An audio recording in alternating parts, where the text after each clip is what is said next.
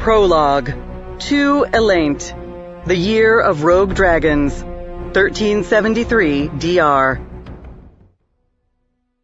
A frigid wind, too cold for summer's end, whistled out of the west, making Stival Tregoba shiver inside his bearskin cloak. Pale, shifting lights danced across the night sky, resembling the green and purple radiance that sometimes shined in the north.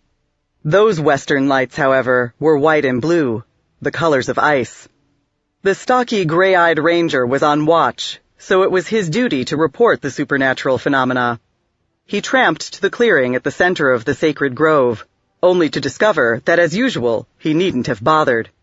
The 13 druids had already sensed the coming attack and commenced preparations to counter it.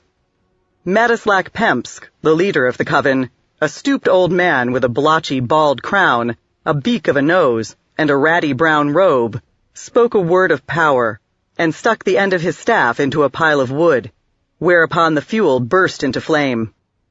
A younger priest, blond and fair-skinned like Stival himself, and most everyone else in Sossel, put his lips close to the trunk of an oak and whispered. Eyes closed, movements slow and sinuous, a pretty female mystic in a brief, sleeveless tunic danced, saluting the cardinal points with a bronze sickle. It's all right for them, Stival reflected. This is their kind of fight, and they all have something meaningful to do. He didn't. He possessed his own mystical abilities, charms passed down from previous generations of scouts and hunters, but none that could influence the outcome of a struggle such as the one they faced. What he could do, as his ivory-colored scale armor attested, was kill dragons, and that was what he should have been doing. White worms had done harm to Sossel for as long as anyone could remember, but never more than this year, when they'd all run mad at once. His homeland needed warriors to combat them, but it also needed circles of druids to fend off the constant threat from the west. And the barons believed the spellcasters, in turn, required men-at-arms to guard them. So Stival had reluctantly gone where his masters bade him, while other warriors won renown, and the gold, land, and admiration of beautiful women that often accompanied it, confronting the dragonflights. In years past, Stival had enjoyed such rewards himself, but squandered them all through various indiscretions. Accordingly, he needed more, but it seemed unlikely he would achieve them any time soon. Well, no point brooding about it. Not when he still had tedious, pointless tasks to perform. He stalked back to the edge of the wood, where he had a clear view of the terrain beyond, and the glowing sky above. In time, a ghostly giantess coalesced from the rippling sheets of blue and silver phosphorescence. Since his arrival at Iron Spring Grove, Stival had seen the apparition half a dozen times, but even so, he caught his breath, for the spectacle was one element of his current existence that hadn't come to bore him. Pale and slender, clad in a billowing gown with a plunging neckline, the phantom was perfect. Beautiful, even though her expression conveyed nothing of softness, humor, or affection. Nothing, in fact, but cold determination and avidity. The druids insisted she wasn't a goddess, merely the image of a spellcaster like themselves, painted large against the sky. But Stival still found it difficult to credit. Her mouth moved, and her hands swept through mystic figures. In the center of the grove, the druids chanted counterspells. The wind gusted, continually reversing direction, cold one second and warmer the next. Branches rattled, and leaves tore free. In an hour or two, the apparition would fade away, the winds would quiet, and everything would be as it had been before. It had happened that way without fail ever since the magical confrontations began, a decade before. Thus, though he remained alert, Stival swarmed up into the crotch of a blue leaf tree and settled himself to watch the phantom without trepidation or alarm. Then she looked down at him, or peered downward anyway. She couldn't really be looking at him, because that wasn't actually her looming over the earth, just a sort of shadow. Even if it had been, she would hardly have noticed him, any more than an ordinary person would spy an ant creeping in the dark a mile away. Yet it was strange. She'd never stared downward before, and irrational as it seemed, He couldn't shake the feeling she was gazing straight at him. His guts believed it, even if his head rejected the possibility. Then, the phantom spoke to him. Her soprano voice, dulcet and low, seasoned with a trace of the accent of some distant land, emerged from the howl of the freezing wind. Perhaps it had always been hidden there, and he just hadn't heard it until then. "No need for concern," she crooned. "Everything's all right." Some diminishing piece of him knew she was lying, but it wasn't the part in control of his tongue. He sighed away the breath he might have used to shout a warning, and slumped as his muscles went slack and heavy. Then, for the first time ever, he saw her smile. "That's good, my darling boy," she told him. "That's very good." He smiled in return, and savored the contentment that came with her approval, until he spotted the dark shapes silhouetted before her immense and luminous form, like tiny stains on her dress. They were hard to make out amid the glow, especially with his mind blank and sluggish, but he'd spent too many years fighting worms not to recognize dragons on the wing. "It's all right," the phantom murmured. "The drakes are my children too. They won't hurt you." For a moment, Stivell was relieved to hear it, but his memories wouldn't let him slip back into lassitude. Though still a relatively young man, he'd seen too many folk fall beneath the dragon's fangs and claws. Like everyone in Sasel, he had abundant reason to hate and dread the reptiles, and no one could convince him they were harmless, not even. He realized he was gasping as if he'd run for miles, and likewise shivering with cold. At some point, a crust of frost, a manifestation perhaps of the apparition's magic, had frozen over his garments and exposed skin. What mattered, though, was that he'd shaken off the enchantment. He peered about and saw with a jab of fear that only he had been so fortunate. Most of his comrades had come to the edge of the wood, the better to watch the phantom, and covered in rime, they still stood motionless and entranced. Meanwhile, the onrushing worms had nearly reached the grove. Stivell snatched for the curved rothe horn hanging at his hip. One of the druids had fashioned the trumpet, and supposedly, its call could bolster a warrior's strength and courage. Praying it would likewise break the phantom's mystical hold on his comrades, Stivell pressed the cold brass mouthpiece to his lips, and blew with all his might. The horn blared, men-at-arms stirred, then cried out as they realized dragons were nearly upon them. A few bolted, the rest frantically readied their weapons. Stivell jumped down from the blue leaf, strung his longbow, and rattled off a charm. The reptiles, big as houses and pale as bone, touched down just beyond the edge of the wood, then lunged into the trees. A crested, wedge-shaped head with a beak-like snout swiveled toward Stivell. It cocked back at the end of its swelling serpentine neck. Stivell wrenched himself behind the blue leaf. The blast of frost, the white's breath weapon, screeched at him. The cold pierced him to the marrow, but the tree shielded him from some of the effect, and the charm he'd cast, a protection against chill and ice, blunted the rest. He jabbered a spell, knocked an arrow, looked around the blue leaf, and loosed the shaft. It hurtled straight at the reptile's silvery, slit-pupiled eye, but the creature twitched its head to the side, and so saved its sight. Still, the missile stabbed deep into its mask. Thanks to his ranger magic, the white's armor of scale and hide had proved no more protective than parchment. It roared and charged, the edges of its folded, upraised bat wings snagging branches and snapping them to shreds, its long strides shaking the ground. Scrambling backward, Stivell kept shooting. His second arrow glanced off its scales. The third lodged in its chest, but didn't slow it down. Stivell tossed aside the bow and drew his broadsword, for all the good it was likely to do. The bards liked to sing about lone heroes besting worms in close combat, but he didn't know anyone who'd managed the trick in real life.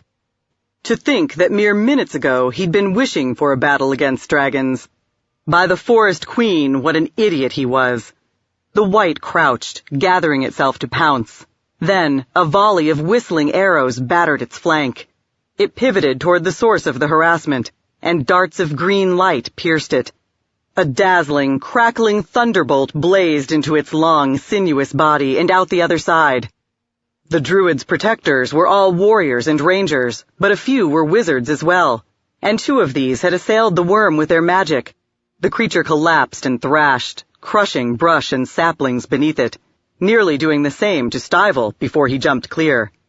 He turned to grin his thanks to the friends who'd saved him from what had seemed certain death, then bellowed a warning instead, because their own death was streaking in to take them from behind.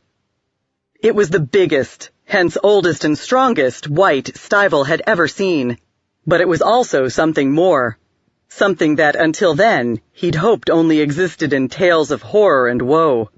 Patches of slimy rot mottled its hide, and bone gleamed through rents in the skin. Its wings hung in tatters, and the sunken eyes glowed. It could only be a Dracolich, a worm that had embraced undeath, and in so doing, amplified its natural might tenfold. Stivell's warning did no good. His comrades had grouped together to coordinate their efforts and protect each other's backs, but the close formation doomed them. When the Dracolich sprang in among them, it crushed 6 beneath its bulk, and only needed a heartbeat or so to massacre the rest. The gnashing jaws bit an archer in 2, snatching talons tore other men to fragments, wings hammered, swatting the warriors beneath. The long tail lashed back and forth, smashing everything in its path, flinging broken bodies through the air. The Dracolich gave Stivell a leer. A length of ice, like a glittering spear, materialized in the air before it, then shot toward the ranger. Stivell tried to dodge, but to no avail. The missile slammed into his chest and exploded, jabbing pain and chill through his torso and peppering his face with flying bits of ice. The impact threw him down onto his back. He was still alive, however. His armor, charm of protection, and luck had saved him yet again. But he knew that if he wanted to stay alive, his only chance was to play dead. He lay still and watched the Dracolich through slitted eyes. The dead thing cocked its head, regarding him. Terrified, he realized he was mad to think he could fool a dragon in that way. Their senses were too keen. It surely heard the breath whispering in and out of his nostrils, the heart pounding in his... The Dracolich whirled and bounded off. Either it had been too certain of its kill to really scrutinize the fallen man, or some more enticing opportunity for slaughter had lured it away. Gritting his teeth at the pain of his injuries, he hoped they were only bruises, perhaps a cracked rib or 2, and nothing worse. Stivell clambered to his feet, looked around, and despaired at what he saw. As best he could judge amid the chaos, 4 worms had attacked the grove. The garrison likely would have fallen to such an onslaught under the best of circumstances. Denied the chance to prepare, they had no chance at all. They'd been lucky enough to kill 1 youngish reptile, but the other worms were butchering them by the second. A wight struck, caught a spearman in his jaws, and swallowed him whole. Conjured hailstones battered archers bloody, and a plume of pearly dragon breath froze several warriors in their tracks. It was plain they couldn't hold. They could only hope to buy time for the druids to flee. But, Stivell wondered, would the priests do that? Intent on their rituals, their awareness focused on spirits and forces extant on other levels of reality, did they even realize the grove was under attack? Even if they did, they might not sense that dragons were responsible, in which case they might head toward the danger to aid in the defense. Stivell blew the retreat on his trumpet, then shouted, "Fall back! Warn the druids!" He whirled and ran. Others followed. On the other side of the battlefield, the Dracolich snarled. The air birthed swirls of thick gray fog, masking everything beyond arm's reach. The cold vapor had a measure of solidity. When Stivell plunged into it, it was like trying to push through wet blankets drying on a clothesline, and its touch covered the ground in slippery frost. With every stride, his feet threatened to fly out from underneath him. He'd never reach the druids that way, not without more magic of his own. He recited one charm, then another, the ranger spells momentarily suffusing the air with the smells of earth and verdure. When he dashed onward, his stride was longer and quicker, and his balance more sure. But still, the near blindness hindered him.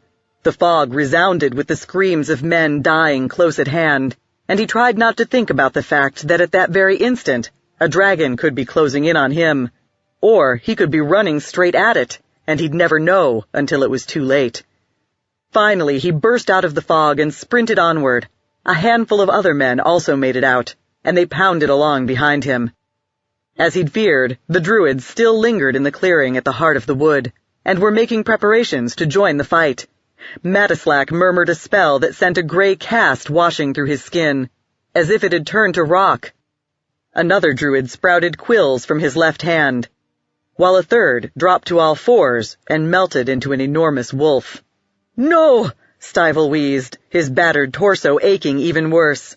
"Dragons are attacking! You need to run!" The priest with the spines on his hand frowned. "Leaving you warriors to fight alone? Absolutely not." "You don't understand," Stivell said. "One worm is a Dracolich, and none of them are reckless or stupid with frenzy. Somehow, they're cooperating with that bitch up in the sky. It's bad, and you have to get away. In the days to come, the land will need you." "He's right," said another warrior, speaking with difficulty, swaying on his feet. His right profile looked pallid and frostbitten, and it was clear from the way he angled his head that the milky eye on that side was blind. "Most of the company have already died." The Dracolich sprang out of the trees. "Go!" Stivell shouted. "Save yourselves!" He charged the colossal creature, and the other warriors, possibly all that remained of the garrison, did the same.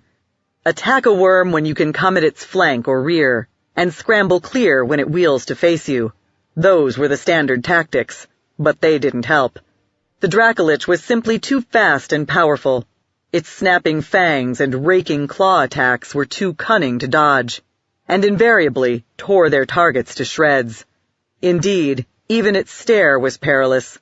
The swordsman with the ruined eye met its gaze and froze in position.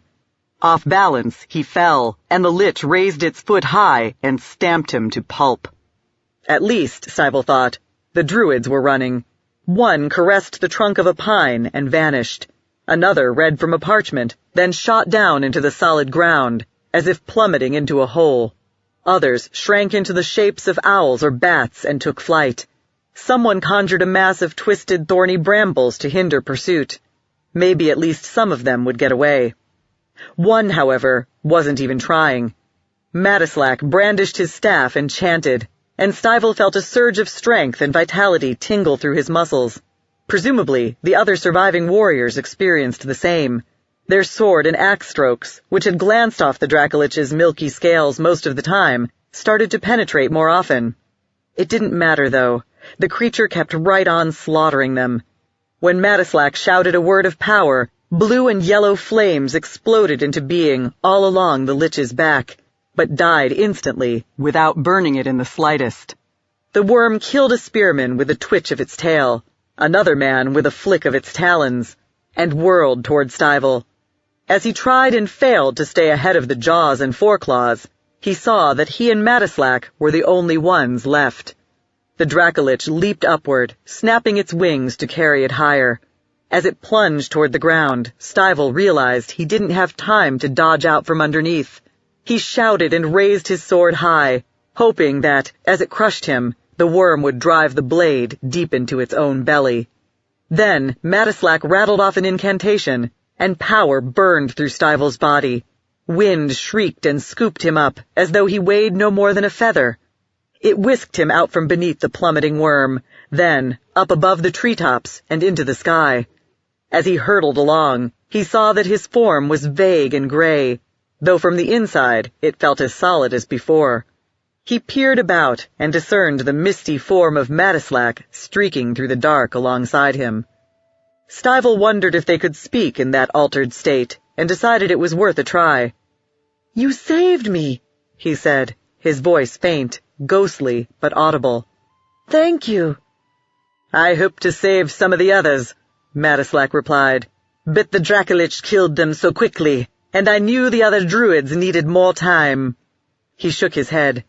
"You did the right thing," Stivell said. "The wise ones had to survive to deal with that."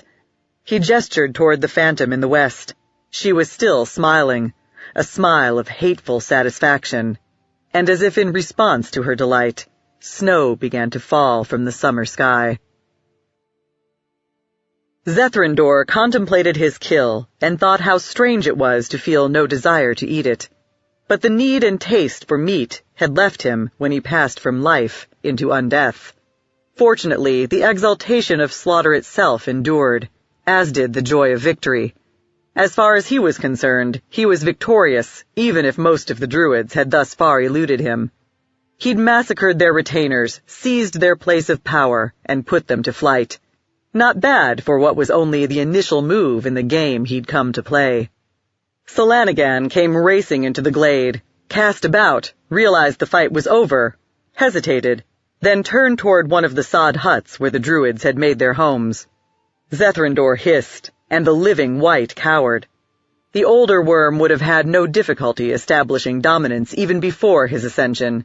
As a Dracolich, with the others still awaiting their own transformations, his control was absolute. "Myaliki's servants fled," Zethrindor said. "Some in the guises of bats and night birds. You and Rinksalabax need to hunt them down. Hop to it." Solanagan wheeled and scuttled away. The Dracolich doubted his minions would actually catch anyone. Human spellcasters were tricky. You had to give them that. And by and large, wights were less cunning than the general run of dragonkind. It was only with the advanced age Zethrindor had reached that they attained true wisdom and guile. Still, it was worth trying. One never knew, the wights might prove lucky, and in any case, the effort would keep them away from the druids' possessions, while Zethrindor looked for treasure. Perhaps, if he felt generous later on, he'd allow the other worms to scavenge coins, rings and such from the bodies of the men-at-arms. As he stalked toward the huts, he reflected that it would be nice to gain some sort of tangible benefit for himself. Samaster had vowed that by transforming the various races of chromatic dragons, the whites, reds, blues, greens, blacks, and their lesser kin, he'd change the face of Faerun itself. In the world to come, Dracoliches would rule as emperors, as veritable gods. It was a splendid dream, but so far, reality had fallen short of expectations. Shortly after Zethrindor's metamorphosis, Samaster had prevailed on him to serve another. A mere human. Even when living, the wight had never stooped to such an indignity, and naturally he had at first refused. But the undead wizard kept cajoling, promising it would only be for a little while, and was vital to the success of all their schemes, until, in the end, Zethrindor grudgingly acquiesced. Perhaps Samaster imagined he'd agreed because he was grateful for his transformation, thankful to achieve power and immortality, and to escape the eternal madness threatened by the rage. Maybe, to some degree, he was.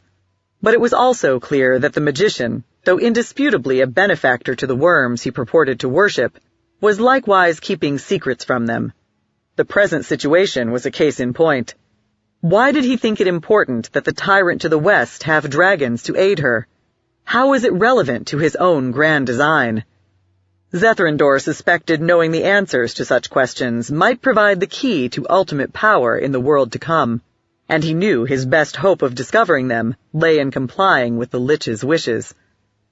Even if he never did find out, his present endeavors still might prove worthwhile. Many a warlord had conquered in the name of a king or queen, then found it expedient to keep the spoils of war for himself. Starting small, for the time being, with the druids' possessions. Zethrindor stuck his head through the doorway of a hut and discovered an iron cauldron positioned beneath the smoke hole. Magic throbbed like a heartbeat inside the black iron. With the tip of a claw, he scratched a rune in the earth, beginning a divination to discover its purpose. Chapter 1. 12 Alaint, the Year of Rogue Dragons. Floating on the breeze with Jivex hovering nearby, Tegan Nightwind scrutinized the riders approaching across the steppe. He assumed they'd spotted him and the fairy dragon as well. That was the trade-off a flying lookout represented.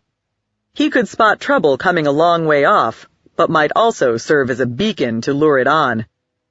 Were the horsemen trouble, though? Some of the nomadic tribesmen were friendly to outlanders.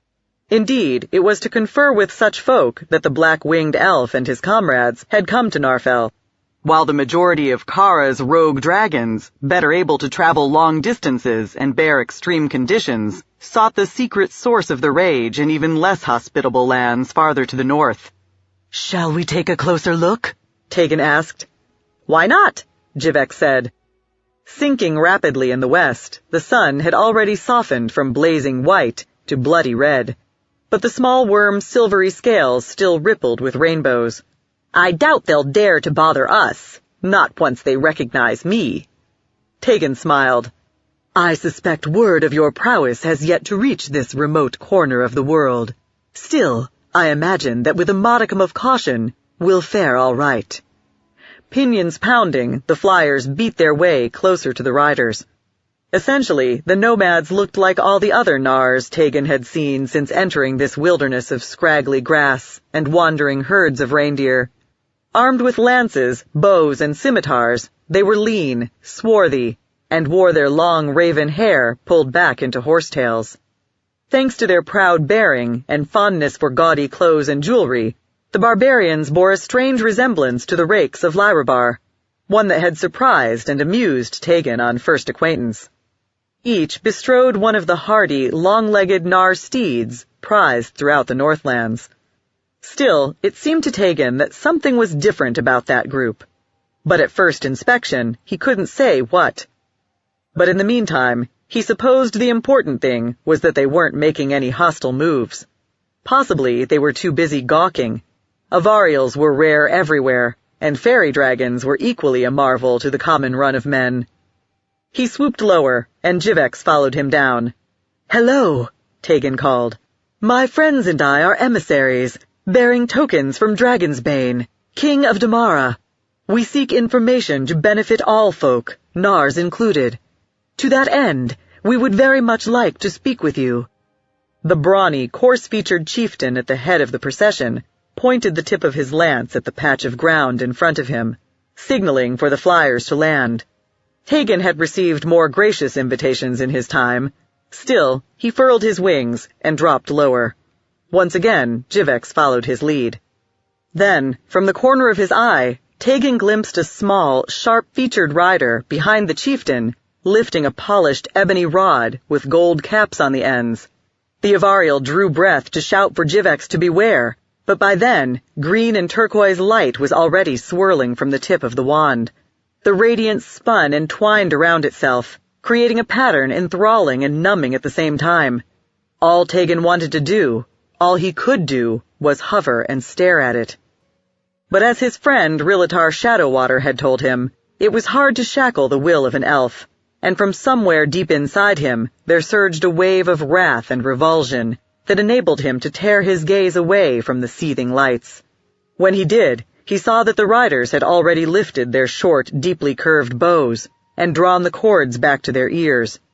He couldn't dodge so many arrows in any conventional way, nor did he have time to cast a spell. He lashed his wings and dived at the ground with every iota of speed he could muster. The cloud of arrows thrummed over his head. At once, he tried to climb again, but gravity and momentum had him in their clutches, and it was no use. He slammed down hard, from the stab of pain, possibly hard enough to break an ankle, and fell forward onto his knees. At the same moment, he realized what had seemed odd about the Nars. They didn't have any children riding with them, nor any women save those who'd opted to follow the way of the bow and lance. They were obviously a war party, if only he'd had the wit to realize it. But he could berate himself later. For the time being, he had to cope with the tactical situation. It had its good aspect. The riders in the front rank currently shielded him from the archers in the rear. And its bad. Those lead warriors were only a few yards away, and were even then aiming their lances and kicking their mounts into motion.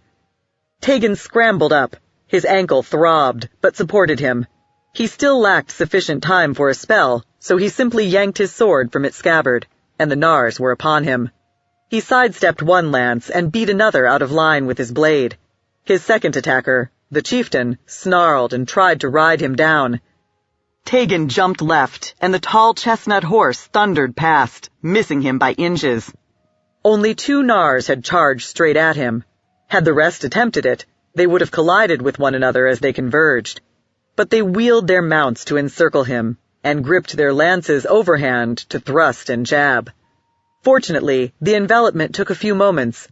Tegan could have used the time to cast a spell to whisk himself to safety, except that it would mean abandoning Jivex. He looked around for the fairy dragon, but couldn't see him anywhere. Meanwhile, the Nars had nearly finished surrounding him.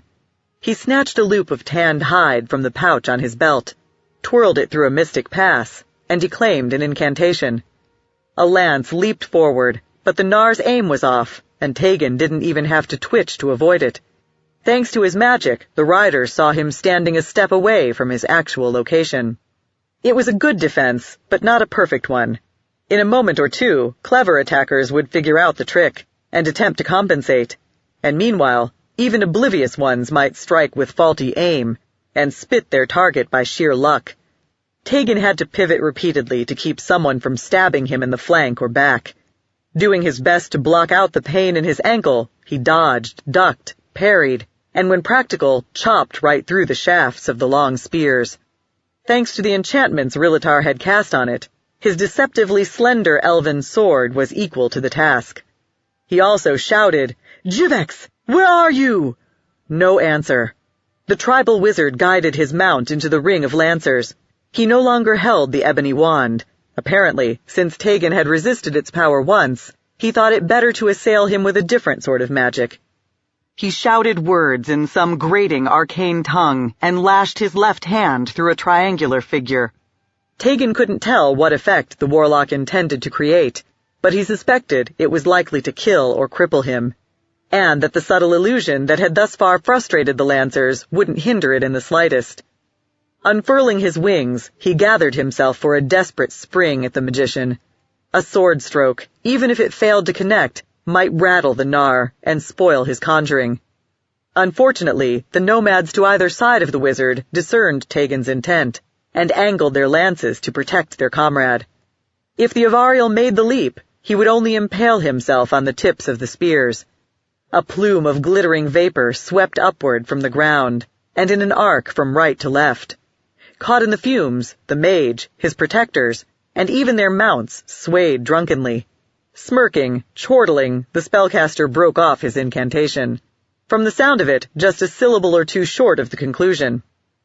Jivex popped into view. By making an attack, he'd forfeited the veil of invisibility that had shielded him before. The arrow stuck in his back, where one platinum butterfly wing joined the torso, revealed why he was crawling instead of flying. Jivex scurried toward Tegan.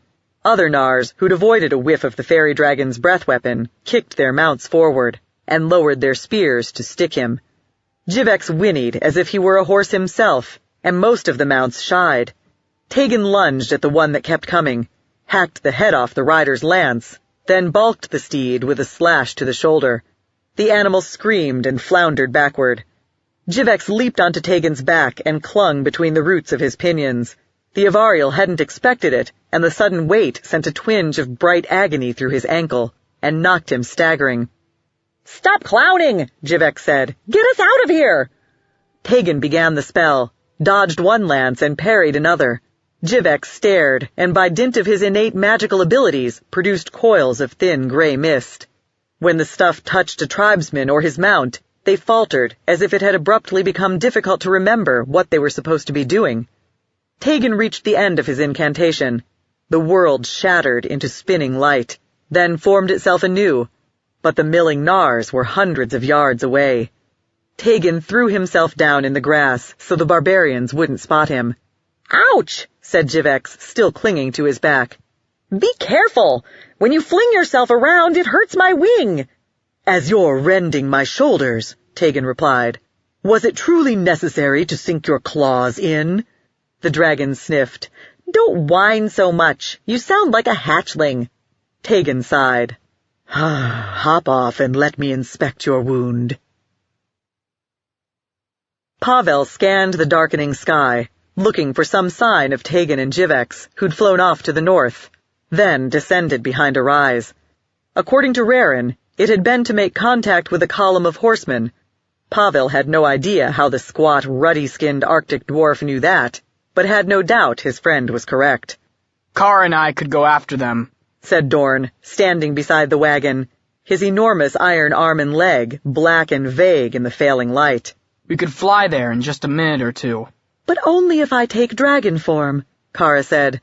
At the moment she wore her more customary shape of a slender woman with violet eyes and moon-blonde hair. "And if the Nars see a worm approaching, they're likely to panic." "Particularly with an ogreish thing made half of metal mounted on your back," conceded Dorn, but without so much of the old bitterness. Since he and Kara had become lovers, his capacity for self-loathing had diminished. "Still, if our friends are in trouble—" "Here comes Tegan anyway!" exclaimed Will, standing in the wagon bed amid the bundled gifts they carried to ingratiate themselves with the tribesmen. Curling black lovelocks framed the halfling's face, and his curved hunting sword, seemingly oversized for a member of a race the size of half-grown human children, hung at his side. "But where's Jivex?" Rarin peered, blue eyes squinting beneath bushy white brows. "Tegan's carrying him. They did have trouble, and we'd best be ready for more." He removed his bow from the wagon and strung it with one smooth, seemingly effortless motion. Tegan touched down, wincing as his feet received his weight, favoring the right one. He set Jivex gently on the ground, and the fairy dragon rewarded him with a hiss. "Jivex needs your help, Master Shimov," the Avariel said. "And afterwards, I'll be most appreciative if you can look at my ankle." "Of course," Pavel said. He kneeled down to examine the dragon's wound. Will ostentatiously turned away. "I won't watch the charlatan butcher another victim. My heart can't bear it." "Quiet," snapped Dorn. He pivoted toward Tegan. "What happened out there?" "About what you'd imagine," said Tegan. He sat down on the ground and massaged his ankle through his oxblood leather boot, which he still kept polished to a gleaming shine even after 10 days on the trail. "We approached a few dozen Nars, not realizing they were a war party. They gave us some trifling trouble before we won clear." The broadhead arrow had driven deep into muscle. Pavel knew his magic could mend the wound, but only after he extracted the shaft. "I need to cut this out," he murmured, "and it's going to hurt. It will help if you can remain still." "Of course I can," the fairy dragon said. "I am Jivex, after all." "Were the Nars hunting us in particular?" asked Dorn. Tegan shrugged, a gesture performed by the gleaming raven wings as well as the shoulders. "I can't say, but now that they've found us, indeed skirmished with a pair of us, I'm reasonably certain we'll see more of them. They don't seem the sort of fellows to leave a quarrel unresolved." Pavel opened his pouch of surgical instruments and purified the steel scalpels, probes, and tongs with a pulse of conjured red-gold radiance. "Where are they, then?" asked Will, scanning the horizons, his warsling dangling in his hand. "They must know where we are, if only by watching where Tegan landed, and those Nar horses are fast. It shouldn't take them this much time to gallop over here." "I imagine Tegan and Jivex used magic to escape," Rarin said. "That may have convinced them to proceed with caution, to wait a while and make a night attack." Pavel sliced into Jivex's shining scales. The fairy dragon hissed and stiffened, but true to his promise, kept himself from flinching. Fresh blood welled forth, filling the human's nose with its coppery tang. Kara took a step back, lest the scent inflame the frenzy caged in her mind. "Well," said Will, "in any case, it's really not a problem, is it? Like Kara said, one look at her in dragon form, and they'll run. You should probably reveal yourself now, Singer, before they shoot any more arrows our way." "I could," Kara said, "but then we'd lose our chance to talk to them." Will snorted. "I believe that bird has already flown." "I hope not," Kara said, "because we've already conferred with the Adarabe, the Var, the Dagnost, all the friendly tribes, and learned nothing. We must now find a way to question those without ties to Gareth Dragonsbane. Otherwise, our mission will fail." "It might come to nothing in any case," Tegan said. "The savage Nars may know no more than the others." At the very least, said Pavel, without looking up from his work, I'm reasonably certain Samaster spent some time in Narfell. One of the inks he used to write his cipher— There you have it, said Will. If the imbecile thinks we have something to learn here, we can be sure it isn't so. He chuckled. Still, it would be nice to have some tidbit to chuck onto the table at the Feast of the Moon. The Seekers and their allies had agreed to assemble in Thensha on that date, 3 months hence, to share their discoveries and formulate a final plan of action. If they had no new information, or too little to point them to their goal, then soon after, the metallic dragon's psychic defenses would fall before the ever-burgeoning power of the rage. They'd all go mad and remain that way forever after, and their ruin would mean death, suffering, and oppression for countless other folk across the length and breadth of Faerun. It would indeed, said Tegan. He smiled at Kara. What do you have in mind, radiant lady? Music, she said. My magic will ensure the Nars hear the song a long way off, before they come close enough to begin shooting, and likewise enhance the charm of the music. Once they do venture near, sorcery will make me seem the most beautiful, virtuous, regal woman they've ever seen. The right sort of conjured light, playing around my person, will heighten the glamour. With luck, the total effect will cozen them into approaching us peacefully. Dorn scowled.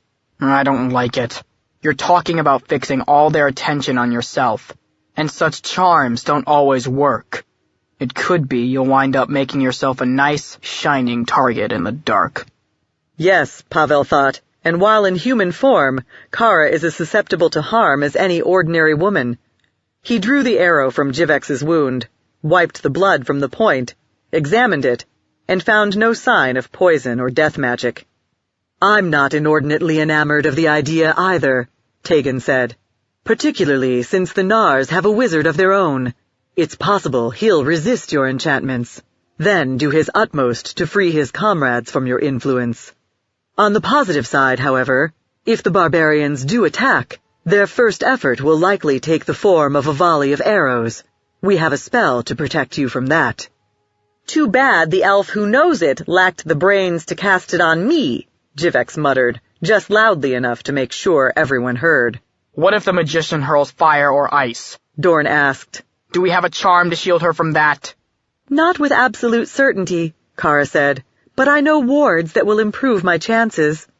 In addition, said Tegan, Rarin and Jivex can see in the dark, and Kara has a spell to confer that ability on the rest of us. Some of us can spread out, hide, and monitor the Nars, with better chances, he added, than they have of seeing us. If one of them tries to initiate hostilities, we'll spot it, and take him down at once. Dorn shook his head, grotesque with the iron half-mask sheathing the left profile, and the traces of puckered scar tissue peeking out from underneath.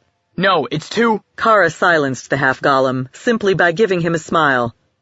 A few nomads aren't that much of a danger, are they, compared to what we already faced in Northkeep and the Monastery of the Yellow Rose? He hesitated, then growled. No, I suppose not. Pavel's imagination filled in the words his friend couldn't bring himself to say, at least not in front of everyone. It's just that I love you so much, I'm terrified of losing you, and sometimes it slips out.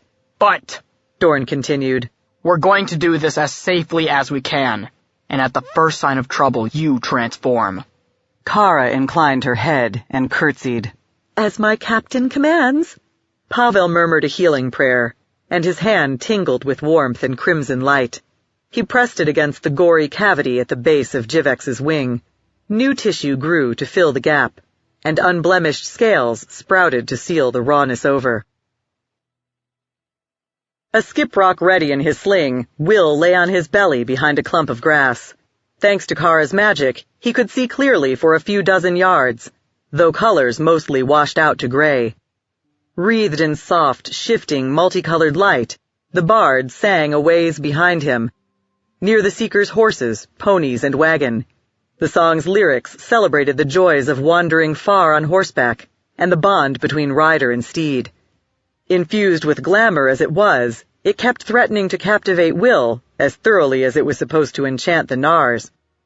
He had to keep wrenching his attention back to the task at hand.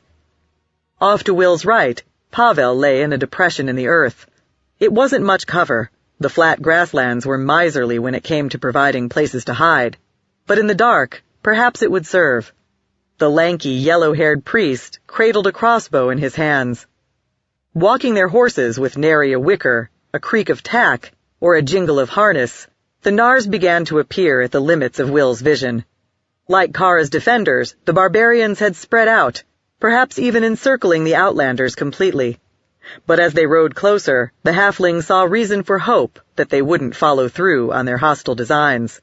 Bows and lances dangled, seemingly forgotten, in their hands. Some smiled childlike smiles. Not all of them, though. At least not all the time. Certain Nars, those with the strongest wills and sharpest wits most likely, periodically balked, frowned, blinked, or shook their heads, as if trying to cast off some manner of confusion. The fellow who hesitated most often, and seemed to be struggling the hardest, was a sharp-nosed runt with a black wand in his hand. He must be the magician Tegan and Jivex had mentioned. Will considered slinging a stone and knocking him unconscious, but decided against it. If the other Nars noticed their comrade had suffered an attack, that might break Kara's hold on them all by itself. The mage muttered something to an ugly, hulking barbarian who was likely the chief. Will suspected it was a warning. Enthralled by Kara's vibrant melody, though, the leader didn't seem to hear. He just rode closer to the singer in her veils of shimmering light, and after a moment, the warlock's mouth stretched into a grin. He stuck his wand inside his boot and followed his companion. "This is going to work," thought Will. "Dip me in pitch if it isn't." Somewhere in the darkness, something squawked, or seemed to. With Kara's song amplified to carry over a distance, and infused with a power that made a listener want to attend to it and it alone, it was hard to catch other sounds. Will wasn't sure what he'd actually heard. But he knew he'd heard something, because the warlock and some of the other Nars reacted. They reined in their horses, sat up straighter, looked around, and readied their weapons. Kara responded by singing a soaring arpeggio so compelling that despite himself, Will twisted around to look at her. He wouldn't have been surprised if every owl, reindeer, fox, and mouse on the steppe, or even the blades of grass, had done the same. Awash in golden phosphorescence, the bard appeared as beautiful as Sune Firehair herself. It seemed impossible that any of the Nars could escape her spell. Until another outcry sounded, this one loud enough there was no mistaking the mingled screams of a horse and its rider. Nar steeds were prized partly for their mettle, but the noise spooked them even so. They shied, reared, whinnied, rolled their eyes, and tossed their heads, and their riders struggled to control them. The delight in the nomads' faces gave way to perplexity and fear. The magician hammered his temples with the heels of his palms, then shouted words of power, staccato and harsh as an axe chopping wood. Will jumped up and spun his warsling. The skiprock flew as true as he'd expected, hit the warlock in the head, then bounced away without even rocking him in the saddle. Apparently, the tribesman, prior to making his approach, had cast his own ward to armor himself against missiles. The Nar bellowed the final word of his incantation. A ring of shimmering distortion expanded outward from his position. For an instant, as it swept over Will, his joints ached, as if he were some withered ancient, crippled with arthritis. But the real problem was that the magic freed the other Nars from Kara's enchantments, as they demonstrated by clamoring in fury. The chief shouted orders, directing some of his men to attack the bard, and the rest to help him find and kill the foe who was stalking them in the dark. A dozen arrows hurtled at Kara, only to shatter uselessly against her willowy form. Will doubted the magic could withstand many more, however. Though no spellcaster himself, he'd spent enough time around such folk to know that every such impact chipped away at the invisible shield. He didn't understand exactly how things had gone so wrong, but it seemed plain that he and his friends had no choice left but to fight. He slung a skiprock, and a rider toppled from his mount. Dorn or Raren, Will didn't see where the attack came from, drove an arrow into another barbarian's chest. Pavel, however, shouted, "No! Defend yourselves, but don't kill them!" "He's right," Kara cried. As a woman or dragon, she was beautiful, but midway through the shift from one to the other, she was a heaving, swelling thing, vaguely sickening to behold. "Don't hurt!" The Nar wizard interrupted her with a fan-shaped flare of fire that blistered her half-formed blue crystal scales. She hissed and recoiled. Pivoting back toward Pavel, who at the same point during the last few heartbeats had conjured a halo of red-gold light around himself, Will said, "What's your idiotic idea this time?" Before the priest could answer, though, riders came thundering at them. Arrows flew, Will dived onto the ground, and they streaked over him. But Pavel was no acrobat, and the halfling worried that his friend had been hit. When he looked around again, though, the priest was unscathed. His magical aura, buckler, and shirt of mail had evidently protected him. Will could only pray to the master of stealth that such luck would continue, because the god knew the prohibition against killing placed them at a considerable disadvantage. Nars charged, and he slung a skiprock. It cracked against one horse's head, rebounded to strike another's, and both animals toppled. The halfling hoped the riders had survived the spills. Pavel shouted rhymes and swept his gold and garnet sun amulet through mystic passes. A black horse, the target of one spell, wheeled and galloped away, bearing its rider helplessly along, no matter how he yelled and dragged on the reins. A second conjuration froze a nomad as if he were a statue, and his mount, sensing its master's incapacity, veered off. But two attackers remained, and had nearly raced into sword range. Will tucked his sling back in his belt and poised himself for what he must do next. A Nar charged him. The halfling somersaulted, dodging pounding hooves and a sweeping scimitar. That brought him alongside the horse's flank. He sprang and just managed to grab hold of the rider's dyed leather garments. It was a feeble hold, and while he fumbled for a stronger one, the Nar attacked him. The nomad couldn't use the scimitar to slash in such close quarters, but he could bash with the heavy brass pommel. The blows hammered down on top of Will's head, splashing sparks across his vision. Refusing to let the jolts of pain paralyze him, he finally achieved a secure grip on the Nar's belt. He snatched out his dagger and drove it into the horseman's thigh. The shock of the wound made the nomad stop beating at Will's head, for a moment anyway. The halfling then struck with the pommel too, smashing blows into the nomad's kidney and solar plexus. The Nar jerked and flailed. Will clambered higher up the horseman's body and landed a strike to the jaw, snapping the larger combatant's head back. The nomad's eyes rolled up in his head, and he toppled sideways, out of the saddle, carrying Will along with him. Will sprang clear, performed a shoulder roll, and swarmed to his feet without injury. Well, without further injury anyway. His head throbbed, and blood streamed down into his eyes. He wiped it away and looked around, just in time to see Pavel catch a scimitar cut on his buckler. The force of the slash made the priest stagger a step, but failed to disrupt the rhythm of his incantation, or the precision with which he flourished his medallion. When he reached the end of the spell, the Nar's eyes opened wide. He dropped his sword, hauled brutally on the reins, jerking his mount around, and rode away as fast as he could.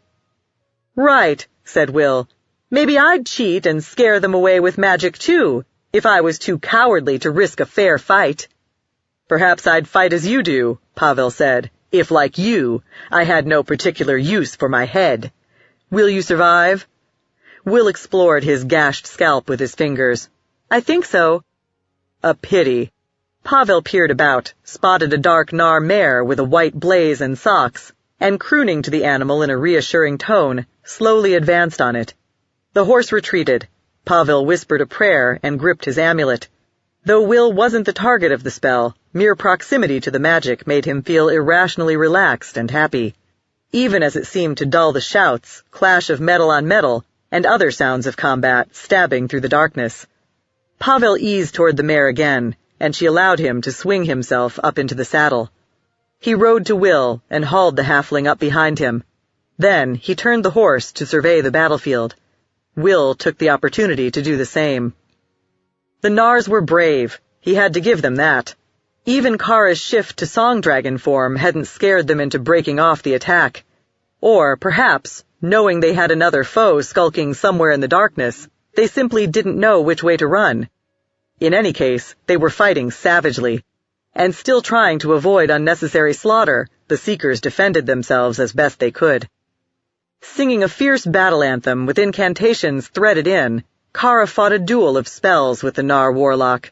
He battered her with a flare of jagged shadow that ripped one of her wings, and she responded with a wave of silvery light that seemed to have no effect on him. Exploiting the prodigious strength of his iron arm, Dorn caught hold of a stallion's neck and dumped the animal and its rider onto the ground. Jivex dazed several attackers with a jet of his sparkling breath. Tegan, likewise on the wing, dodged a lance thrust and bashed his opponent with the flat of his elven sword, while Raren parried a scimitar stroke with the shaft of his harpoon. That was as much as Will had time to take in before Pavel rode in the opposite direction from the battle. "Aren't we going to help the others?" the halfling asked. "They'll be fine," Pavel said. "If the Nars push her to it, Kara can slaughter the lot of them, all by herself. But perhaps we can spare her the necessity." "How?" "By stopping Brimstone." "He's the one who attacked the Nars? How do you know?" "Because I can feel him lurking somewhere nearby, as you'd feel the pangs of a broken tooth. Now stop blathering and look for him." Brimstone, Will reflected. It made a certain amount of sense. Since he and his comrades traveled by day, the vampiric smoke drake couldn't journey with them. Accordingly, he was exploring Narfell on his own, but made contact with his partners periodically. They'd actually been expecting him to turn up for a while, and certainly the worm would have no qualms about massacring a company of Nars, for any number of reasons. Blood dripped down Will's face. He swiped at it, then caught an acrid smell of smoke and combustion, and spotted a long, sinuous shadow. "There he is," he said. "Swing left." Pavel tugged on the reins, and in another moment, Brimstone came into clear view. Red eyes glowing like hot coals, ruby and diamond-studded platinum collar gleaming, a couple arrows jutting from his dark scales, Brimstone crouched among the shattered bodies of horses and men, with one living Nar squirming helplessly beneath each forefoot, and another flopping in his jaws, impaled on the elongated fangs. The vampire's throat worked, and he made a gulping sound as he sucked his current victim dry of blood. The mare balked at approaching the worm any closer. His features taut, Pavel simply dismounted and let go of the reins. Will had to jump off quickly to keep the horse from running away with him. Pavel raised his amulet above his head. "You know," said Will, "Brimstone is our ally. We could try just talking to—" Warm golden light shined from the sun symbol. To Will it felt pleasant, but Brimstone squinched his eyes shut and twisted his head away until the glow faded. He didn't recoil sufficiently to release his prisoners, though. Rather, he pulled the corpse from his fangs with a flick of his forked tongue, spat the body out, and sneered in his eerie, sibilant whisper, "Sun priest." "Let them go," Pavel said. "Have you gone mad?" Brimstone asked. "I saw you lying in wait for the savages as Karasendriath's music lured them in for the kill, and I decided to make your task that much easier by slaying some of them myself, which is to say, I'm helping you." "Well, actually," began Will. The drake's shining eyes shifted to him, and despite himself, he faltered. Even for a seasoned hunter of worms and other dangerous creatures, there was something particularly horrible about Brimstone, something Pavel, Lathender's agent, and thus a sworn foe of the undead, felt even more intensely. Will took a breath and began again. "Really, we hoped Kara's song would lull the Nars into being friendly. We were only lying in wait to protect her if it didn't work out." Brimstone snorted, suffusing the air more strongly with the hot, bitter stench of his breath. "Be that as it may, they meant to kill you. They're enemies, and their deaths needn't concern you." "You know," said Will, looking up at Pavel, "at this point it probably is too late." "Quiet," Pavel rapped, without taking his unblinking eyes off the drake for even an instant. "Set them free, abomination." "I weary of the blood of hobgoblins and yetis," Brimstone whispered. "It's poor stuff compared to the ichor of men, You have no legitimate reason to deny me this prey, and I intend to keep it. Be thankful I don't take your blood instead." "Back away," Pavel said. He shouted the opening words of a spell. Brimstone bared his fangs and charged, hurtling forward with appalling speed.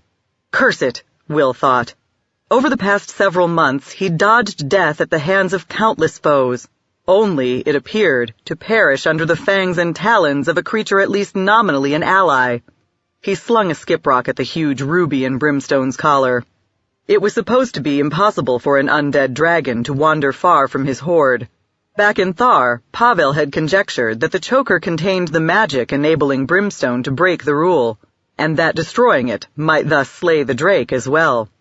The missile hit the gem, but to no effect, and Will had no time to fling another. Already Brimstone loomed over his intended victims. Already he was pouncing into striking distance. "Lathander!" Pavel shouted.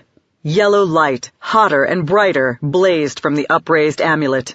Brimstone screeched and balked, though his momentum almost carried him right over the human and halfling. Patches of his charcoal-colored scales burned away.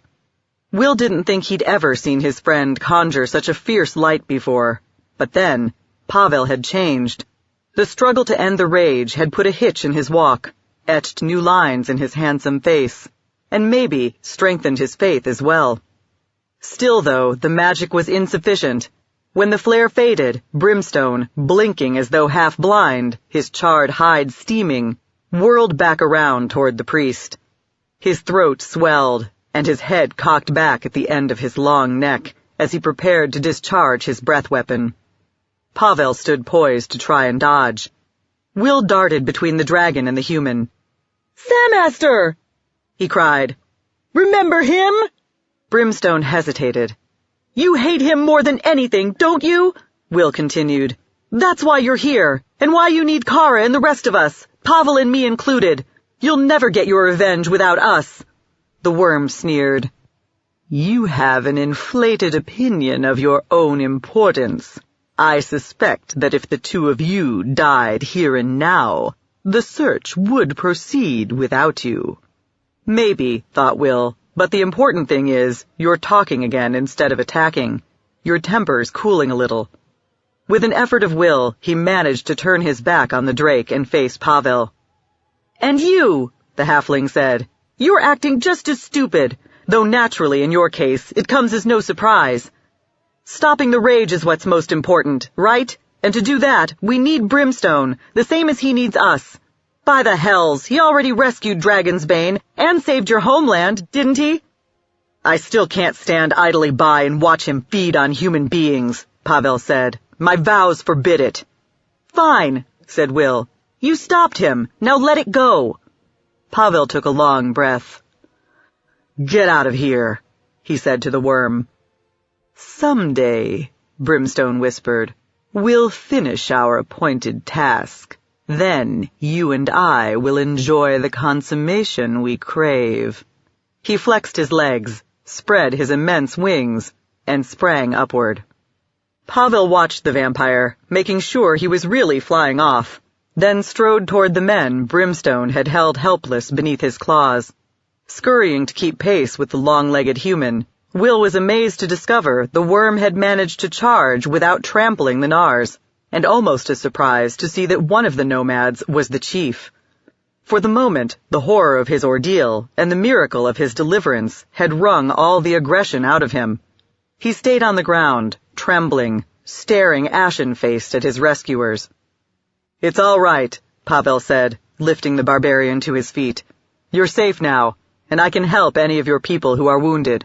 You just need to order them to break off the attack."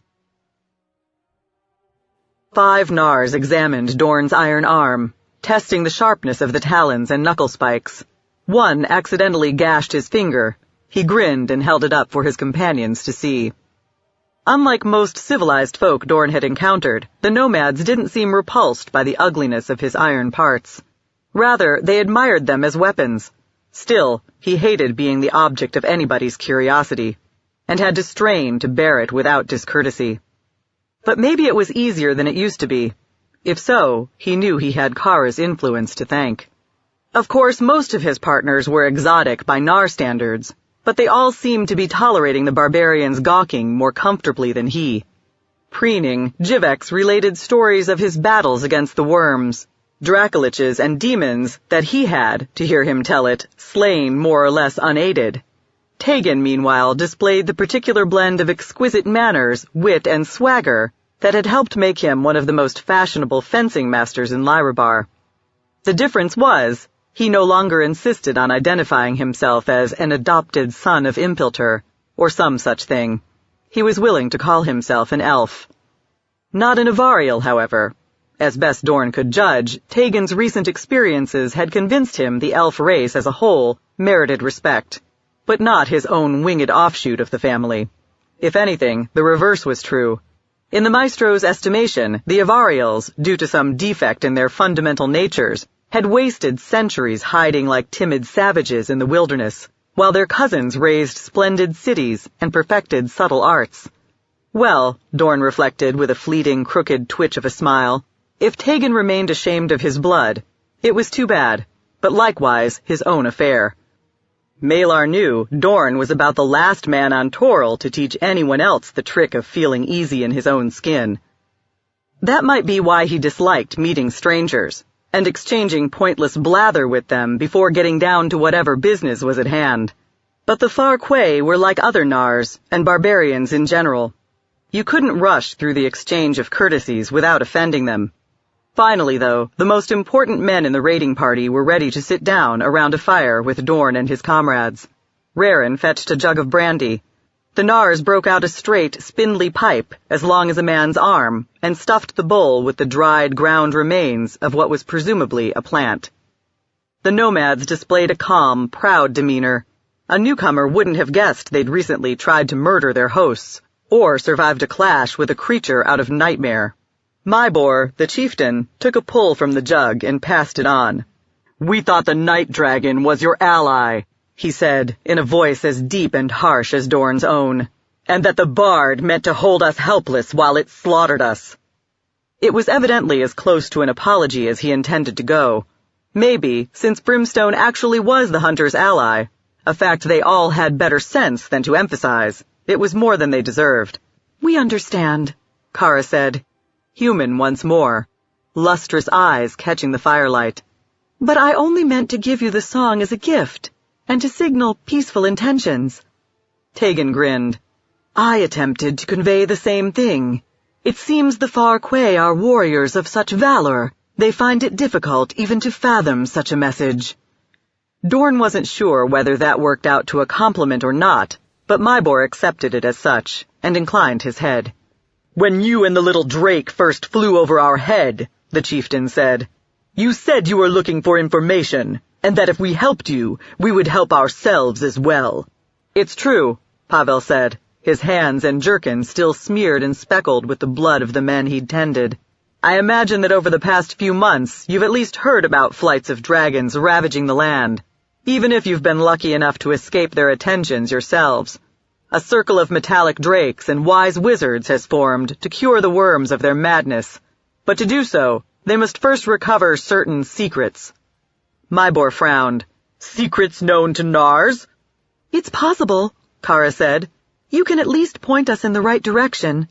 She accepted the pipe, inhaled, held the smoke in her lungs for a moment, then puffed it out in a perfect blue ring. "Do the Nars have tales of a time when elves, folk like my friend here, but most likely without wings, dwelled hereabouts?" Mybor shot an inquiring look at Shabbatai, the small wizard, presumably a custodian of tribal lore, as well as the Far Quay spellcaster.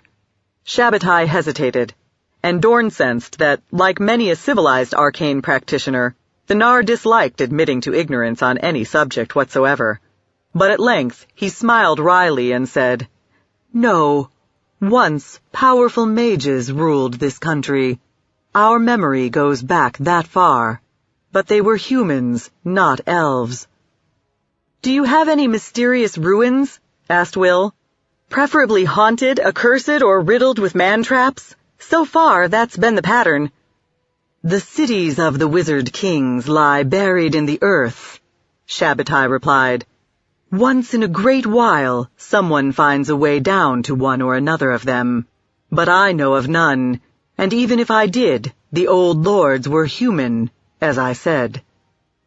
Still, they may have known the Tel Kesser, said Kara, and left records in one form or another.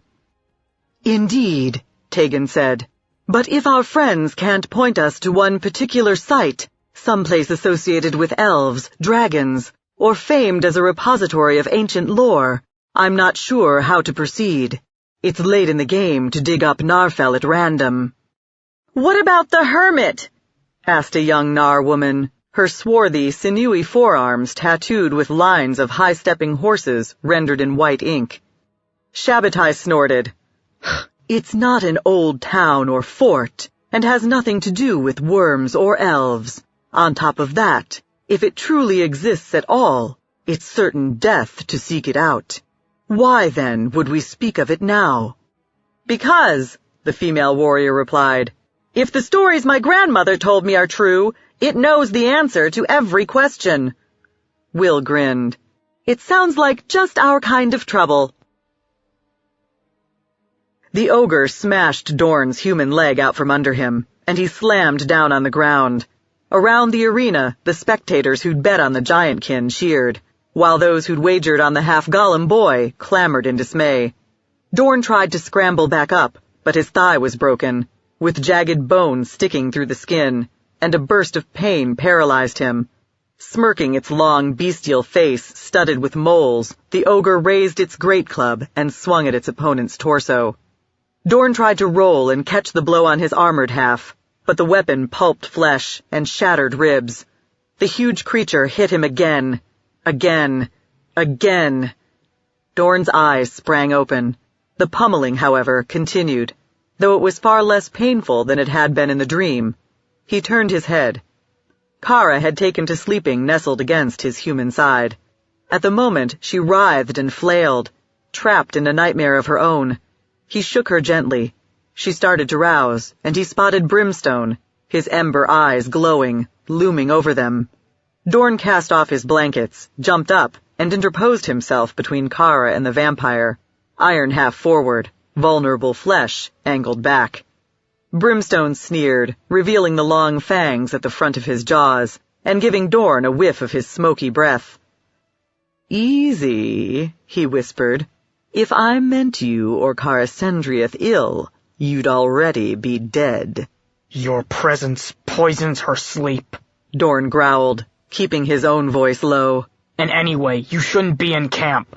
If the Nars see you talking to the rest of us, it could turn them hostile again. It was amazing that one of the sentries hadn't already noticed the huge reptile crouching in their midst. It's the rage tainting her dreams, Brimstone said. And my magic will keep each and every barbarian, the guards included, slumbering till dawn. Now help me rouse the others. We should talk. He turned, his tail swishing through the grass, and stalked away. He took care to step over the men sleeping around the dying campfires, and if he presently thirsted for their blood, nothing in his manner betrayed it. Swallowing a spasm of loathing, Dorn lifted Kara to her feet. Are you all right? He asked. Of course, she said. It was just a dream. But she avoided his eyes, and in so doing, proved Brimstone correct. For in Dorn's experience, only the rage had ever made her feel ashamed. Don't be upset, he said, feeling awkward as usual when trying to give reassurance. You're still sane. For now. For always. You know I'll look after you. Now come on. Pavel was sleeping over this way.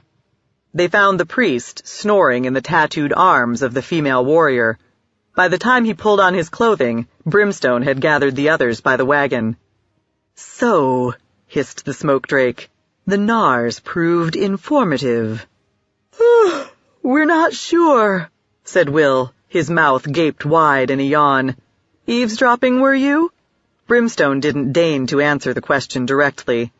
I couldn't hear everything they said. Then you missed a diverting tale, said Tegan, running a comb through his black silky hair. The Bladesinger's comrades generally kept a certain distance from Brimstone, but as usual, Tegan lounged within easy reach of the drake's fangs and claws. In the foothills of the mountains to the west, the hobgoblins breed like maggots in the belly of a dead cow. But there's one patch of land where they never venture. Thereon dwells a mysterious entity so sagacious as to approach omniscience. Alas, it's also thoroughly malevolent and reclusive, hence the appellation, the Hermit, traits that disincline it to share its wisdom with others. In times past, people in desperate need of answers used to seek it out, the Avariel continued. They carried treasures with them in hopes of striking a bargain, but only one ever returned, and as a warning to others, the Hermit sent him back with an affliction, an ungovernable craving for the blood of his kin. He wound up killing his entire tribe. Will grinned at Brimstone. Sounds like someone we know. The vampire's eyes flared brighter. I've killed the equivalent of many tribes. I have every confidence, said Tegan. But have you heard of the Hermit? None of us has, not even Kara. No, Brimstone said. But like the rest of you, I've never visited Narfell before. Many people across Faerun, Pavel said, have legends of all-knowing oracles, but it's questionable that any such seers exist. Even individual gods don't know everything, though perhaps they do in the aggregate. Perched on the seat of the wagon, tail flicking, Jivex made a spitting sound. We don't need the Hermit to know everything, just how to wash the dirt out of my head. Fair enough, Pavel said. But the details of the Nar's legend make me doubt the Hermit truly exists at all. Which is to say, it's possible some dangerous creature dwells in the hills, but it may not be a learned sage, because if it kills everyone who enters its territory, how would anybody ever find that out and pass the report along? He frowned, though it's possible that over time some of the tale has been forgotten, and the missing piece explains what seems nonsensical. Will snorted, Thank you, bookish idiot. That's very helpful. Say no with one breath, yes with the next. Pavel sneered. It's better to be able to think two contradictory thoughts than none at all. So, said Raren, tufts of his silvery mane sticking out every which way, it comes down to this. Maybe the Hermit is real, maybe it isn't. The only way to know is go look. If we think the trip is worthwhile, Kara said, and I do, I suspect we've learned all we can on these steps. And all, said Will, wasn't much. But we could swing south, head toward the Great Dale. Tegan grinned. At least it would be warmer. We could enjoy another taste of genuine summer before the season passes away. But the one thing we know about the ancient elf citadel is that it stands somewhere in the far north. We're more likely to find clues to its whereabouts if we poke around in the same vicinity. I agree, said Dorn. Sounds like we're all of the same mind, said Will. Go hunt the Hermit, and if it turns out we're dropping our bucket in a dry well, we'll just have to hope Azak, Limark, or one of our other partners finds the lost castle, or whatever the place turns out to be. He glanced toward the eastern sky, where black was beginning to lighten to gray. No point trying to go back to sleep now. Want to start breakfast? We're not done conferring, Brimstone whispered. When you reach the hills, I'll start traveling with you. Obviously, that will require you to journey by night and rest by day.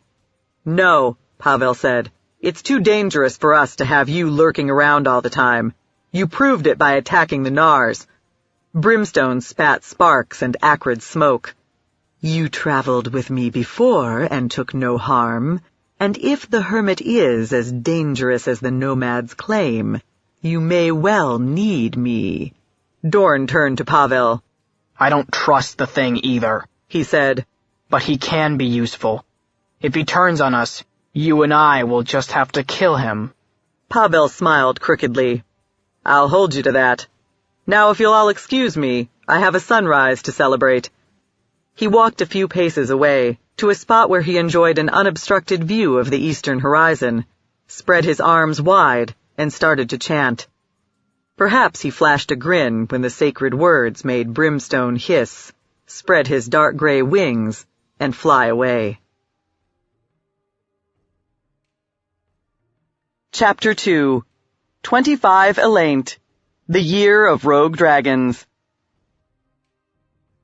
The hobgoblins had left signs, white stones arranged into glyphs on the ground, and symbols hacked into tree bark, for those able to interpret them. Rarin could, but didn't need the warnings to sense the blight infecting the wooded hillsides, though most of the manifestations were subtle. The trees weren't monstrously deformed, but a little stunted and twisted, and already dropping their leaves as if resigned to the advent of autumn. Night birds fluttered from limb to limb, and animals scurried in the brush, but not often, and when Rarin caught a glimpse of one, it had a starved and mangy look. The gray mist hanging in the air was similarly unsettling.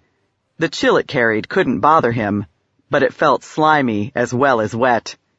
Of course, even if a traveler missed all that, the horse's refusal to proceed beyond a certain point had been the final giveaway. Yes, something inimical had taken root there. The question, though, was whether it was the Nar's hermit or something less exotic. Offhand, Rarin could think of several creatures whose mere presence acted to corrupt the air, earth, and water in their environs. He and his partner sometimes earned their pay hunting them, and as often as not, it was Rarin's job to range ahead of the others, looking for sign, spying out the lay of the land, and making sure they didn't all blunder into danger in one clump. He was performing the same function while Tegan and Jivex scouted from the air. With luck, somebody would spot something informative before they all probed too much deeper into this nasty place. It was giving him a headache. He glanced back, making sure he wasn't outdistancing his comrades on the ground. They were at the limit of his night sight, but he had little trouble making them out. Or at least, such was the case at first. Gradually, though, the fog thickened, until Tegan and Jivex swooped down to join him. "If we keep flying," the Avariel said, "we're liable to lose track of the rest of you. The mist obscures you." "I suspect," Rarin said, "it's hiding something else, too. Because it can't be natural, coming on like this. The weather's wrong. We'll wait here and let the others catch up. We should all be in one group again." So they stood, turning, peering into swirling, billowing murk, listening to silence for what felt like too long a time. Then, finally, shadowy figures appeared. Rarin felt a jolt of alarm, but for an instant wasn't sure why. By the time he realized the advancing party didn't include a dragon in its true form, and that the enormous brimstone with his luminous eyes ought to be visible if anyone was, Jivex was already flitting forward to greet the new arrivals. "What kept you?" the fairy dragon asked. No one answered. Instead, the white-haired thing masquerading as Kara snarled, baring its fangs, and pounced. As it attacked, some glamour fell away from it, and its companions.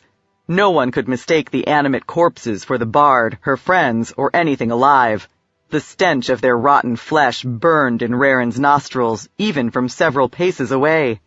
Caught off guard, Jivex simply hovered as the Kara thing lunged at him.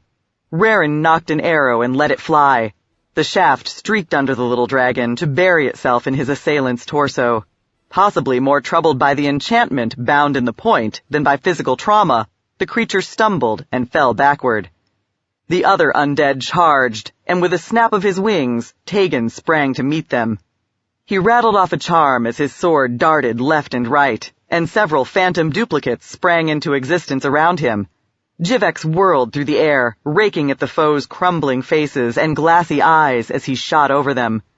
Rarin exchanged his bow for his ice axe and advanced to join the melee.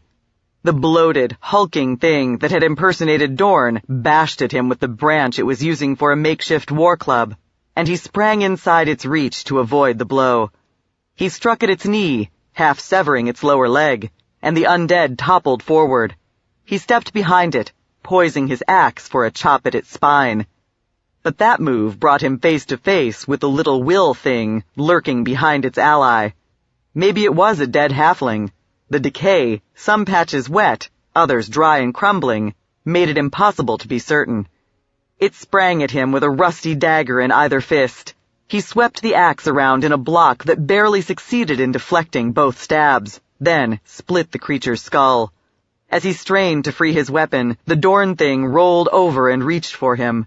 Tegan lunged, drove his point into its torso, and its upper body flopped back onto the ground. "That's the last of these," the Bladesinger said, "but there's still no sign of our friends." "Then we'll have to go find them," Raren said. They hurried back the way they'd come, until they exited the fog nearly as abruptly and cleanly as if they'd stepped out of a house. Plainly, it was a creation of magic, and one of their comrades had cast a counterspell to scour a section of it from existence. It seemed evident, too, that the vapor must muffle sound, for since it no longer clogged Raren's ears, he heard Kara's battle anthem, and other sounds of combat clearly enough. His missing friends stood in a circle with shambling corpses and floating, lunging shadows attacking from all sides. Brimstone and Kara, in dragon form, met the threat with spells and flares of their respective breath weapons. Pavel invoked Lathander's red-gold light. Will slung stones, and Dorn loosed arrows, when they had the luxury. But they mostly used their swords when one foe or another charged into striking distance. "Kara!" Raren bellowed. "We need a way in!" The song dragon turned in his direction, and spat a bright, crackling flare of vapor. It blasted some of the undead into oblivion, and left others floundering, in what sufficed them for pain. Raren, Tegan, and Jivex raced forward, across the ground she'd cleared, though it wasn't entirely clear. A charred husk on the ground grabbed Raren's ankle, and he had to jerk free. Another corpse thing shambled at him, and he veered to avoid it. A wraith in the form of a woman, luminous, transparent, body rippling like a banner in the wind, congealed out of empty air to bar the way, and together he and the Avariel chopped and slashed it from existence. They rushed on into the circle, then turned to stand with their friends against a horde of foes that for a time seemed endless. Raren swung his axe again and again until it grew heavy in his hands. The breath rasped in his throat, and his heart hammered in his chest. He knew that Will, cutting with his hornblade, Tegan, fighting by turns on the ground and in the air, and even Dorn, despite the indefatigable strength of his iron parts, must have been growing just as weary. The spellcasters were undoubtedly running short of magic, too. But at last, they were visibly thinning the ranks of the enemy. They only needed to keep fighting a little while longer, then all the undead would be gone. It was going to be all right. Or so he imagined, until he noticed the long shape crouched on the crest of a hill. He wasn't sure this was really the first time he'd caught a glimpse of it. Maybe it simply hadn't registered before, as, amid the frenzy of battle, he'd mistaken it for the fallen tree it resembled in the misty dark. But he realized the hulking shape hadn't been there when he'd first studied the ground ahead. It was something animate that had crept to its present position, something powerful enough to command a horde of undead, which it had used simply to soften the searchers up for the kill. A final ghoul sprang at Raren, and he smashed its skull with the axe. Jivex crowed, "I win again!" Then the hermit floated straight up into the air. "Bright spirits of melody," Kara breathed. "It's a Linnorn, a corpse terror." Will snatched the warsling from his belt. "That's a problem, isn't it?" As he scrambled to ready his bow, Raren was certain the halfling was correct. The reptile was colossal, maybe even bigger than Malazan, with patches of mold and lichen encrusting its dark, slimy scales. It had no wings, or hind legs either, and must move along the ground with a strange combination of striding and slithering. Still, it was plainly some sort of worm, ancient and accordingly wise and powerful. Raren struggled to draw what comfort he could from the fact that he had three if you counted Jivex, dragons on his side. Then, without warning, Brimstone wheeled, lashed his wings, and sprang at Pavel with outstretched talons. Flying several yards above the ground, Tegan caught a glimpse of sudden motion below. He looked down.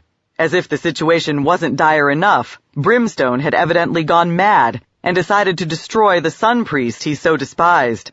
Meanwhile, Pavel was gawking at the hovering Linorn like everybody else. He hadn't even noticed his death hurtling through the air. Tegan dived. He couldn't scoop up the human and fly away with him. His wings weren't strong enough. So he simply slammed into Pavel and knocked him to the side. Brimstone crashed down on the spot his prey had just occupied and wheeled to attack anew. His sweeping tail tore through brush and tossed rotting leaves into the air. Pavel had fallen to his knees and was plainly still befuddled. It was up to Tegan to thwart the smoke drake once again. He touched down and whirled, interposing himself between Brimstone and the cleric. The vampire struck at him, and he sidestepped. As the huge fangs clashed shut, he drove Rillatar's sword into Brimstone's jaw. Brimstone pivoted and raised a forefoot high to rake or trample. Tegan beat his pinions, trying to take to the air, but the worm shifted, spreading and interposing one of his own gigantic bat wings to cut him off. Tegan had no choice but to touch down once more. Claws flashed at him. He dodged, tried to cut at the vampire's foot, and missed. Jaws gaping, Brimstone's head shot forward. Red gold light warmed the night and gilded the drifting tendrils of fog. Brimstone screeched and recoiled. Holding his glowing amulet high, limping slightly, lean, intelligent face resolute, Pavel advanced on the drake. Evidently, he hadn't used up all his daily allotment of miracles fighting the ghouls and specters, and thanks be to Lady Firehair for that. With Brimstone balked, at least for the moment, Tegan had the chance to glance around and see just how badly everything else was progressing. The hermit hissed foul-sounding syllables, no doubt the opening words of an incantation in some devilish language. Wings pounding, Kara and Jivex soared toward the floating creature, even though its immensity dwarfed them both. Indeed, by comparison, the fairy dragon looked tiny as a gnat. "Please," Kara called. "there's no need to fight. We only want to talk to you." The corpse terror continued its conjuring. "Kill it!" Dorn bellowed, loosing an arrow. "Don't let it finish the spell!" Kara managed another flare of bright, sizzling breath. Jivex optimistically spat his own glittering, euphoria-inducing exhalation at the hermit's snout. Arrows pierced mossy scales as big as a man's hand. Will Skiprocks battered their mark, one after another. The harassment didn't seem to bother the Linorn in the slightest. It certainly didn't hamper its recitation. It growled 3 final rhyming words, and a cloud of dark vapor billowed into existence around it. Caught inside the murk, Kara and Jivex floundered in flight, and their hides blistered. Jaws spreading wide, the hermit lunged to seize the dragon bard in the moment of her incapacity. Dorn drove an arrow straight into one of the black pits that were the corpse terror's eyes. Even that didn't make the creature react as if it were truly experiencing any pain, but perhaps it annoyed it, for it left off rushing at Kara to glare at the half-golem and spew black, roiling fumes from its mouth. Tegan caught a whiff of the nasty-smelling stuff, and for a moment his muscles twitched and shuddered. The bulk of the hermit's breath washed over Dorn, Will, and Raren. All 3 staggered, but only the human and halfling caught their balance again as the fumes dissipated. Raren collapsed and sprawled convulsing on the ground. Meanwhile, Brimstone stopped retreating before Pavel's advance and Lathender's light. Eyes squinched nearly shut against the glow, he crouched, then charged forward into the aura of holy power like a man trying to smash down a door. Wings pounding, Tegan rushed to help his comrades stand against the drake. Fighting Brimstone and keeping him away from the folk busy shooting and slinging at the hermit left Tegan little opportunity to watch the rest of the battle unfold. But the few glimpses he caught suggested a catastrophe in the making. The Linorn possessed a seemingly inexhaustible store of spells, and no matter how everyone tried to hurt and hinder it, it cast them one after another. A flying, rotating cylinder of blades shimmered into being in midair, shearing into Kara's flank before she spun clear. Flame streaked down from the sky to engulf Dorn, burning his human half and igniting his clothing. He flung himself on the ground and rolled to extinguish the blaze. Jivex summoned a gigantic owl to fight for him, But with a single snap of its jaws, the hermit annihilated the bird before it even finished materializing. The fairy dragon next attempted to blind his foe by conjuring a whirl of colors before its eyes. The Linorn seemed simply to will the illusion away, and it vanished. The hermit then lifted its prodigious talons, and would likely have ripped Jivex from existence just as easily if Kara, still singing despite the bloody gashes in her side, hadn't hurtled forward to distract it. As he dodged a potentially bone-shattering flick of Brimstone's tail, Tegan struggled not to panic. He and his friends had stood against chromatic dragons, a dracolich, a sunworm, demons, and plenty of other formidable foes. Surely they could defeat the Linorn too. But no matter how he tried, he couldn't make himself believe it. Some other night, perhaps, but not then, when they were already spent, and luck was running against them. Unless... He turned to Pavel and cried, "You have to hold Brimstone back by yourself!" He looked up at Jivex and Kara. "Flee! Get as far away as you can!" He beat his wings and leaped closer to Dorn, Will, and Raren, who, though still shaking, was struggling back to his feet. "Keep shooting! Hurt the thing!" "What do you think we've been trying to do?" snapped Will, spinning his warsling. "Treat it to a sausage and a jack of ale?" "Make the hermit focus on you, so Kara and Jivex can get clear," Tegan continued. Dorn loosed an arrow. What's the plan? "Just trust me." Tegan rattled off one of the few spells he hadn't already expended. The world flickered and leaped around him, and he was flying above and behind the hermit's colossal head, with its writhing, hair-like cilia and encrustations of fungus. The reptile's neck was like a twisting highway beneath him. Back on the ground, tiny with distance, Pavel, his mystical abilities apparently utterly exhausted, battled Brimstone with his mace alone. Hornblade drawn, Will scrambled to help him. Dorn and Raren kept shooting at the hermit and had likewise taken up Tegan's cry, bellowing for Kara and Jivex to get away. The dragons were trying, but the corpse terror wouldn't allow it. Ignoring the barrage of arrows, it pressed Jivex and Kara so hard they couldn't escape. Neither could turn tail without inviting a rear attack. Tegan had hoped to put his own stratagem to the test before the hermit even realized he was hovering nearby, but plainly it wasn't possible. Kara and Jivex wouldn't break away unless he helped Dorn and Raren distract the corpse terror. He furled his wings and dived, hurtling at the Linorn's eye.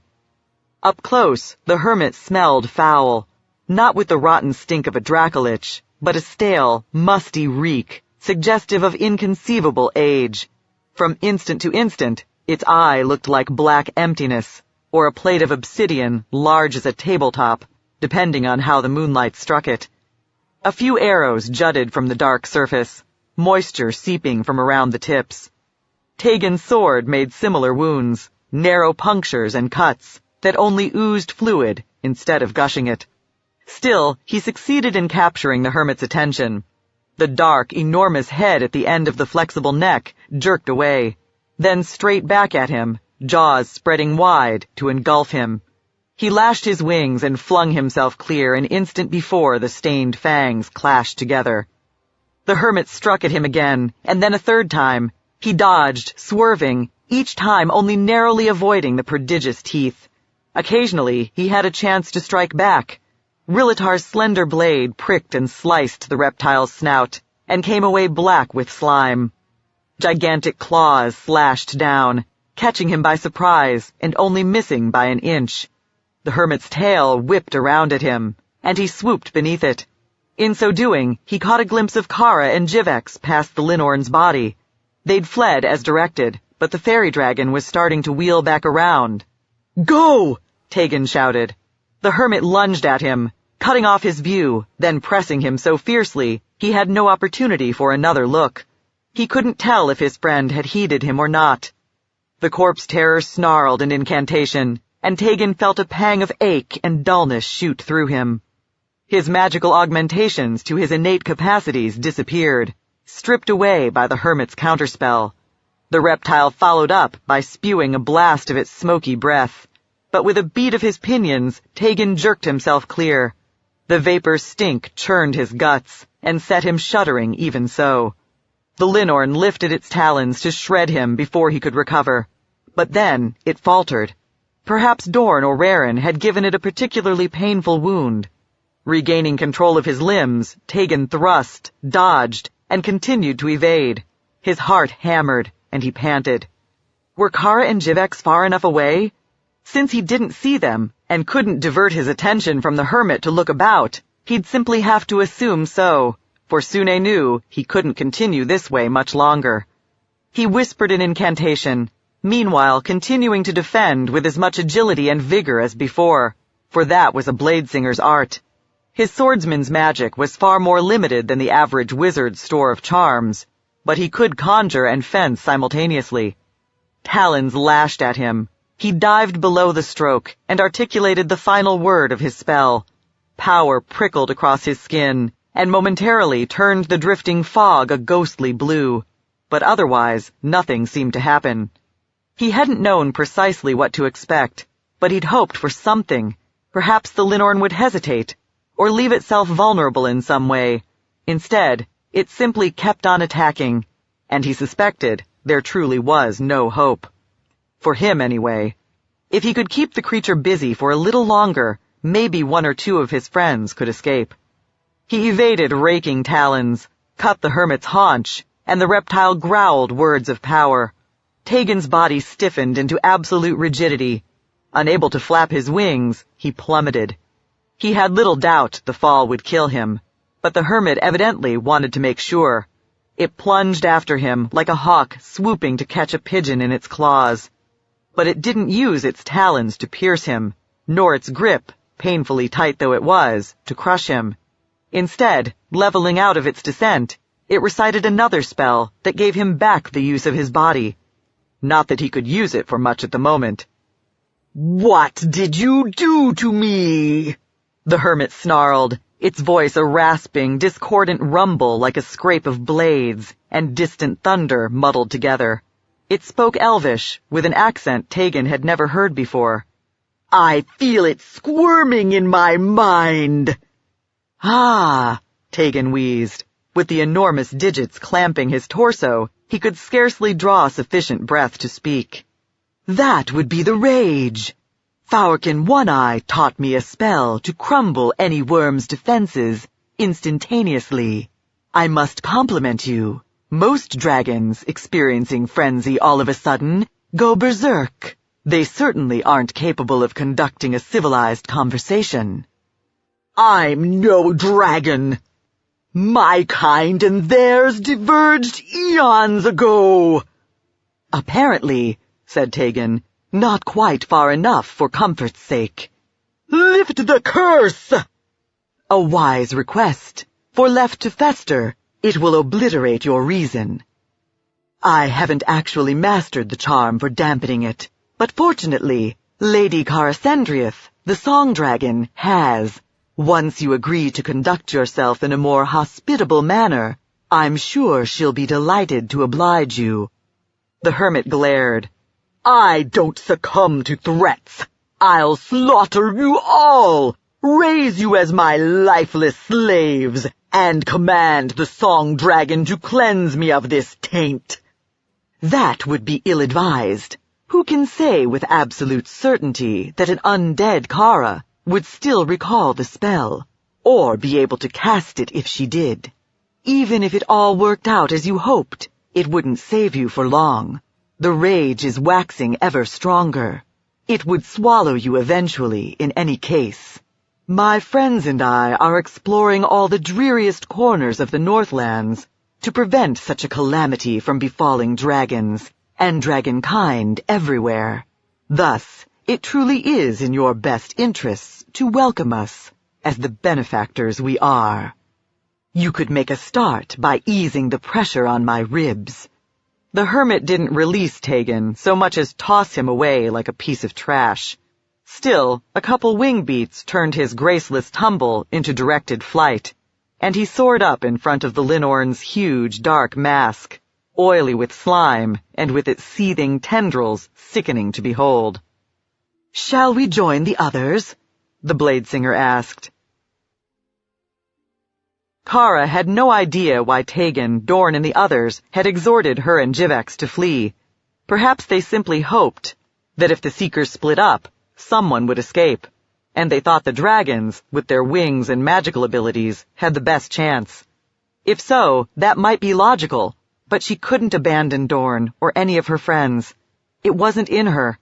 But perhaps she'd succeeded in making the hermit believe she was forsaking the field, and then had some slim hope of taking the creature from behind. Her wounds throbbing, chest aching with the effort to produce still more breath weapon, she wheeled. Jivex, his mirror-bright scales stained with a coating of his own blood, did the same. When they turned, though, they saw things had changed. Still floating dozens of feet above the ground, the hermit clutched Tegan in its talons. It wasn't hurting him, though, nor was it casting any more spells or spitting additional blasts of its noxious breath. It seemed to be palavering with its captive. That left Dorn, Pavel, Will, and Rarin free to deal with Brimstone, who, shrouded in sulphurous smoke, continued to attack. Bloody and reeling from the punishment they'd already taken, the hunters fended off the vampire as best they could. Brimstone's the greater threat now, Kara said. We have to deal with him. Don't worry, Jivex said. He's no match for me. They dived. Jivex created blazes of dazzling light immediately in front of Brimstone's crimson eyes and blares of deafening noise by his ears. Pained, startled, the smoke drake thrashed and failed to notice Kara's hurtling descent. Commencing a battle anthem at the last second, when it was too late for the reptile on the ground to dodge, she slammed down on top of him, dug her claws into his flanks and her fangs into his neck, wrapped her tail around him, and covered him with her wings, pinning him in place.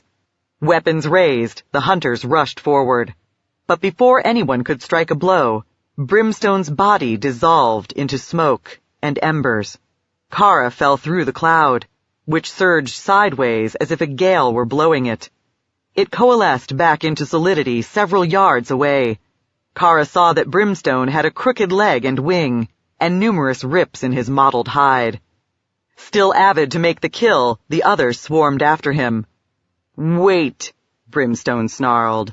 "When I attacked you, I was acting under coercion, but now the Linorn has released me from its control."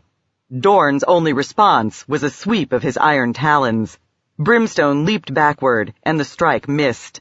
"The hermit has been casting priestly magic," the smoke drake said, "and divines of a certain stripe can command the undead. You know it so, Pavel Shimov. Tell your comrades." Pavel looked as if he would have liked nothing better than to ignore Brimstone's plea and keep attacking. Still, he said, "Wait, it's as he claims. The hermit may well have forced him to turn against us, though it's the fundamental corruption inside him that makes it possible." "But we knew he was a vampire when we agreed to work with him," panted Will, "so I guess there's no point complaining about it now." Scowling, Dorn lowered his blade. "I don't trust you," he said to Brimstone. "But I suppose I do trust the strength of your hatred of Samaster." The smoke drake sneered. Like recognizes like. "It's nice to see everyone getting along," Tegan said. "Guests should behave with decorum in front of their host." Kara looked up. Black pinions half furled, the Avariel came gliding down to earth, with the gigantic, wingless Linorn drifting behind him. With no spells left in his head, Pavel used his physician's skills to tend everyone's wounds as best he could, and they all drank their supply of healing elixirs dry. Otherwise, they would have been in no condition to attend to what the hermit had to say. At that, slumped around the crackling, smoky fire Dorn had built, they remained a weary and battered lot, each with his bruises, blisters, and swaths of bloody bandages on display. Only Brimstone, whose vampiric body shed wounds with unnatural speed, looked little the worse for the recent ordeal. As if he discerned the tenor of Pavel's thoughts, Will whispered, "If the hermit decides to break its promise to the maestro, I imagine we'll all wind up in its belly about a second and a half later." "Should that occur," Pavel said, I can only hope you'll sicken a corpse terror as much as you've always nauseated me." Thanks to the sting of his burns and abrasions, he hadn't yet managed to get comfortable. He tried leaning back on his elbows, and it helped a little. "I gave you time to drink your draughts and apply your ointments," the hermit said. The greasy, lichen-spotted bulk of the creature loomed over everyone else, even Brimstone, and radiated not merely dislike, but utter loathing, like an emperor forced to treat with beings made of dung. "Now ask your questions." "As you wish," said Kara, in human form once more. "As we've already said, we seek a remedy for the rage." She proceeded to explain, with a succinct storyteller's clarity, what plague Samaster had unleashed on dragonkind, how they knew about it, and how they hoped to cure it. "So you see, you must aid us, if only for your own sake. Perhaps frenzy never touched you before, but it has now, and will never let you go, because Samaster somehow altered the enchantment." "We suspect," Pavel said, "he sought you out in the course of his explorations, though he may not have proffered his true name, or worn his true face, and you gave him information that advanced his schemes." The hermit crouched silent and motionless, for what seemed a long while, only the fine cilia spouting from its scales, squirming sluggishly, like sated grubs in decaying meat. At last it said, "A wizard did come, some years ago." "Why would you help him?" asked Will. "Because he's a lich, and you're partial to the undead?" A cup of brandy cradled in his hand, managing a certain elegance even when half sitting, half lying on the ground, Tegan grinned. "No, ghouls and phantoms are the Linorn's slaves, not its friends. Samaster had to compel cooperation, just as we did, and the shame of capitulation is the reason our new acquaintance is reluctant to discuss the incident. Isn't that right, Lord Hermit?" The corpse terror glared. "He persuaded me it would be more convenient to answer his questions than to destroy him, and did so without planting a seed of dementia in my mind. Do you find that amusing? Consider this, then. If I had difficulty, how will you mites fare when you come face to face with him?" "We're hoping to duck that," said Will. "We just want to break the curse, not fight its master." But if we have to, said Dorn, his bastard sword naked and ready to hand in case the hermit turned on them. we have some of the most powerful dragons in Faerun on our side. We'll kill whomever we need to kill. Now, tell us what you told Samaster. "Very well," said the Linorn. "As you surmised, he wanted to know all I could tell him of the age of the Dragon Kings, how they conquered, reigned, and finally fell." "I gather," whispered Brimstone, "you know a good deal." The hermit sneered. "Of course, I was there, watching from the shadows, reveling in their downfall, for the insanity didn't touch me. Until tonight, I never dreamed it could." Will cocked his head. "So you helped the elves fight your own kind? Why?" "I help no one, and dragons are not my kind." The hermit paused. "Once we might have claimed one another, but their race proved too greedy to share rulership of the world with us. The Forelegs waged war against the Linorns, and at first we more than held our own.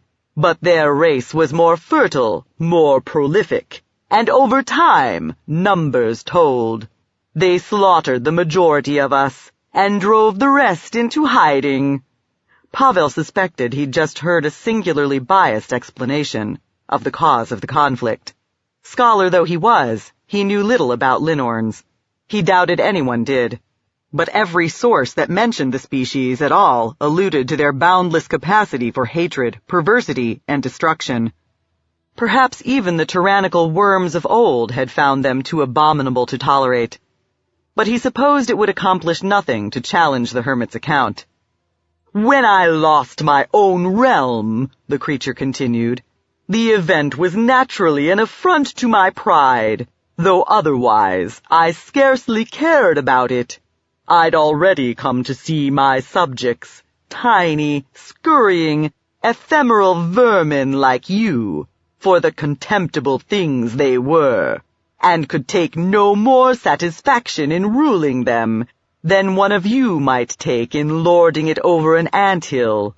Indeed, all those with whom I shared this plane of existence so disappointed me that I might have lost my reason, or slain myself in revulsion and despair, had I not also managed to establish an intimacy with the only entities worth knowing and honoring in all this botched, sordid excuse for the cosmos. The forelegs could steal my throne, but they couldn't take that. What entities? Brimstone asked. The powers behind darkness and undeath, the hermit said. The forces that casually spawn your kind as byproduct of their true business. The way a carpenter makes shavings when he planes a board. Pavel felt a pang of disgust. In other words, you became the priest of some evil deity. You aren't capable of comprehending what my words actually mean, the hermit said. Pray to your own little god that you never find out. I don't care about your faith, said Dorn. Tell us about the coming of the rage. All right. It was delightful. It was vengeance, if only vicariously. And to this day, I regret that dwelling alone in the barrens, I missed the beginning of it. Soon enough, though, I sensed a change in the world and started investigating.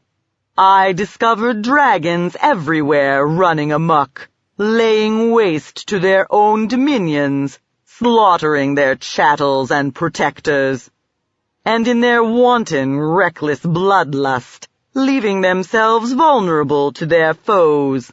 I picked off several myself when I had the chance.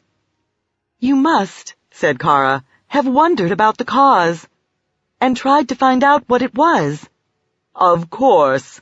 I suspected the elves had unleashed some manner of curse, for of all the slave races, they possessed the most powerful magic. But if they were responsible, they'd covered their tracks well. Those I put to the question had no knowledge of it, and I couldn't approach the enchanters, diviners, and lords who might. They stood at the heads of mighty hosts assembled to assail the drakes, and would have made no distinction between a four-legged worm and myself. Still, said Will, you're clever enough that you learned something, am I right? Yes, halfling. In the end, I found out the elves had raised a secret citadel high in the Novalarand Mountains. Raren sat up straighter. In the midst of the great glacier? Not then, the hermit said.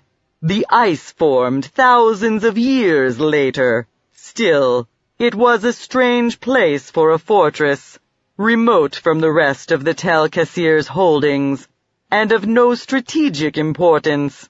Thus I surmised it might have something to do with the rage, but I knew it would be imprudent to approach and investigate further, and as the millennia passed, other matters claimed my attention. Until Samaster jogged your memory, said Will. Yes, the corpse-terror said.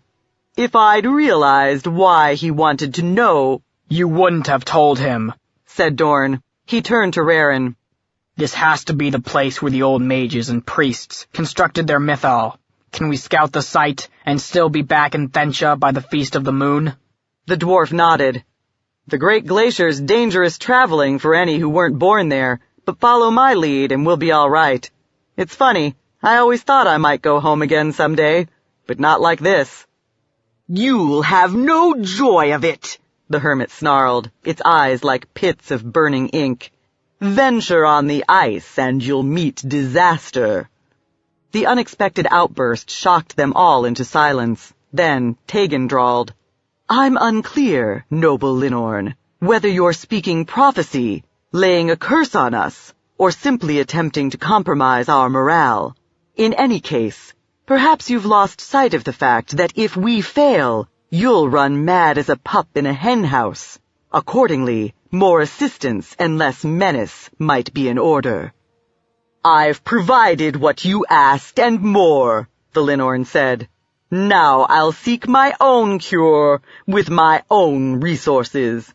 Be gone from my lands by midday, and never seek me again, lest you find me.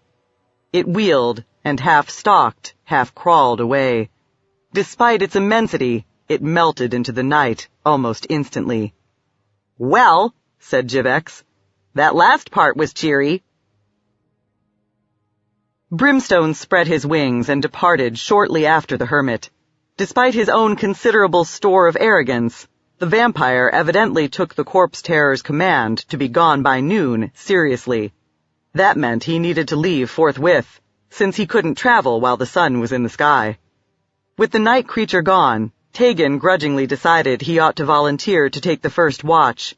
Though he was every bit as weary as his companions, it was a fact of nature that elves required less rest than humans, and unlike either men or dragons, restored themselves by entering a dreamlike reverie. He couldn't lapse into that state involuntarily the way an exhausted sentry of another race might accidentally fall asleep.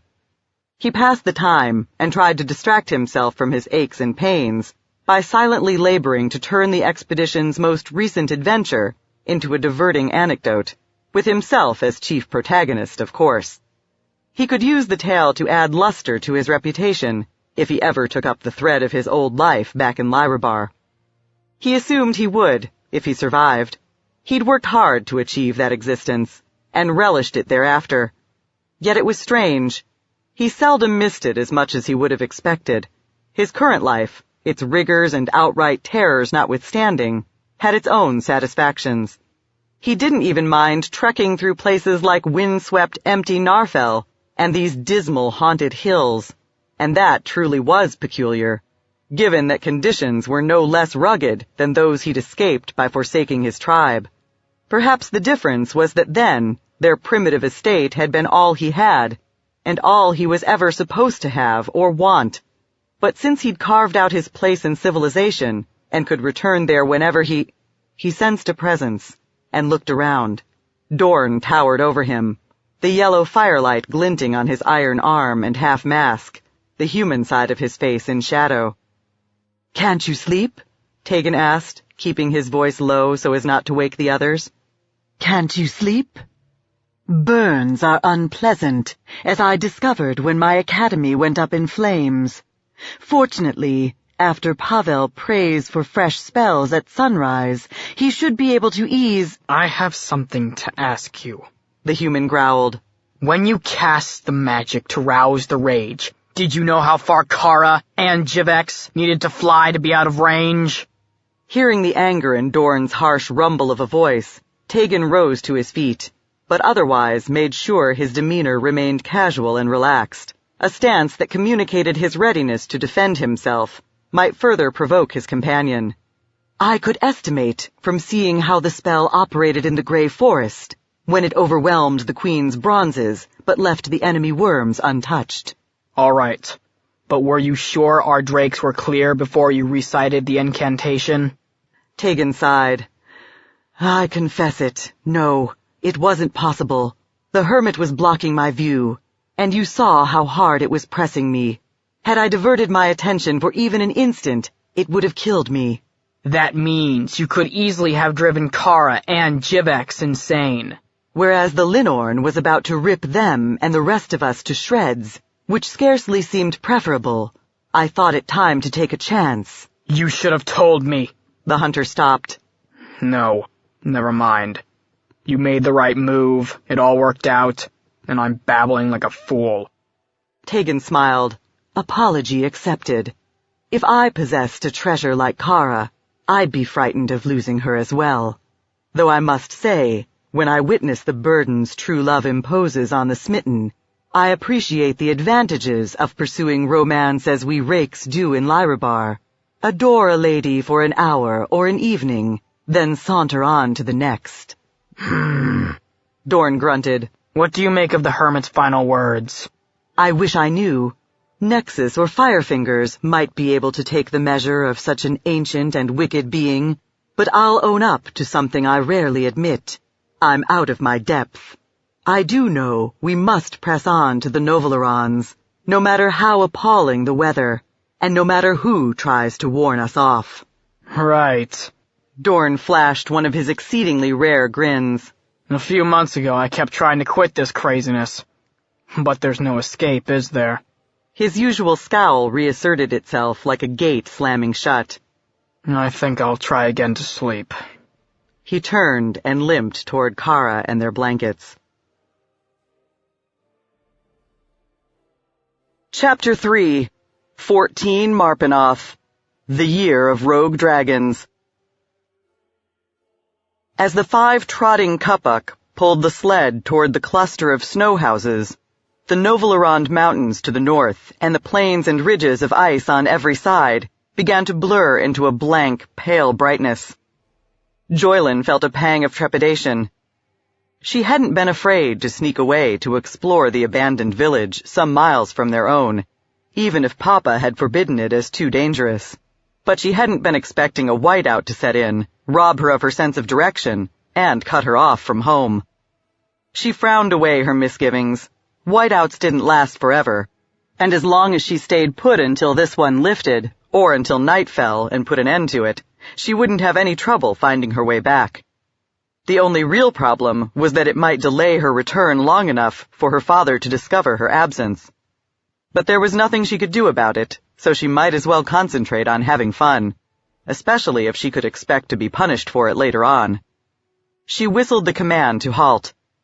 The Kupuks were massive animals with canine bodies, hairless leathery hides, tusks resembling those of walruses, and furry prehensile tails carried coiled atop their hindquarters.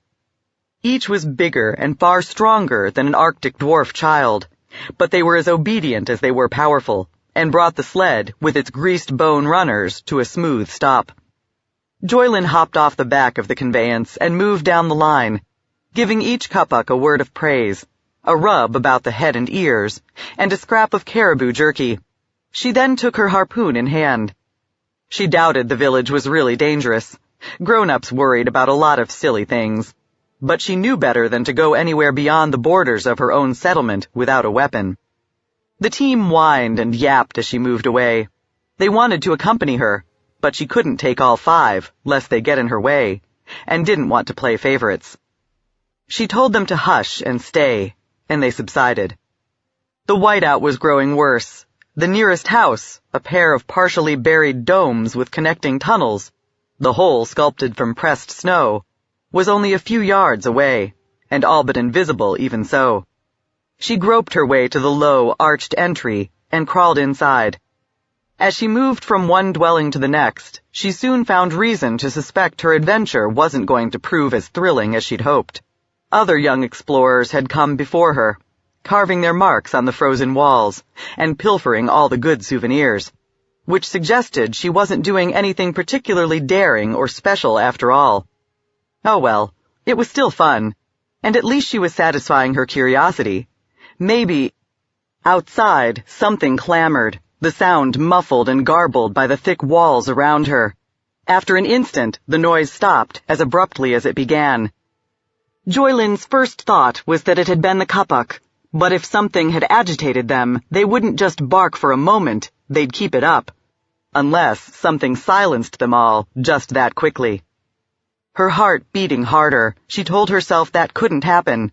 Though docile and affectionate to their masters, Kupuk were ferocious in the face of most any threat.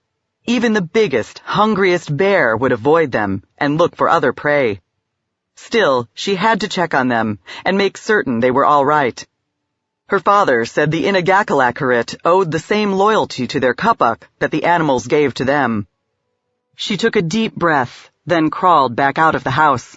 At once, she felt a surge of disorientation severe enough to make her dizzy. The whiteout was so bad she could see no trace of the Kupuk or the sled, and felt a stab of fear that she wouldn't be able to find them. Then she noticed the tracks her bare feet had left in the snowdrifts atop the perpetual ice. Obviously, she could follow those. She skulked forward. "Tug!" she called. "Blue! Crooked!" None of the Kapuk made a sound in response. I did the wrong thing, Joylin thought. Something did happen to them, and I should have stayed inside. But she was out in the open, and the part of her demanding to know what had happened was stronger than the inner voice screaming for her to run and hide. Holding her breath, she crept onward until shapes swam out of the whiteness. The Kapuk lay mangled and motionless in crimson pools of blood. A pair of Trilogies, each as long from its snout to the tip of its tail as a snow house, crouched over the slaughtered team, devouring the remains.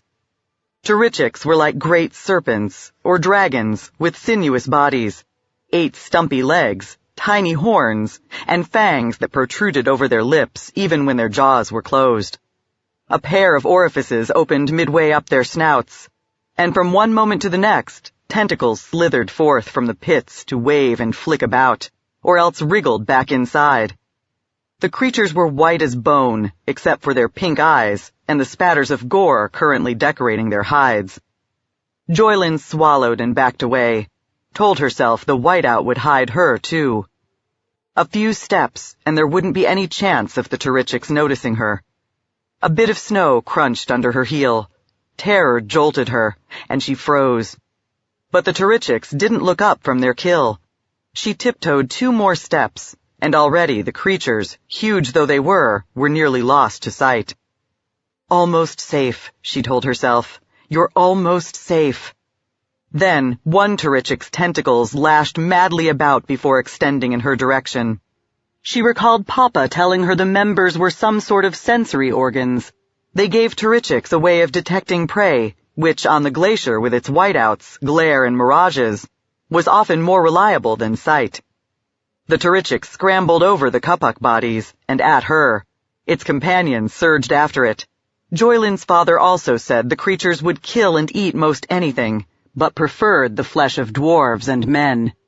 She whirled, fled, and the Trilogies pursued, not hissing or snarling, silent as ghosts, though their charge sent tremors through the ice. She knew they could run faster than she could. Her only hope was that she had enough of a lead to reach the nearest snow house before they caught up to her. For a second, she imagined she'd somehow lost track of where it was, even though she could still make out the footprints that ought to lead her there. Then its humped form appeared. She dived through the entry and scrambled deeper into the dwelling. Just as she glanced back, a Trilogy stuck its head in after her. Despite the close quarters, its long, sinuous neck shot its jaws at her with terrible speed. The spiked, bony ridge on its spine scraped bits of compacted, hard, frozen snow from the ceiling.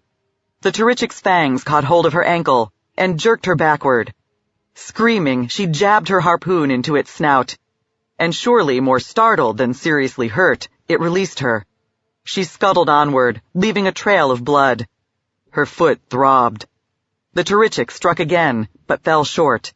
It pulled its head and neck out of the house, and for a second she hoped she was safe. Then the whole dwelling started to thump and shake as the creatures tore at it with the claws on their round, flat feet. Clumps of snow fell on top of her as it began to come apart. She realized she was shaking and crying, and when she tried to stop, she couldn't. Still, somehow, she found the grit to take a firmer grip on the harpoon. If she could manage it, she meant to get in one more stab before the end.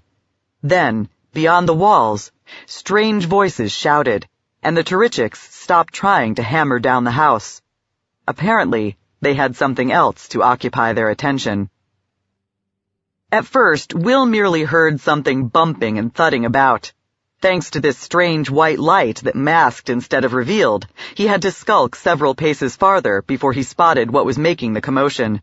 A pair of big white creatures, part worm and part centipede, as far as appearances went, were demolishing a snow house.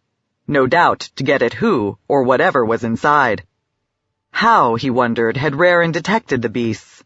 He suspected that under these conditions, even Kara, with her keen, draconic senses, might have passed on by without noticing. Well, however the dwarf had known, Will was glad he had. With its relentless cold, ice that proved slippery, brittle, sharp, or treacherous in a dozen other unforeseen ways, and countless additional hazards, the Great Glacier had turned out to be every bit as dangerous and unpleasant as its reputation indicated. Worse, it had made him feel inept, for he knew he might not have lasted a day in this alien, unforgiving landscape without Raren to shepherd him along. But he'd been an expert hunter for some years, and a chance to demonstrate his own worth seemed likely to buck him up. He just hoped he could still jump, roll, and fight, swaddled in his thick, layered fur and woolen garments, snow goggles, and heavy hobnailed boots. "Now!" said Dorn, loosing an arrow. Raren did the same. Pavel discharged a quarrel from his crossbow, and Will spun a skiprock from his sling. Despite the bewildering light, all the missiles found their marks. Tegan and Jivek soared upward, positioning themselves to strike at the centipede worms from above. Kara sang a spell, and with a boom of thunder, a bright, forked blaze of lightning impaled both creatures. The reptiles convulsed, but they appeared to possess something of a true worm's ability to withstand punishment, for neither went down. Rather, they charged, scuttling forward as noiselessly as the hermit's pet wraiths. They were fast, too. Will just had time to tuck his warsling away and snatch out his hornblade. Then one of the beasts reared over him. The crested, tapering head with its thrashing tentacles plunged down. He sprang forward, evading the strike, and somersaulted. He'd been right. It was harder to play the acrobat dressed as he was. But he still managed to fetch up underneath the creature. The centipede worm's legs were short and bowed, so that the space was cramped even for a halfling. He had room enough, though, to drive his sword into the reptile's pallid flesh. The creature pivoted from side to side, trying to trample him. He rolled clear and back onto his feet. Jaws gaping, it struck at him. He skipped backward and should have been out of range, but as it whipped forward, the reptile's neck stretched. Perceiving the danger at the last possible instant, Will frantically twisted aside.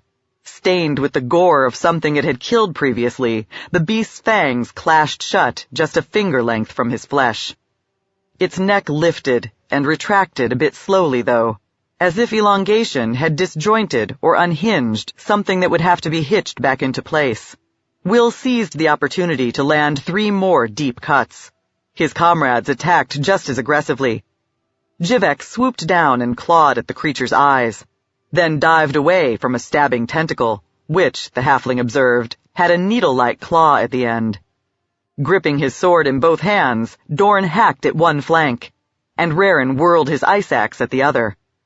Kara's battle song soared through the air. Presumably she, Pavel, and Tegan were coping with the other beast. The centipede worm Will fought eventually froze, shuddered, flopped over onto its side, and lay still and quiet. Even death failed to wring a cry from its throat.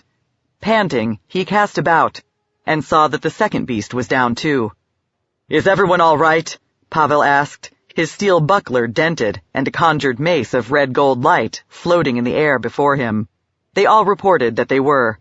"Then let's find out who the Trilogics were after," Raren said. He strode to the collapsed snow house and heaved curved chunks of its frozen substance aside, digging for the person or persons beneath. "You can come out now. Everything's all right." A figure considerably smaller even than Will crawled from the rubble. He realized she must be a little girl of Raren's race. She had the same squat build, white hair, brilliant blue eyes, and ruddy skin, and her light clothing and lack of shoes displayed the same disregard for the chill. Bloody-tipped harpoon in hand, she plainly had courage. If tiny as she was, she'd nonetheless managed to wound one of the Trilogics. She gawked at all her rescuers, but particularly at Tegan, Jivek, Dorn, and himself. He inferred that she'd seen humans before, but never an Avariel, fairy dragon, half-golem, or halfling. "Everything's all right," Raren repeated. "We're all your friends." His eyes opened wide. "By the moon and stars! I believe you resemble somebody I know. May I take a better look?" He gently took hold of her chin, tilted her broad, flat-nosed little face upward, and studied it. "What's your name, young maiden?" "Joylyn Snowstealer." Raren smiled at his companions. It appears I have a niece." Then Joylyn dragged herself entirely clear of the shattered snow house, thus exposing her torn ankle, and his grin twisted into a frown. "Pavel, the child needs you!" Warwick Snowstealer had endured some hard times, particularly in recent months, but the past few hours had been especially difficult to bear. Once he determined that his daughter had been absent for the better part of the day, he'd naturally wanted to set forth immediately to look for her. By that time, however, the whiteout had set in. Even the Inagakalakarate feared to travel under such conditions, nor would they have had any hope of finding Joylyn if they did. All he could do was wait until the blinding brightness gave way to night, and the crescent moon climbed into the sky to shed its glow on the ice. He glanced around at the other members of the search party, and his heart sank. So few to comb the ice in all directions for miles around. But it was not the time to brood over past misfortunes, or wonder if a wiser chief would have found a way to avert them. "Let's go," he said, and they all whistled, clucked, or called to their teams. The Kapuk sprang forward, the sleds lurched into motion, and rapidly diverged. Warwick headed for the Forsaken settlement. Joylyn had been curious about the place ever since first hearing about it, and he reproached himself for not taking her there himself. If he had, this might not be happening. But he'd been busy hunting, and had needed to be if everyone was to eat. Though eager to reach his destination, he dared not travel too fast, lest he rush right by a sign indicating Joylyn's whereabouts, or even the child herself, pinned beneath her overturned sled, fallen into a crevasse, or trapped in some other predicament. He held the Kapuk to a deliberate pace, even though his nerves fairly shrilled with the urge to make them run. Then he spotted motion up ahead. Something, several somethings, tiny and indistinct with distance, sped in his direction. 3 of the dots were on the ground, and were likely sleds. But 2 others were flying. The prudent response would be to change course, but it would delay his reaching the abandoned village, and he'd done nothing to provoke the creatures so rapidly approaching. That ought to mean they wouldn't harm him, though in other circumstances he certainly wouldn't have counted on it. He kept his team aimed straight at them, and as they grew nearer, saw something marvelous. They weren't the creatures he'd imagined them to be, but rather as strange a company as he'd ever encountered. Not all strange, though. In the lead sled, a conveyance drawn like the others by huskies rather than Kapuk, rode Joylyn, and behind her, guiding the dogs, stood his long-lost younger brother, Rarin. They all brought their sleds to a halt. Joylyn clambered out and hobbled on a bandaged ankle toward her father. He ran to meet her, and they flung their arms around each other. "Are you all right?" Warwick asked. "Yes, except my foot hurts." She hesitated. "Turichix killed Tug and the rest of the Kapuk. I'm sorry, Papa." "Turichix?" "Yes," Rarin said, "but at least this young hunter avenged her team. That's Turichic blood on the point of her lance. How are you, brother?" "Well, now that I know this wayward child is safe, and crazy Rarin, whom I never thought to see again, stands before me." Warwick hugged Joylyn for another moment, then released her to embrace Rarin. "Crazy?" Rarin said. "Just because I wanted to see the world beyond the glacier. Would it change your mind to learn I've come home with enchanted weapons, and a purse heavy with gold?" "No," Warwick said, "because in all your years of roaming, did you ever spend a night with a female of your own kind?" A lanky human armed with a mace and dented buckler laughed. "I like your brother, Rarin. He knows what's truly important." The remark reminded Warwick of the stranger's presence, and snapped him out of his euphoria at finding Joylyn safe. This situation was far more complicated than that. Indeed, in most respects, it was little short of a nightmare. The first thing to do was make sure his smile and hearty manner didn't waver. "Introduce me to your friends, Rarin, and then we'll go home and feast." A fellow both shorter and slighter than a dwarf, with curling black locks framing his face, grinned. "The Hearthkeeper's blessing on you. We're sick to death of our own cooking." "Do you eat bugs?" asked a silvery reptile with butterfly wings and a flicking tail. Warwick wondered if it could possibly be some sort of miniature dragon. Probably not, or it would be running mad, or a servant like the rest of its kind. In another minute, everyone was underway. Warwick periodically blew a signal on his bugle, an instrument carved from a rothe horn. Those who heard would know Joylin had been found, and relay the message to others. What Warwick really wanted to do was talk to his daughter, but it wasn't possible racing along on a sled. If they spoke loud enough to hear one another, Raren and the strangers might overhear as well, and so it would have to wait. At last they reached the village, at which point Warwick realized that too was a potential problem. Raren was too observant not to notice there were fewer cook fires than formerly, and that some of the snow houses were vacant.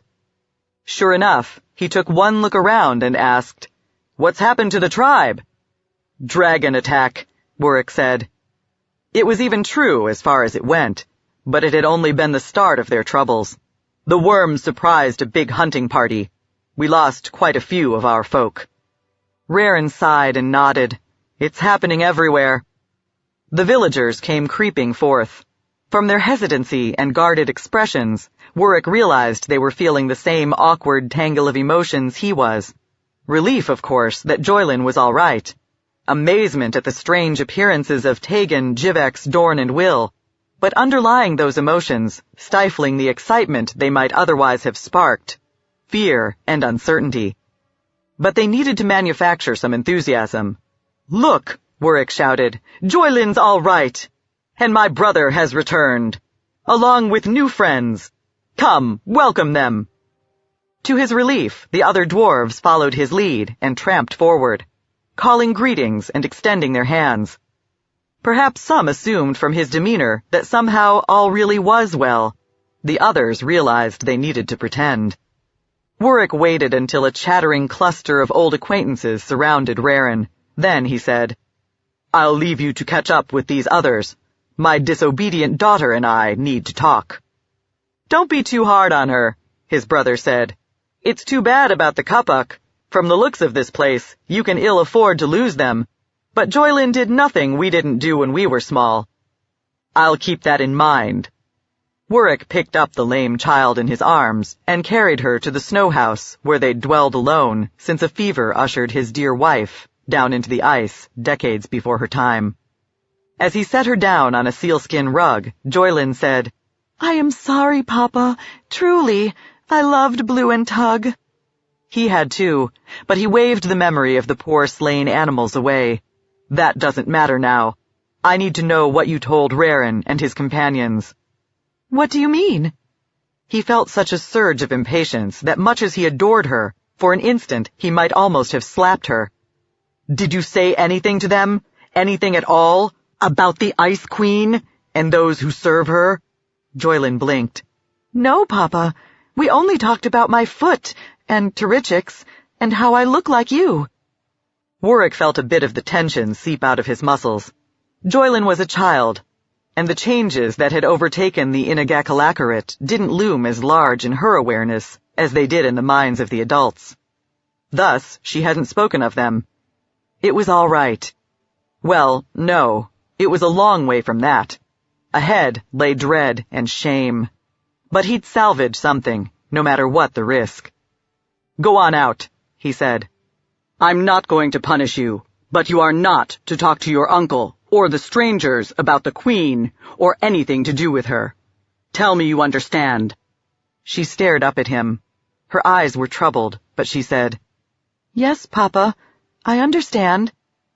Once she was gone, Warwick proceeded to the rearmost chamber of the house, untied and opened a leather trunk, rooted around in it, and from the bottom retrieved a small, intricately carved ivory box. Inside glittered a piece of ice, faceted like some priceless diamond, and when he took it out, he winced. The prudent response would be to change course, but it would delay his reaching the abandoned village, and he'd done nothing to provoke the creatures so rapidly approaching. Whenever Warwick grasped the crystal, though, he experienced the same burning, numbing chill that would have afflicted a human. He touched the ice to the center of his forehead. When the village celebrated, it needed to do it in the open. None of the simple snow-block houses was anywhere near large enough to hold all the natives, let alone visitors twice as tall. Still, it wasn't so bad. Raren's folk, aware that humans and their ilk required warmth, had given the Outlanders the places closest to the leaping, crackling central bonfire. Though he could have done without the smell, the dwarves fueled the blaze with dried animal droppings and oily fish skins. Dorn was fairly comfortable. The food was good also. He sampled caribou, walrus, seal, fish, and the wind-blown, tumbling plant called snowflower, prepared in 4 different ways. The entertainment was likewise as lavish as the village could provide. He applauded songs, stories, dances performed to the intricate thumping of 3 diversely shaped drums, and even a juggler. And yet, Dorn turned to Kara. Maybe it's just me, he whispered. I've always had trouble enjoying occasions like this, but it feels like they're trying too hard, without any real joy underneath. I agree, she said. They're showing us hospitality, and I'm sure they don't begrudge it, but they've endured too much hardship for it to lift their own spirits. She glanced over at Raren, seated with Warwick on one side, Joylin on the other, and a platter balanced on his lap. Poor Raren. I'm sure he hoped for a happier homecoming. Dorn grunted. Maybe you can do something to brighten things up. She smiled. Perhaps I can. When the juggler stopped flipping and catching his glistening icicles, and had acknowledged his applause, she rose, raised her hands for silence, and began to sing. The song told of a young warrior wooing a haughty maiden who thought herself too good for him. She set him impossible tasks to perform, and by dint of boldness and cunning, he managed each in turn. As always, Kara made the story as compelling as the melody was sweet, her voice infused with the personality of each character as she spoke for him in turn. Truly, it was a flawless performance, until she went stiff and a note caught in her throat. She flashed a smile as if wryly amused by her slip, drew a deep breath, and took up the thread of the song. She managed 3 more lines, then stumbled once more. I'm sorry, she said, pain in her voice. My stomach. I must have eaten too much of this fine food. Her knees buckled, dumping her onto the icy ground. Dorn scrambled to her side. She tried to raise a trembling hand, but lacked the strength. Her complexion was always fair, but now it had turned ashen, and her lips blue. Pavel! He bellowed. Something's wrong with her! He looked around for the healer, and what he saw filled him with horror. By the looks of it, all his friends had fallen ill, were all nearly paralyzed with cramps and weakness, while the villagers, for the most part, looked on stony-faced. Some babbled in dismay, or moved to help the afflicted, but their neighbors restrained them. Everyone had taken his food from communal platters and the like. Still, by some legerdemain, the dwarves had plainly poisoned their guests. Making a supreme effort, Pavel brandished his sun amulet and gritted out the opening words of a prayer presumably intended to counter the effects of the toxin. A dwarf bashed him over the head with a crank-handled, fire-blackened roasting spit, and he collapsed on his face. With a snarl, Will drew his hornblade and rounded on the attacker, but the weapon slipped from his fingers. The halfling fell, retching beside his friend. Pain stabbed through Dorn's guts, banishing the faint hope that somehow he'd avoided eating the tainted food. He looked back down at Kara. Change form! He begged her. In her dragon shape, maybe she could shake off the effect of the poison. She simply lay still, not even shivering, and he discerned that though her amethyst eyes were still open, she was no longer aware of him or anything else. Furious, he reached for the nearest dwarf with his iron talons, but though his metal arm was impervious to poison, the brain guiding it wasn't, and he missed. The jabbing pain in his guts swelled into agony, and he couldn't manage a second try. He toppled onto his side. From that position, he could see Warwick, Raren, and tiny Joylin, her eyes wide with shock, watching everything unfold. Raren tried to articulate the words of a charm. Warwick hesitated, then cocked back his fist and punched his brother in the jaw, spoiling the cadence. "I'm sorry," said Warwick, truly. His ruddy, white-bearded face twisting, Raren struggled to rise, but couldn't. He groped for Joylin and pulled her close. Dorn wondered if he hoped to use her for a hostage. If so, it didn't matter. Her father grabbed her by the shoulders and yanked her away. A surge of agony lifted Dorn and swept him into darkness. Warwick looked about, counting up the stricken travelers, making sure none had escaped. No, they all lay unconscious where they'd dropped. The poison, brewed from the Turichic's vital organs, was potent stuff. For the most part, his fellow villagers stood quiet, grim-faced, unable to look one another in the eye. Warwick felt the same shame they did. To betray guests was a despicable act. "Are they dead?" Joylin asked. "No," Warwick said. He'd measured out a dose that would incapacitate, not kill. "They aren't just sick," she said. You did this to them." "We don't have time to talk about it now." "Why?" Joylin wailed. "They saved me, and Uncle Rarin is our kin." "Yes, Rarin's one of us, and we won't give him up." He bent down and lifted his brother in his arms. "The others, we must." "But they're all my friends." "I said we don't have time to talk about it." He turned to the other adults. "Tie up the prisoners. Half of them are so strange, we don't know how long the drug will make them sleep. Gather their possessions. The Ice Queen's servants will want those as well. I'll hide Rarin." He turned and strode toward his snow house. Though it must have hurt her wounded ankle, Joylin scurried after him. "Why do we have to do this?" she asked. "Because Heraclea ordered it, and she'll kill the hostages, the folk she took away, if we defy her. The lives of our own people have to come first. You'll understand when you're older. Maybe the Queen will just question the strangers, then set them free." "If you think that, why are you hiding Uncle Rarin?" He glared at her. "Enough! No more arguing! Can't you see this is hard enough already?"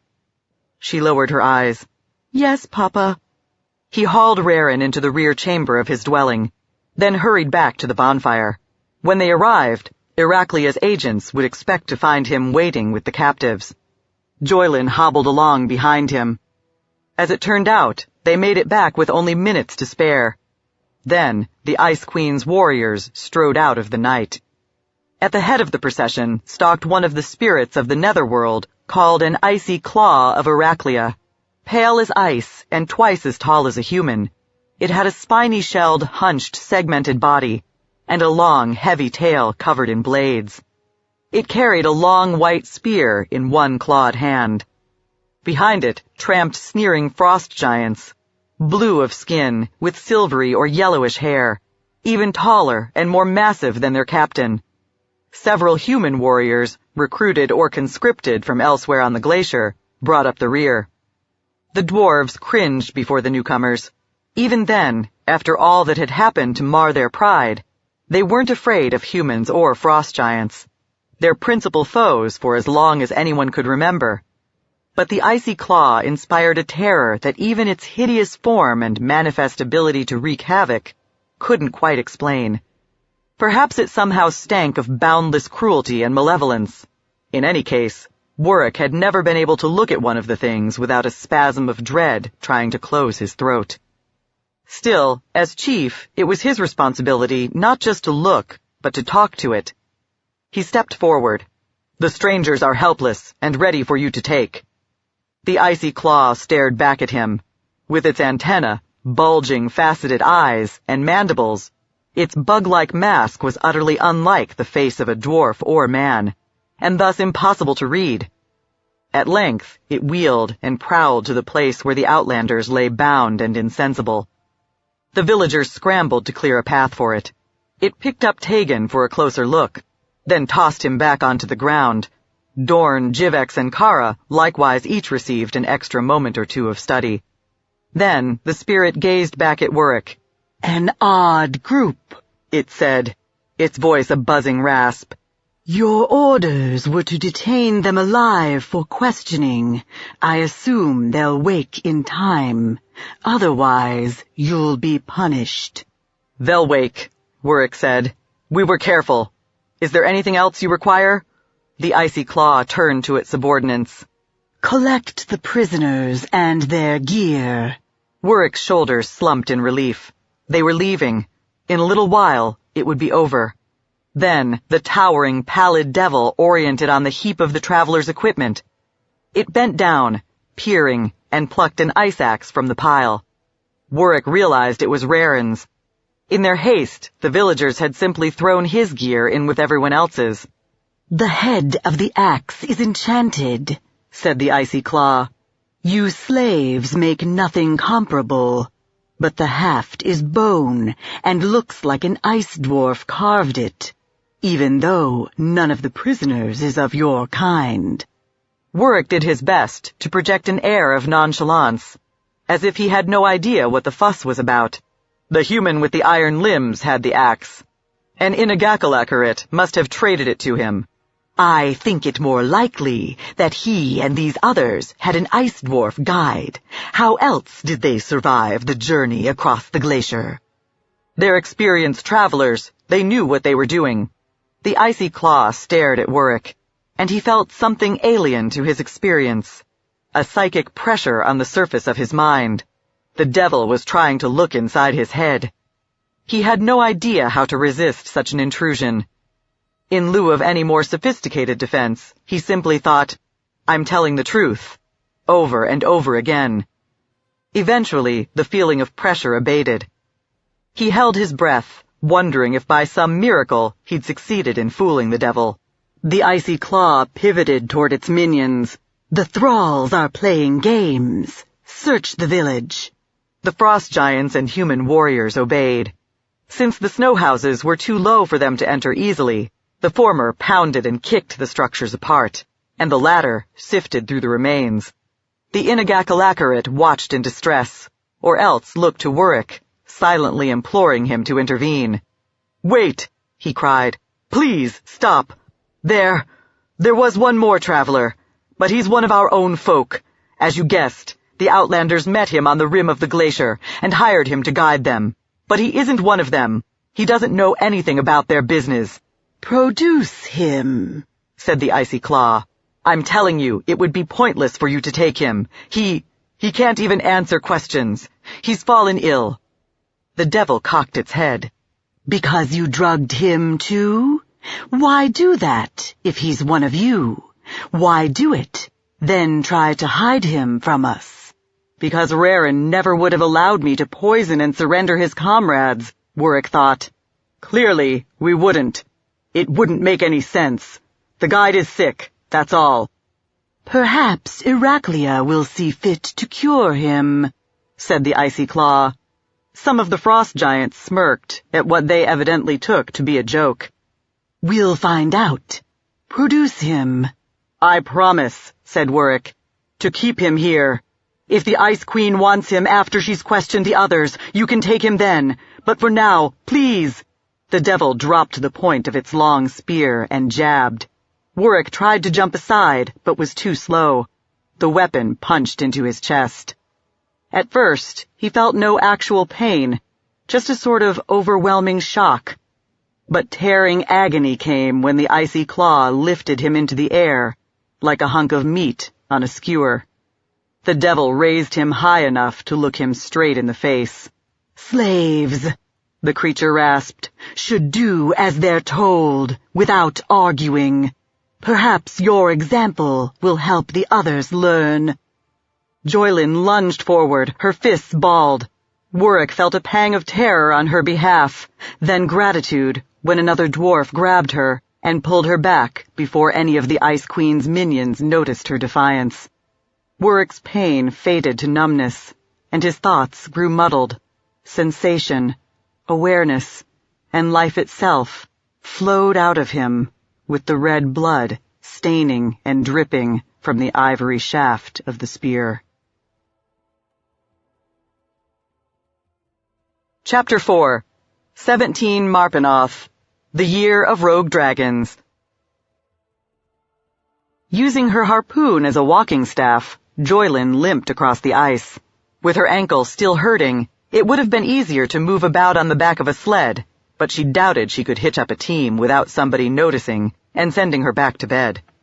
All the grown-ups were making a special effort to comfort her, attend to her needs, and supervise her as they deemed necessary. Sometimes she hated them for it.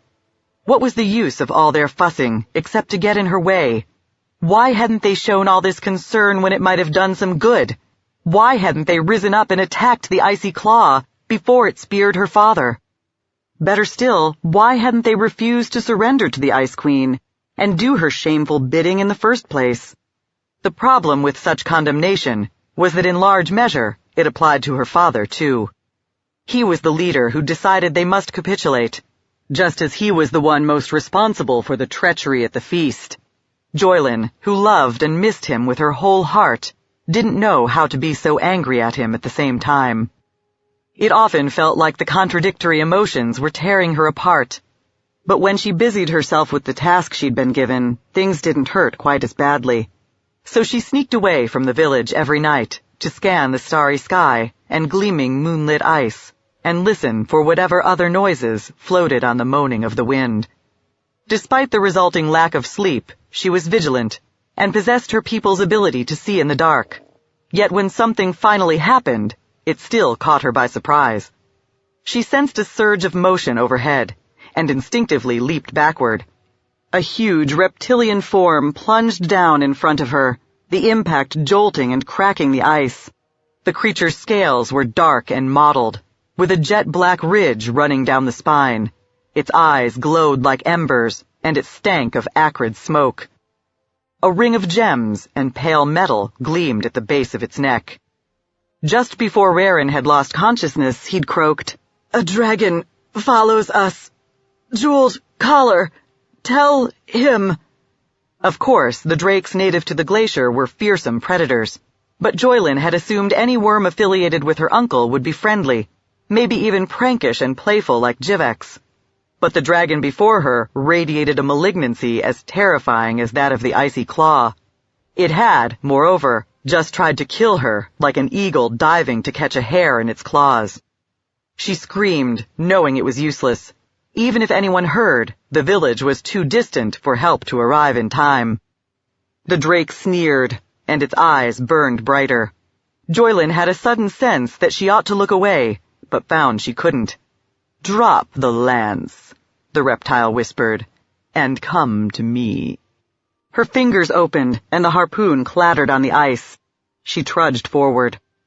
The dragon sat back on its hindquarters, the better to pick her up with its right forefoot. It lifted her up to its jaws, and the smoky smell grew stronger. It inhaled deeply, taking her scent. Joylin realized it was savoring her aroma, tantalizing itself with the promise of pleasure to come. In just another moment it would bite into her.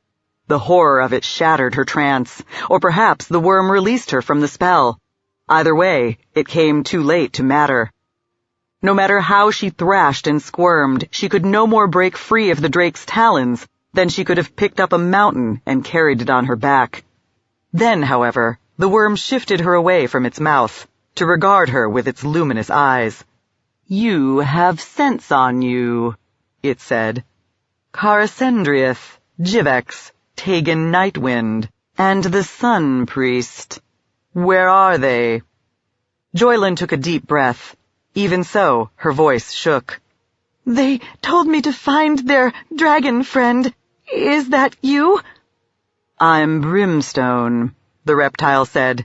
Seeing she didn't recognize the name, he added, "I am their ally. I've been seeking them for 2 nights. Where are they?" "If you truly are their friend, put me down and promise not to hurt me. Then I'll tell you." Brimstone bared his fangs, and Joylin realized how little inclined he was to release prey, or to bargain with the likes of her. Still, after a moment, he deposited her back on the ground. "Assist me, and I swear to spare your life," said the dragon. "Now speak." She did her best to explain what had happened. Telling the story made her feel a fresh pang of shame at her people's treachery, and renewed anguish at her father's death. She blinked, trying not to cry. When she finished, the worm said, "I should have stayed with them, no matter how we grated on one another. I might have sensed your people's intentions. In any case, I would have had no desire to eat your tainted feast, and could have protected my helpers. Curse it anyway. Where does Iraklia live? In a... Joylin strained to remember the exotic word. a castle made of ice. I haven't noticed such a thing hereabouts. Neither have I, nor anyone in my tribe. It's just what her servants told us. It's not anywhere nearby. Yet your father somehow summoned the Ice Queen's minions, and they arrived the same night? Yes. That means they travel by aid of magic, even if I was certain of besting a Gelagon. A what? An ice devil. The Beta Zoo you call an icy claw of Iraklia. Even if I knew I could defeat it, giants and human soldiers, all at the same time, I have no hope of overtaking them on the march. They've reached the citadel already. He shook his enormous wedge-shaped head. Why have I never heard of this Ice Queen? How is it that Raren Snowstealer evidently knew nothing about her? She wasn't always here. She came after Uncle Raren left. Anyway, even though she's called herself Queen for a long while, it's only this year that everybody started obeying her. Brimstone's mouth twitched into a bitter grin. Of course it is. What are you going to do? Find a suitable patch of ice, Brimstone said, and scry. Perhaps I can determine where the fortress stands, and what's become of the prisoners. Be careful, Joylin said. They say the Ice Queen can feel things happening a long way off. That's part of the reason everyone follows her orders. Rest assured, child, I have my own tricks and powers. The crimson eyes burned brighter. Now, what am I to do with you? She goggled at him. You promised not to hurt me. It wouldn't be the first oath I've broken, and your blood would be the sweetest I've tasted in a while. I know. I can smell it through that bandage. He glided forward. It seemed that everyone practiced betrayal. Joylin felt a surge of disgust, powerful enough to eclipse even her terror. She scuttled backward, snatched up her harpoon, assumed a fighting stance, and shrilled an ululating, inagakalakarate battle cry. Brimstone hesitated, as if astonished that she hadn't run, frozen, or collapsed in fear. As he well might be, for she recognized that in relation to his hugeness and prodigious fangs and claws, she was like a rabbit striking combative poses in front of a bear. He turned away from her. Go home, he whispered. She blinked, scarcely daring to believe it. Really? You're too small, Brimstone said, keeping his eyes averted. Your blood would be tasty, but it takes more than a few drops to slake my thirst. Now flee before I change my mind. Pavel's eyes flew open. Above him danced something he'd never before beheld, though he'd read of it. Veils of green and purple light shimmered across the night sky. For a second, he smiled at the miraculous sight, then recalled the ice dwarves and their poisoned feast. He bolted upright and cast about. The situation in which he found himself was so strange and unexpected as to seem almost unreal. Someone had removed his clothing, all but the sun amulet, and lain him on a bier atop a tower. To all appearances, both the pedestal and spire were made of carved and polished ice, yet despite his nudity, he felt warm. He experimented by removing the pendant, and at once cold pierced him and made him gasp. A spellcaster had plainly cast an enchantment on the pendant to protect him from the chill, and he hastily replaced it. He moved to the parapet and looked around. The tower was only one portion of an enormous castle that had been hewn, or magically raised, from the glacier. He couldn't see any way down from his perch, but a table, likewise shaped of sculpted ice, caught his eye. Atop it sat a pewter pitcher, goblet, and platter of food. The sight of the items gave him a pang in his stomach, and for a moment he feared he hadn't yet recovered from the poison. But it wasn't that. He was simply hungry, and thirsty too, his throat scratchy and dry. He walked to the table and helped himself. The pitcher proved to contain a tart white wine. The pink, bloody pieces of rothe meat on the tray were raw, but tenderized and seasoned in a way that rendered them palatable even so. "Do you like your meal?" asked a dulcet soprano voice. Startled, Pavel jerked around. Before him stood a slender, fair-skinned woman, not tall, but imposing even so, by virtue of a flawless beauty and an air of utter self-assurance. She wore only a light white gown with blue embroidered borders, evidence that she too was the beneficiary of some magical protection against the cold. At her back, a round hole pierced the roof. Evidently, it had opened to grant her access. Pavel had always had an eye for attractive women, and beholding such perfection, felt a stirring of desire, despite the wholly inappropriate circumstances. "The food is good, thank you," he said. "May I ask whom I have to thank for it?" "My name is Iraklia," she said, "and my palace holds many pleasures, in addition to savory food. My retainers are free to enjoy them all." "Why am I here?" Pavel asked. "To enlighten me," Iraklia said, sauntering closer. "About what?" He wondered what would happen if he grabbed her by the throat. Could he force her to take him to Will and the rest of his friends, then set them all free? No, she surely wasn't as vulnerable as she appeared. Besides, the thought of laying hands on her brought another pang of irrational excitement, as if he himself didn't truly know whether his intentions were aggressive or erotic. Iraklia smiled. Pavel had encountered some brutish folk and sordid circumstances during his travels, but rarely an expression so rich with lust, yet devoid of any trace of warmth. He wouldn't have imagined a lovely woman's face could look like that, at least not with a sane mind behind the eyes. It frightened him, but didn't dampen his steadily heightening desire. He realized he was trembling. "You can touch me if you wish," she said. She took his hand, raised it to her lips, and kissed his palm. Her tongue caressed his skin. Her mouth was cold as a corpse's. With any other woman, it would have been repellent, but instead, it seemed delightful. "Do you want to kiss me?" she asked. Tell her no, he thought, or shove her away. You don't really want it. She's casting a spell on you. Yes, he said. He took her in his arms. In another minute, he was fumbling at the fastenings of her gown. Over the years, he'd grown adroit at undressing women, but he needed her so fiercely it made him clumsy.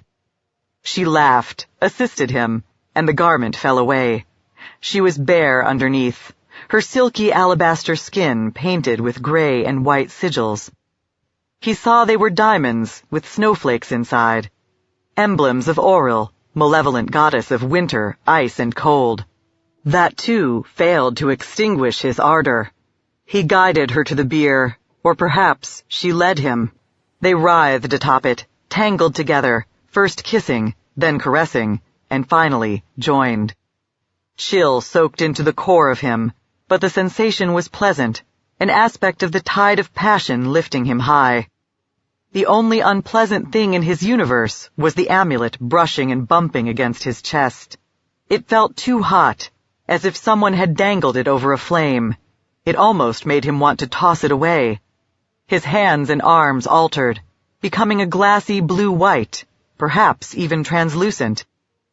It reminded him of the moment when Kara began her shift from human to song dragon, and he realized he too was undergoing a transformation. It frightened him, but the fear didn't matter. It was feeble compared to the urgency of his desire. Something faded and frayed inside him. At first, he didn't know what it was.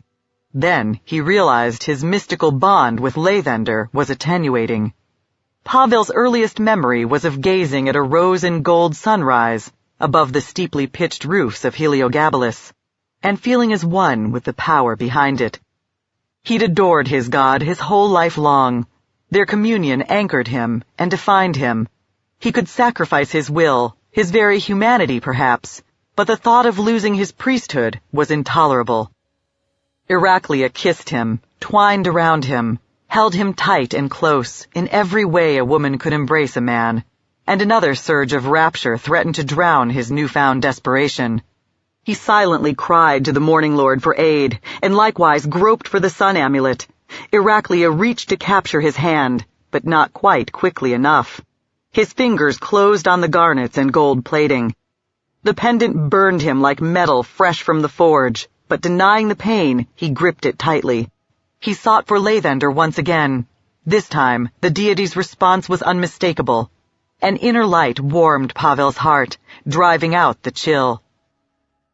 He was still too drunk with passion to channel that infusion of strength into the precise articulations of a spell, but he could cast it forth in the same sort of raw blast, sufficient to wither and repulse the undead.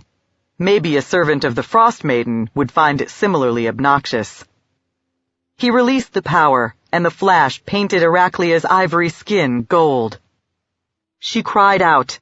The spell of love she'd cast on him shattered, and she seemed but an enemy clutching at him to do him harm, and he only wanted to stop her. He pulled back his fist, preparing to strike. Hands grabbed him and pulled him away. Their strength was prodigious, and he struggled helplessly in their grip, meanwhile looking about to see what had taken hold of him. Whatever it was invisible, some infernal or elemental spirit. No doubt it had hovered protectively around Iraklia the whole time. It dangled him over the balustrade of ice. It would be a long fall to the snowy courtyard below. Standing, Iraklia glared at him. "If your lackey drops me," he said, "I'll no longer be able to enlighten you." "I have your companions to interrogate." "Suit yourself. I understand the wrath of a spurned woman. Not that I've spurned many myself. I certainly could never have found it in my heart to say no to a lady as beautiful as you, if you'd been content to couple and let it go at that." "Your faith is strong," she said. "In time, you could grow into a truly accomplished priest. Since my deity is at war with yours, that gives me all the more reason to kill you. But I suspect that you, with your learning, may understand things the other prisoners don't." The spirit dumped Pavel back on the roof. He still couldn't see it, but he knew it was there, and he could feel the ogre-sized bulk of it floating in the air behind him. "Tell me who you are and why you came to the glacier," Iraklia continued, "and perhaps you'll survive the night." "As you probably know," he said, "Rarin, one of my companions, was born in the village where the ice dwarfs poisoned us. He simply wanted to visit his kin." The spirit gripped his forearms with all its strength. He gasped in pain. "You have one last chance," Iraklia said. "What do you know about Samaster and his schemes?" He studied her. "I'm surprised to hear you mention that name, and suddenly very curious to hear what you know." "You're not here to question me." She sighed in an exasperated way that, just for an instant, made her appear a hair less cruel and imperious. "But perhaps, if I explain, it will show you it's pointless to lie." Chapter 5. 20 Eliasis through 17 Marpenoth. The Year of Rogue Dragons. Iraklia contemplated the wizard standing before her throne. His white face, composed as if it was of living ice, was stiffer and less expressive than features made of flesh. Still, as he sensed the depth of her displeasure, his colorless eyes widened in dread. He expected punishment, and well he might. Though she'd shackled his will, his mastery of magic, and a measure of his intelligence remained intact. With the troops she'd placed at his disposal, he should have proved capable of defeating a tribe of frost giants. Yet the creatures had driven him away. Perhaps, if she had him whittled into a shape more painful and less convenient, it would incline him to try harder. She drew breath to order one of the icy claws to see to it, then felt mystical force pulsing through the air. The sunlight streaming through the round arched windows dimmed. The members of her court, a miscellany of human tribesmen, giants, devils, transformed magicians, and others, babbled in surprise. Iraklia rose, strode to the nearest window, and peered upward. A huge shadow in the shape of a dragon floated in the sky to dim the sunlight. It was already fraying at the edges, and she inferred it was simply a harmless, albeit impressive, illusion. It still angered her, though. In light of recent problems, she took it for a taunt. She looked around, looking for the impudent wretch responsible. She couldn't see him yet. Pale, icy spires and battlements were in the way. But she could hear the cries of the Gelagons buzzing from the direction of the castle's primary gate. She wished herself there, and the fortress obeyed. The window dilated, and the patch of floor beneath her feet swelled and thrust itself forward, carrying her out into the open air. Still lengthening, arching, and twisting as necessary, the extrusion hurtled across the fortress to fuse itself with the wall walk above the barbican. She stepped onto the platform atop the massive foregate. Then, confident her wards would protect her from any potential threat, she advanced to the battlements to view the scene below. Staff in hand, hooded brown cloak and robe whipping in the frigid, howling wind, a man stood on the ice. Two of the icy claws were down there too, and had leveled their lances to spit him. Yet he hadn't assumed any sort of fighting stance. Something about his casual posture suggested he was simply talking to the devils, though Iraklia couldn't catch the words at such a distance. His nonchalance piqued her curiosity. Whatever he'd done to rouse the claw's ire, it didn't take much. Perhaps she ought to command them to hold off. But before she could give the order, the ice devils drove in. The hooded man vanished and reappeared in a different spot a few paces farther from the foregate.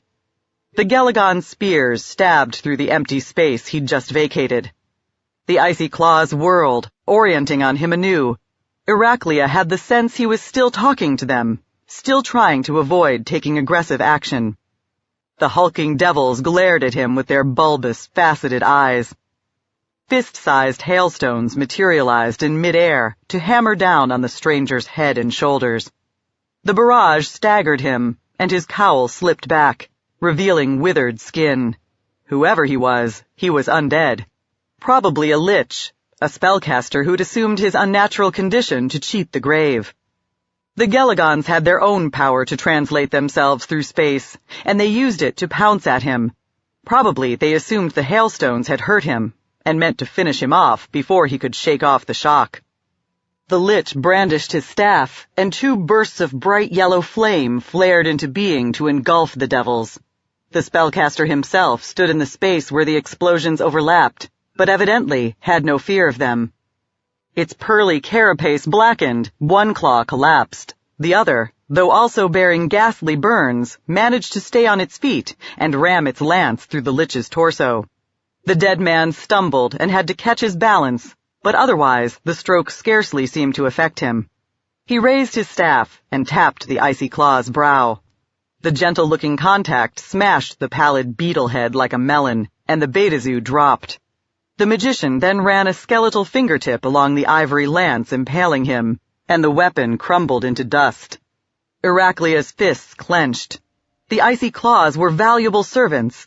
Even more importantly, they were emblems of her power, and the Frost Maidens. It was an affront for anyone to defeat even one of them, let alone two, especially with half the castle watching. She looked up and down the battlements, at those who'd assembled to deal with the disturbance. "Destroy that thing!" she called. Her barbarians flung spears and shot arrows, and frost giants hurled their own gigantic weapons. The lich planted the butt of his staff on the ice, stood still, and suffered them to do their worst. The missiles broke against or rebounded from some invisible barrier in the air.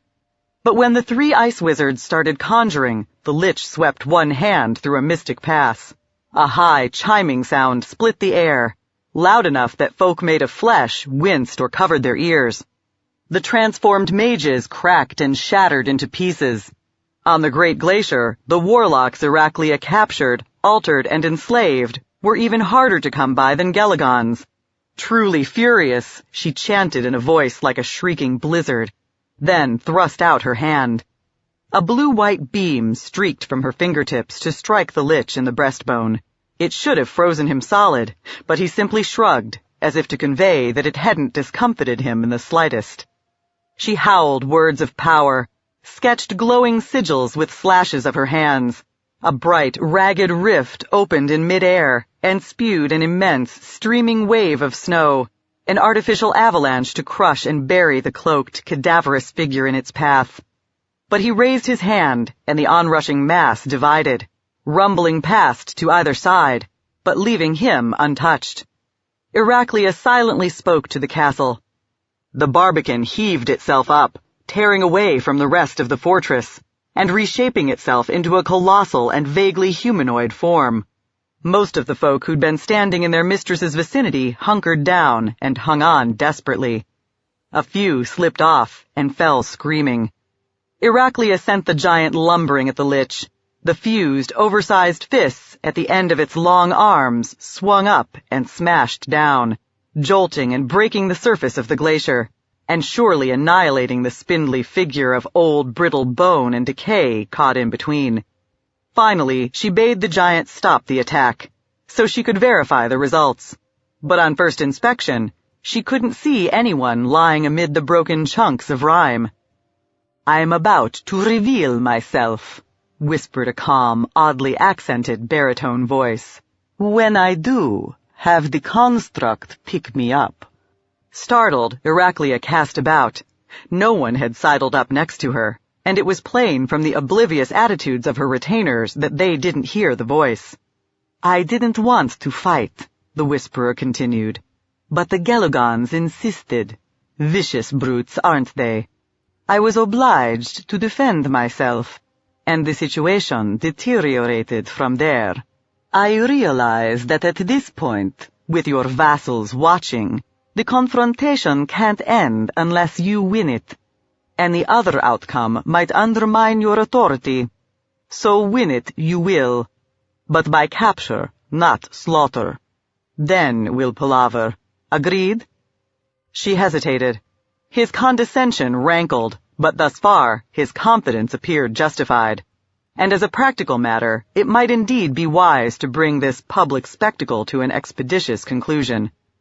Besides, she was still curious about who he was and what he wanted.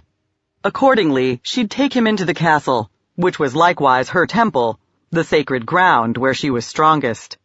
Then, if she didn't care for what he had to say, she'd destroy him there. "Show yourself," she whispered.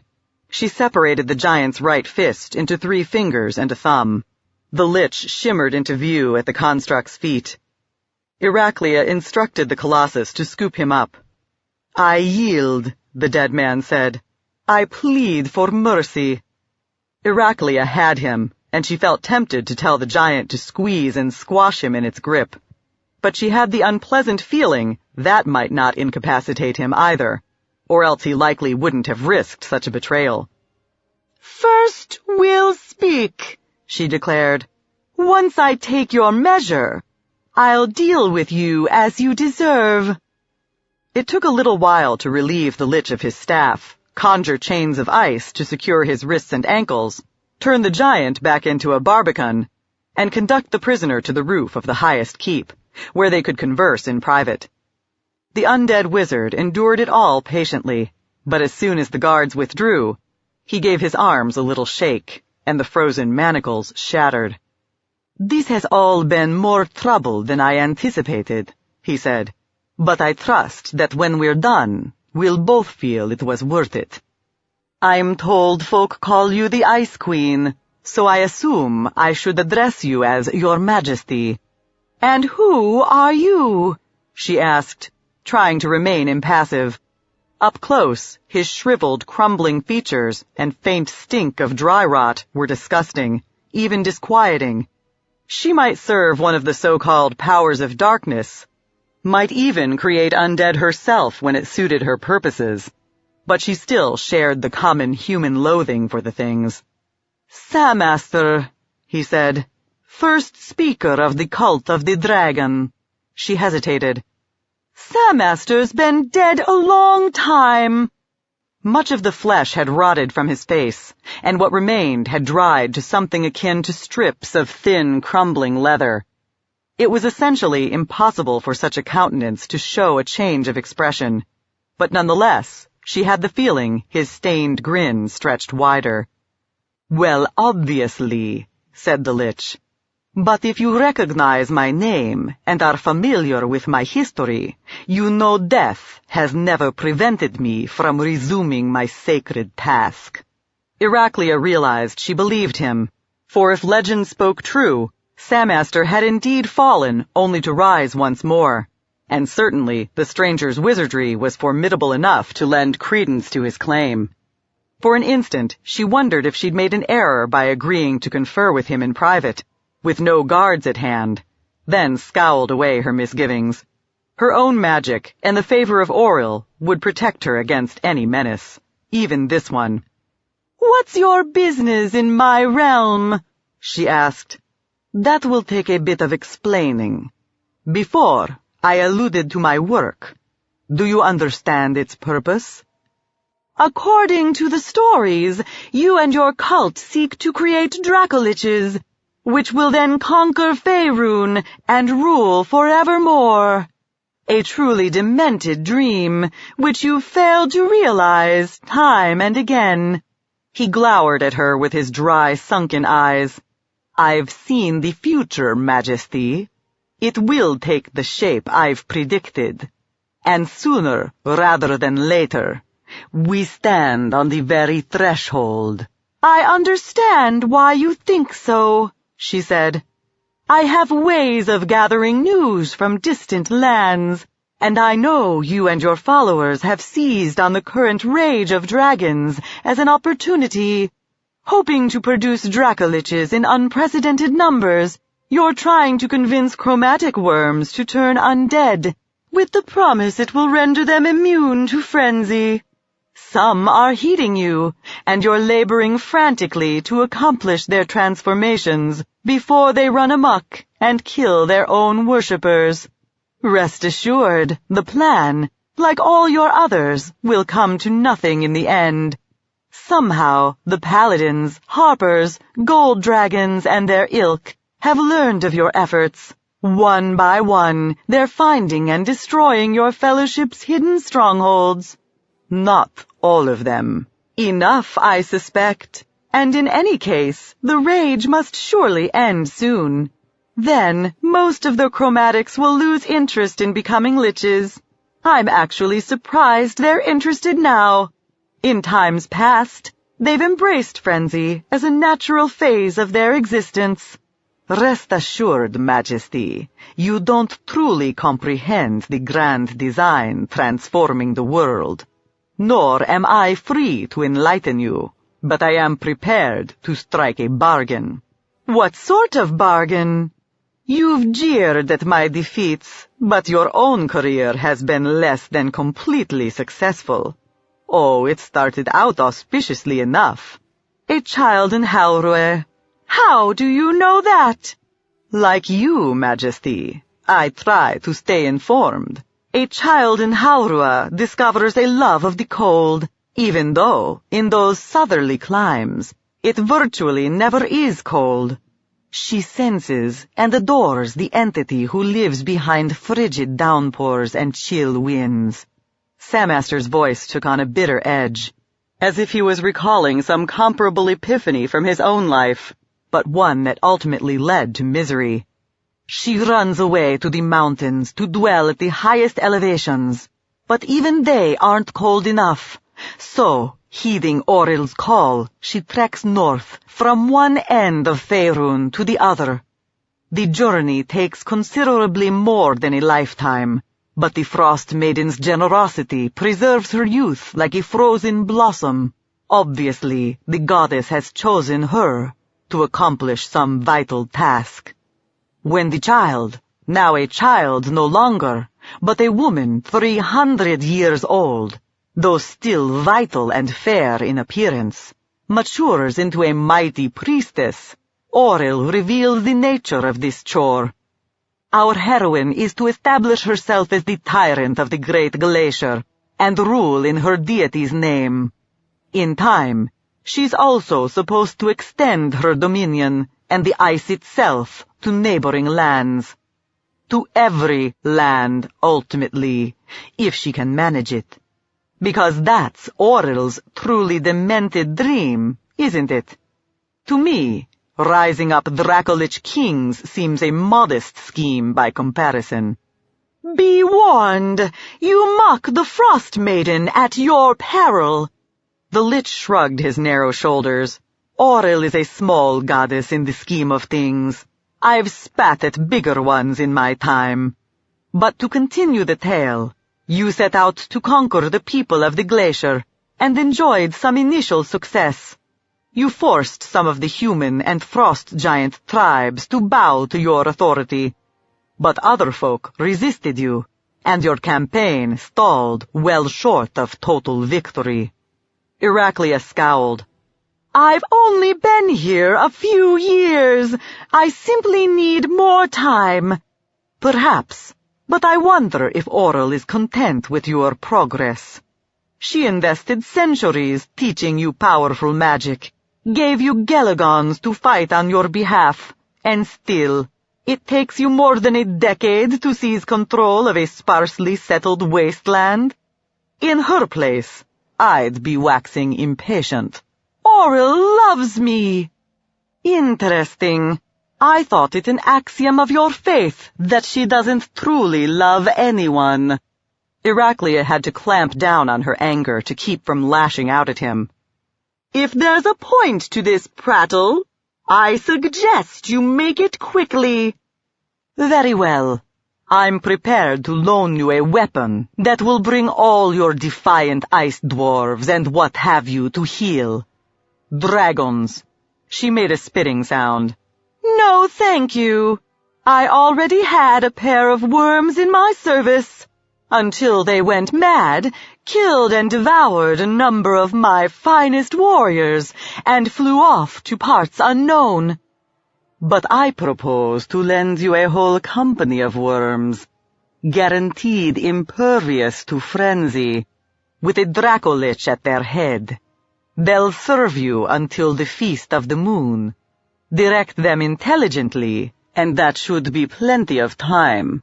In addition, I'll give you my word that in the Faerun to come, the undead drakes will leave you and your dominions alone. They'll have the rest of the world for their empire. They can get along without this one dreary patch of ice. An interesting offer, Iraklia said. What do you ask in return? One small service, said the Lich. Sometime over the course of the next several months, strangers may venture onto the great glacier. What sort of strangers? I wish I knew. They could be metallic dragons, humans, or almost anything really. But whatever they are, I need them found and killed. Why? What's it all about? It's about dragons, Majesty. About you possessing the means to finally satisfy your ambitions and your goddess's requirements. Do you really need to know more? It only took her a moment to consider. Then, No, I don't suppose I do. Over the years, Iraklia had learned to her cost that ice dwarves were a brave and stubborn folk. Thus, watching from the battlements, she rather relished the sight of the worms herding the small, squat, ruddy-skinned prisoners through the gate and into the courtyard. Some of the defeated Inagakalakarit marched with heads high, clinging to pride even then. Many, however, overwhelmed by the terror worms inspired in lesser creatures, cowered and cringed. Likewise, enjoying their fear, the whites with their beaked snouts and spiky dewlaps repeatedly executed short, sudden lunges, or lifted their claws to make the captives jump. But Iraklia's amusement turned to anger when one of the worms snatched up a screaming dwarf in its jaws, chewed him, and swallowed him down. "Stop that!" she shouted. At the same time, she commanded the castle, and a portion of the wall flowed into a moving ramp to deposit her on the ground. The dragons loomed over her as they did everyone else, even the Geligons, and their dry, astringent odor pricked her nose. She glared up at Zethrandor. If the whites were frightening, their Dracolich commander was a stalking nightmare. He was larger than any of the others, and despite the hide hanging loosely in some spots, and withered drumhead tight in others, revealing his gauntness either way, and the slimy rot modeling the ivory, gray, and pale blue scales, his every move bespoke prodigious strength. His scent mingled the harsh smell of a living white with the carrion stink of decay, and his sunken silvery eyes glittered with a scalpel-sharp intelligence his subordinates generally lacked. Those eyes peered back at her with unconcealed dislike. "Control your underlings," she said. "Unless the prisoners resist, they're not to be harmed." Zethrandor sneered. "We've stuffed your castle full of hostages. What's one dwarf, more or less? His kin back in his village won't know Salangan had him for a snack." "You'll do it," Iraklia said. "Because I tell you to." She commanded the walls surrounding the courtyards, and they groaned and grated, shifting slightly, dropping pellets of rime, reminding Zethrandor of their ability to reconfigure themselves into any deadly shape required. Some of the younger whites glanced about uneasily. Zethrandor tossed his immense, shredded wings in the draconic equivalent of a shrug. "Have it your way, but only so long as my folk have enough to eat. Thus far, my minions have killed enough to fill their bellies in the course of subjugating the tribes and villages. But who now remains to terrorize? The Great Glacier is yours." "Yes, it is. So I'm giving you a new task. To the east lies Saussel. I've tried for years to bring it under my sway and cover the land in Oral's sacred ice, but the druids there are powerful. They resisted me, and my rebellious subjects closer to home prevented me from bringing my full strength to bear. Now it's finally time, and you worms will fight in the vanguard." "In the vanguard of what, precisely?" Zethrandor replied. "I've seen your troops.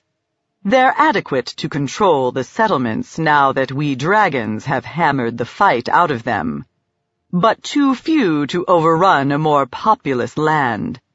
Iraklia sneered, and the air grew colder. "Are you afraid to attack Saussel?" "Of course not. Drakes are a match for any foe.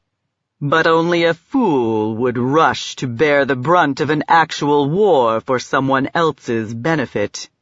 Besides which, I wonder how you can possibly hold the place once our term of service is complete." "You needn't fret over any of that.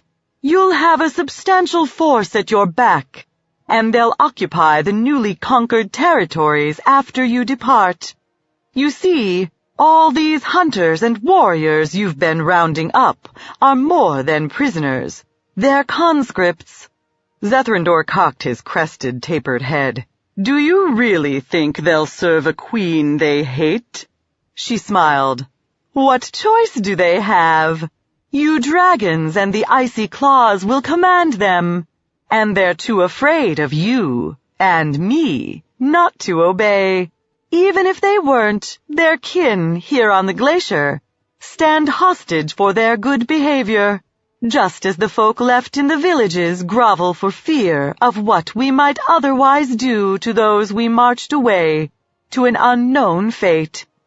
It's a clever arrangement, don't you think?" The Dracolich regarded her for a moment, then conceded. "It isn't bad. We'd better determine how soon we can march, as well as which worms will go and which will stay." "You're all going. Your work on the glacier is done, and I mean to make the most of you during the time remaining." Zethrandor hesitated. "One or two of us might stay, to make sure the villages stay cowed." "I've told you what I want, and Samaster instructed you to do my bidding. Besides, I can't believe any of you would consent to stay behind. In Sossel, you'll find plenty of human flesh to eat, and an abundance of treasure to plunder. As well as an outlet, she thought, for the urge to slaughter engendered by the rage. Sam Astor had somehow dampened it, but he hadn't cured them of it. At odd moments, she felt it simmering inside the living whites, waiting to break free. And perhaps it was what made them hiss and roar in approval of the prospect she offered. Zethrandor grimaced at his minions' bestial display. So be it, priestess. Let's plan our campaign. I notice, said Pavel when the story was through, that you didn't keep your promise to kill Outlanders. In fact, I suspect you sent every last dragon to Sossel partly so you could capture and interrogate wayfarers without the worms interfering. Of course, the Ice Queen said. During the course of her tale, she'd slipped her gown back on. Because Sam Astor's pledge is meaningless. If, by some bizarre chance, he does succeed in creating a horde of Dracoliches, they'll seek to conquer all Faerun, the Great Glacier included. His mad prophecies require it. Thus, I need to find out exactly what he's up to, so I can defend against it. And I think you and your companions know. It's part of the reason he wants you dead. Now stop stalling and tell me all about it, or I swear by the Ice Dawn that I'll fling you from the tower and seek my answers from one of your friends.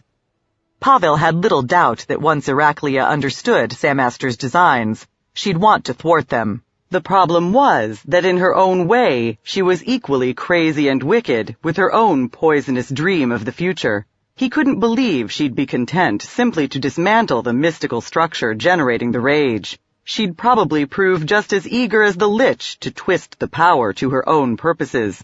Yet he truly had no option but to talk. And she was sufficiently shrewd that only something approximating the truth was likely to satisfy her. Accordingly, he spun his own essentially factual tale. He withheld some key bits of information, though, including the fact that Kara was a song dragon. Thus far, her captors had presumably only seen her in human form, and he didn't want them to know what a formidable entity they'd brought into their midst.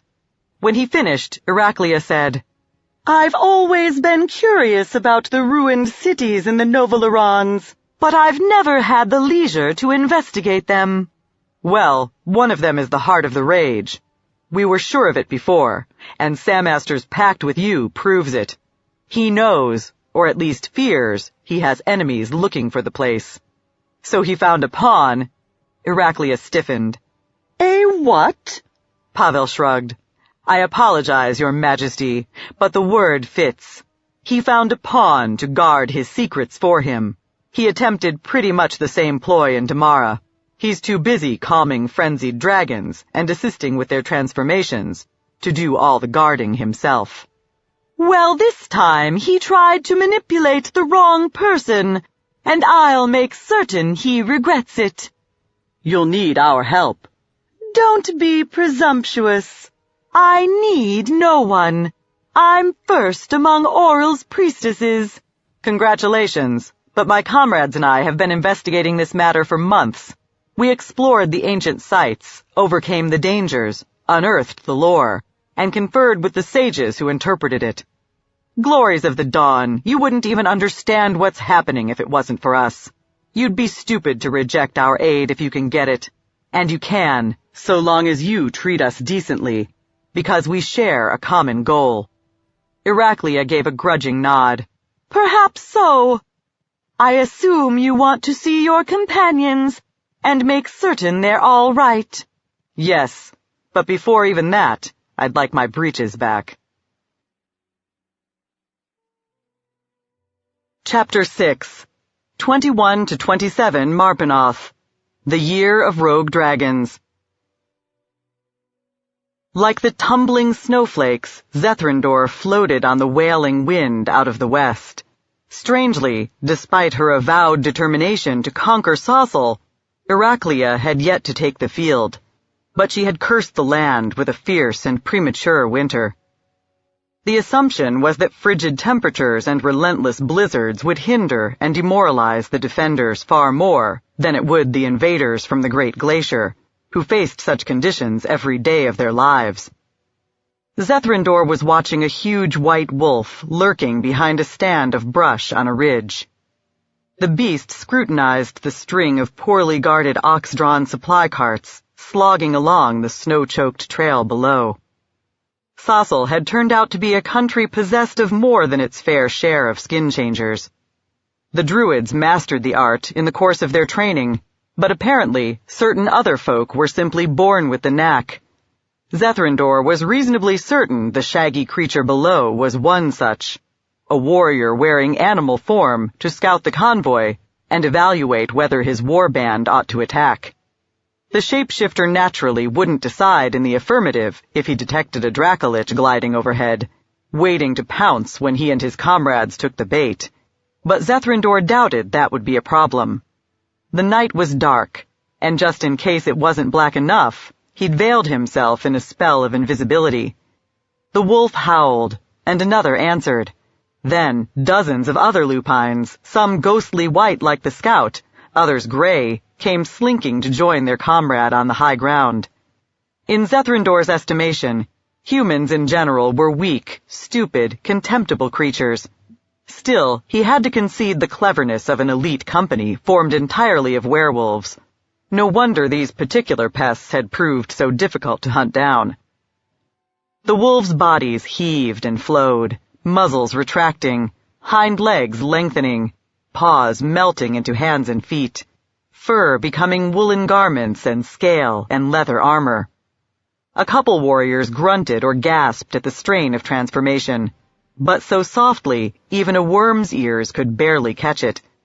The humans driving and guarding the carts certainly wouldn't.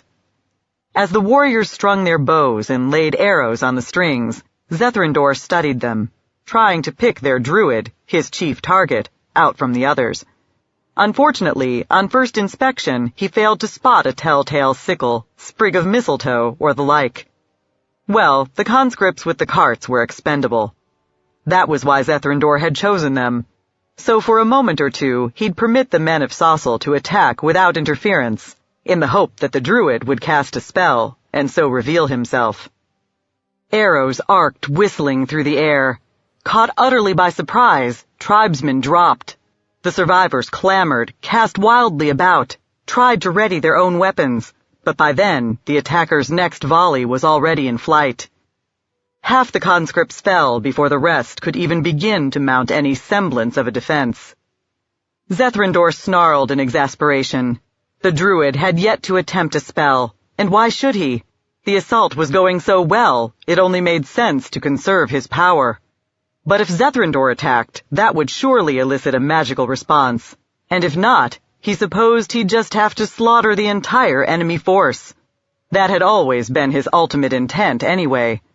He furled his wings and dived at the archers. Some, sensing a disturbance in the air, looked up just in time to take a blast of his pearl-white breath in their faces. Coated in rime, they dropped. By attacking, he forfeited his invisibility.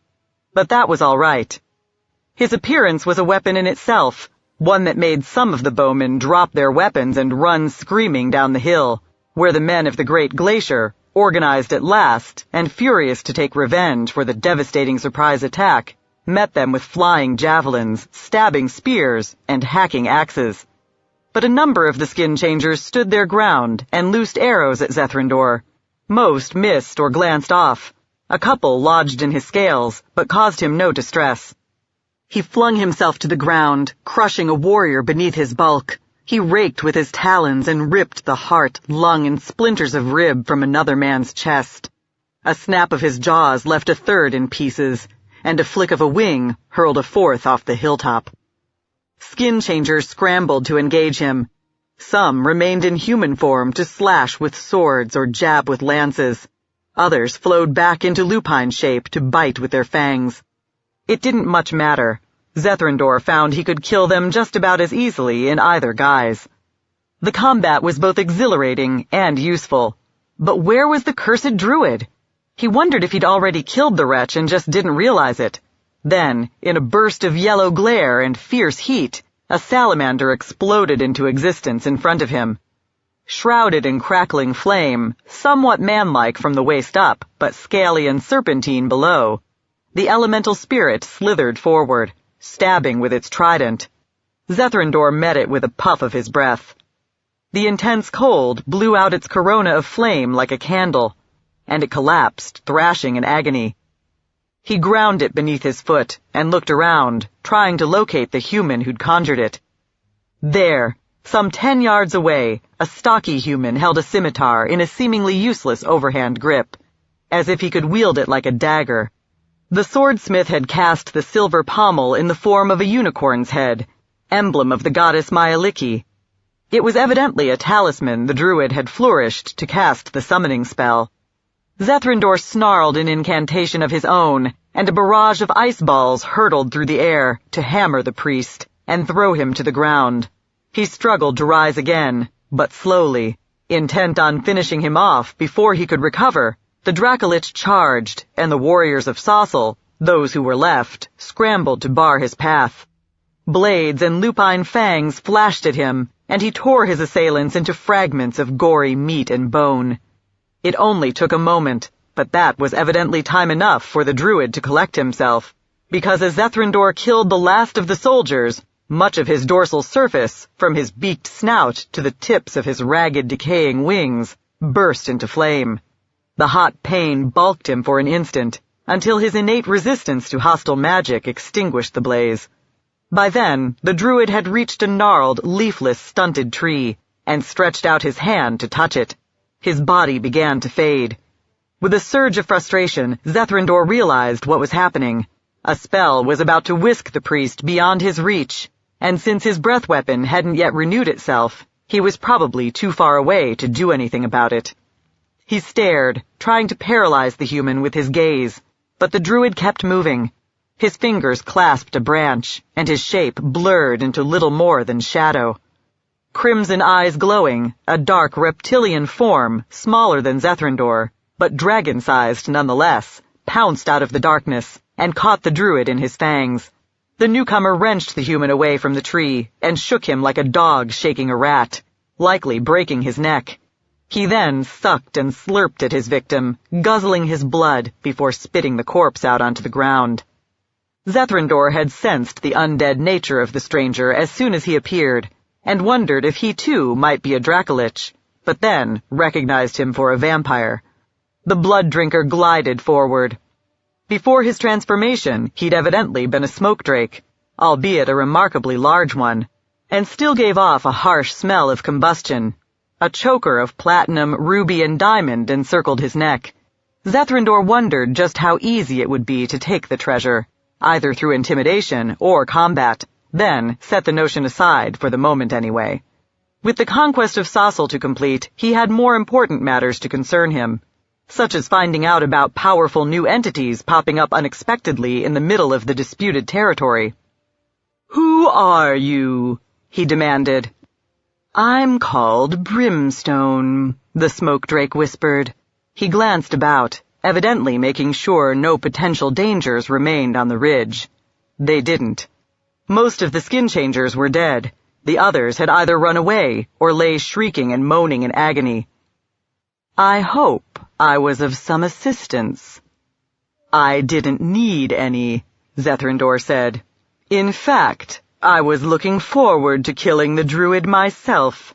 Still, I suppose your intentions were good." "I'm glad to hear you say so," Brimstone said. "I've spent the past couple nights flying around Saussel, trying to locate you. It appears the war's progressing well. What a shame you and the other worms will reap such meager benefits from your victories."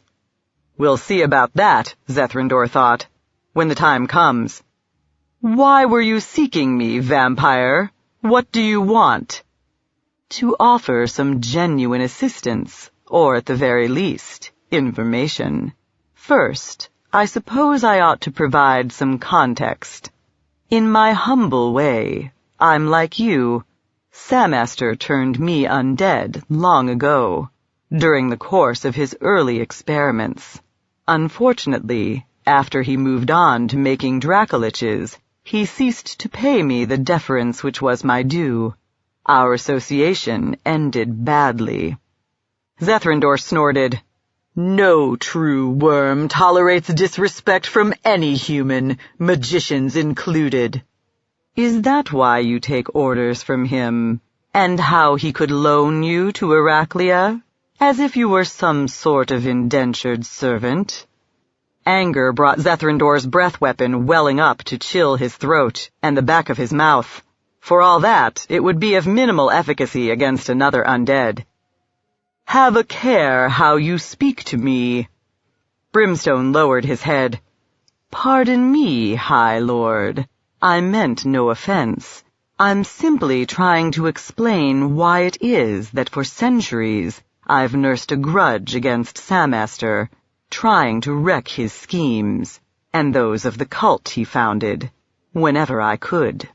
Earlier this year, I learned he's become obsessed with an ancient shrine or mystic stronghold, some sort of place of power at any rate, located somewhere in the Northlands. Why? That I can't tell you. But haven't you suspected there's more to his schemes than he's letting on? Does it really make sense that he'd toil to change the face of the world, only to play a subordinate role in the Faerun to come? Isn't it more likely he intends to set himself above you Dracoliches and reign supreme? To continue controlling you, as, if you'll forgive my bluntness, he's sought to manipulate you all along? Samaster is secretive, and naturally I don't entirely trust him. But he has his uses. Obviously. Yet if his covert designs proceed unchecked, if they go too far for anyone to stop them, let me continue my tale. I resolved to find and investigate the wizard's hidden lair. To that end, I reluctantly allied myself with the sort of folk you and I would normally destroy. A priest of Lathander, a song dragon, worm hunters, because they too had resolved to fight Samaster, and guided by my hatred, I believed that was all that mattered. A warrior with a shredded belly and legs gave a piercing scream. Irritated by the noise, Zethrindor pulped him with a ground-shaking lash of his tail. "You speak as if your attitude has changed." "I loathe Samaster," Brimstone said, "but events have reminded me he's not the only detestable thing in the world, nor is vengeance the only good. No matter how many times I helped them, my miserable allies, vermin unworthy even to speak my name, showed me only scorn. Now their own stupidity has ended their potential usefulness. Indeed, it has turned them into yet another difficulty. Meanwhile, the smoke drake continued, Dracoliches proliferate, even as the rage spreads chaos and devastation, preparing the way for your eventual conquest. I realize now I can't stop it. Nothing can.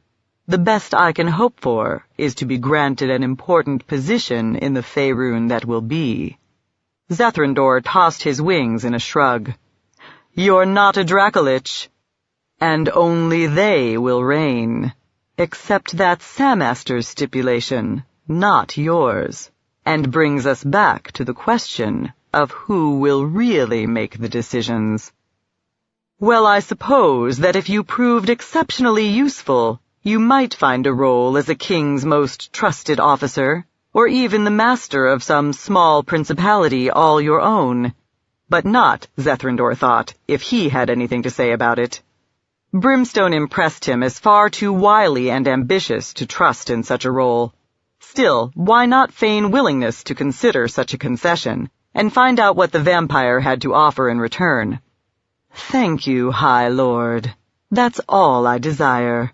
I mentioned that my worthless companions had come to grief. In fact, their current predicament came about as a direct result of Heraclia's convent with Samaster. In exchange for your services, she promised to kill any strangers found wandering on the great glacier. It was the wizard's ploy to keep his enemies away from the ruin he'd discovered, a site somewhere in the Novalerond Mountains. Zethrandor cocked his head. Samaster underestimated Heraclia if he imagined she'd keep such a pledge without trying to find out why it mattered to him. How true. But as you've surely noticed, he is deranged, and such folk, no matter how clever, inevitably make mistakes. At any rate, instead of killing my allies, Heraclia captured them and put them to the question. Soon enough, they broke and divulged what they knew, with the result that the Ice Queen herself now seeks Samaster's hidden lair in hopes of mastering the power there. As you can imagine, I don't want her to control it either. Dragons must have it, to guarantee our supremacy in the days to come. But I know my limitations. I don't have the strength to confront Oral's High Priestess, Gelagons, and Frost Giants all by myself. But a Dracolich leading a flight of wights could do it. Zethrandor scowled, pondering. He was far too wise to take everything Brimstone said at face value. The threat of a magic potent enough to grind all Dracoliches into subservience seemed particularly far-fetched. Yet aspects of the vampire story dovetailed neatly with his own suspicions of Samaster and Heraclia. It explained why the dead man had urged him to serve the tyrant of an underpopulated wilderness, and why the Ice Queen had deemed it expedient to send every last worm off the glacier.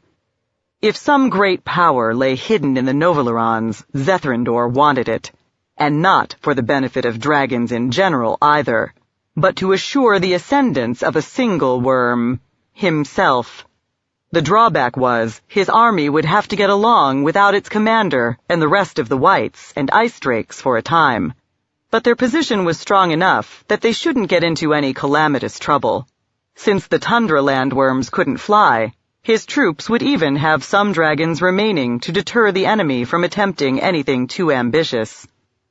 "All right," said the Dracolich. "We'll go. Rest assured, I'll reward you if the journey proves worthwhile, and destroy you otherwise."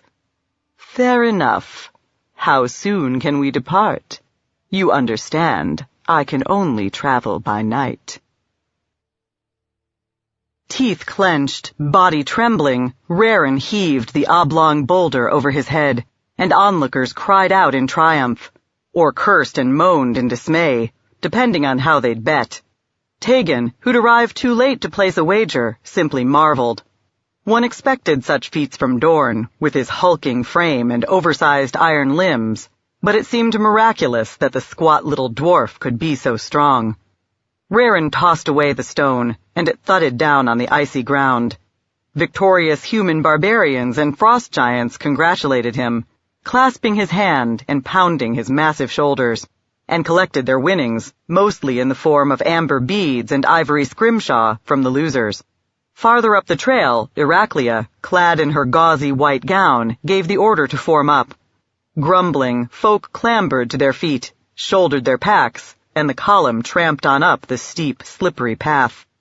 Like Jivex, who, scales flashing rainbows, was flitting about gobbling the insects which apparently thrived in all climes, even those as inhospitable as the Novalerons, Tegan had no need to hike. Rather to his surprise, the Ice Queen had given him permission to use his wings, with the understanding that if he tried to flee, both he and his friends would suffer for it. He spread his pinions, then noticed how Raren's mask of hearty good fellowship had dropped away. The dwarf's ruddy, white-bearded face wore a somber frown. Tegan suspected he knew what the problem was. He refolded his wings and tramped closer to the hunter, so they could have a private conversation as they climbed. In theory, the seekers were Heraclia's honored guests, But even so, at the start of their journey, their captors would have moved to break up any such exchange, for fear the Outlanders were plotting mischief. Accordingly, the prisoners had worked to ingratiate themselves with Iraklia's minions, and so diffuse their suspicions. Kara regaled them with songs, jokes, and stories. Jivex created amusing illusions. Pavel used his prayers to conjure food and cure fevers. Dorn, Will, and Rarin helped scout, forage, and track game, or performed stunts for their fellow wayfarers to bet on. None of it changed the attitude of the vicious Geligons or the silent, emotionless ice wizards. But gradually, the human tribesmen and even the brutish giants relaxed their vigilance. Though unfortunately, not enough to return the prisoners' weapons. Will had attempted to remedy the lack by pilfering items their captors were unlikely to miss. One of the frost giants, for example, had packed an extra head for his ponderous spear. Tegan carried the double-edged length of iron tucked in his boot to serve as a makeshift dagger. "I know how you feel," he murmured. "I'm all right," Rarin said. "I understand what it is to be ashamed of one's own people." "Well, it's new to me. I was proud to be Inagakalakarit, yet my own village, my own brother, betrayed us." "I confess I wasn't entirely pleased about it either. But I dare say they believed they had no choice. Consider the icy claws.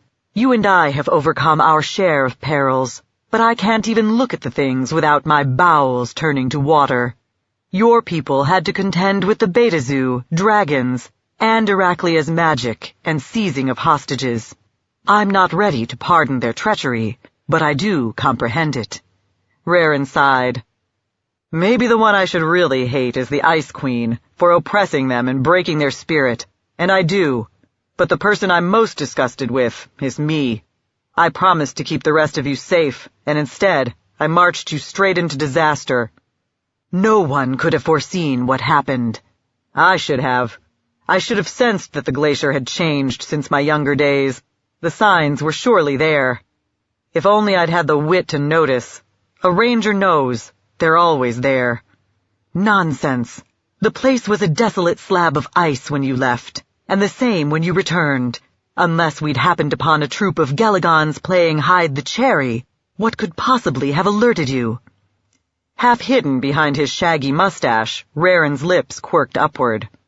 "Well, nothing, maybe. So I suppose I should stop rebuking myself and concentrate on the work that lies ahead." "That's the Rarin we toast with brimming cups," Tegan grinned. "Of course, it would help to know exactly what form said work will take. Is it actually feasible to work with Iraklia?" "Maybe. She truly does seem to want to thwart Samester, but never trust her." "Do you know she tried to turn Pavel into one of her icemen? And unlike the wizards, he wouldn't have even been of any particular use to her afterwards. The transformation would have broken his bond to the Morning Lord and cost him his magic. She attempted it out of simple cruelty, or just so her goddess could score a petty victory over the power who's her opposite." "Believe it or not, I'd already discerned that she lacks a certain generosity of spirit. But if she shares our disinclination to see crazed dragons and Dracoliches overrun the world—" Tegan realized Rarin had stopped listening. Instead, the dwarf peered upward, his face intent. His nostrils flared as if he were a hound taking a scent. "What is it?" Tegan asked. "The air's getting warmer," Rarin said. "I can smell living plants." "High above the glacier, amid these freezing winds? That suggests some sort of enchantment is active hereabouts." "I imagine so, which means we'd better make up our minds about Iraklia fast, because it looks like we've found the heart of the rage." The Ice Queen must have thought the same thing, because she exhorted her followers to hurry on toward the mountaintop. Before long, Tegan too could feel the slope growing warmer, until he had to start opening his heavy garments for comfort's sake. Snow, ice, and bare frozen earth and rock gave way to moss, grass, and shrubs. The human tribesmen gazed at the greenery in wonder, alloyed with mistrust. The huge frost giants, virtually born of cold and possessed of a total affinity with it, sneered and spat. It seemed like Iraklia felt the same, but if so, her eagerness for discovery masked the underlying distaste. What are you waiting for? She cried. Scout ahead!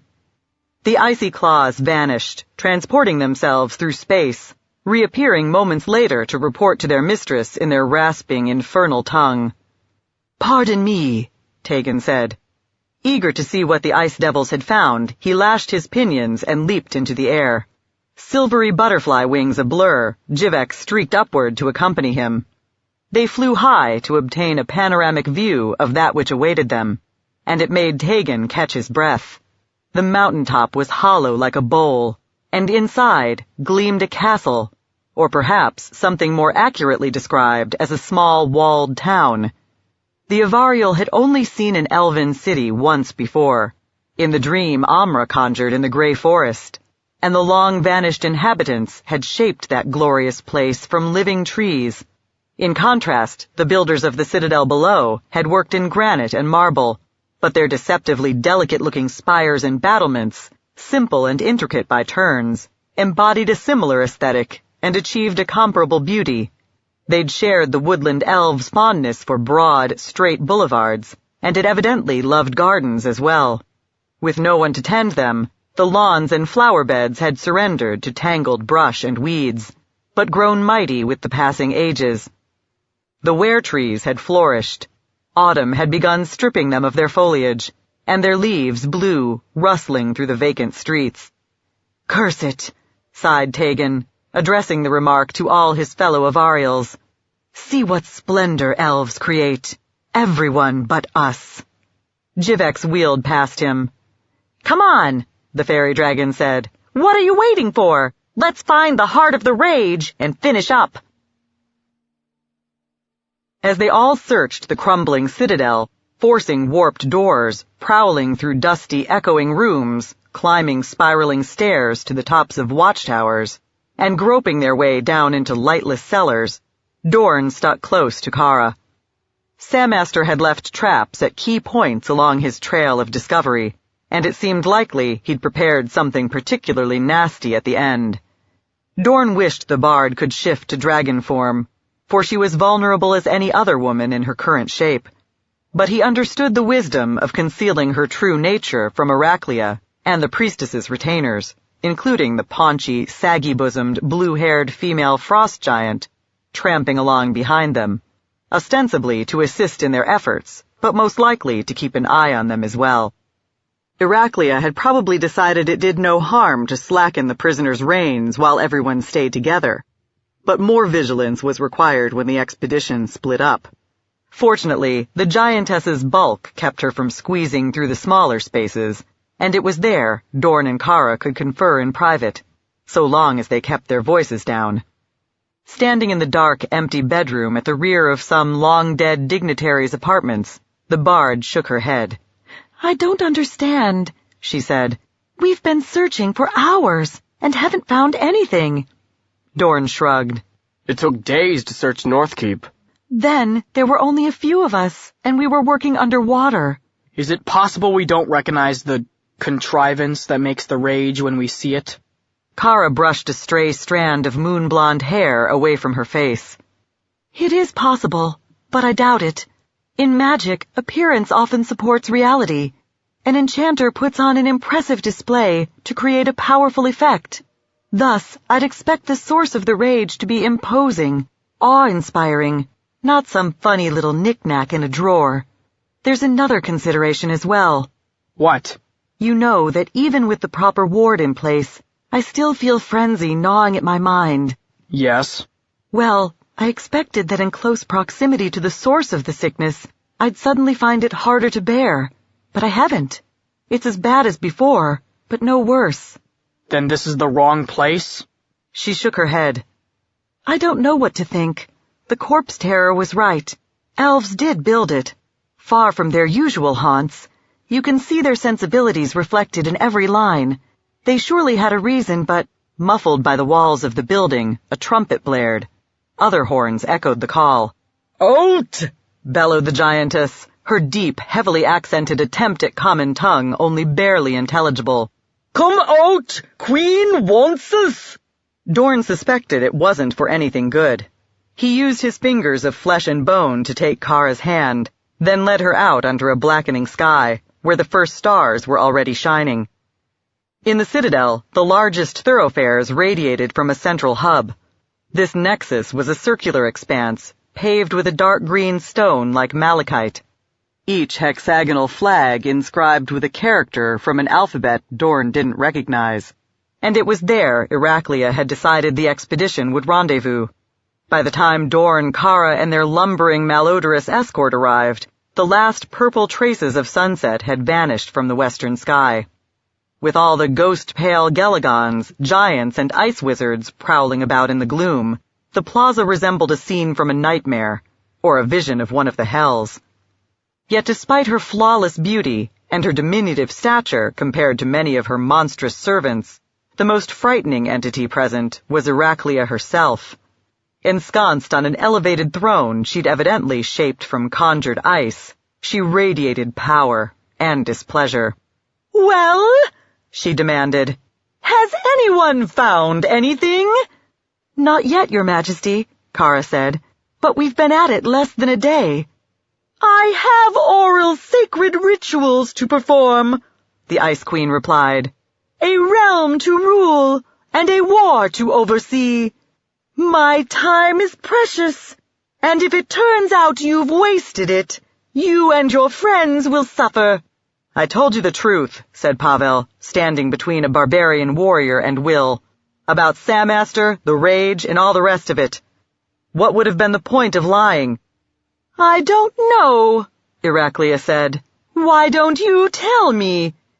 "August and radiant queen," said Tegan, "the ancient elves enchanted their stronghold to keep the weather clement, and thousands of years later, the charm still holds the mountains chill at bay.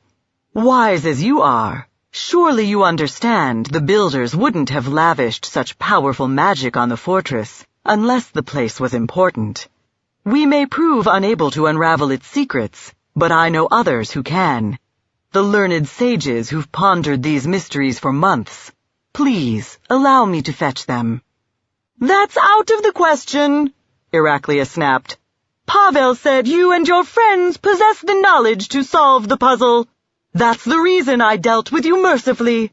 Now, you'd better hope your own wits are equal to the task." Because, Dorn thought, the last thing she wanted was a band of magicians as powerful as the wizards of Thensha visiting the site. They quite possibly possessed the arcane strength to wrest control of the situation away from even the Frost Maiden's high priestess and her terrible servants. Kara stiffened, and her fingers clamped tight on Dorn's. She turned to him, then, evidently recalling the hostile folk standing all around, quickly masked all traces of her excitement. Apparently, she'd realized something important, and for whatever reason, had decided it was something she wouldn't divulge to the Ice Queen unless the tyrant left her no alternative. Unfortunately, it seemed likely that was exactly what would happen. Distracted, Dorn had missed the last few words of the conversation, but he took up the thread. "Give you tonight and tomorrow," Iraklia said. "But then, come midnight, and every midnight after, I'll offer one of you to the cold goddess, starting with the halfling, I believe," she sneered. "I've taken your measure, Willimac Turnstone, and I very much doubt you're scholar enough to contribute much to our efforts." Kara gave Dorn's hand another squeeze, as if to reassure him that one way or another, Iraklia's threat would never come to pass. Will, meanwhile, offered the priestess a grin. "Now that's where you're wrong," he said. "I'm the clever one. The charlatan's the dolt. That's the pox for you. It rots the brain." Iraklia scowled. "All of you, resume the search." The gathering started to disperse. Intensely curious, Dorn looked forward to the moment when Kara could confide in him. Unfortunately, with the giantess once again slouching along in their wake, he supposed he'd have to wait a little while longer.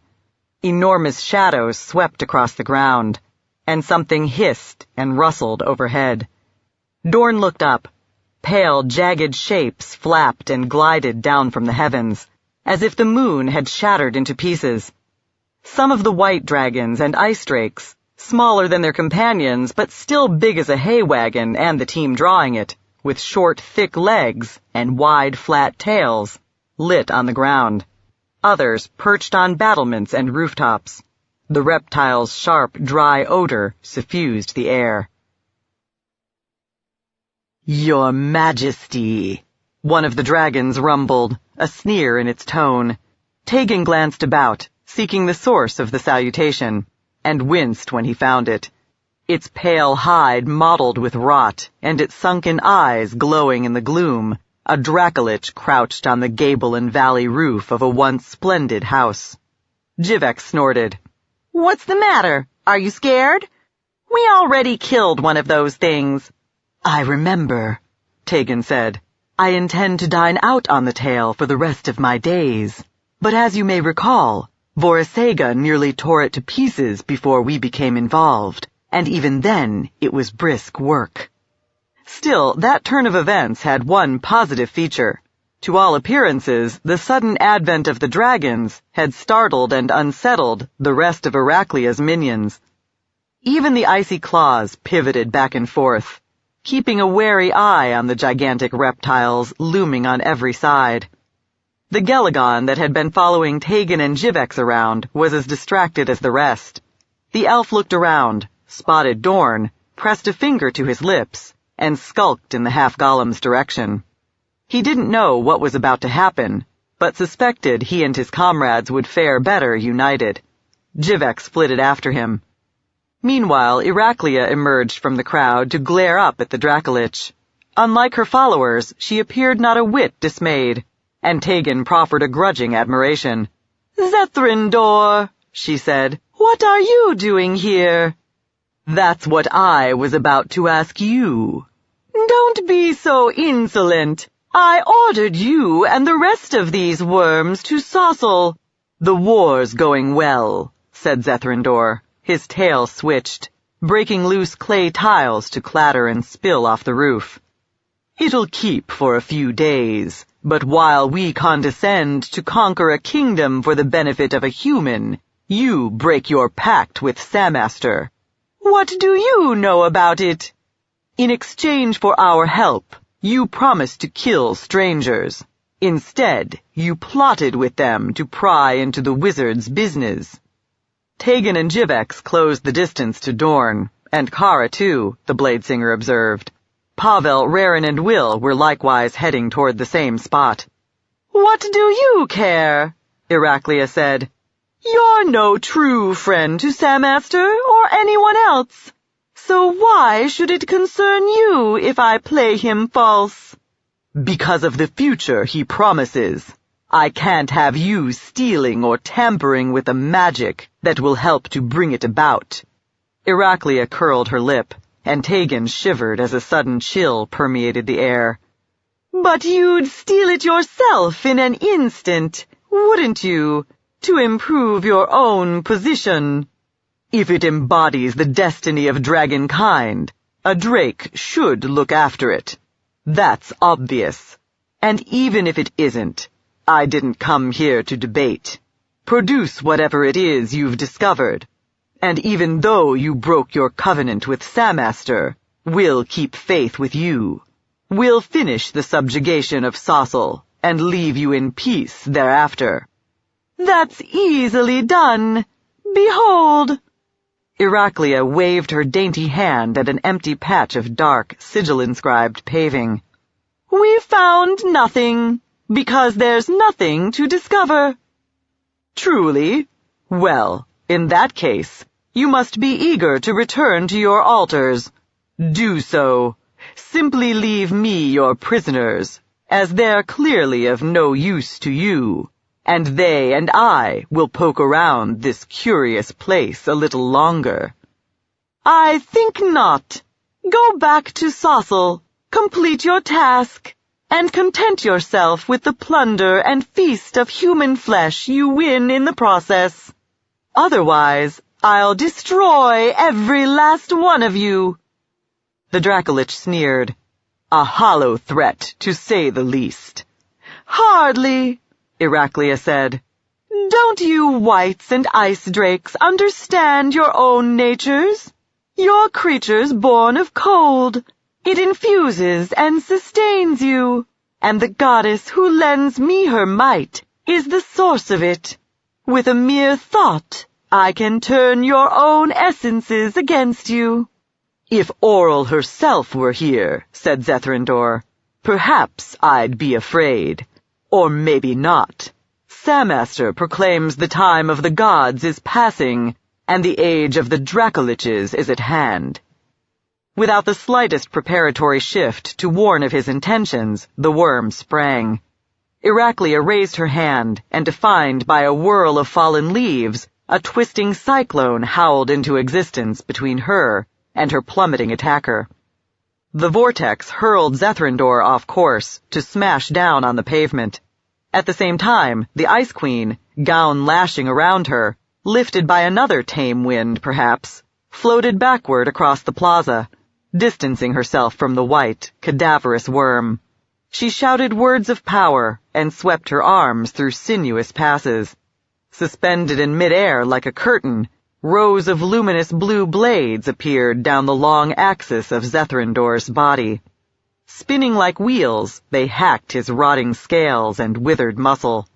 He roared, sprang clear of the effect, reared and cocked back his head, and spewed his breath weapon. Probably, like Tegan, Iraklia expected frost, the substance whites usually expelled, and to which she was surely impervious. For this time she made no effort to defend. A plume of dark, billowing fumes washed over, and made her flail in agony. Zethrindor had evidently cast a spell to change his breath into a green's corrosive, poisonous exhalation. The Dracolich lashed his pinions, took to the air, and hurtled toward her. And that was when mayhem exploded on every side, as everyone else decided to join the fight. Some excited whites largely wasted their first attacks, spewing frigid vapors that froze human barbarians, but had no effect on the rest of Iraklia's retainers. The more clever whites, and the ice drakes, conjured blazes of magic, or sprang to engage their foes with fang and claw. Javelins and arrows flew to meet them. Spears stabbed and axes hacked. A Gelagon materialized half a dozen lesser devils, crouching, snaky-bearded things, armed with enormous saw-toothed polearms to fight on its behalf.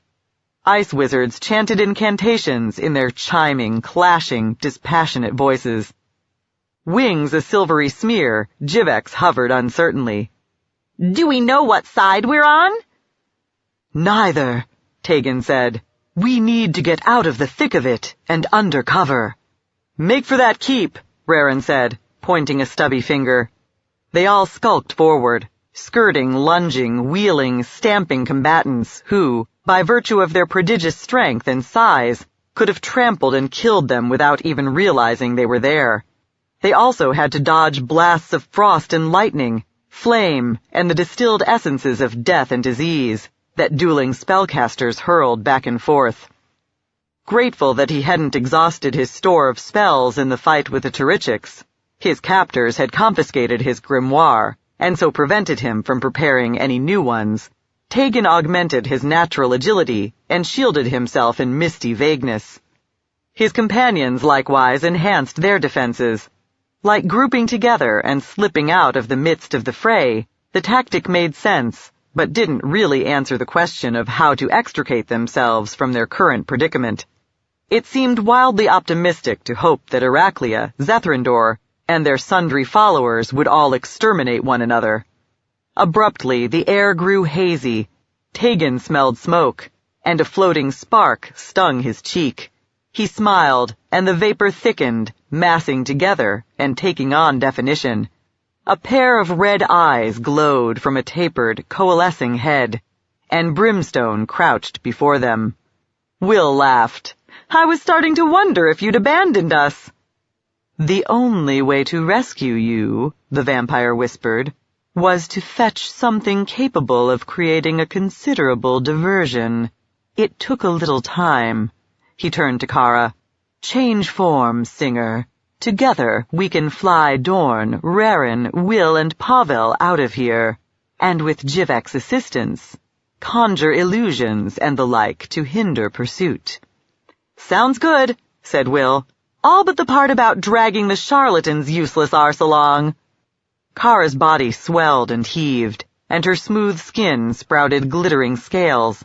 Brimstone murmured rhyming words. Then Raren bellowed, "Watch out!" Tegan looked around, spotted icy claws and frost giants glaring back, then felt an abrupt, excruciating chill. He cried out, and his muscles clenched. He struggled to get past the shock of it, while, their magic shifting them instantaneously through space, the Gelagons appeared just in front of the would-be escapees. They lifted their lances high to thrust downward, and poised their massive bladed tails to bash and slice. Behind them, the giants scrambled forward. Their footfalls shook the ground. A white spear leaped at Tegan. He jumped, beat his wings, rose above the stroke, and kept on climbing.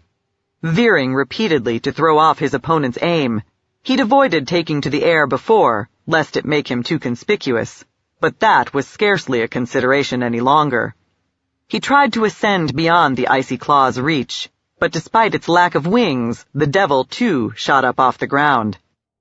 Sweet Lady Firehair, was there anything the towering, bug-faced fiends couldn't do?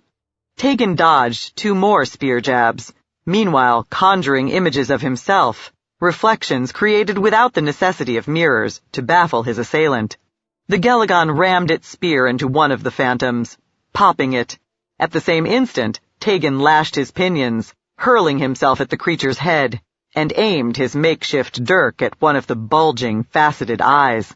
He hit the target, but instead of driving deep into the devil's skull and brain, the giant's spearhead simply scratched the surface of the eye and glanced off, as if it were made of polished stone.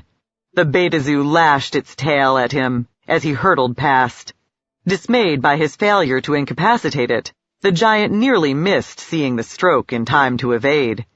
He realized he shouldn't be surprised, might even have anticipated what had happened if the irrational fear the devil inspired hadn't been gnawing at his mind.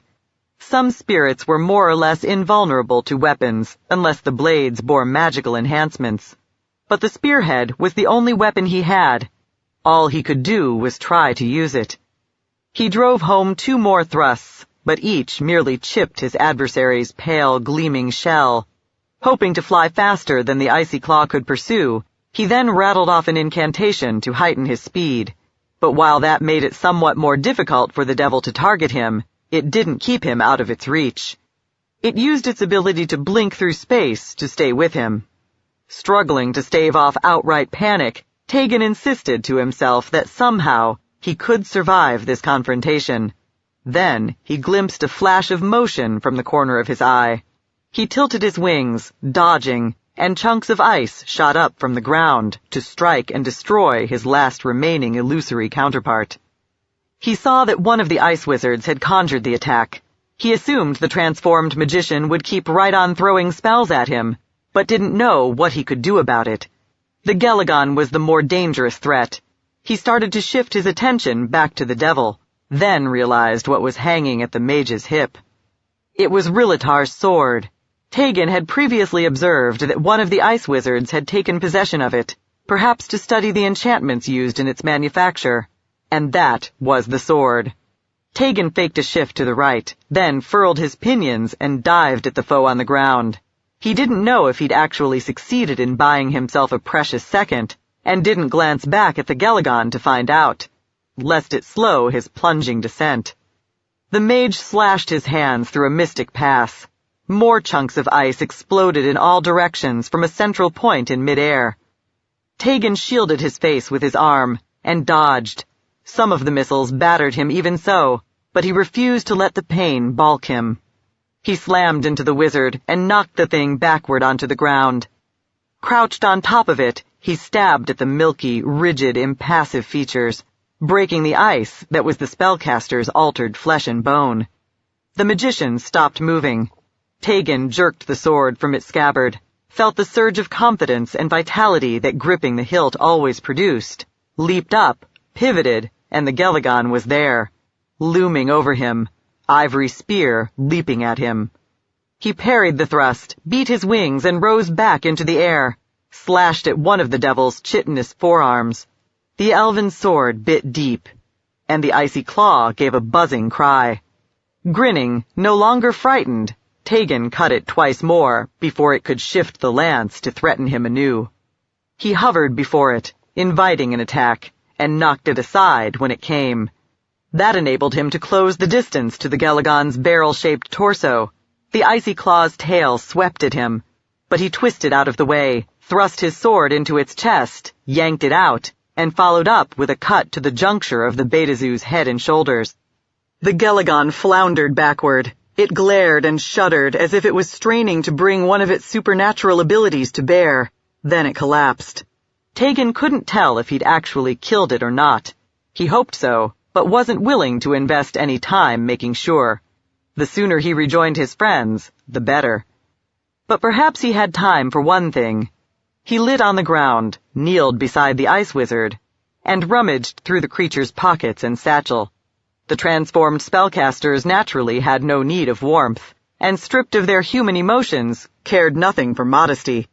But they needed the odd robe, haversack, and such, to carry their talismans and other magical gear. Tegan heaved a sigh of gratitude when he pulled a familiar blue-bound volume from the wizard's satchel. Of course, it made sense that the same mage who'd taken possession of his sword had likewise appropriated his book of spells.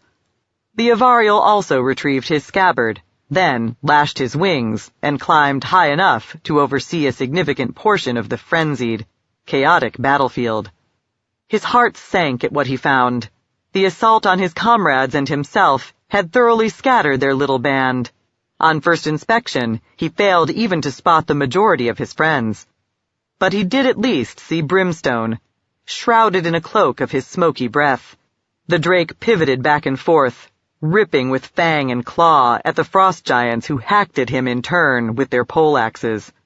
Pinions sweeping up and down, Tegan rushed to help the vampire fend them off. Kara charred a Gelagon's white carapace black with a bright, crackling flare of her breath. The Beta-Zoo collapsed, twitching, its body smoking. At the same instant, however, hailstones hammered down from the empty air to bruise and bloody her scales. She pivoted and saw another ice devil glaring at her.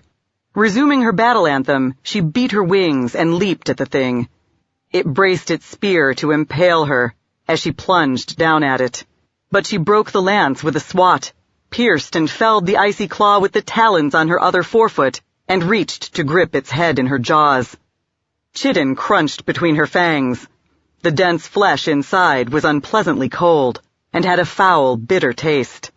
She didn't let that deter her from biting the beetle-like head in two. She spat out the vileness in her mouth and lifted her foot away from the mangled body beneath. No longer pinned, the icy claw's thick, bladed tail whipped up at her. By some dark miracle, the creature still lived. The blow sliced the side of Kara's face, and a ghastly chill stabbed through her entire body. It couldn't quite keep her from stamping down and grinding the Gelagon's midsection to paste, but she shuddered through the process, and went right on shaking. The spasms made her slow and clumsy. "This will pass," she told herself. "I just need a few seconds."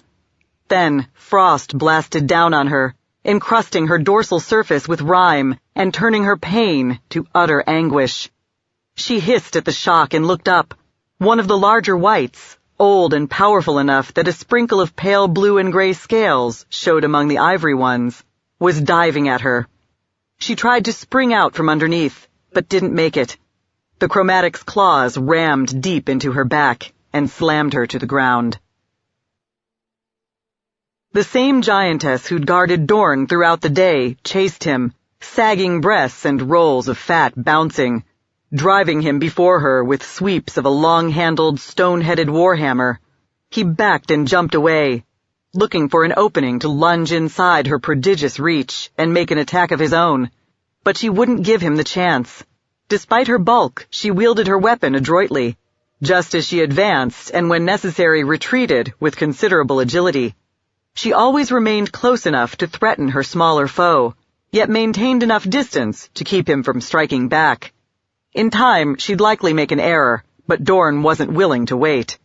He didn't know what had become of his comrades, and didn't dare look away from the giantess to find out. But his instincts yammered that he had to finish with her fast, so he could help the others. Otherwise, something terrible was going to happen. The giantess feinted a backhand blow. Pretending the move had fooled him, he shifted in the direction she wanted him to go. She whirled her weapon over his head and struck from the other side. He lifted his iron arm to shield himself and twisted. The hammer clanged against his metal parts. It couldn't break them, but it was likewise true that the iron couldn't stop the human half of his body from suffering a portion of the jolt. He cried out, and the blow flung him down on his side. He lay still, pretending to be crippled. The giantess leered down at him, then swung the hammer over her head to administer the death blow. At last the weapon was out of his way, and she was standing still. He scrambled up and at her. She struck, and the hammer crashed down on the cobbles at his back. She tried to skip backward, but not quickly enough. He lunged behind her and ripped at her hamstrings with his claws. Blood gushed, her knee gave way, and she fell backward. At once, she let go of the hammer, rolled, and reached for him with her bloated, filthy fingers. He swept his iron arm back and forth, slicing her hands, until she snatched them back. He jumped in to rip at the artery in the side of her neck. More blood sprayed, spattering him from head to knees, the coppery smell mingling with the sour stink of the giantess's flesh. She flopped down on her face. He spat gore from his mouth, wiped it from his eyes, cast about, and faltered in horror. Though the battle raged everywhere, it was at its most furious in the center of the plaza. Her gown burned away, her snowflake and diamond-painted skin raw and blistered. Iraklia floated in the air at one end, while Zethrindor, his dead flesh ripped and hacked, crouched at the other. The two hurled blasts of blue and silver radiance, bolts of shadow, screaming winds, and pounding barrages of hail back and forth. The discharge of so much magic was nauseating to behold. An observer had a visceral sense the spells were beating at the substance of the world itself, and might conceivably break through. Between and around the commanders, their minions battled like warring ants, grappling under the feet of a pair of duelists. Some of Dorn's companions had gotten caught amid the fracas. Brimstone, Tegan, and Raren were fighting 3 giants and an icy claw. What appalled Dorn, however, was Kara's situation. She'd managed the shift to dragon form, but even so, a huge wight held her pinned and was ripping gashes in her crystal blue hide. Dorn ran toward her, and several of Iraklia's human warriors scrambled to intercept him. He had no choice but to kill his way through them. The first to fall bore a kind of primitive sword, a length of bone studded with chips of flint. Once he snatched that up to wield in his hand of flesh, he could slaughter them a little faster, but still not fast enough. As he clawed and hacked, parried and sidestepped, he caught glimpses of Kara. Flailing with her wings, she broke free of the wight's coils and scrambled away. The chromatic, however, simply pounced after her and bore her down once more. Curse Tegan, Brimstone, and even Raren! Couldn't they see what was happening? Why didn't one of them break away from their own little skirmish and help her? Dorn drove his knuckle spikes into the last barbarian's heart. Ahead of him, the wight roared and reared up from Kara's shredded, motionless body. Dorn sprinted toward the 2 dragons. Kara couldn't be dead. She couldn't. Iraklia shouted, "Ariel!" The cry was deafening, like a shrill thunderclap. She thrust out her arm at Zethrindor and curled her fingers in a clutching motion. White vapor steamed from the Dracolich's decaying flesh, and he bellowed. Dorn realized the Ice Queen was leeching forth the cold that was, as she'd warned him, a vital part of his nature. But Zethrindor wasn't finished yet. He snarled words of power that cracked and crumbled the facades of buildings at the edges of the plaza. Dorn felt a pressure, a seething malignancy accumulating in the air. All the countless characters graven on the cobbles shined like cat's eyes reflecting light. Brimstone, Tegan, and Raren faded, their forms becoming vague and ghostly. Before they quite finished disappearing, though, Zethrindor screamed the final syllables of his incantation. A towering mass of shadow appeared in front of the Dracolich, then swept forward like a wave racing toward the shore. Giants and worms scrambled to get out of the way. Those who failed broke apart into small fragments, which then crumbled to powder. The darkness likewise obliterated the paving stones in its path, and as soon as the first of them shattered, the symbols on all the others stopped gleaming. The wave raced on amid swirling dust. It surged over Kara's body, and Raren, Tegan, and Brimstone's misty forms, and they too disappeared. At the opposite end of the square, it engulfed its actual target, and halted with a suddenness no mundane matter could have matched. It clasped Iraklia's slender form like amber encasing an insect. Fissures ran through her skin as if she were a clay figure on the verge of breaking. Yet she didn't perish immediately, as lesser beings had. She chanted the Frost Maiden's name, and her body glowed like ice refracting sunlight, the blaze piercing the surrounding murk. She grew taller, as though the cold goddess was lending her more strength than a human-sized frame could contain. Then, however, Zethrindor roared another word, and the Ice Queen thrashed in agony. She was woman-sized again, her inner glow guttering out. "Or!" she croaked, and a jagged crack split her luscious mouth and perfect face in two. Her left foot dropped away from its ankle.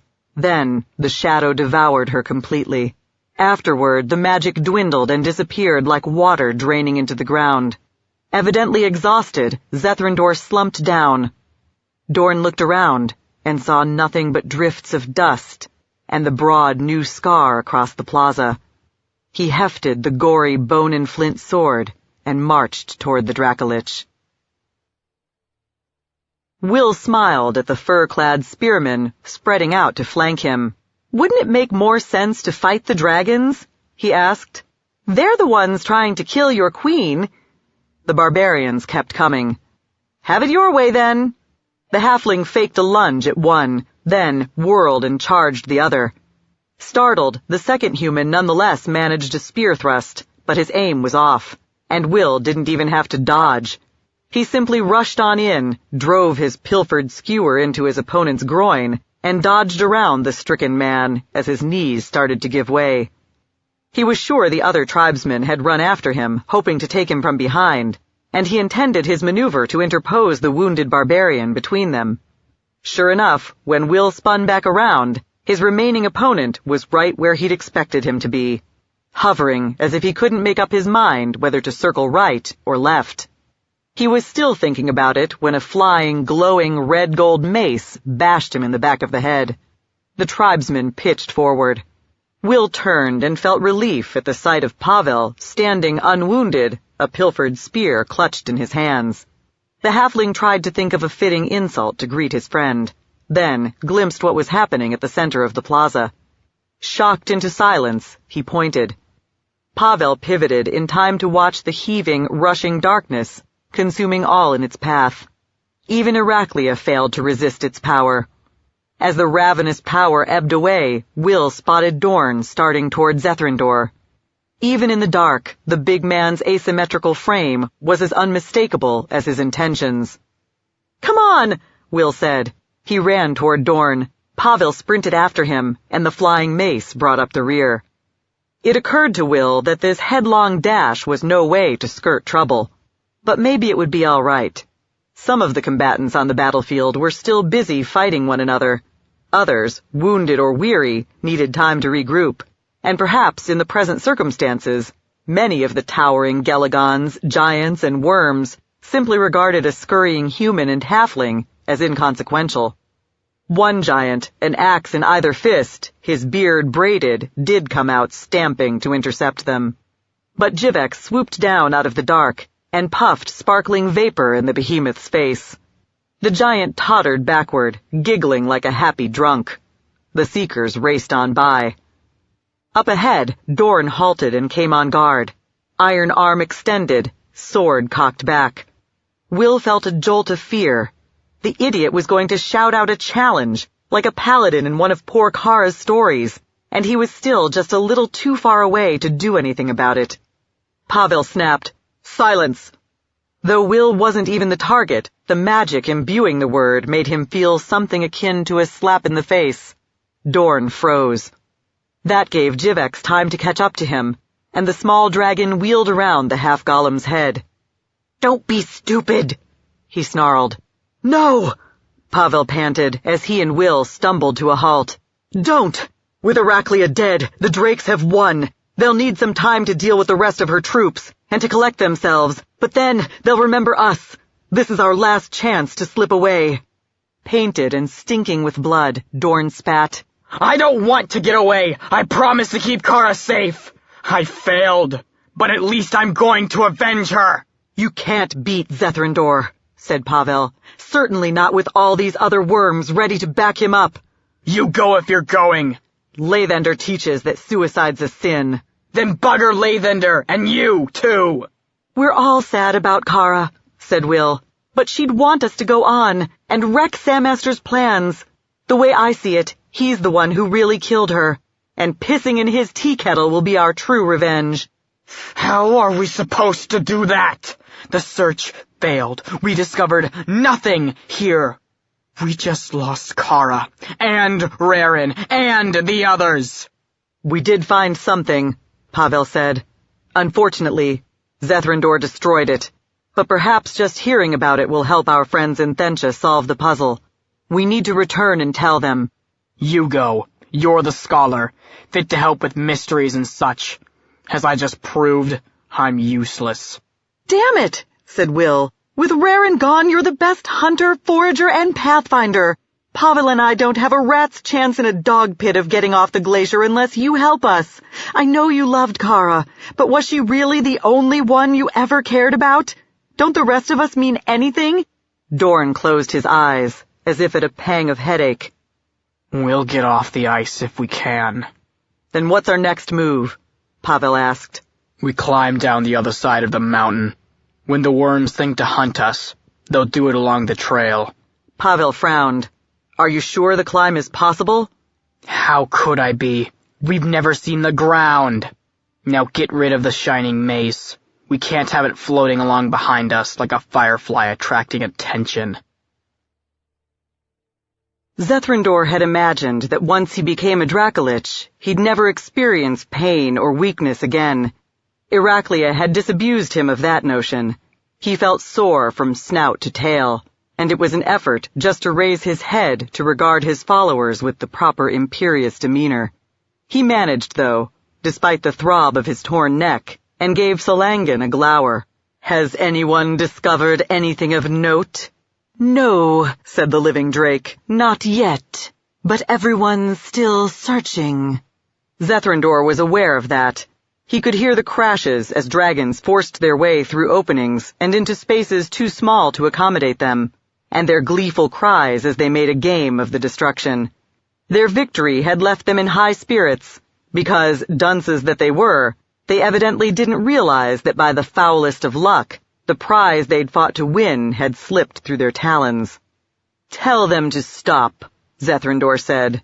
"They won't find anything. The plaza itself was the secret. I started casting my spell of annihilation an instant before it became apparent. Not that I could have avoided destroying it even if I'd known. I had to defeat Heraclea, but the magic is lost. Curse it anyway." "At least," Salangan said, "Heraclea will never take possession of it. Sammaster's plans will move forward without her interference. We're all going to be Dracoliches and the Lords of Faerun." This cheery assessment so irked Zethrandor that for a moment, his aches and weariness notwithstanding, he considered rearing up and giving the lesser wight a taste of his claws. Then, however, it struck him that in his own witless way, Salangan might have stumbled within hailing distance of a valid point. "It is true," the larger worm rumbled, "that I've freed us from the indignity of serving a human, and Sammaster won't even be able to reproach me for it." He leered. "For I killed to preserve his secrets, did I not?" "Of course," Salangan said. So, what do we do next? Complete the conquest of Saucil for our own benefit. I'll be the first of the new dragon kings, and you lesser worms, my barons. But before we fly east, bring me Heraclia's prisoners, the ones who didn't disappear. I want to question them. He supposed he might as well make one last attempt to probe the hidden aspects of Samaster's grand design before putting the matter behind him. Salangan hesitated. I don't think we have them. Did they die in the fighting? It's certainly possible, but I haven't seen the bodies. To be honest, I don't think anyone's given them a lot of thought. They were just a pair of humans, a halfling, and some sort of winged lizard. Surely the song dragon was the important one, and we know what became of her. Zethrandor glared, and Salangan cringed. Find the corpses, the Dracolich growled. If someone's already eaten the meat, identify the bones, and the cripple's iron parts. If you can't locate them, it likely means they've fled. Choose members of our company to hunt them down. Make it clear the hunters can kill 3 of the 4, but I want 1 alive to interrogate. By the silent Dirk, said Will, his voice shaking with the cold. The halfling was only a few feet above Pavel, but the darkness reduced him to a shadow. If I hadn't already figured out you were a fake pretty boy, this so-called ward you cast on me proves it. It isn't doing anything. The spell I used on you, Pavel said, stammering in his turn, protects the recipient from fire and such. I knew you wouldn't want to become overheated. Shut up! Snarled Dorn from farther down the slope. It was the first time he'd spoken in a long while. Keep moving! Pavel obeyed. He groped with his foot for the next toehold, and the one after that, even though everything about the descent was hellish.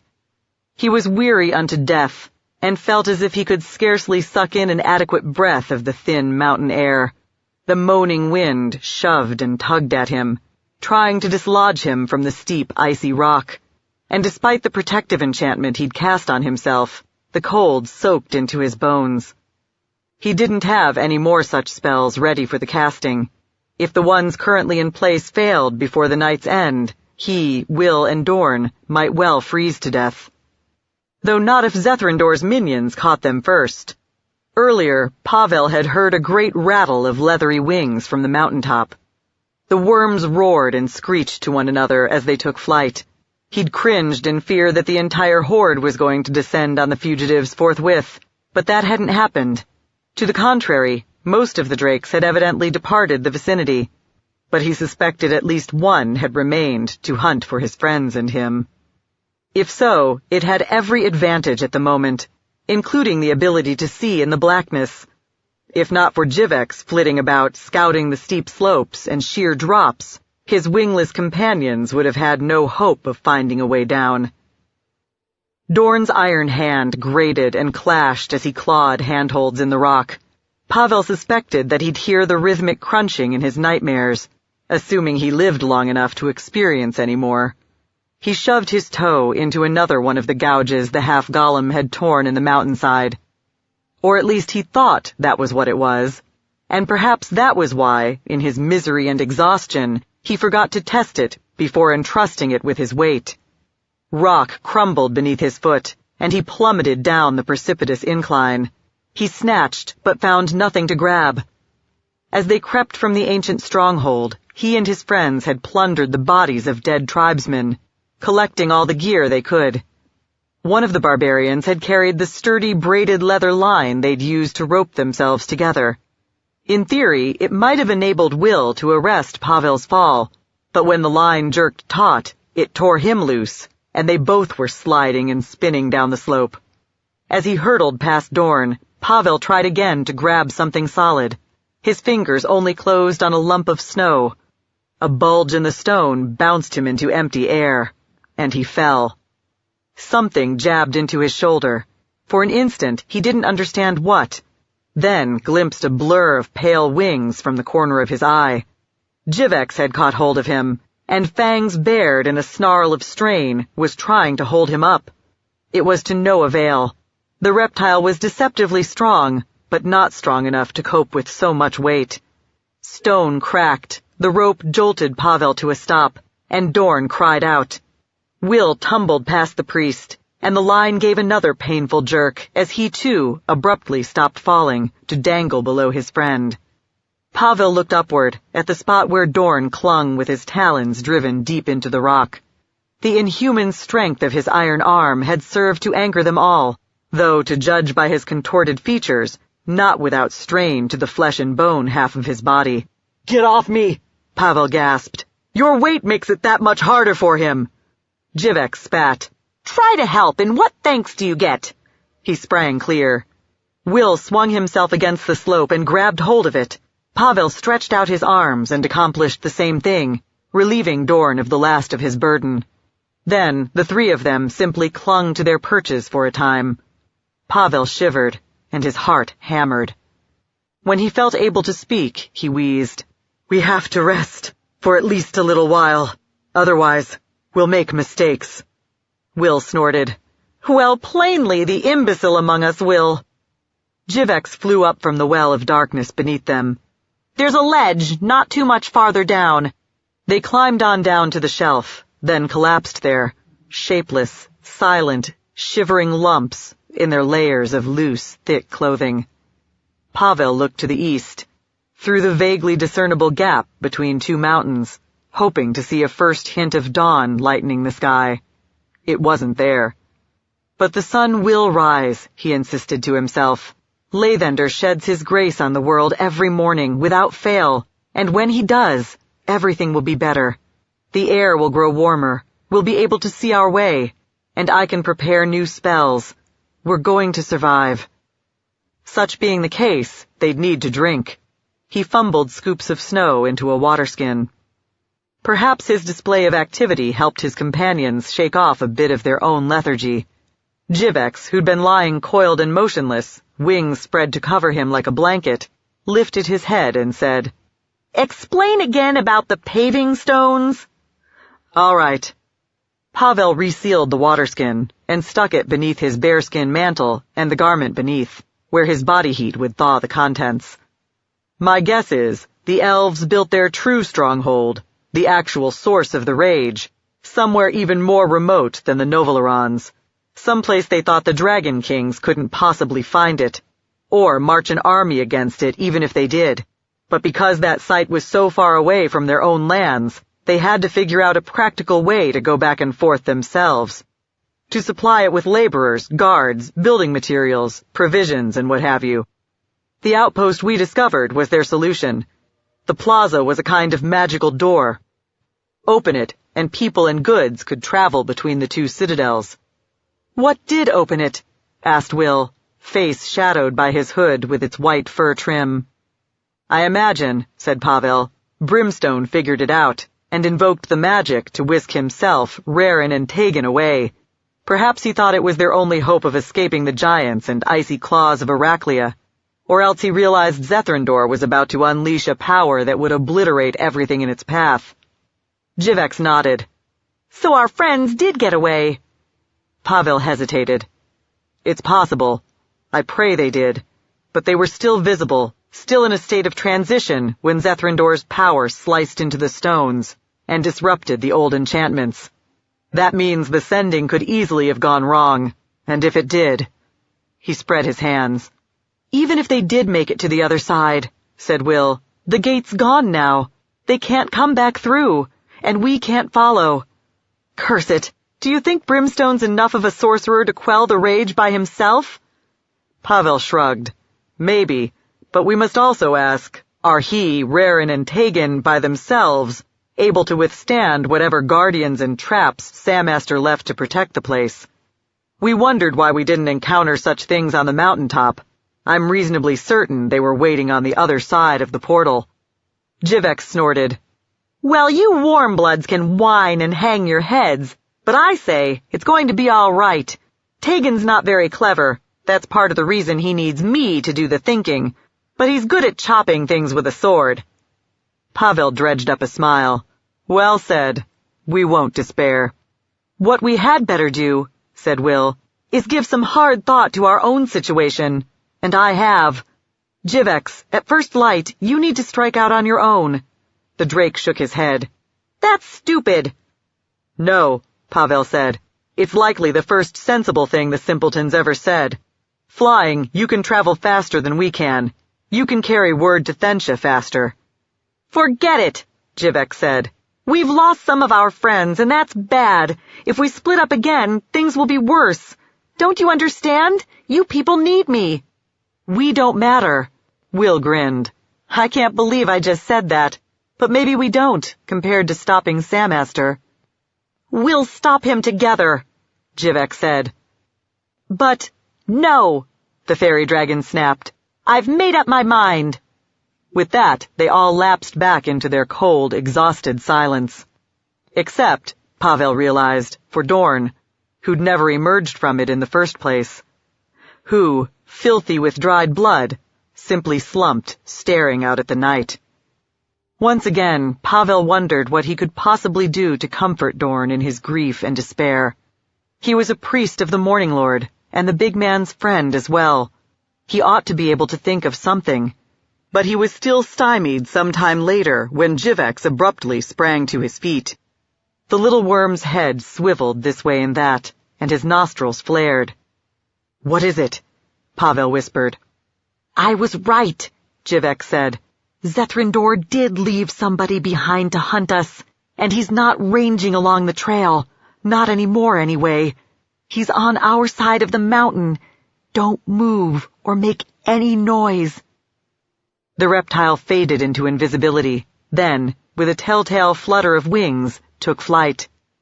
A moment later, the world dissolved into an incoherent jumble of twisting shadows and oozing smears of phosphorescence. Pavel gasped, then realized what had happened. Jivex had covered the ledge in an illusion to shield his companions from hostile eyes. The chaotic smear of light and dark was how the effect looked from the inside. It was a good trick, and Pavel wished he could make it better still, by shrouding the company in silence. But unfortunately, he only had a couple spells left in his head, and that wasn't one of them. Nothing to do then but crouch motionless, holding his breath, heart pounding, until something on the slope above rasped. Got you! You hid, conjured, funny noises, led me wrong, but you couldn't. Cover your sense. Now show yourselves. Pavel kept quiet, in the hope that the worm couldn't tell exactly where they were, and was trying to get them to give their location away. Suit yourselves, said the guttural, halting voice. Something pounded, and the stone beneath Pavel shook.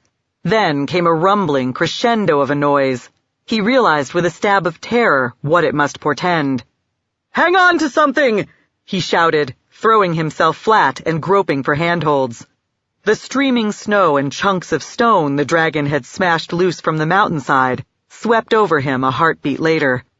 With Jivex's magic bewildering his sight, he couldn't see the onrushing tide, but he could certainly feel it. Pebbles stung him. Ice particles sifted inside his garments to chill his skin. The wave shoved at him, striving to fling him out into space. He lost his grip, slid, his foot slipped over the edge. Then the pressure abated. Is everyone all right? He gasped. What's your idea of all right? Will replied. I'm still here, said Dorn. Show yourselves, called the worm, or I knock down more. Pavel drew breath to explain the illusion wasn't under their control, but then it winked out of existence. Jivex, wherever he was, had evidently dissolved it. With it gone, Pavel could see the enormous shape of the ice drake clinging to the sheer rock, 10 yards above his head. Head pointed downward, the creature had driven the claws at the ends of its stumpy legs, and even the tip of its wide, flat tail, into cracks in the stone to anchor itself, and had likewise spread its wings for balance. The black eyes in its bone-white mask glared downward. Pavel lifted his spear with its long, broad flint point. It felt awkward and unfamiliar in his grip. The mace and crossbow were his weapons of choice, along with the magic he'd all but exhausted already. Will and Dorn were in slightly better shape. The former had a sling, the latter a bow, and both items had no doubt been crafted as skillfully as the barbarians knew how. But they were poor stuff compared to arms and armor infused with Thentian wizardry. The three hunters aimed their weapons to threaten the ice drake, and it sneered back. "You throw sticks and rocks," the creature said, "and I throw real avalanche." "You could have done that already," said Will, "if you simply wanted to kill us. What do you want?" "Zethrindor needs prisoner to question," said the worm. Will drew a long breath. "Then here's the bargain. Take me. I'm the lightest. You'll have an easy time carrying me, but my friends go free." "No," Pavel whispered. "You can't trust it." "As long as it's up there and we're all down here," Will replied from the corner of his mouth, keeping his voice just as low. "We're pretty much helpless. This is our best chance, so shut up." The ice drake hung, evidently pondering Will's offer. At last it said, "I agree. First, everyone throw weapons off the edge." Will laughed. "Not likely." "Then, no deal." "That means you'll have to fight us. Maybe we'll all die. And then what will Zethrindor say? Maybe Lady Luck will smile on us, and will even manage to hurt you. Look, my friends can't throw away their weapons. They need them to hunt. But I'll disarm myself, and they'll set the bow and spear down. Then I'll climb up to you. How's that?" The drake grunted. Do it then." Pavel laid his lance on the ground, and Dorn put down the bow. Will made a show of divesting himself of the weapons he'd collected, his sling, pouch of stones, 2 knives, and a hand axe. Afterwards he clambered upwards. Few observers would have recognized what an able climber he actually was. He faltered and fumbled, his skills evidently eroded by weariness, weakness, and the cold. Pavel wondered what the worm would do once Will came within reach. Grip him and render him helpless, perhaps? Then trigger an avalanche anyway? Or else summarily kill him and thus reduce the number of foes arrayed against it? It might adopt the latter course if it believed one of the humans was better able to answer Zethrindor's questions. Will struggled nearly all the way up, then stopped. "Please," he whined. "I can't do this." "We made bargain," the reptile said. It yanked one set of foreclaws out of the rock and reached for the halfling. Will cringed. He stretched out his right arm and leg, found something to grab and a place to set his foot, and shifted himself to the side, keeping just out of harm's way. The action made it clear he wasn't as spent and feeble as he'd pretended, and Pavel felt a flicker of hope. "Stay still," the ice drake snarled. "Still, or I hurt you. Kill everybody." It pulled the rest of its talons and the end of its tail from their moorings and crawled across the mountainside. Will had a stone in his grasp. He hadn't divested himself of every last weapon after all, though his cunning hands had made it appear so. He flung the rock and hit the drake in its black, glistening eye. The creature shrieked and recoiled. An instant later, dust puffed into being in the space surrounding the ice drake, clinging to its body and, with luck, clogging its eyes, ears, and nostrils. The powder looked black in the darkness, but Pavel knew that in better light it would gleam like gold. Jivex, whose talents included the ability to conjure the stuff, rippled back into view. He hurtled at the larger reptile, clawed its flank as he streaked by, and tilted his wings, wheeling for a second pass. Dorn snatched up his bow and drove an arrow into the ice drake's belly. Pavel brandished his amulet and recited an invocation. The amulet glowed red and warmed his gloved but still half-frozen fingers. A shrill noise screamed through the air and split the ice drake's hide like a blade. The immense creature lost its grip on the slope and tumbled toward the shelf, smashing loose chunks of stone, ice, and snow to plummet with it. Pavel supposed this was what they'd wanted, to knock the dragon from its perch. But he realized that in so doing, they'd more or less unleashed the very rattling, rumbling avalanche with which their foe had threatened them. He scrambled to the side, trying to get out from under the worm itself anyway. Falling pebbles pummeled him. One clipped him on the head. It dropped him to his knees, dazing him, but he forced himself up and onward. It occurred to him that he might be safest pressed up against the mountainside, so he lunged in that direction, and something else came down on top of him. This time it was a great mass like a giant's hand, blinding, smothering, squashing him to the ground. An instant later, a tremendous impact jolted the ledge, and he pictured the whole thing breaking off and plunging into the valley far below. That didn't happen, though, nor, evidently, was he dead. He thrashed and floundered clear of the snow that had buried him, to find himself almost within arm's reach of the ice drake. The creature rolled to its feet and spread its wings. Dorn lunged at it, sunk his iron claws into the base of one pinion, and ripped out a handful of pale, bloody muscle. The ice drake snarled, whirled, and evidently discerning Dorn's location despite the dust encrusting its body, snapped at him with its fangs. He twisted out of the way and drove his knuckle spikes into its snout. The reptile raked with its talons, and he blocked with his artificial arm. That kept the claws from piercing his flesh, but the force of the blow knocked him stumbling backward, toward the drop-off. The drake lunged after him. Pavel poised his spear and charged, yelling to distract the worm. It stopped its advance and lashed its tail at him. He ducked beneath the horizontal blow, sprang back up, and thrust the lance into the reptile's hind leg. It lifted the limb high, jerking his weapon from his grasp, and stamped down. He jumped back to avoid being crushed. The ice drake started again to scuttle toward Dorn. Jivex dived from overhead and bathed the white worm's head in a jet of his sweet-smelling, glittering breath. It didn't seem to have any effect.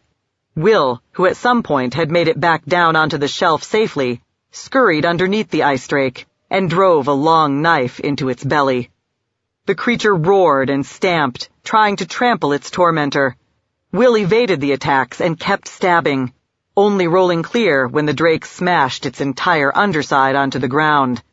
By that time, Dorn was on its flank, punching, tearing, and hacking with his flint and bone sword, whenever practical. For want of any better weapon, or any more attack spells, Pavel emulated Will and started throwing rocks. A manifestation of Jivex's magic, bangs like thunderclaps exploded from the empty air around the ice drake's ears. Pavel felt a stab of fear that the noise would trigger another avalanche, but it was probably stupid to worry about that with a worm trying to rip them all to pieces. He hurled another stone. Will scuttled under the ice drake, stabbed, and rolled clear. Dorn clawed gashes in its pallid hide. Jivex swooped, lit atop its brow, and ripped at its eyes. Zethrindor's minion tossed its head, flinging Jivex clear, spread its jaws, and struck at him. Jivex beat his wings, narrowly avoiding the attack, and retreated. The ice drake lunged after him, and lurched off balance when the stone appeared to dissolve beneath its feet. Actually, Pavel realized, that bit of rock had never existed in the first place. Jivex had extended the ledge by dint of an illusion, then lured their foe into empty space. With the clinging dust and blasts of noise addling its usually keen senses, the larger reptile had failed to penetrate the deception. It twisted as it started to fall, and caught hold of the lip of the drop-off with the claws of one forefoot. Dorn sprang in and attacked the extremity with his sword. The worm struck at him. He blocked with his iron arm, then returned to tearing and cutting. The ice drake lost its grip and tumbled down the mountainside, the constant banging receding with it, sounding in concert with duller thumps as it smacked against the rock. The worm got its feet underneath it, vaulted into empty space, and sought to spread its pinions. One unfurled, but the other, damaged by Dorn's claws, didn't. The reptile shrieked as it continued to fall. Jivex wheeled. "I win!" he cried. Will grinned. "That was neatly done," he panted. "Is anyone hurt? Dorn, you bore the brunt of it." The half-golem grunted and sat back down to stare out into the dark.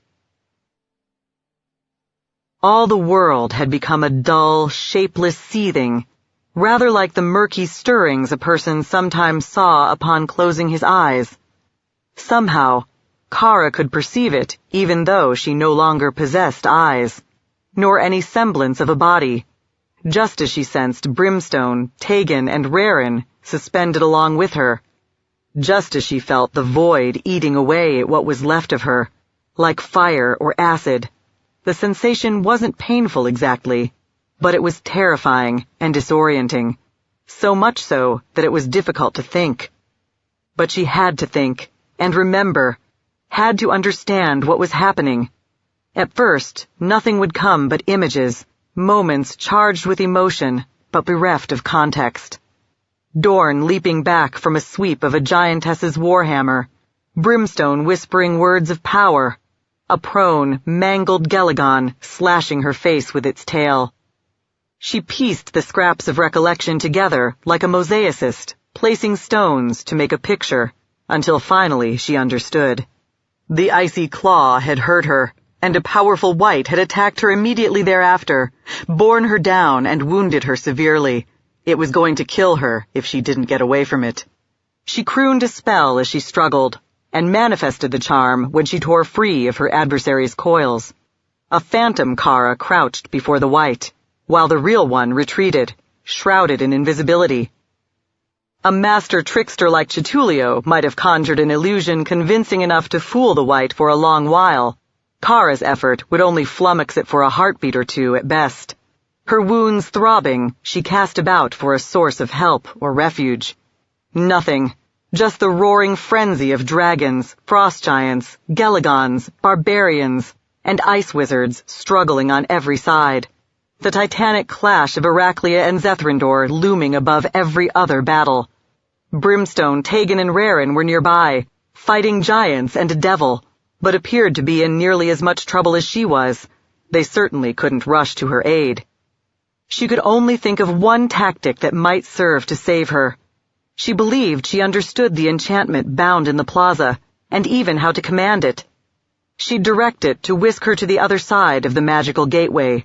Her and the hard-pressed vampire, Avariel, and dwarf too. She wished she could take Dorn, Jivex, Will, and Pavel also, but she'd lost track of them amid the chaos. As the wight leaped onto her ghostly double, she sang an invocation under her breath, and the magic bound in the cobbles sprang to life. Obedient to her thought, it gathered her, Raren, Tegan, and Brimstone into a cool, tingling embrace, while leaving their foes untouched. Then, however, Zethrindor created a towering wave of shadow. The rushing darkness crumbled stones to dust, damaging the pattern of forces the array had been designed to maintain and manipulate.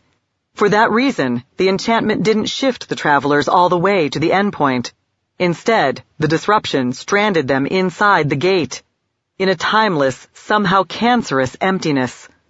Their only chance was to force the damaged enchantment to function as originally intended, and maybe, just maybe, she could manage it. Of all dragon kind, song dragons were the greatest wanderers, with a natural affinity for magic facilitating travel. Unfortunately, she was relatively young, and had yet to grow into mastery of sending spells and the like. Still, perhaps she could exert influence over such an effect while already trapped inside. She probed the weave of forces around her, trying to discern where it had broken and how to patch it. When she believed she knew, she started to sing. She had no lungs, mouth, or ears to hear, but the music sounded clear and precise in her imagination. In response, disruption blazed through the bodiless essence of her, ripping, seeking to scramble her into something other than she was. She struggled to continue thinking, to cling to knowledge of her own identity, to insist on being herself, and not some shattered, unreasoning thing. And eventually, the threat of crippling metamorphosis abated. In the aftermath, she thought she comprehended what had happened. Mired in the damaged enchantment, she was like a person buried beneath a tangle of fallen timbers. Her only hope of escape was to shift some of the massive lengths of wood, but in the process she ran the risk of bringing the whole mass smashing down on top of her. She wondered how many errors she could make, how many punishing jolts she could sustain before they obliterated her. But no, enough of that. She wouldn't dwell on the consequences of failure, nor even admit it was a possibility. Seeking to determine why her first effort had gone wrong, she re-examined the mesh of the elves' enchantment, then tried a new song. Chapter 7 8 Uktar, the Year of Rogue Dragons. Dorn tried to move quietly, but wasn't unduly concerned when, even so, a fold of cloth flapped, or rubbed against another, or leather creaked. He was sure his companions were too exhausted to wake. The days of climbing and hiking through freezing temperatures and bitter winds, the glare, sunburn, crevasses, and thin ice, had taken its toll on them all. Then there was the hunger and sickness, the worms, giants, terrichics, colossal bears, and so many other predators indigenous to the Great Glacier. But they were weary most of all from the gnawing fear, a dread spoken by none, but surely felt by all. But they had survived, drawing on all Rarin had taught them about coping with such hazards, and aided by Pavel's ability to conjure food from thin air, cure frostbite and other ills, and cloak a man in sunny warmth in the midst of a blizzard's chill. They'd made it off the eastern rim of the glacier, into a land called Sossel, or so Dorn had heard. On first inspection, its hills, lowlands, and patches of forest, white with the snows of a premature winter, Sossel appeared little more hospitable than the wasteland they were leaving behind, but he knew the appearance was deceptive. The country was by no means warm or safe, but it was warm and safe enough. Will and Pavel would find adequate food and shelter as they trekked south, then west, into Damara, where Gareth Dragonsbane and his vassals would help them on their way. Which meant they didn't need Dorn anymore. He'd kept his word and seen them safely off the ice, and he could depart. As he took a last look at their grimy faces, thin with privation and fatigue, he feared that when they woke and found him gone, they'd think he'd truly never cherished their friendship, particularly since he'd never had the knack of showing it. He could only hope they understood him better than that. He still prized them as highly as, for some inexplicable reason, they'd always valued him. In a way, that was why he was leaving, because the worthless freak who'd let Kara die didn't deserve such friends. He deserved loneliness, and they deserved to be rid of him before he led them to their deaths, as he had Rarin. So he'd slip away and hike back onto the glacier. When his comrades woke, they'd fret, but in the end, they wouldn't follow, for they had to reach Thensha, do their best to save the dragons from their craziness. He realized he was having difficulty tearing his gaze away from them. Was he stalling? Hoping someone would wake and spoil his plan? The possibility generated another spasm of self-contempt, and somehow that enabled him to turn and skulk away. He forbade himself to look back, and kept to his resolve until a first silvery gleam of Lathender's light brightened the eastern sky. Then, reaching a hilltop, he yielded to the temptation for one final glimpse of the hollow where he'd left them. It would hurt to look, and maybe that was why the urge proved irresistible. He squinted, trying to make them out in the feeble gray light, then stiffened in dismay. At last, Stival Trigoba had found his way to a proper natural autumn, with a bountiful harvest and exuberant harvest festival. The latter was a merry round of delights. He gorged on roast pig, fried trout, apple tarts, fresh-baked bread, and honey. Then he drank himself silly on ale and crowberry wine, and danced with all the prettiest maidens and widows. The only problem was that one annoying lass behind him kept repeating his name. Intuition told him that it would be a mistake to acknowledge her, but eventually she became too irritating to ignore. He pivoted to tell her to hold her tongue, and sure enough, that simple action wrenched him all the way out of the dream and slumber itself. In the dim light, not dawn quite yet, but Lathender's anemic herald. He was just a hungry, weary ranger on patrol, his body stretched on cold, hard, snowy ground. It was Natalie Dormetsk who'd roused him. Natalie was a deadly, quick, and accurate archer with a natural ability to assume the form of an owl. Sometimes, when she reverted to human, her trim body took its time shaking off every vestige of her avian shape. At the moment, her legs were too short, and her torso too long. A few brown feathers grew on her cheeks and the backs of her hands, while her eyes were a round, glaring yellow. "Why did you wake me?" Stivell growled, tossing away his blanket and sitting up. "It had better be important."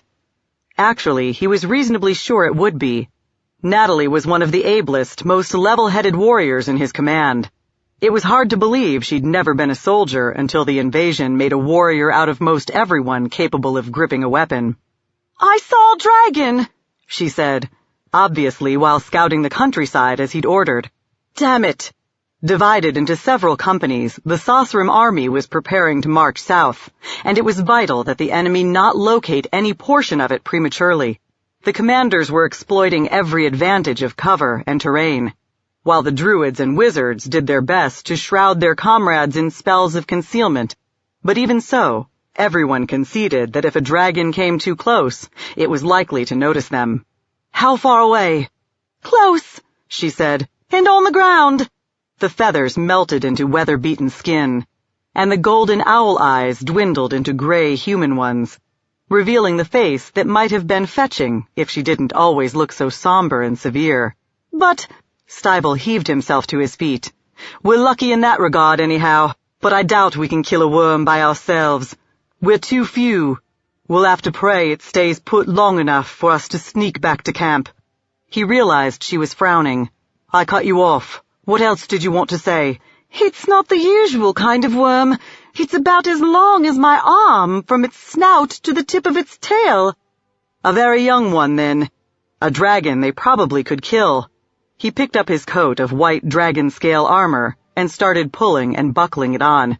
"I don't know. There's something funny about the shape of its wings. But even though it was asleep, I didn't feel like flying close enough to figure out exactly what." "You were wise. A worm's senses are keen enough that you might have woken it, and then it might have been able to tell you weren't an ordinary owl." "There's more you should know. It's got 2 companions sleeping alongside it. One, a full-grown man. One that's either a child or a member of a small race." "One of Iraklia's dwarves." She shrugged. Could be. As I said, I kept my distance. Right. Eat something while I rouse the others. The patrol consisted of highly competent warriors, their martial skills sharpened by the perils and hardships of the past 2 months. They only needed a short time to ready themselves for action. Stivell explained the situation, and they moved out. Everything was a little brighter once they exited the copse of oaks where they'd spend the night. But even then, it was hard to make out men just yards away.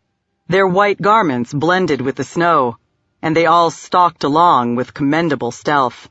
None more so than Natalie, even though she was the one who'd gone without rest to scout by night. Stivell gave her an admiring glance. If they both survived, if a day came when she was no longer a warrior under his command. But no, it was a stupid fancy.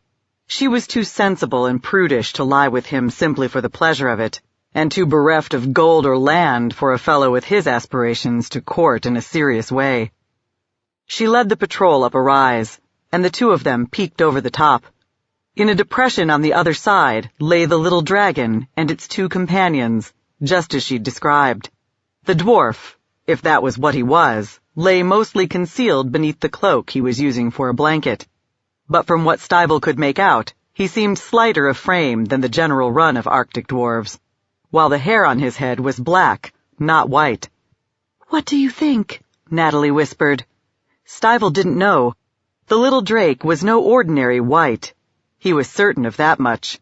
Even in the feeble light, its scales gleamed like silver, or a mirror. If the dwarf hailed from the Great Glacier, he was a member of a clan the Sosrim had never before encountered. Of the 3, The human, with his lanky frame and straw-colored hair, was the least remarkable. But even in his case, his boots and other details of his filthy attire made him appear different from the common ice-dwelling barbarian. It would be a foul deed to attack strangers if they meant no harm, if they weren't members of the Ice Queen's army. Yet what else could they be? Stivell decided that the worm, at least, must die while it lay vulnerable. Permit it to wake, and it might well strike at them with sorcery, or at least use magic to evade them. Then it could wing its way back to the Dracolich and report where it had encountered Sosrim warriors. So Stivell and his comrades would pierce it full of arrows, but try to take the man and dwarf alive for questioning. If they turned out to be innocent travelers, he'd do his best to make amends. He used hand signals to convey his orders. Silent and spectral in their white cloaks, his warriors rose, knocked arrows, and aimed them at the drake. Tegan had neither glimpsed nor felt the attack that killed him, and as a result, it took him a while to realize he was dead, that he was a bodiless mote of awareness suspended alone in emptiness. A malignancy gnawed at him. In time, it would extinguish him altogether, or at least drive him mad with the threat of it. Surely this was punishment for a life ill spent, his own strange little oubliette tucked away in one of the hundreds of nightmare worlds comprising the abyss. Once the terror of that realization abated a little, he tried to comprehend what he'd done to deliver his soul into darkness. Certainly he'd committed an abundance of what one faith or another considered sins. He'd lusted after women and relished every sort of luxury and pleasure. He'd killed in anger, and when it wasn't strictly necessary. Perhaps he'd even been a trifle vain. Yet if that had been sufficient to damn him, every rake and lyrabar likewise stood condemned, and somehow he couldn't believe that. His true offense lay elsewhere, and eventually he realized what it was. Disloyalty, coldness of heart, when he'd come to feel ashamed of his tribe, when he turned his back on those who loved him, and his own nature too. That was the moment he'd transgressed beyond hope of forgiveness. But such a judgment wasn't fair. He'd been free to live life on his own terms, hadn't he? To choose an existence that fulfilled him? No one and nothing responded to his protestations, or rather, nothing but his deeper self. And its answer was a paradox. He'd had every right to be selfish, and yet no right at all. That bitter, irrational insight was as far as his wisdom could take him, and once he reached it, he had little to distract him from the endless, aching misery of his condition. He wondered what would happen if he simply yielded to the power grinding away at his essential identity. How badly would extinction hurt? Was it remotely possible it would bring his punishment to an end? Or would the unseen fiend overseeing it simply reconstitute his psyche and begin again?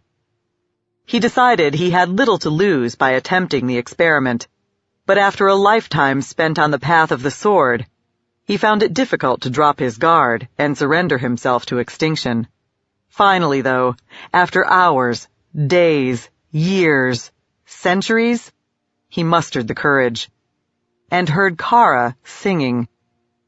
Or sensed it, rather, as he registered his own thoughts.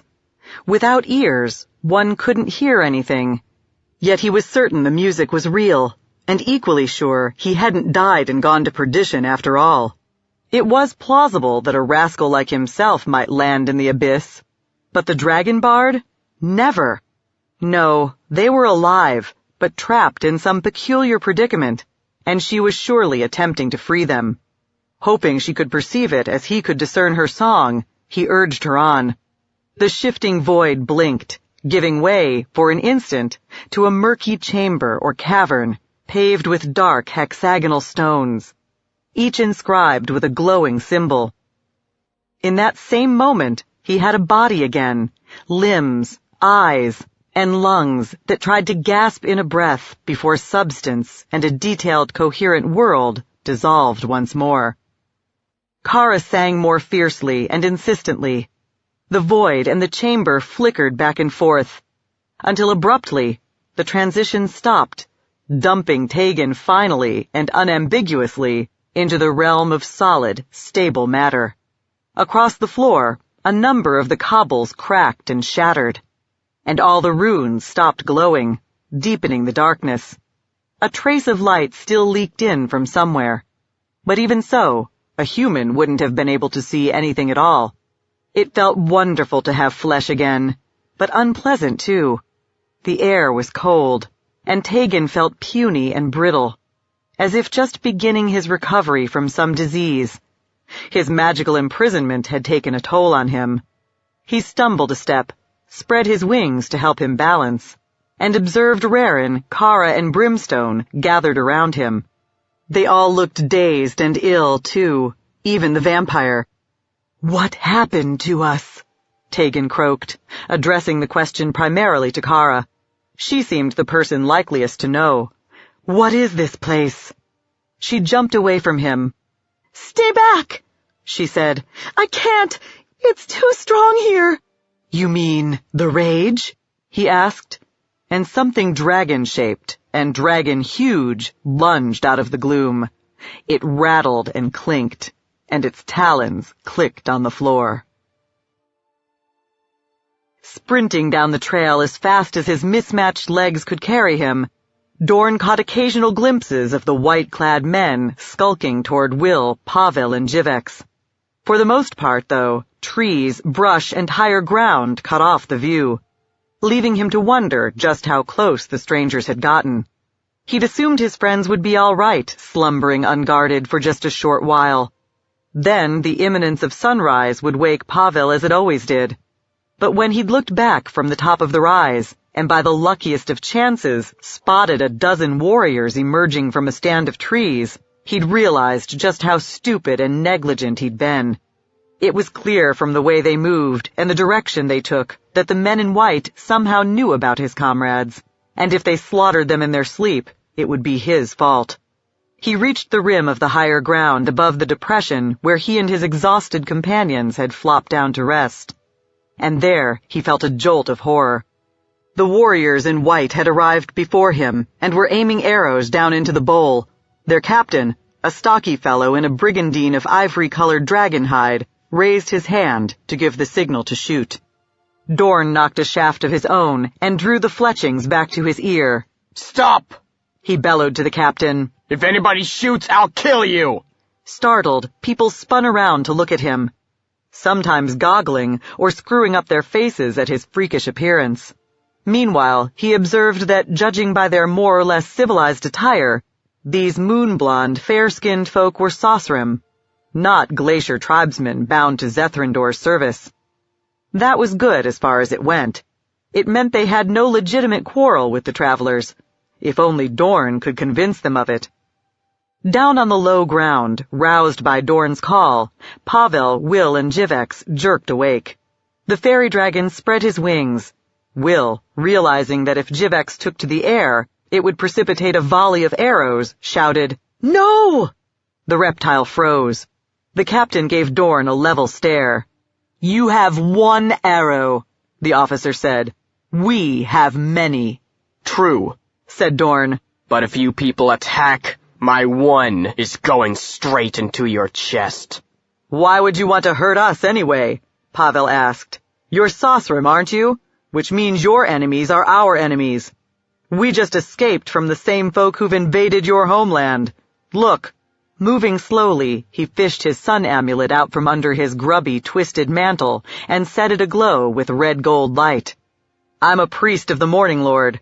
Is it likely I've made common cause with people who offer to the Frost Maiden?" The captain frowned. "Ordinarily, I'd say no, but you lie down and sleep beside a dragon. In Sossel, worms have always been a scourge, and never more so than this year." Jivex sniffed. "I assume the only drakes living hereabouts are those brutish whites. But surely you can see I'm a more splendid sort of creature altogether." He raised his gleaming butterfly wings. Despite the still dim light, rainbows rippled up and down his argent flanks. Dorn suspected he'd used his powers of illusion to heighten the effect. "I'm Jivex, Lord of the Grey Forest. slayer of demons and dracoliches, and a friend to men, even when they're too dense to realize it." The captain grunted. "Maybe so, but if you folk aren't part of the Ice Queen's army, what are you doing here? How did you even get here? Zethrindor's forces control the southern part of the realm." "We came from the west," said Pavel, "off the glacier, with tidings that are sure to interest you. We'll be happy to explain, but the conversation will be more pleasant if no one's aiming an arrow at anybody else." The man in the dragon scale armor waved his hand. The warriors eased the tension on their bowstrings, and Dorn did the same. Tegan froze at the recognition that the thing lunging out of the dark was skeletal. He could see the spindly angularity of it, the spaces between its ribs. It was a dracolich, and he and his companions were in no shape to contend with such a horror. But when it struck at him, its vertebrae rasping and clinking together, reflex spurred him into motion, and he wrenched himself aside. Once his body was in motion, his mind likewise resumed its functioning, and he observed details that had eluded him before. His huge assailant moved fast, but in a hitching, jerking sort of way, and with a rattle and scrape as its bare bones knocked together. It had no odor. Dracoliches moved fluidly, without any such racket, and reeked of corruption. This thing, Samaster's watchdog surely, was something more akin to the animated skeletons he'd left behind in Northkeep. The discovery was reassuring, but only mildly so. Whatever the creature was, a single snap of its fangs or swipe of its talons would still suffice to tear Tegan to shreds. Huge, curved claws leaped at him. He dodged onto the worm thing's flank, and clattering, its fleshless tail swept around at him. With a beat of his wings, he sprang over the attack and continued in the air. Rather resembling the naked, forking branch of a tree in winter, a skeletal wing hammered down at him. He sped out from under and riposted. Rillatar's sword splintered bone. But of course, that one stroke didn't stop a colossus that, as best Tegan could judge, no longer even possessed anything analogous to vital organs. He might well need to break it into a number of pieces, and had no hope of accomplishing such a thing alone. "Help me!" he cried. The worm thing spun to strike at him. He dodged high, swooped low, and chopped at its hind leg. His flint axe lifted in a high guard, Raren advanced on the skeleton. Glaring at the thing, ember eyes glowing, Brimstone whispered the opening words of an incantation. Kara, however, crouched by the wall, eyes closed, crooning a melody. It was almost certainly a spell, but Tegan suspected its purpose was to quell the madness seething in her mind, not to smite their current adversary. Tegan whirled around the skeleton drake, and Raren darted in and out, sometimes scrambling underneath it. Each fought defensively when their foe oriented on him, and struck hard when it focused on his comrade. The elven blade sheared through a rib, hacked loose a length of wing vein, cut deep into a vertebra midway down the serpentine neck. Even without the advantage of an enchanted weapon, Raren's phenomenal strength and skill likewise inflicted a measure of harm, but none of the damage crippled the worm thing or even slowed it down. Tegan felt the stinging touch of power accumulating in the air. Patches of shadow swirled like water spinning down a drain.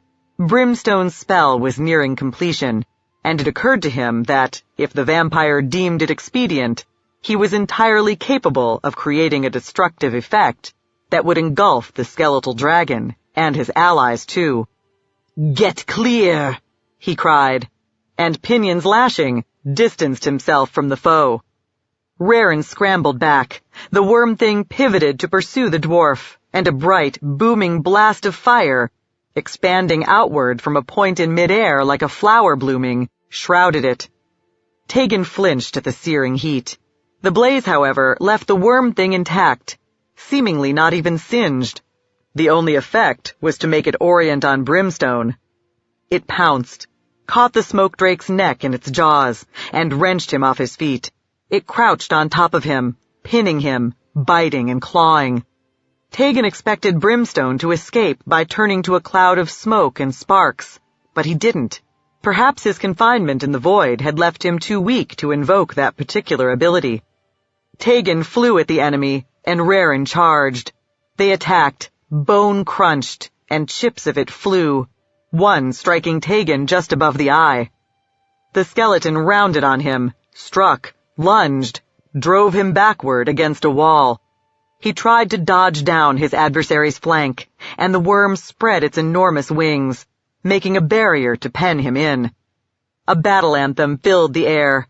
Kara sprang onto the skeleton's back, bore it down, but failed to pin it. Coiled together, rolling back and forth, they tore at one another. For the first time, everything was happening too cursed fast. Tegan noticed the song dragon's deep and gory wounds, sustained, evidently, during the battle back in the plaza. In her present condition, she wouldn't last long before the skeleton worm overwhelmed her. He sat down on the ground and cut at Samaster's sentinel. Raren dashed in and did the same. They were trying to draw the thing away from Kara, but the tactic wasn't working. Tegan flew onto the worm thing's lashing, heaving neck, spread his pinions to aid his balance, and cut repeatedly at the vertebra he'd already damaged. It was about as hazardous a perch as he could imagine. If Kara and her adversary rolled again, and he failed to spring into the air quickly enough, the prodigious, tangled mass of them could flip over right on top of him. He tried not to think of that, or of anything but cutting at precisely the right spot. With his target in furious motion, he missed as often as not, but he gradually enlarged the breach he'd made before, until finally the vertebra shattered into several pieces. With a crash and a clatter, the huge, wedge-shaped skull dropped away from the rest of the skeleton, and the thing stopped moving. Panting, Tegan offered a silent prayer of thanks to Sweet Lady Firehair. "Kara," he said, "are you all right?" "Yes," she said, extricating herself from the clinking remains of her adversary. "I've stifled the frenzy, for the moment anyway." "I rejoice to hear it, but I was referring to your wounds." "Oh." She sounded surprised, as if she'd forgotten the punctures and gashes, though that scarcely seemed possible. "They'll be all right, I suppose." "No doubt," whispered Brimstone, irony in his tone. "You'll all be delighted to learn that I'll survive as well." His wounds closing, but more sluggishly than usual, he turned his smoldering gaze onto the remains of their foe. It was a sort of golem, and thus more or less impervious to sorcery. With my mind still muddled from our imprisonment, I didn't realize that. "So the only creatures your fire magic might have hurt," Tegan said, "were Raren and me. Pray forgive my candor, but I've seen you make cleverer plays." The vampire bared his fangs. "We were in desperate straits, and I trusted the two of you to scurry out of the way." "As we did," Raren said. "So let's not squabble about it. I'd rather hear what's happened to us, if anybody knows." "I do," Kara said, and offered an explanation that was, Tegan supposed, no madder than all the other mad things they'd experienced. "Perhaps I panicked, but I was certain that if we didn't get away, we were going to die." "Considering the magic Zethrandur unleashed at the end," Tegan said, "I dare say you were right, but I wish you could have brought the rest of our comrades along. Failing that, I wish we at least knew what happened to them." "Perhaps I can scry for them," Brimstone said, "or perhaps not. The same wards that keep anyone from finding this place by such methods may well prevent me from looking out. But in any case, we have more important matters to address." "Didn't you understand what Kara Sendriath told us? At last, we truly have reached the source of the rage." "I do understand," Tegan said, "and in some measure, I share your enthusiasm. I simply wish I didn't feel so frail, and accordingly ill-equipped to contend with whatever additional surprises Samaster emplaced to greet us." "So do I," Raren said, "but it doesn't matter if we're sick, or if we can't travel back the way we came. Somehow, we made it here, and we've got to go on with our work. Unless the heart of the magic is sitting right in front of us, and I just don't have the wit to see it. That means exploring." "You're right." Kara dwindled back into the form of a woman, and Tegan suppressed a wince. It was even more troubling to see her cut and bloody in that slender, vulnerable shape.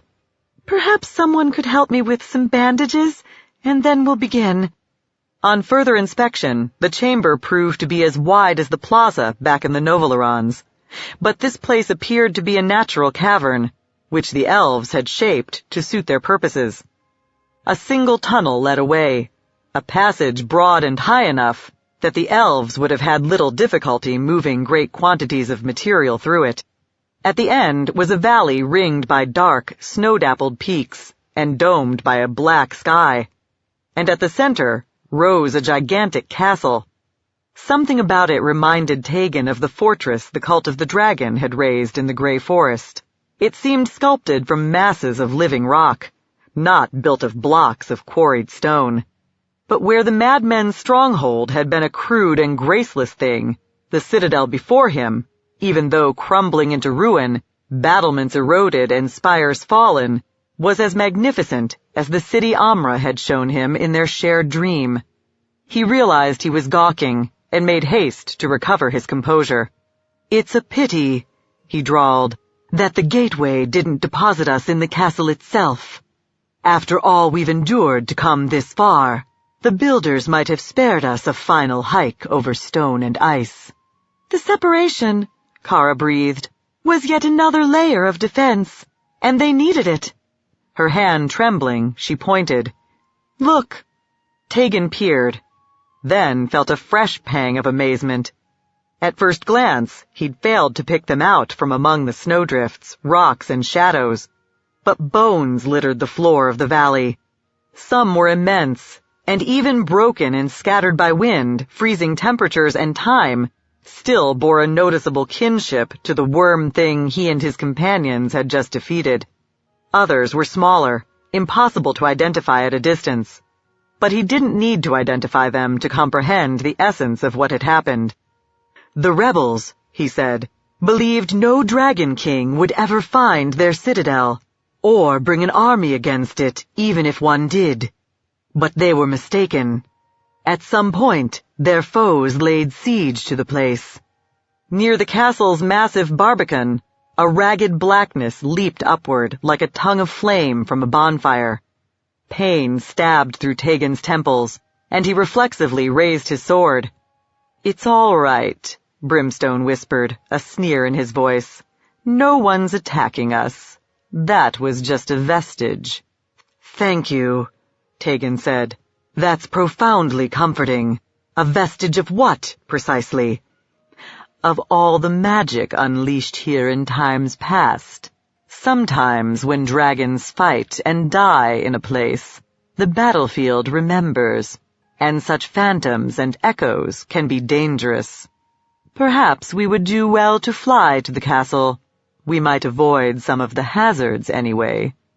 "Or attract the notice of other guardians," Raren said. "I'd rather walk, and be careful." Brimstone flipped his wings in a shrug. "So be it." He started out of the tunnel, and a dark, vast form, passing over the mountain at their backs, glided into view. For a moment, Tegan thought it was a black dragon. The color was essentially right, but it had a stippled pattern of lighter scales running through the dark. Its wings were so torn and perforated, it seemed unnatural that it could fly as well as it was manifestly capable. The entire body had a gaunt, shriveled look, not just the flesh on its head. The fangs and talons, moreover, were as black as obsidian. Praying the reptile hadn't detected him, Tegan shrank back into the passage. His companions did the same. With a lazy beat of its ragged pinions, the dark worm flew onward. It gave an eerie, screeching cry, and from other points around the valley, the voices of other drakes responded in kind. Will reflected that, for a fellow who lacked any taste for soldiering, he was spending far too much of his time in the midst of armies, though it was mildly interesting to note the differences. Gareth Dragonsbane's host had been the very definition of chivalry, with scores of knights, paladins, and men-at-arms, encased in plate and mounted on towering destriers.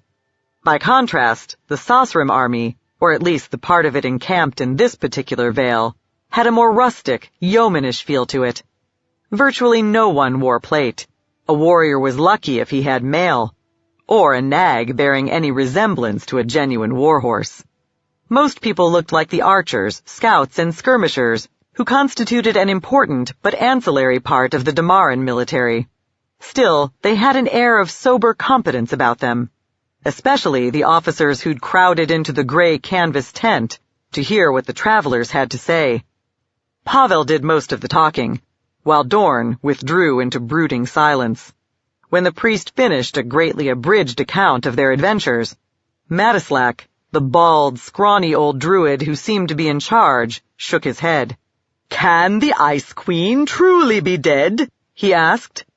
"Dead as a weasel's breakfast," Jivex declared, clinging upside down to one of the poles supporting the tent. "We saw her die," Pavel said. "And of late," Stivell said, "she hasn't cast her image into the sky to encourage her troops and demoralize us. I wondered why." "Then why is it still so cold?"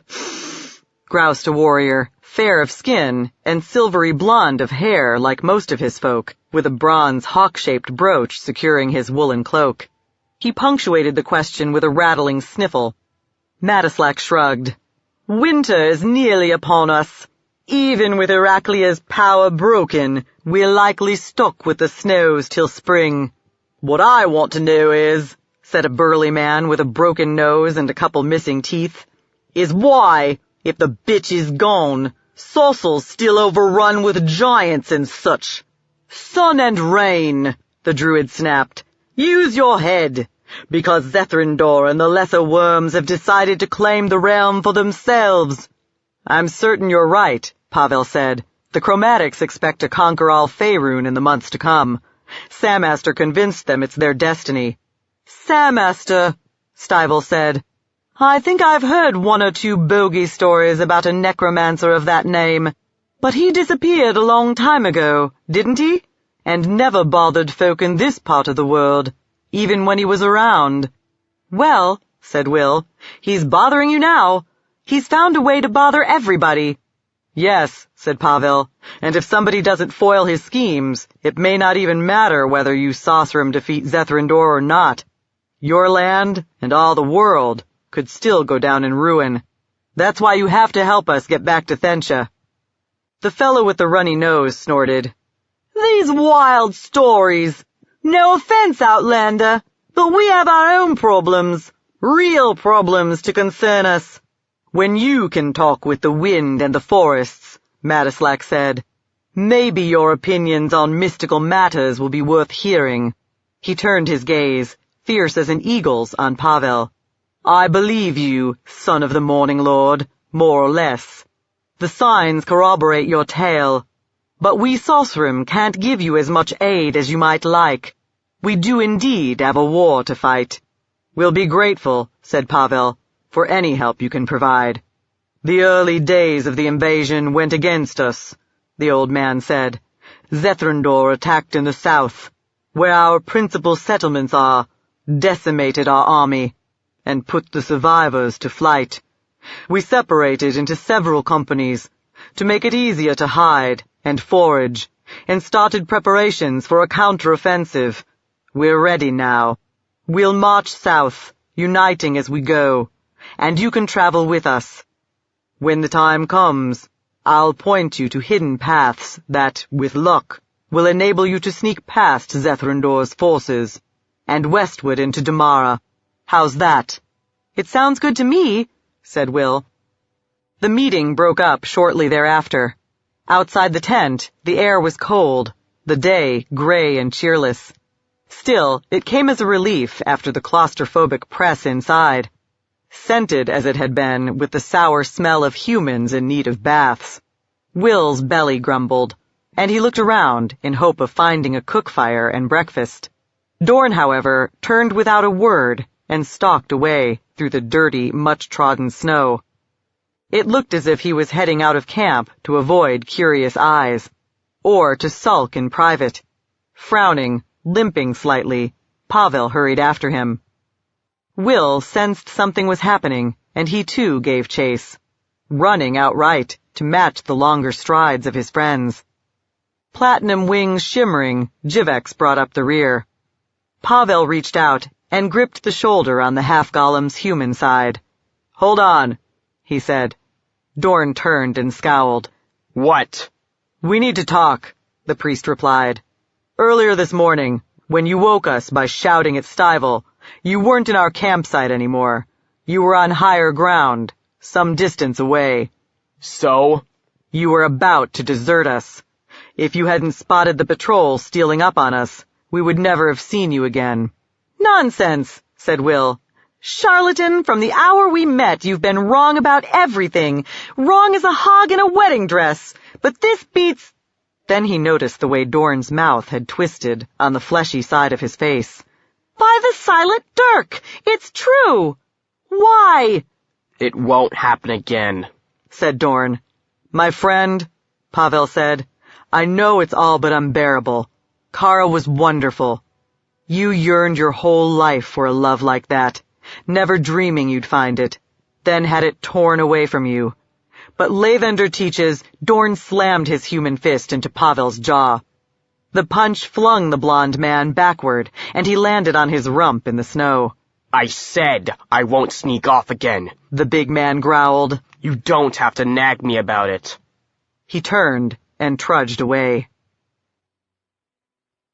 Brimstone regarded his companions, and took some slight solace in the fact that none of them appeared panicky or demoralized. They might be his inferiors, and an aggravation much of the time, but they had a toughness that made them useful pawns. "The drakes are called Tartarian worms," he whispered, keeping his voice even lower than usual. He and his comrades had retreated a goodly distance back down the tunnel, but he assumed the creatures outside heard as well as dragons generally did.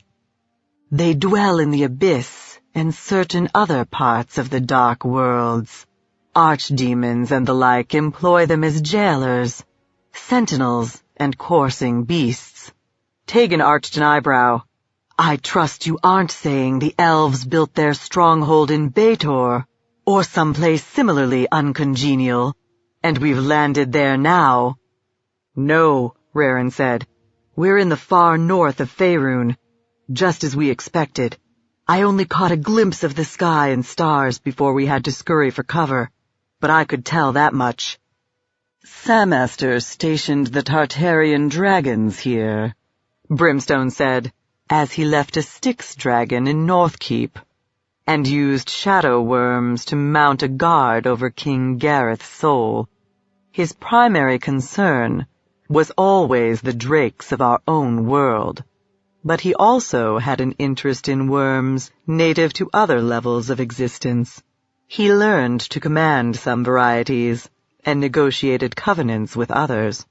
"And here they are," sighed Karasendriath, slumped, ashen, and generally haggard-looking, her makeshift bandages spotted and giving off the enticing scent of blood. The smell wore away at Brimstone's self-restraint. "I suppose the Tartarians were a better choice than Chromatics, since he doesn't want the latter learning anything about the source of the rage. But still, by all the stars and every melody they sing, how many barriers did he put in our way?" "We've known from the start," Tegan said, "that he has a penchant for intricacy and elaboration. It was manifest in his cipher. So complex that even Firefingers and the other scholars couldn't unravel it. But we've outplayed him so far, and will again, though I confess I'm uncertain as to how." Raren scratched his silvery goatee. "I see two choices. We four can try to find and destroy the heart of the rage without running afoul of the Tartarian dragons and whatever other dangers are lurking about. Or someone can go for reinforcements." "The latter," Brimstone said, "is the wiser course, and I'm best equipped to do it. I can fly. I command the most potent magic, and I emerged from our recent battles relatively unscathed. I am, moreover, impervious to the cold. I believe a fading enchantment like the one protecting the site in the Novolorons still warms the valley to some degree, but none of you could bear the chill that prevails beyond the mountains." Raren smiled. "I could, but I don't see how I'd manage if I was riding you, and you had to turn into smoke. Anyway, I'd rather bide here, because I think we should try both plans. You go for help, and the three of us will try to sneak into the castle." Tegan nodded. "With time slipping through our fingers, our talons, as the case may be, I agree." "So be it."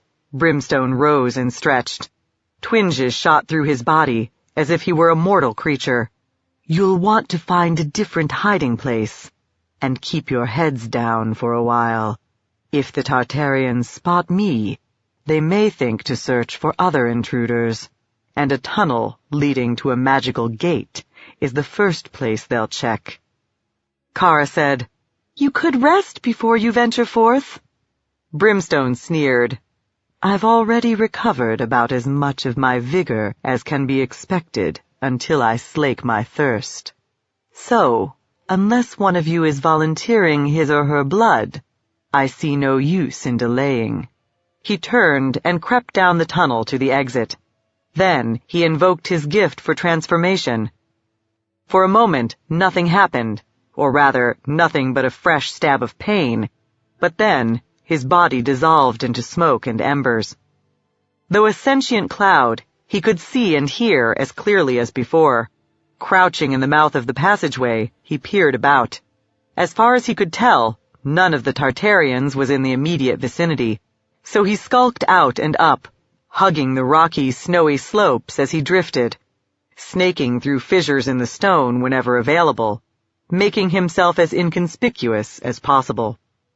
Twice he froze and waited while one of the dark, gaunt Tartarians glided overhead. But he ascended to the gap between two peaks without Samaster's sentinels detecting him, and from there he could survey the country beyond. It was endless desolation, mile after mile of ice and stone, where nothing stirred but the moaning wind, and here on the threshold of it, where the ancient wizard's enchantment of warmth began to fail, the temperature plummeted. It caused Brimstone no distress, but it was cold enough to stop Tegan's heart in a matter of moments. He doubted even Karasendriath could endure it for any length of time, certainly not in her current injured and debilitated state. That might have its positive side, if it meant that even the Tartarians were averse to venturing far beyond the zone of relative warmth. If such was the case, once he put some distance between himself and the mountains, he'd be safe. Encouraged, he flowed onward, until, without warning, the world whirled and tumbled. Silvery light flashed and glimmered around him. Then, when the vertiginous spinning stopped, he found himself hovering in a corridor of milky, translucent crystal, or possibly curdled light. The passage forked ahead of him, and dog-legged out of sight behind. Tegan, Raren, and Kara crept through the scree and litter of bones at the base of the mountains, looking for hollows in the rock. According to the dwarf, since there was one cave, there were almost certainly more. He naturally led the procession, and Tegan served as rearguard, leaving the middle position, the safest spot, to Kara. The Bladesinger supposed the arrangement was paradoxical, considering that she was the most formidable, but primarily in dragon shape, and that close to the heart of the rage, it was more important than ever that she keep to her womanly form as much as possible. It was a nerve-wracking trek. Periodically, one of the Tartarian worms screeched or glided near, and the seekers ducked under cover until it passed. They also spotted the vague, semi-transparent semblance of a dragon stalking along the ground. For a moment, Tegan wondered if it was Brimstone, back already and congealing from vapor. Then he realized it was a ghost, still haunting the battleground where the ancient elves had killed it. Such obvious menaces were alarming, but in essence, they were the same sort of horror he'd been fighting for the better part of a year, and perhaps for that reason, they didn't daunt him quite as much as they would another. It was actually the bizarre manifestations of enchantment gone to rot that he found most disquieting, even though the majority didn't appear particularly dangerous. A stone spoke to him in a language he didn't recognize. His mother's face formed and dissolved in a trickle of water pattering down the escarpment. Fragrant black lilies sprouted from the frozen earth, rubbed and twined together in an exploratory kind of way, then exploded into furious motion, tearing at one another with barbs concealed among their petals. With such wonders to distract him, it was a while before he actually registered what he was picking his way through, what he even trod on and crushed occasionally. But when he finally did notice, he froze. Perhaps he made a sound as well, for Kara and Raren turned around. "What is it?" whispered the bard. "The bones," he breathed. Raren stooped to examine one of the skeletons, took hold of a bone and lifted it up. For a heartbeat, the armature of the bird-like wing hung revealed. Then the structure crumbled. "I've never actually seen the skeleton of an Avariel before," the white-haired hunter said, "but I assume this is one." Tegan swallowed. "And there's another. And over there, another. Sune's ruby comb, they're all around us. Everywhere." He paused, studying their faces. "Do you see what it means?" "Keep your voice down," Raren said.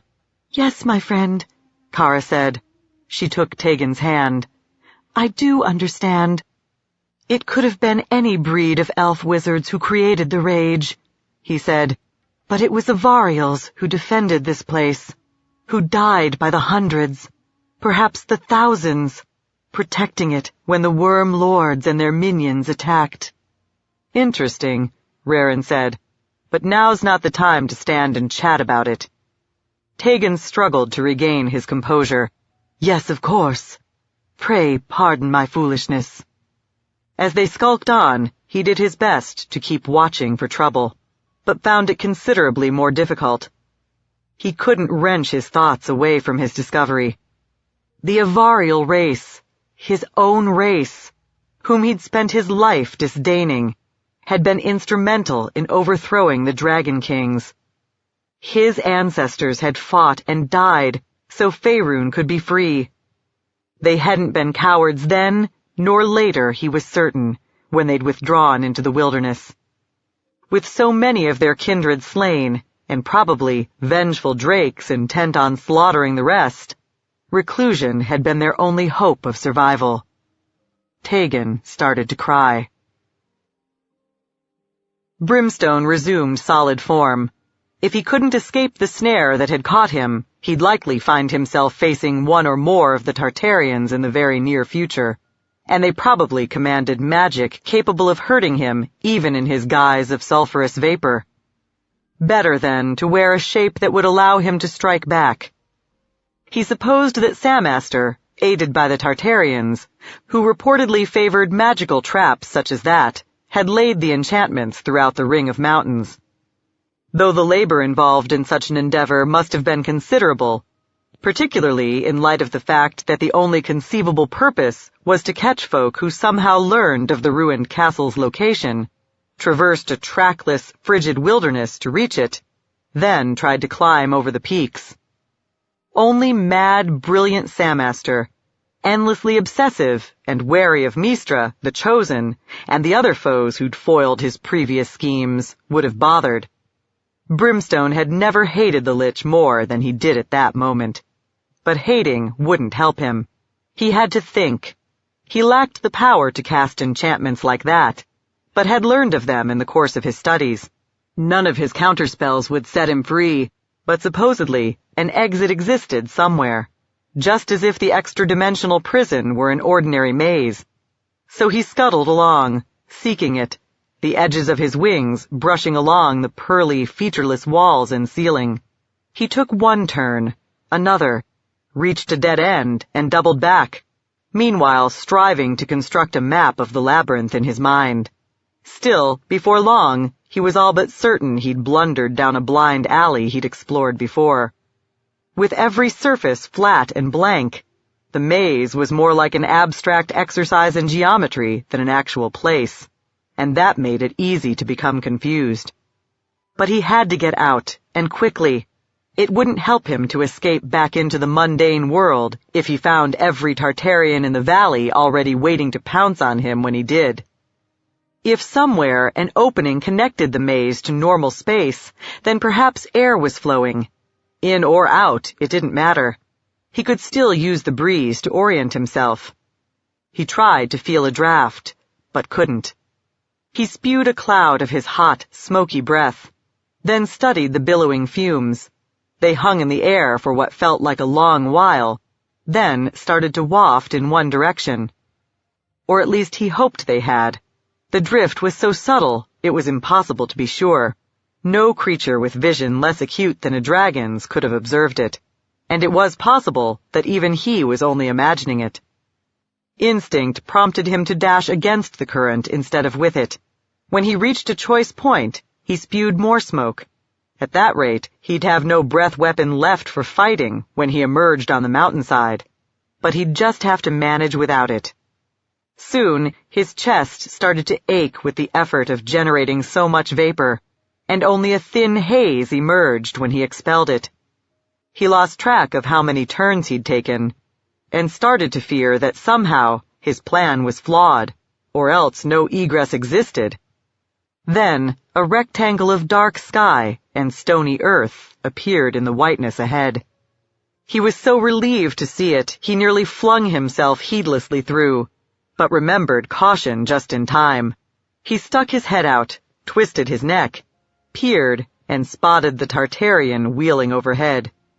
He scrambled through the doorway, and with a magician's heightened awareness, felt the maze, deprived of its prisoner, wither from existence.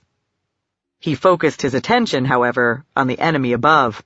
He couldn't look up, because he didn't want it to know he'd sighted it, but trusted his hearing to tell him what it was doing.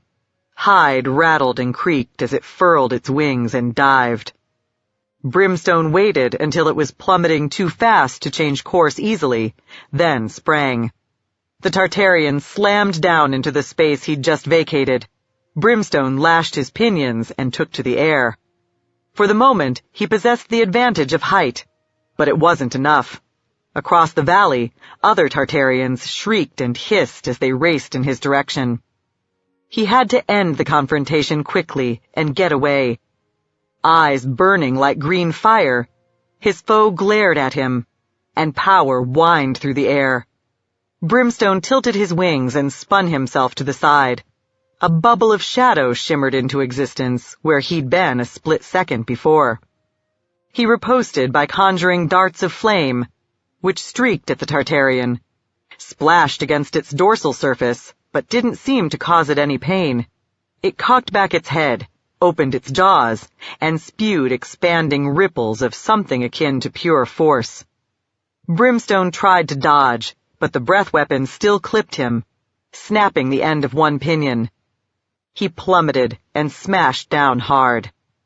The Tartarian sprang on top of him and pressed him against the cold, rocky ground. Its talons punctured his scales, and its jaws sought his neck. All but immobilized, Brimstone frantically twisted his head into position, to gaze into his adversary's luminous emerald eyes. "Stop," he thought. "Stop fighting me. I'm your master, and you're my slave." For a moment, it didn't seem as though it was going to work, and small wonder if it hadn't. The Tartarian had a dragon's strength of mind, but then it stopped tearing at him and cringed. Brimstone plunged his fangs into its throat. The Tartarian writhed for a moment, then went limp. Yet Brimstone, too, found his will constrained by need and greed. He was parched, weak, and the Tartarian's blood, though laced with bitterness, was an intoxicating fountain of vitality. He guzzled in a frenzy as fierce as the rage.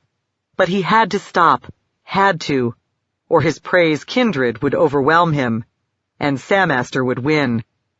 Finally, he managed to wrench his mouth away from the gushing wounds. At once, he discerned that he might have waited too long. Ragged shadows against the stars, the other worms were nearly upon him. He couldn't retreat directly away from them, farther into the mountains. It was too likely he'd blunder into another snare. He'd have to flee at a right angle to their approach and swing back into the valley, even though it meant letting them get even closer than they were already. At least his drink of blood had mended his broken wing. He sprang into the air and flew, meanwhile whispering a charm to augment his speed. He beat high, swooped low, and zigzagged from side to side to throw off his pursuers' aims. Even so, some attacks found him. Another blast of breath weapon bashed him, shadowy, disembodied hands clawed him, and a mesh of gummy cable materialized on his wings, binding them until with a flap he tore the web apart. It was only a matter of time until one assault or another would kill him, cripple him, or at least slow him down enough for the Tartarians to catch up. Peering about for anything that could help him, he spotted the entrance to the portal up ahead. He took stock and realized that his breath had renewed itself at least to a degree. He dived to earth in front of the cave, spewed smoke and embers, then scrambled inside. As soon as he was out of his pursuer's view, he dissolved himself into vapor and sparks. Identical, or so he hoped, with the haze he'd created a moment before. The Tartarians thudded onto the ground and charged through the two overlapping clouds without perceiving any difference between them, then hurtled on down the passage. Brimstone waited while his enemies vanished in the dark. Then he flowed through the smoke that was not himself, out into the open air and onward, until he found a hiding place amid big, jumbled stones, which on closer inspection turned out to be the broken remains of a huge golem or earth elemental. Despite the erosion that had blurred its features, he could still make out eyes, an ear, and the contours of a three-fingered hand. From that vantage point, he watched the Tartarians emerge, hissing and snarling to one another, presumably marveling at the abilities of the quarry who'd managed both to escape through the gate and to destroy it in the process. He waited for some time after they dispersed, then skulked onward in search of his comrades. Eventually, he found Rarin scraping lichen from a rock. Alert as ever, the dwarf sensed his approach, pivoted in his direction, and raised his axe.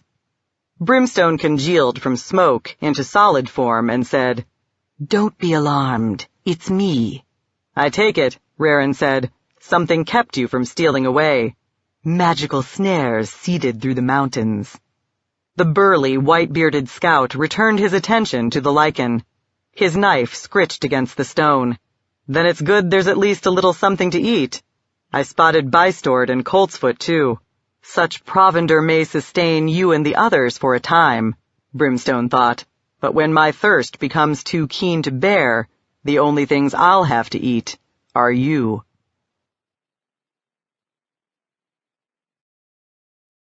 This audiobook has been broken into multiple parts to make the download faster.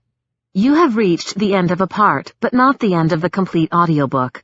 So please check your library for the next part of this audiobook. Chapter 8, 13 to 16 Uktar, the Year of Rogue Dragons. In Sasal, corpses weren't hard to find. The slain lay where they'd fallen, buried only by the premature snows. But even so, Zethrandor's instincts led him to seek out an old cemetery, where sunken graves crumbled in on themselves, and weathered markers listed. A place given over by ritual and custom to the dominion of death. He waited for the moon to set, then, hissing and murmuring incantations, used a talon to inscribe pentacles and sigils, some in the frozen earth, others on granite headstones and the facades of mausoleums. Several of the monuments, hallowed in the name of one beneficent power or another, couldn't bear the desecration without cracking or crumbling.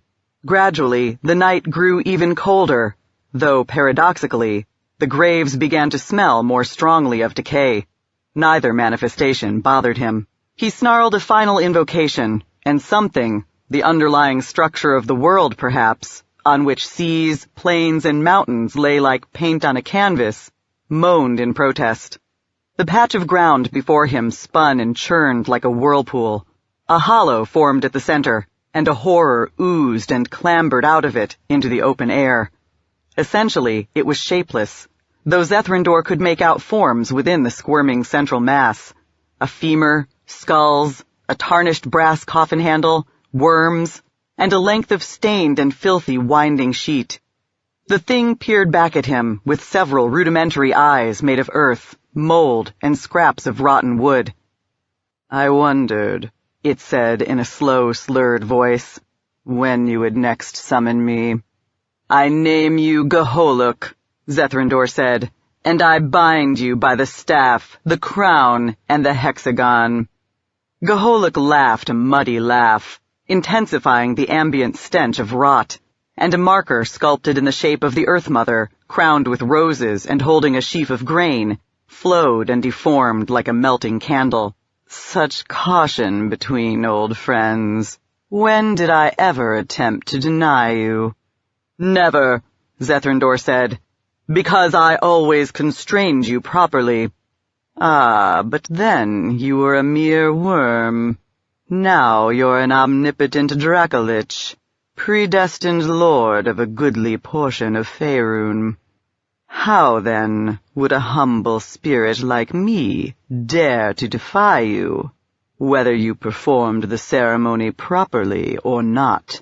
Zethrindor bared his fangs.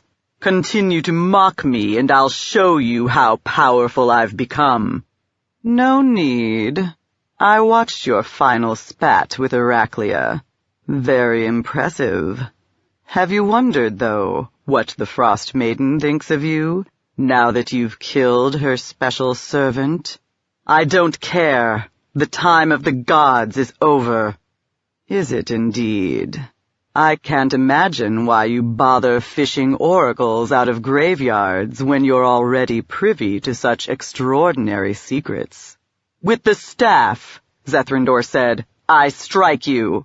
Geholuk's amorphous body burst into blue flame.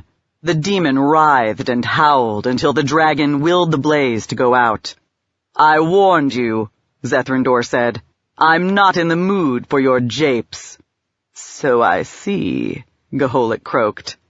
"Ask your 3 questions, then, and we'll be free of the annoyance of one another's company." "The portal in the Novolorons, where did it lead?" "I don't know." "By the crown, I rule you." The blue flame burned brighter, and didn't just sear Geholuk's surface. It devoured portions of the demon's body entirely. When Zethrindor extinguished it, Geholuk lay in several chunks, which sluggishly extended feelers toward one another and seeped back into a single mass. "I've already invoked the staff and the crown," the dragon said. "If we proceed to the hexagon, you'll burn until my own existence comes to an end, and that, I assure you, means forever." "I can't answer if I don't know the answer. A wizard as powerful as Samaster can conceal his designs even from entities like me." "Then we'll turn to matters of more immediate concern. I'm having difficulty locating what remains of the Sasrim army. Despite all your sorcery, and all your flying scouts flapping hither and yon, it's all but impossible to imagine." That, too, sounded like mockery, and Zethrindor felt tempted to punish Geholuk yet again. Unfortunately, though, he had, in his impatience, already run through the lesser finite chastisements. Satisfaction would come at the cost of terminating the interview and deprive him of the opportunity to make use of the demon in times to come. "The surviving druids are powerful," he gritted, "and this is their country. They know every inch of it, and have a special bond with it." "Also," Geholuk said, "the snow's orals sent to help the Ice Queen are, understandably, no friends to Iraklia's slayer. They baffle the eyes of your observers, and likewise hinder your divinations." "Well, for your sake, let's hope they won't hinder you. Where are the Sasrim forces?" "I'll show you."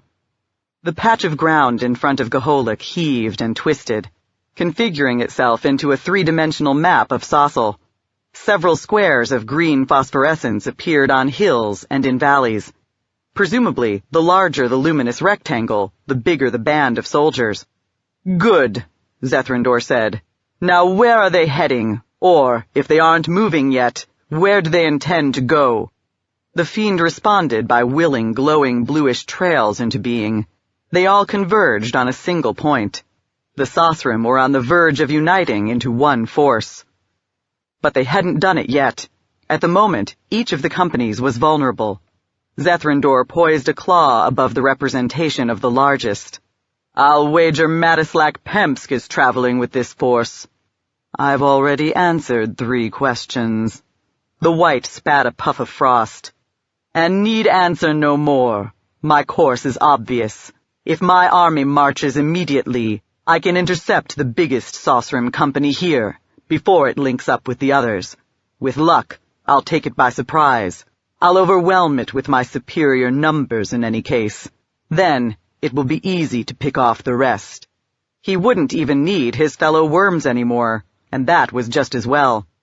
They were growing restless, eager to abandon the war and undergo their own transformations into Dracoliches before madness overtook them.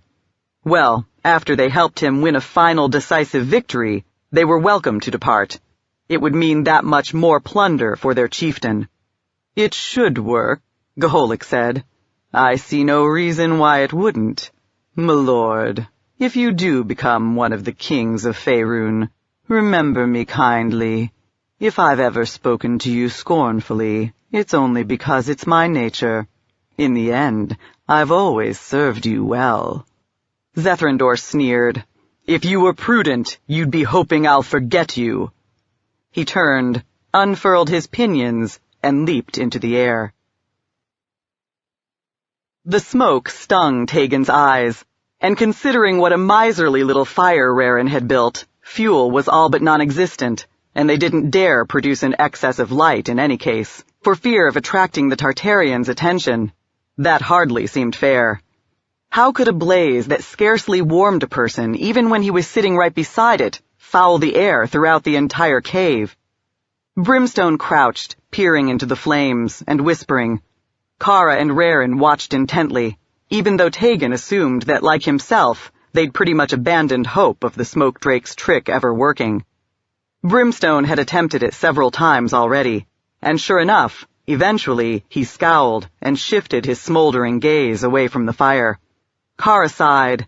Despite meager food and the constant chill, her cuts were healing quickly, thanks to her draconic vitality and Raren's healing charms.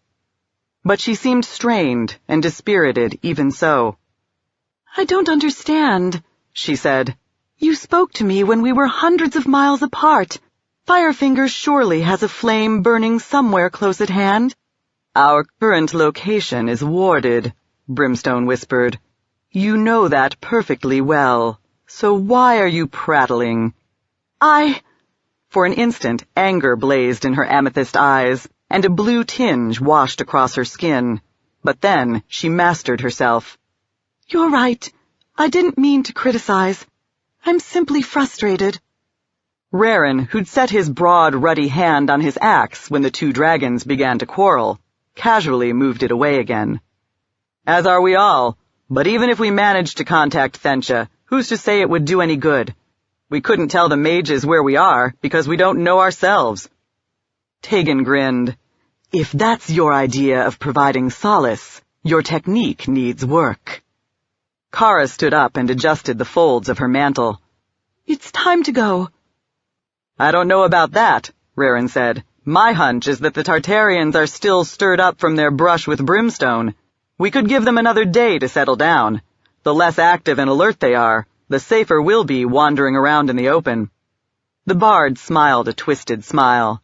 "Trust me, my friend. You don't want to spend 2 more days just sitting cooped up in a hole with me. Not in my present humor." Raren shrugged his massive shoulders. "I trust you, Singer. Now and tomorrow, in a cave or any place else. But for that same reason, I'll follow your lead." "Whereas I," said Tegan, have always followed where beauty led, and never regretted it yet. Well, give or take a few disgruntled husbands. It's time to be quiet, Brimstone said. He led his companions to the mouth of the cave. Outside, it was night. As Tegan had discovered, in the far north at this time of year, the nights were absurdly long, and the days ridiculously short. It was one of the many unpleasant peculiarities of the place, albeit one for which eldritch sorcery bore no responsibility. At least it made it marginally safer to sneak around. Dragons could see well in the dark, but not as far as they could by day. Or at least that was the way it worked with earthly drakes. It hadn't bolstered Tegan's morale to learn that Brimstone and Kara weren't entirely certain the same was true of worms hailing from the netherworld. Raren took the lead, prowling several yards ahead of his companions. In theory, he'd spot any danger first. But after a while, Kara, in a low but urgent voice, called to him to stop and back up. The hunter retreated a few steps, and a reddish shimmer danced through the air as another vestige of ancient magic manifested. It nauseated Tegan to look at it, and though it didn't throw off any perceptible heat, stones on the ground beneath it cracked apart, or melted and bubbled into liquid. The display ended after a few heartbeats, but the seekers still swung wide around that particular spot. Then they crept onward, while disembodied voices whispered, and the landscape periodically seemed to alter, though afterward Tegan could never say exactly how it had changed. He picked his way through bones, avarial bones as often as not, and the cold wind moaned and plucked at his garments. Those things, at least, didn't change. Something vast, vague as mist, but projecting a terrifying sense of power and malice nonetheless, floated upward from the ground on the procession's right flank. As it spread its bat-like wings and opened its reptilian jaws, Tegan realized it had actually oozed through and risen out of the earth. It was a ghost dragon they'd seen before, taking advantage of its insubstantial nature to sneak up on them. Until then, the Seekers had only observed the wraith stalking around one particular area in the northern part of the valley, a spot well removed from their present course. They hadn't expected to encounter it here, and it looked as if that miscalculation might cost them dearly. Tegan raised Rilatar's blade, unfurled his pinions, and rattled off the first line of a defensive charm. Swelling from woman into drake, Kara started singing a spell of her own. Raren lifted his axe. "No," Brimstone snarled. "Don't attack it." With a bound and a snap of his charcoal-colored wings, he interposed himself between his companions and the ghost. For what seemed a long while, he and the spectre simply stared into one another's eyes. Then the ghost turned and crawled away. "Nicely done," Raren said. "I take it that one undead recognizes another?" "Tonight it did," Brimstone whispered. "Its mind is faded and broken, and I can't vouch for what it might do in the future. Let's hope we can avoid it from now on." Kara dwindled back into human form. They wanted to get inside the castle as quickly as possible, to make sure the Tartarians wouldn't spot them. Still, as they drew near, Tegan had to pause for a heartbeat or two to marvel at the place. Towering and massive as it was, the stronghold simultaneously, paradoxically, gave an impression of exquisite grace, surpassing the loveliest temple in Lyrabar. He supposed the builder's mastery of proportion was responsible. "The ancient wizards raised this place for a fell purpose," he said. "In desperate times, in the most remote, inhospitable place they could reach. Yet, it's beautiful." Kara smiled. "Your people," she said, "rarely build anything that isn't."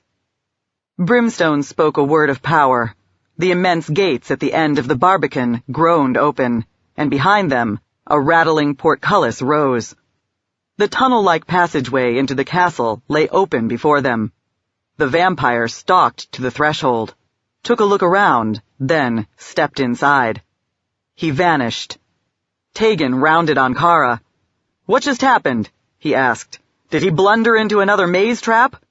"I don't think so," she said. "Not exactly." Then what did happen? I'll try to find out. She crooned spells, and power tingled over Tegan's skin. He and Raren looked around, watching for Tartarians and other menaces. A dark, winged shape wheeled and set down in front of them. Tegan felt a jolt of alarm, then perceived that the worm's eyes shined crimson, not green, and that it smelled of burning. He lowered his sword. "I trust that wasn't your idea of a jest," he said. "Otherwise, your timing is exceptionally poor." Brimstone showed his misshapen fangs. "I ran afoul of another ward. Fortunately, not a lethal one. A single stride carried me beyond the far wall of the citadel, as if it and the ground it sits on don't truly exist." Someone twisted space, Kara said. "Who?" Tegan asked.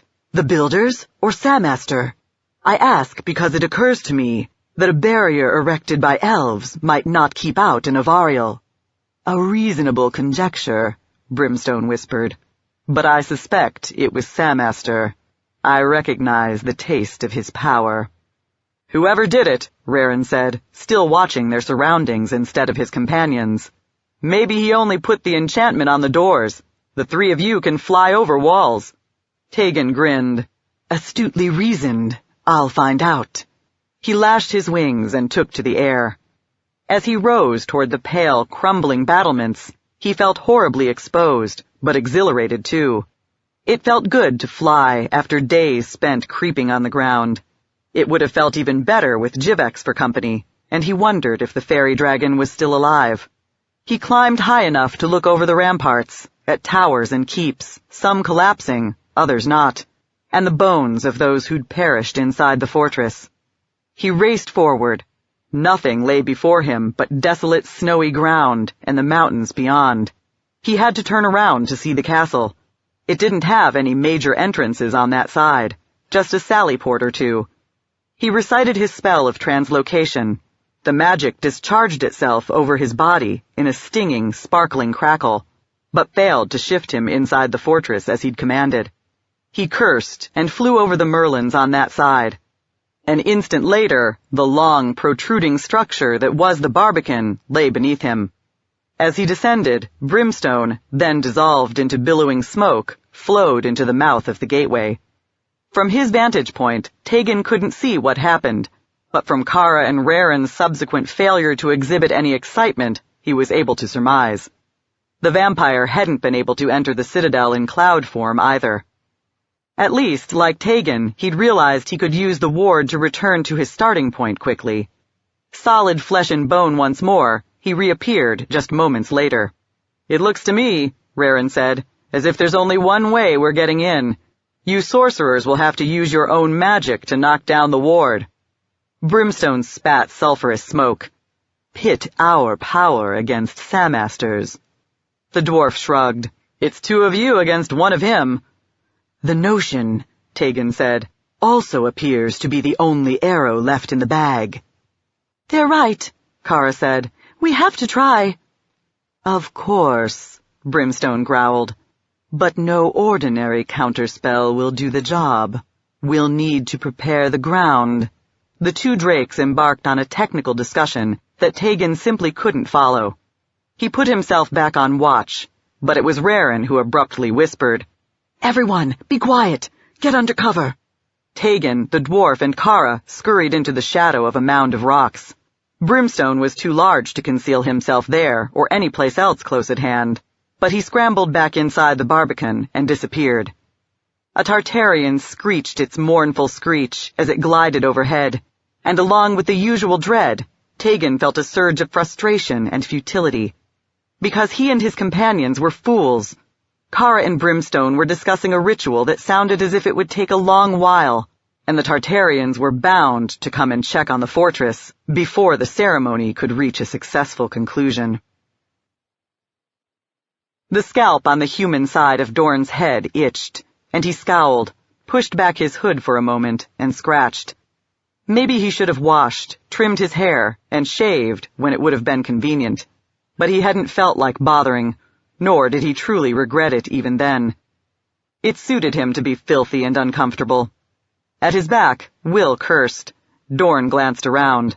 The halfling was all right, simply floundering through a particularly deep snowdrift that lay across the steep, narrow mountain trail. "Hidden paths, my freckled arse," said Will. "This is supposed to be a path? Well, maybe if I could turn into a wolf or a hare like half these Sosram can." "I'd be thrilled," Pavel drawled, "if you could turn into one of those beasts, or any creature more intelligent than is your natural state. It would be a blessing." He had a new mace dangling from his belt, and carried a new arbalist in his hands. The Sosram had given him and his fellow travelers some of their surplus gear. "Since when do you know anything about blessings?" Will replied. "Such matters are the province of genuine priests." They bickered on, trading jibes, while anger clenched in Dorn's guts and swelled inside his chest. Finally, he had to let it out. Enough! He snapped, and only realized he'd yelled when the sound rebounded from another mountainside. Startled, his comrades gawked at him. "We need to be quiet," he said awkwardly. Will waved a gloved hand at their snowy surroundings. At the moment, they could see for a considerable distance in every direction. "Nobody's around. Anyway, the charlatan and I were talking quietly. The fool making the most noise was you." Pavel set his hand on the halfling's shoulder. "No, Dorn's right," he said. "It's better to be safe." Dorn could tell the priest was simply humoring him and trying to avert a full-blown quarrel. That, and the pity in Pavel's brown eyes, triggered another spasm of ire. But he didn't want to fight either, so he clamped down on the emotion, pivoted, and trudged on up the trail. His friends tramped, and Jivex flew, after him in silence. They reached the top of one peak, descended a bit, crossed a saddle to another mountain, and climbed once more. Scales rippling with rainbows, Jivex streaked ahead of Dorn, reached the next summit, then hissed. Dorn scrambled the last few paces to find out what had surprised the little drake. An army marched in the vale below them. Like the Sosram host with their fair skin, moon-blonde hair, and snow-colored cloaks, on first inspection, Zethrandor's force seemed ghostly white. The towering frost giants were pale as marble, the dwarves had silvery hair, and wore the fur of polar bears and arctic wolves, and the dragons, ice drakes and tundra landworms, were like gleaming ivory gargoyles brought to life. Hide mottled with patches of rot, sunken eyes gleaming, Zethrandor strode along in the midst of his warriors. Here was the abomination whose magic had killed Kara, and rigid with hate, Dorn stared at him. Pavel hurried up behind him, took in the vista below, and said, "Get down." Dorn knew his friend was talking sense, but it didn't matter. At the moment, he couldn't do as he'd been bidden, and wasn't even sure he wanted to. At some point during the last couple heartbeats, Jivex had become invisible. Dorn felt a gust of displaced air and caught the rustle of beating wings as the fairy dragon flew close to his head. Then pain, abrupt and unexpected, stung his earlobe. The reptile had either nipped him or pinched him with his talons. "Now," Jivex snarled, "is not the time to go all strange and stupid. Get down!" Dorn crouched down in the snow, as did his friends. Perhaps not a moment too soon, for he spotted a couple of worms, lookouts plainly, gliding high above the host on the ground.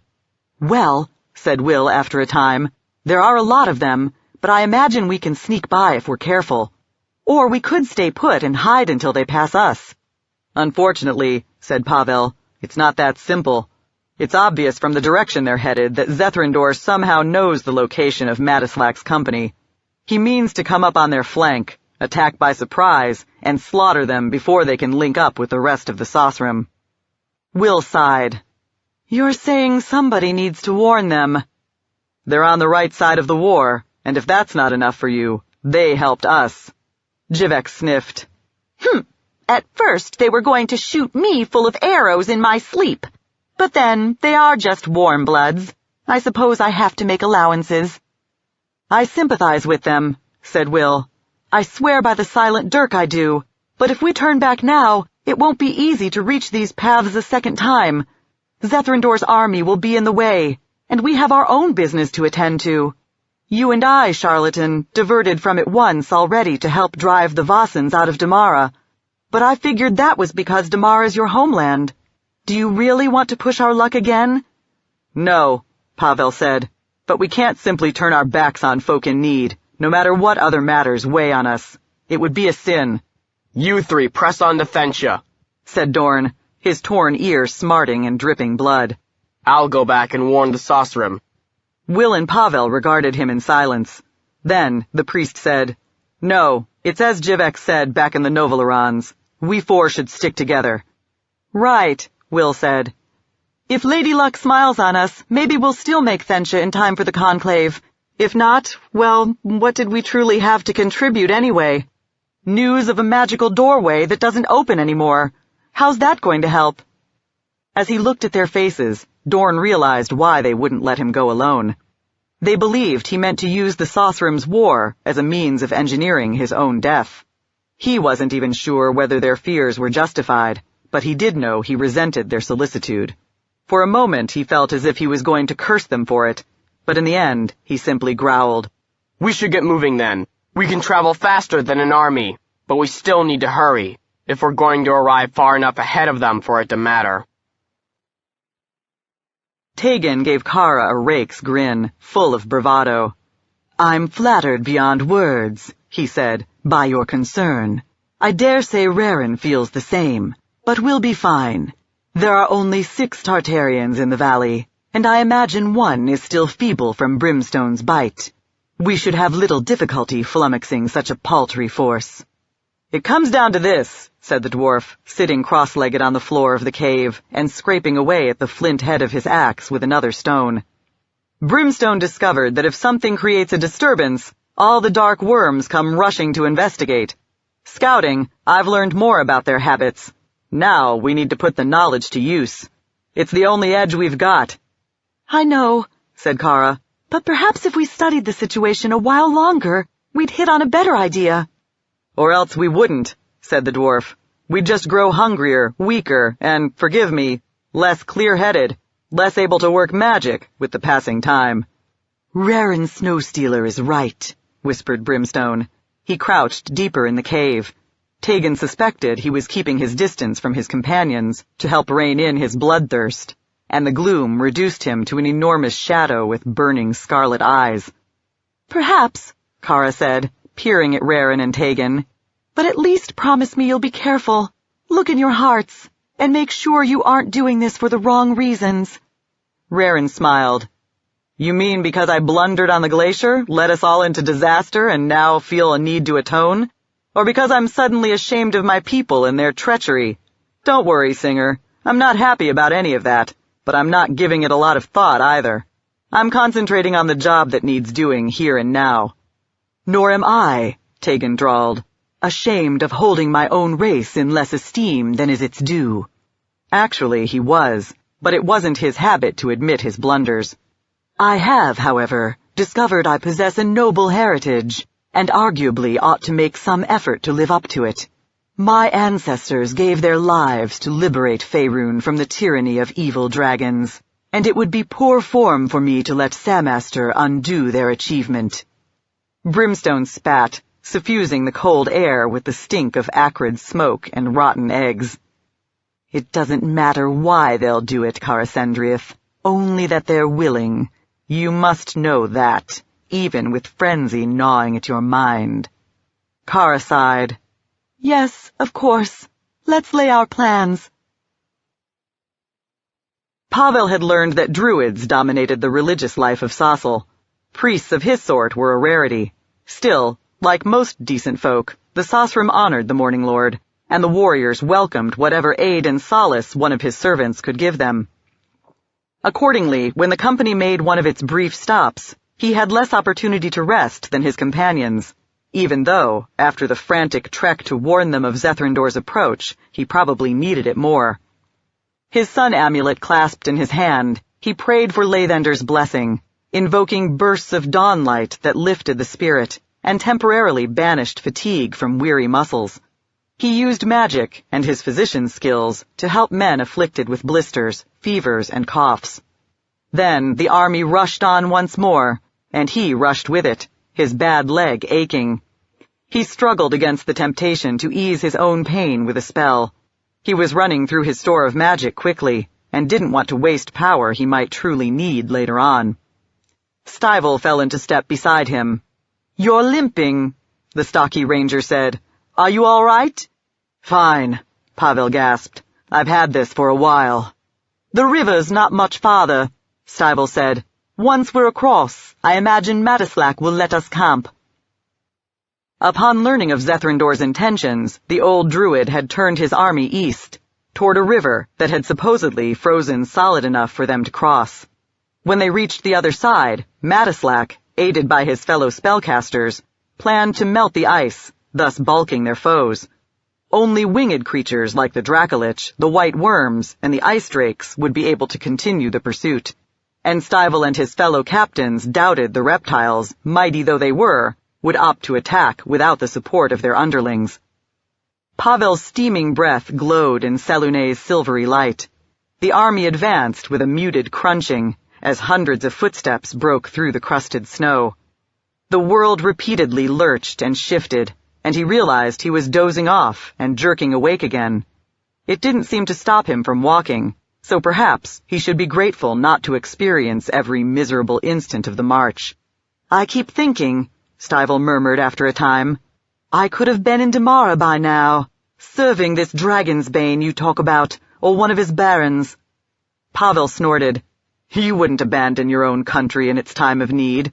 "Apparently not, but I did consider it," Stivell said. Evidently, cold as it was, the march was making him too warm, for he pulled open the front of his bearskin mantle. "My idea of soldiering is, you chase bandits and goblins. Enemies trained warriors can handle without a lot of trouble. Or, if you have to fight something awful, like a dragon, you make sure it's only one. You bring overwhelming force against it, and you make sure you get the bulk of the credit for killing it. That's the way to build a reputation, and still keep all your limbs attached to your trunk. This craziness," he shook his head. "A man could get hurt in the middle of this, yet here I am. Perhaps you just couldn't bear to leave Natalie behind. I've seen how you look at her when her back is turned. You must have bad eyes to go with that gimpy leg. She's a good lass, but a rich widow's what I want. A woman with the experience and gold to take care of me in and out of bed." "Then you won't mind if I whisper in Natalie's ear?" Stivell made a sour face. "Go ahead and try. She won't—" He looked up at the black and starry sky. "Curse it!" Pavel peered upward too, and after a few moments spotted pallid wings lashing high overhead. A clamor of dismay swelled among the company as other men caught sight of the creature. For another heartbeat or so, Pavel dared to hope that the situation wasn't so bad. If the white was simply a lone scout, flying well in advance of the rest of Zethrandor's army. But no, other serpentine shapes winged their way across the sky, over the Sosrim and into the east. Pavel was no master strategist like Dragonsbane, but it was easy enough to understand what was happening. The drakes would block the way to the river, and could almost certainly hold there long enough for the rest of Zethrandor's host to catch up with their foes. Then Matislack's company would find itself trapped with enemies in front and behind. The procession stumbled to a ragged halt. Some men milled around. Others, like Pavel, flopped down in the snow until new orders made the rounds. It seemed that the company was marching north. Wherever they were headed, Matislack meant to get there quickly. He must have inferred from the dragon's maneuvering that the rest of Zethrandor's force had nearly caught up with them. Stivell and the other officers ranged among the common soldiers, encouraging them and bellowing threats by turns, exhorting them to greater speed. Finally, Pavel had no choice but to use a healing prayer on his leg, in his exhaustion, nearly fumbling over the proper cadence. Even magic didn't produce the surge of strength or exuberant sense of health it sometimes did, but at least it numbed the pain. Sometime after that, he realized with dull surprise that Dorn had put his arm around him and was half carrying him along. He thanked him, and the big man responded with a grunt. The ground rose, and the edge of a sizable forest loomed up on the right, where it could guard an army's flank. As the sky brightened behind the trees, the Sosrim clambered up onto a tableland, and the officers herded the various squads to one position or another, establishing a formation. Obviously, that was where Matislack wanted to make his stand. As soon as their superiors gave them leave, warriors collapsed wherever they happened to be standing. Pavel wanted to do the same, but had to attend to his observances first. He disentangled himself from Dorn's arm, faced the dawn, and somewhat groggily started to pray. Soon he felt Lathender's bright and loving presence hovering near. The communion didn't purge the exhaustion from his body, but it cleared his mind and refreshed his spirit, dampening fear and the urge to despair. He asked for the spells he'd need to see him through the battle to come, and with flares of bracing light and warmth that only he could perceive, the god emplaced them in his mind like arrows in a quiver. When the process was done, he lay down, wrapped in his cloak and bedroll, to sleep as long as Zethrindor would permit. Chapter 9. 17 Uktar. The Year of Rogue Dragons. Kneeling, gripping Rilatar's sword partway down the blade, Tegan scratched away with it, as if it were a stylus, and the point inscribed lines and curves in the slope.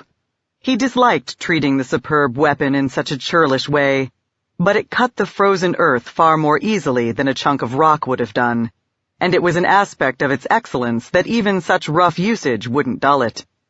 When he finished, he worked the incipient soreness out of his fingers. It had been awkward to grip the blade in a way that ensured he wouldn't cut himself, and inspected his handiwork.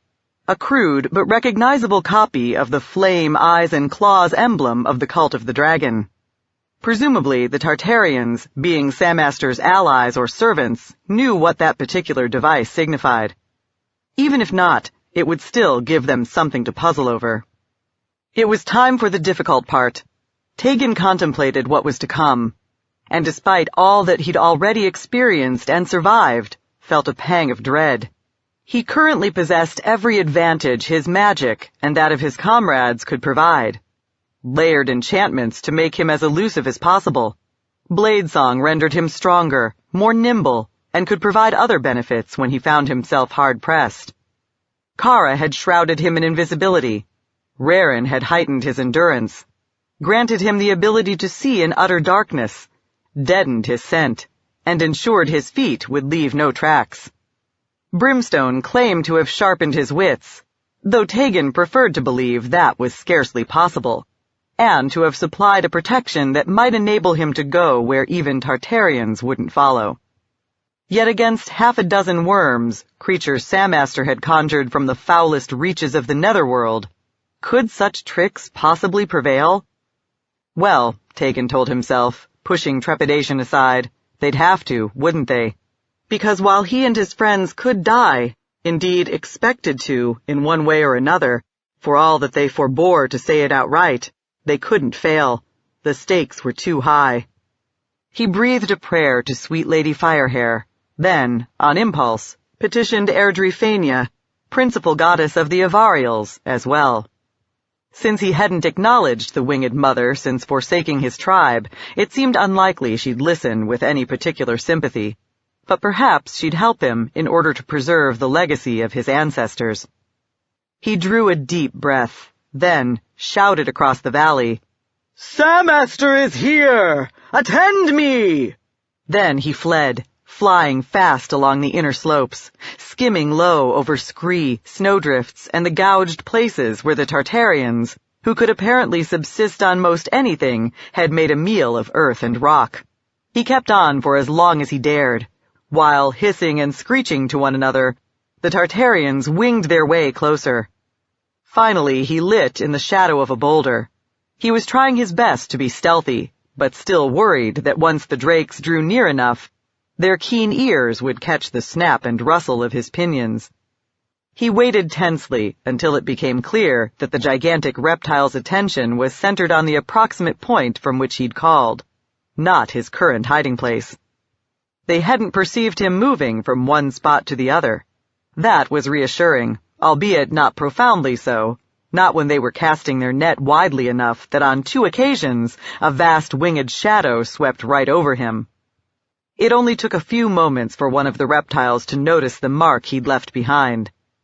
It cried to the others, and tilting and furling their wings, they all came wheeling and thudding down to earth to inspect the sigil more closely, peer about, and hiss and snarl.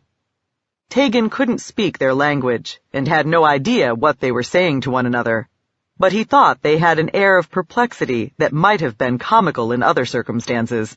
To say the least, it seemed unlikely they actually believed that Sam Esther had returned to the valley to play childish games with them, but they couldn't figure out the point of what really was happening. The answer was simple mystification. Anything to befuddle them and keep them on that end of the veil, while Kara and Brimstone labored to penetrate the citadel. 3 of the Tartarians bounded back into the air and resumed their wheeling scrutiny of the slopes. Their fellows stalked around on foot, forked tongues flickering, sniffing the air and ground like enormous hounds. Tegan held his breath whenever one prowled too close, but feared the reptile might still hear the pounding of his heart. He could certainly feel it, beating in the arteries in his neck. They didn't find him, though. His father had taught him how to conceal himself. His comrades were able spellcasters, and perhaps the fact that the Tartarians were probably looking for Brimstone again, not a considerably smaller creature, aided him as well. So it was all right, until the great dark creatures with their mottling of lighter scales and lambent green eyes shrieked to one another, and the trio on the ground beat their ragged wings. Then all 6 flew out over the ancient battlefield with its carpet of tangled bones. Which was to say, they were moving their hunt elsewhere, and Tegan couldn't allow that. He picked up a stone and threw it as far as he could, to crack down on the slope and start other rocks tumbling and rattling. The Tartarians wheeled, orienting on the noise. Tegan flew in the opposite direction, toward a shadowy depression that ought to serve for a second hiding place. Will found Pavel still asleep, and taking care not to bump the gimpy leg or do any other actual harm, kicked him in the side until his eyes fluttered open. "You poxy dung beetle," the human croaked. Will grinned and proffered a steaming tin cup. "Lentils and beef stock, not too vile for army food. Drink it while you have the chance." Pavel tossed off his blankets and stood up. Will was relieved to see that his leg didn't appear to be giving him any more trouble. He sipped the soup, then asked, "How long did I sleep?" "Most of the day, sluggard.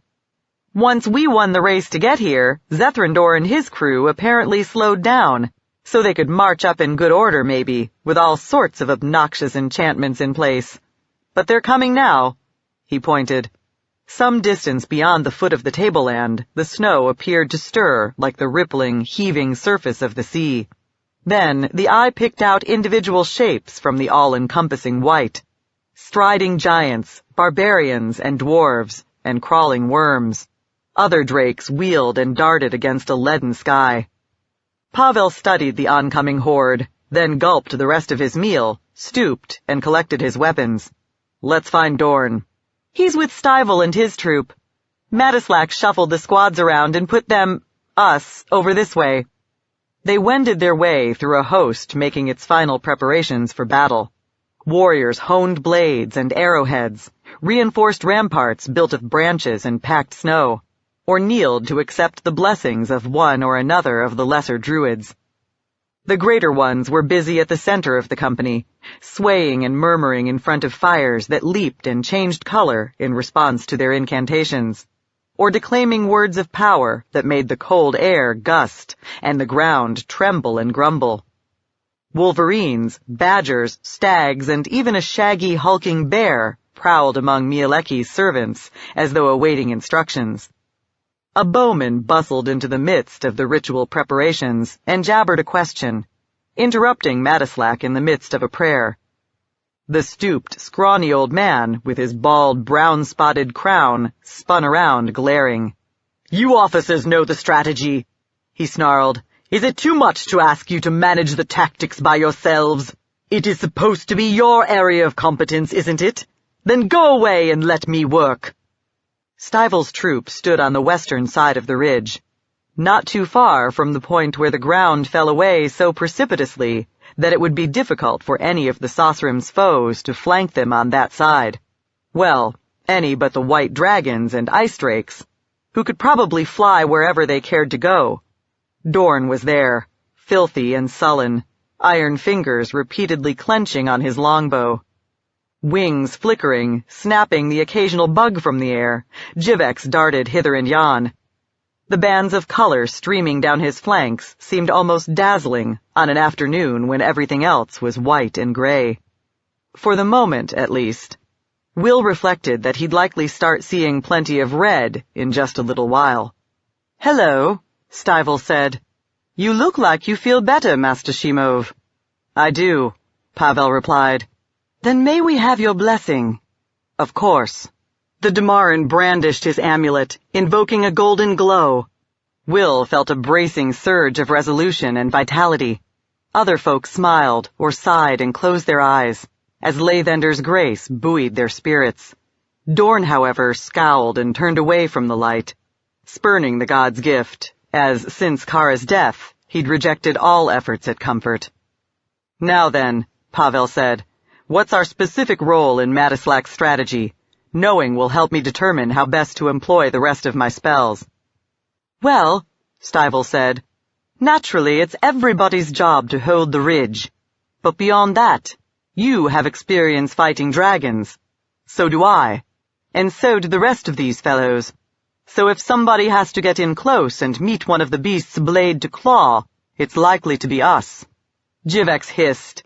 "Dragons aren't beasts. Not even the dull-witted runts out there." Some of the warriors grinned at the little drake's display of indignation, or maybe at his calling worms 100 times larger than himself runts. Trying to suppress his own smile, Stivell began to offer an apology. But before he could finish, the enemy attacked. Enormous hailstones hammered down on portions of the Sosrim line, breaking heads and limbs despite the protection of helms and armor. Flares of pure cold froze men into rime-encrusted statues. Bursts of shadow, rushing in like breaking waves or leaping up from the ground like geysers, rotted flesh, or sent folk reeling in shrieking terror. Behind the cover of that sudden barrage of magic, Zethrandor's army charged. The warriors on the ground roared their battle cries and sprinted forward. The drakes in the air lashed their wings and hurtled at the top of the hill. Unfortunately for them, however, their initial ploy didn't work as well as Zethrandor had no doubt hoped. Sorcery had torn chinks in the Sosrim line, but hadn't thrown it into disarray. The wards and blessings cast beforehand, and the protection afforded by the improvised fortifications, had saved most of the defenders, and they drew their bowstrings back to their ears. The whole ridge seemed to creak with the sound of flexing wood. "Shoot!" Stivell shouted. Other captains yelled it too. The volley clattered and thrummed.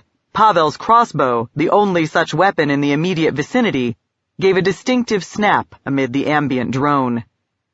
At the same time, the Sosrim druids and wizards struck at the dragons on the wing. Explosions of flame engulfed them, twisting, crackling thunderbolts speared them, and howling whirlwinds, visible thanks to the snow spinning inside, leaped at them. Clouds of stinging flies materialized to swarm on them. The magical harassment flung the flying dragons backward, while the hurtling arrows bulked the attackers on the ground. Many toppled, pierced. Some tried to shoot back, but the bows of the Great Glacier were inferior to those of Sossel, where the proper sort of trees for bow-making grew, coaxed by druids to provide wood perfectly suited to the purpose, and most of the shafts fell short. Though the frost giants could cope with the range and the disadvantage of lower ground, their strength compensated for the inferior quality of their gear. An arrow the size of a human long spear drove into the torso of a warrior near Will, and slammed him back into the soldiers standing behind him. When the first exchange concluded, Will couldn't tell who, if anyone, had gotten the better of it. The Sosrim had kept the flying dragons from descending on them, and their defensive line remained intact. But they'd also, in just a few heartbeats, sustained casualties that no army, facing superior numbers, could easily afford. At the foot of the hill, Zethrindor snarled orders. Will couldn't catch the words, but the meaning became clear enough when some of the attacking force split off and headed into the forest. They meant to use the trees to shield them from further volleys of arrows, while they advanced on the Sosram's eastern flank. Will hoped some defensive measure was in place to counter such a move, but he didn't know what it was. That was one of the many things he hated about war. The feeling that most of the time he didn't fully understand what was happening, and certainly had no hope of controlling it. Arrows flew back and forth. Magic filled the air with strange smells and pulses of warmth and chill. As the spellcasters chanted it into being, the white dragons tried again to fly at the ridge, and as before, the Sosram druids and wizards created bursts of flame, and conjured warriors of living fire and wind to bar the way. The worms fell back. Their quivers nearly empty already, archers cried for more arrows, or yanked shafts from the ground, the ramparts of snow and sticks, and the bodies of fallen comrades. A man near Will caught a shaft in the chest, smiled as if delighted to discover the wound hadn't inconvenienced him in the slightest, then collapsed. Stivel chaffed Pavel on how long it took to cock an arbalist. The human side of his mouth sneering, Dorn shot methodically at whatever target presented itself. No doubt he would have preferred to attack Zethrindor, but the undead wight hadn't yet ventured into range. Thus far, the Dracolich was directing his army more or less from the rear, evidently holding his own terrible prowess in reserve for later. Meanwhile, Will simply stood and watched. The sling the Sosram had given him was a decent weapon, but it couldn't throw a missile as far as a bow, and at that point the enemy was simply too distant. Or so he imagined. But then, closer to the center of the battle line, earth and snow heaved, a section of the ramparts collapsed, and a gigantic, wingless, dirty white worm burst up out of the ground. Pale blue eyes blazing, it snagged an archer with its stubby foreclaws, conveyed him to its jaws, plunged its fangs into him, and sucked at him in a way that reminded Will of brimstone. The white drake only guzzled for an instant, though, before spitting out its first victim and reaching for another. The blood drinker was a tundra landworm. Will had never encountered one before, but recognized it from Stivel's stories. It shouldn't have been able to tunnel all the way up through the hill so quickly, but presumably magic had augmented its natural capabilities, as well as those of its kin, for farther down the ridge, 2 more landworms exploded up out of the earth. The trio slaughtered at least 20 men in just a couple moments. Other soldiers, overcome by fear, scrambled away from the drakes. Matislak's entire formation was in danger of disintegrating. Zethrindor knew it too, and flung his troops into another charge at the hilltop. Men, dwarves, and giants ran. Dragons beat their way through the air. Nearly knocked down and trampled by fleeing Sosram, Will felt an uncharacteristic panic welling up inside. For a moment, he too nearly bolted. Then he glimpsed Dorn shoving his way toward the nearest landworm, and the sight steadied him. Maybe it was because he and Pavel felt responsible for their friend, or perhaps it was simply that he was used to following where Dorn led. In any case, he scurried in his wake, meanwhile switching out the sling for his new short sword. Dorn sprang at the reptile's flank, ripped its scaly hide with his iron claws, then slashed it with his hand-and-a-half sword. The landworm screeched and whirled, and he leaped backward, evading a snap of its jaws. It was at that point that Will squirmed his way out of the press of humans fleeing in the opposite direction, and got his first good look at the fight as a whole. To his relief, he and Dorn were by no means battling alone. Pavel had conjured a glowing, flying mace to hammer at the landworm, and it bloodied the worm's shoulder with a shrill whine of concentrated noise. Wheeling around the reptile, Jivex evoked a hood of glittering golden dust, which unfortunately fell away without sticking to the larger creature's head. Stivel, Natalie, and other members of their troop assailed the foe with swords and spears, though it was difficult to imagine what good it could possibly do. Even if they managed to kill the landworm, other drakes, giants, dwarves, and barbarians were already rushing to overrun the ridge. Will shoved such reflections out of his head. The task at hand was to slaughter that particular dragon. He'd worry about other perils later. He waited until the landworm's head was pointed away from him, then, wary of its stamping feet and lashing tail, darted underneath it. He plunged his short sword into its guts. He stabbed 4 times before the landworm's flesh shuddered in response to what might have been a particularly telling stroke. The drake would try to retaliate. Will scurried to get out from under it, and his boots slipped in the snow, costing him his balance and forward momentum. The shadow of a huge foot fell over him. He struggled to regain his equilibrium and realized it wasn't going to happen quickly enough.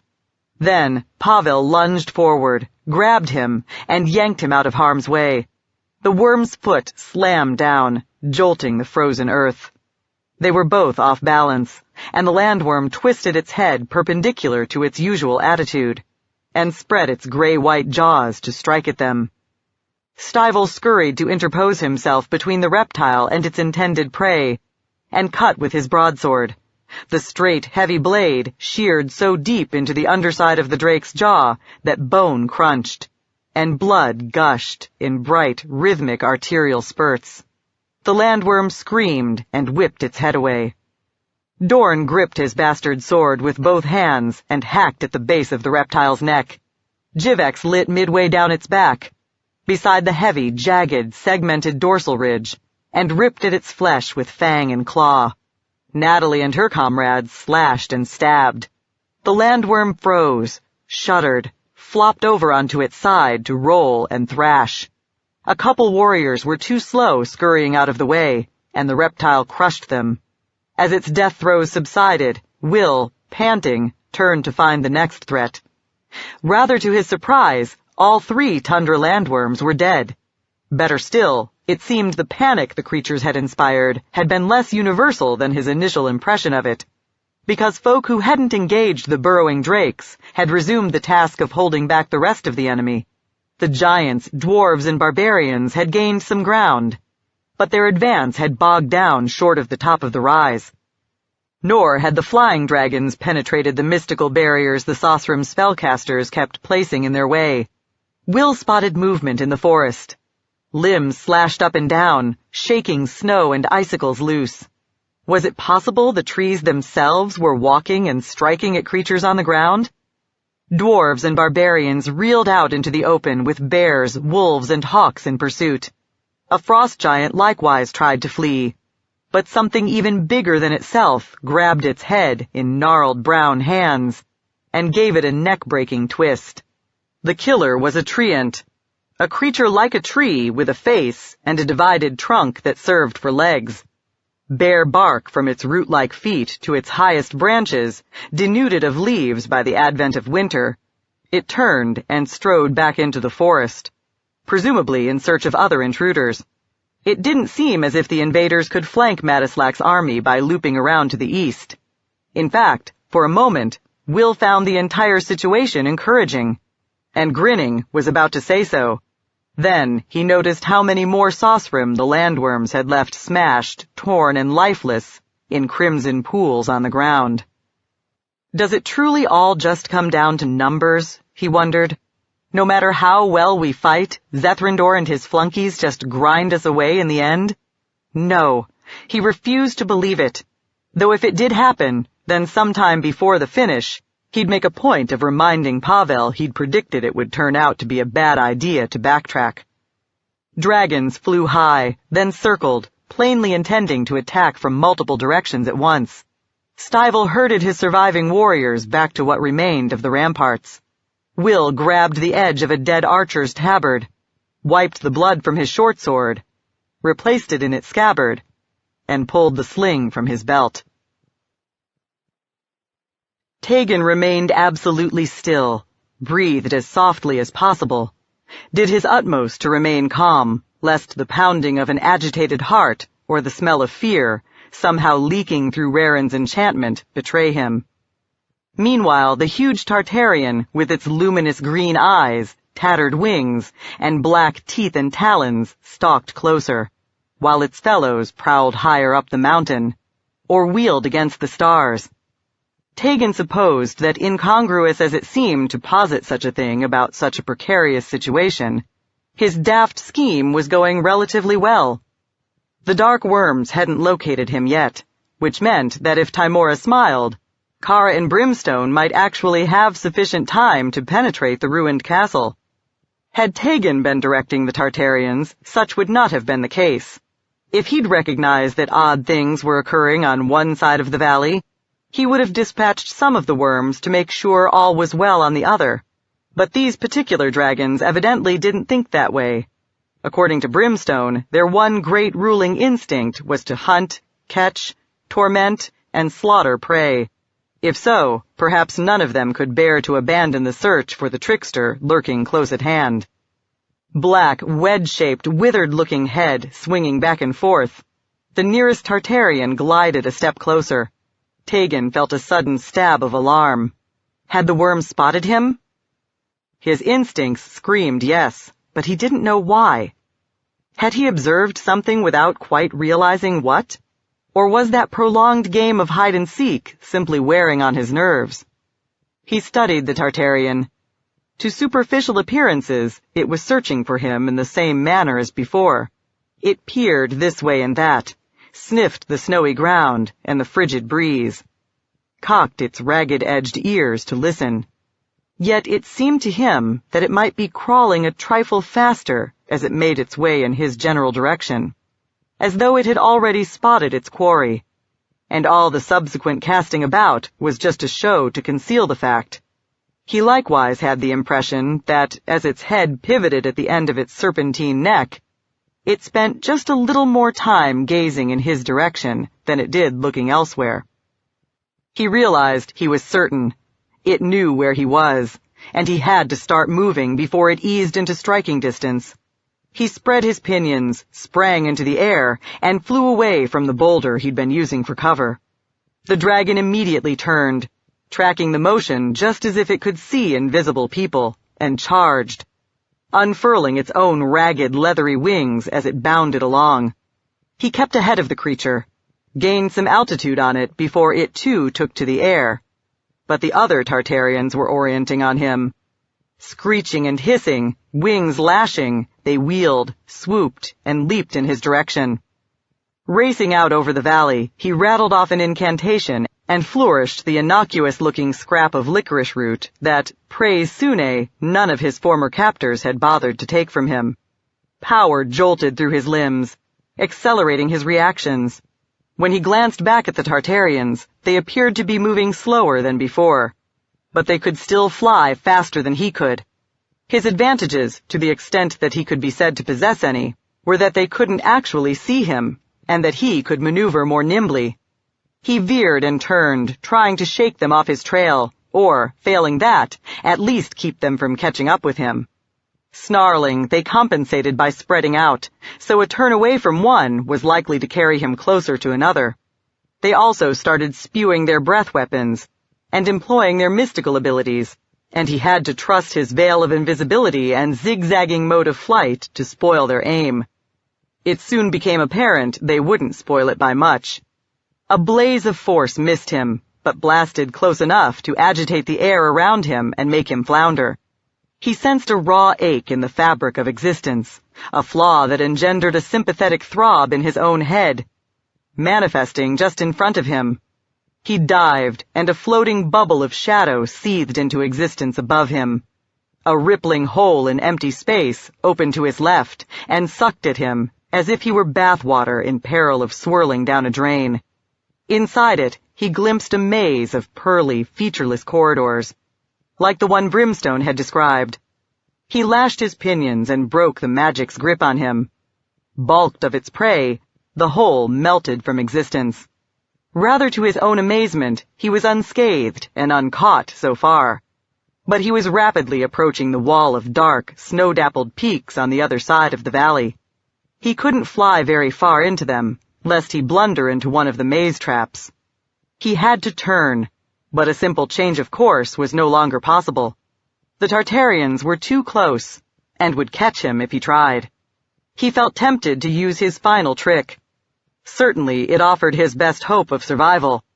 But even assuming it succeeded, it would bring the chase to an early end, and he'd promised himself he'd buy Kara and Brimstone as much time as possible. To Baitor with it, then. He'd play the game as he'd originally intended.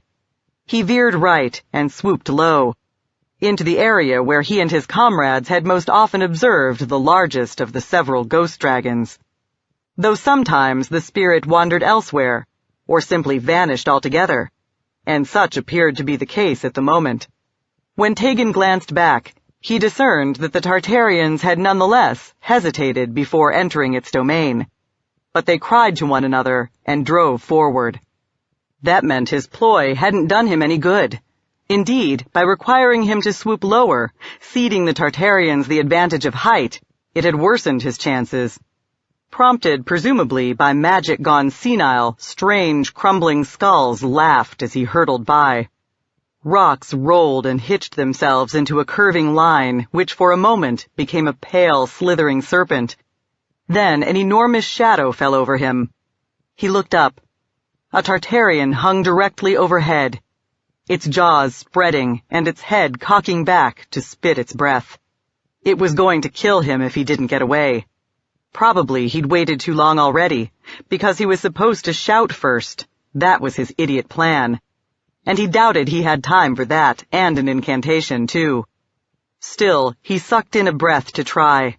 Then, the dark worm lashed its wings and veered off. At the same instant, he sensed something cold and terrible on his right. He turned, and misty and insubstantial, yet somehow paradoxically seeming the realest thing in the world, the ghost drake was right beside him. Had only to stretch out its neck to seize him in its jaws. The sight of it paralyzed him, and he fell to the ground. Cocking its head, it peered down at him. Plainly, perhaps because of its own phantasmal nature, it had no difficulty discerning the invisible. Though the rest of it remained blurry, as it stared, its eyes resolved themselves into cavities as sharply defined and full of darkness as the orbits of a skull. Tegan yearned to draw Rilatar's sword. Instead, he forced himself to lie still and return the colossal specter's regard. After a moment, the thing lifted its head to glare and snarl at the Tartarians gliding overhead. Brimstone's enchantment had worked, fooling it into believing Tegan was an undead entity like itself, and thus it evidently felt no inclination to molest him. Whereas the Tartarians, their infernal origin notwithstanding, were living creatures encroaching on its territory. They turned off to avoid a confrontation. For a heartbeat, Tegan considered staying put, where Samaster's watchdogs couldn't reach him. But he had no idea how long the spell of disguise would continue to deceive the wraith. And in any case, he simply couldn't bear to linger near it. Somehow, its mere presence was fouler and more horrific than even that of a Dracolich. And he flew on toward the far side of its barren patch of ground. That increased his lead. Enough for the Tartarians, flying high over the edges of the ghost dragon's territory, to lose track of him? No. When he veered, they adjusted. One of them snarled rhyming words of power. A stinging heat danced over his body, and his wings flailed spastically, abruptly unable to beat as quickly as before. A counterspell had stripped away his charm of heightened speed, and most likely his veil of invisibility as well. He could quicken himself a second time, but a spell of invisibility was beyond his powers. He made do with lesser sleights, sheathing himself in murky vagueness and conjuring illusory twins to fly alongside him. It wasn't good enough. The Tartarians' attacks struck closer and closer, obliterating the phantom Tegans one at a time. Then, a burst of draconic breath slammed into him like a battering ram. He tumbled, fell, forced himself to shake off the shock of the blow and lash his wings. They still worked, and pulled him out of his plummeting descent. But every stroke stabbed pain through his shoulders. He turned and raced for a space where the night was ever so slightly darker, like the ghost of a black tower rising against the sky. According to Kara, it was both the largest and the most virulent pocket of old, decaying enchantment left in the Vale, and the Tartarians kept clear of it, just as they avoided the wraith dragons. The dark worms roared, screeched, and flew their fastest to keep him from entering the murk, and evading them as he had before. A flare of breath weapon missed him by a finger length. Then he plunged into the looming shadow. He was simultaneously hot and cold, elated and despondent, weak with sickness and bursting with health, calm and enraged, blind and cursed with an acuity of vision that made every sight pierce him like a poniard, and famished and sated until his guts were sore with gluttony. He couldn't resolve nor even contain the contradictions. He could feel his mind breaking under the strain. So don't think about them, or anything but flying out the other side of the magic. He struggled to empty his mind, and it made the chaotic sensations slightly more bearable. After a few more breaths, they ceased, as if the magic, unable to score with its first attack, had given up. He doubted that, however. He suspected it would strike again before he managed to get clear. But since he had no idea what form the assault would take, all he could do was hang his head as his mother scolded him. She hated it when he climbed trees, or the ivory-covered walls of their manor house in the country. She was sure he was going to fall, and couldn't understand why he loved to be up high. Nor could he explain, for he didn't comprehend it either. It wasn't that he lacked for other diversions. As the scion of one of Lyrabar's wealthiest families, he could fence, ride, hunt, hawk, and play at lanceboard whenever he felt so inclined. As he grew older, he added dancing, wenching, drinking, and gambling to his amusements. It all made for as pleasant a life as any young man could desire. Yet he never stopped climbing, even when it made his shoulders tingle and itch in a peculiar, disquieting way. Even when, upon reaching the top of one spire or another, he experienced a sudden urge to jump, not because he wanted to kill himself, but for some other reason he couldn't articulate. His parents indulged him when he squandered coin on clothes, cards, and dice, impregnated serving maids, and even when he dueled. Yet they continued to rebuke him when he climbed. They swore it would be the death of him, and threatened to cut off his allowance if he persisted. They were so upset, he feared they might be serious, and he did stop for a while. Ultimately, though, the impulse to scale the heights became too powerful to deny. One night, he crept outside the family mansion in Lyrabar, and not even caring that the stonework was slick with rain, clambered up the intricately carved facade of the structure to the conical slate roof of the tallest tower. Perhaps it was because he'd denied his forbidden desires for so long that his back burned worse than ever, and the edge of the roof called to him as never before. Terrified and exhilarated, he realized that he really was going to jump. He moved forward. "Stop!" his mother cried. Startled, he glanced back, and there she was, perched behind him. But he'd been alone an instant before, and it was inconceivable that she could have climbed up after him in any case. Assailed by such irrationality, the confusion in his mind unraveled.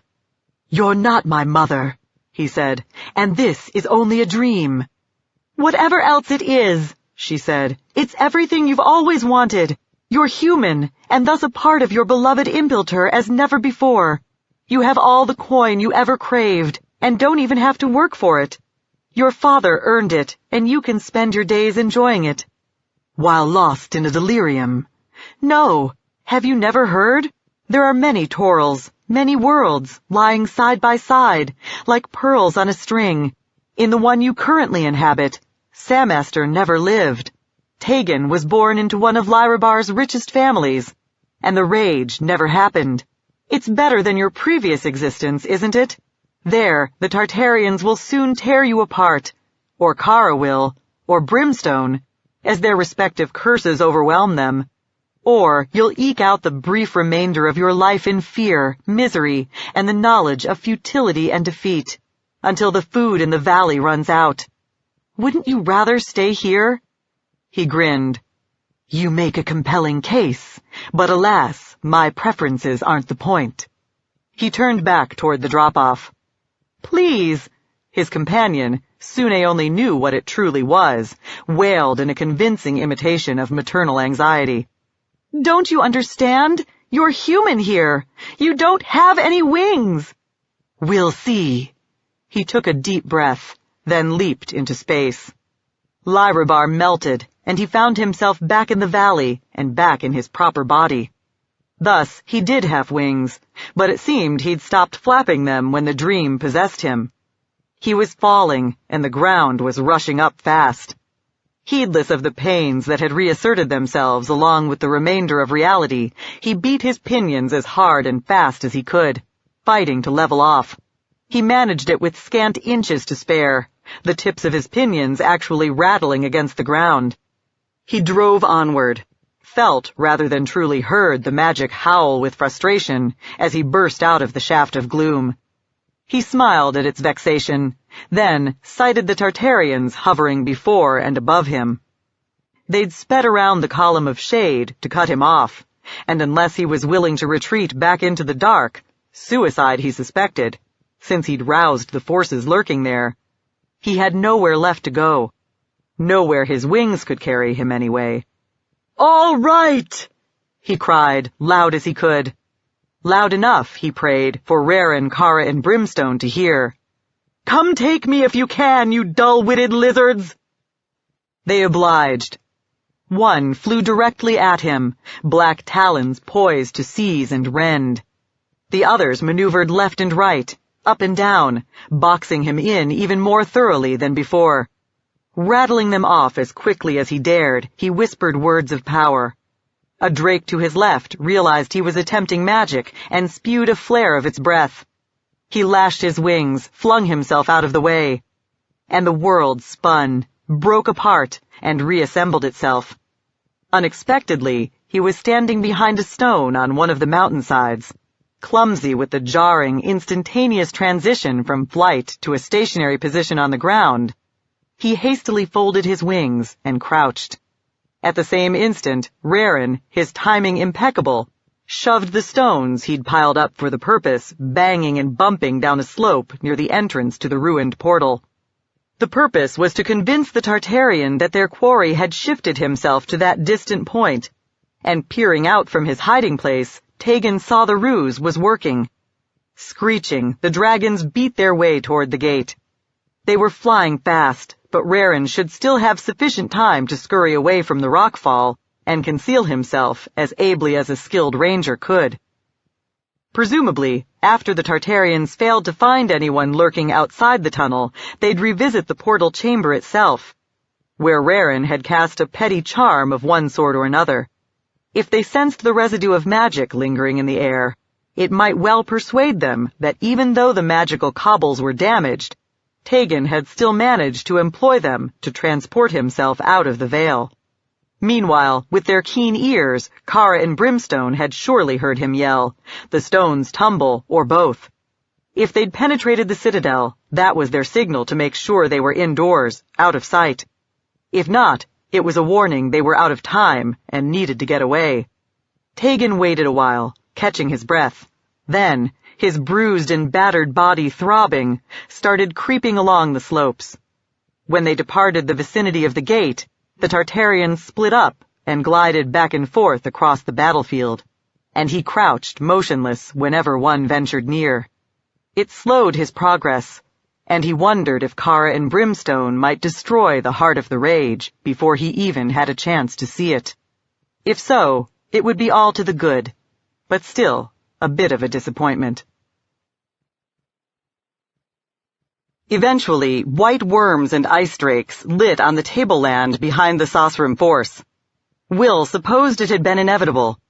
All the reptiles had needed to do was invest the time to fly in a wide arc around the battlefield, a course that took them beyond the range of the spells the druids and wizards could cast to deter them.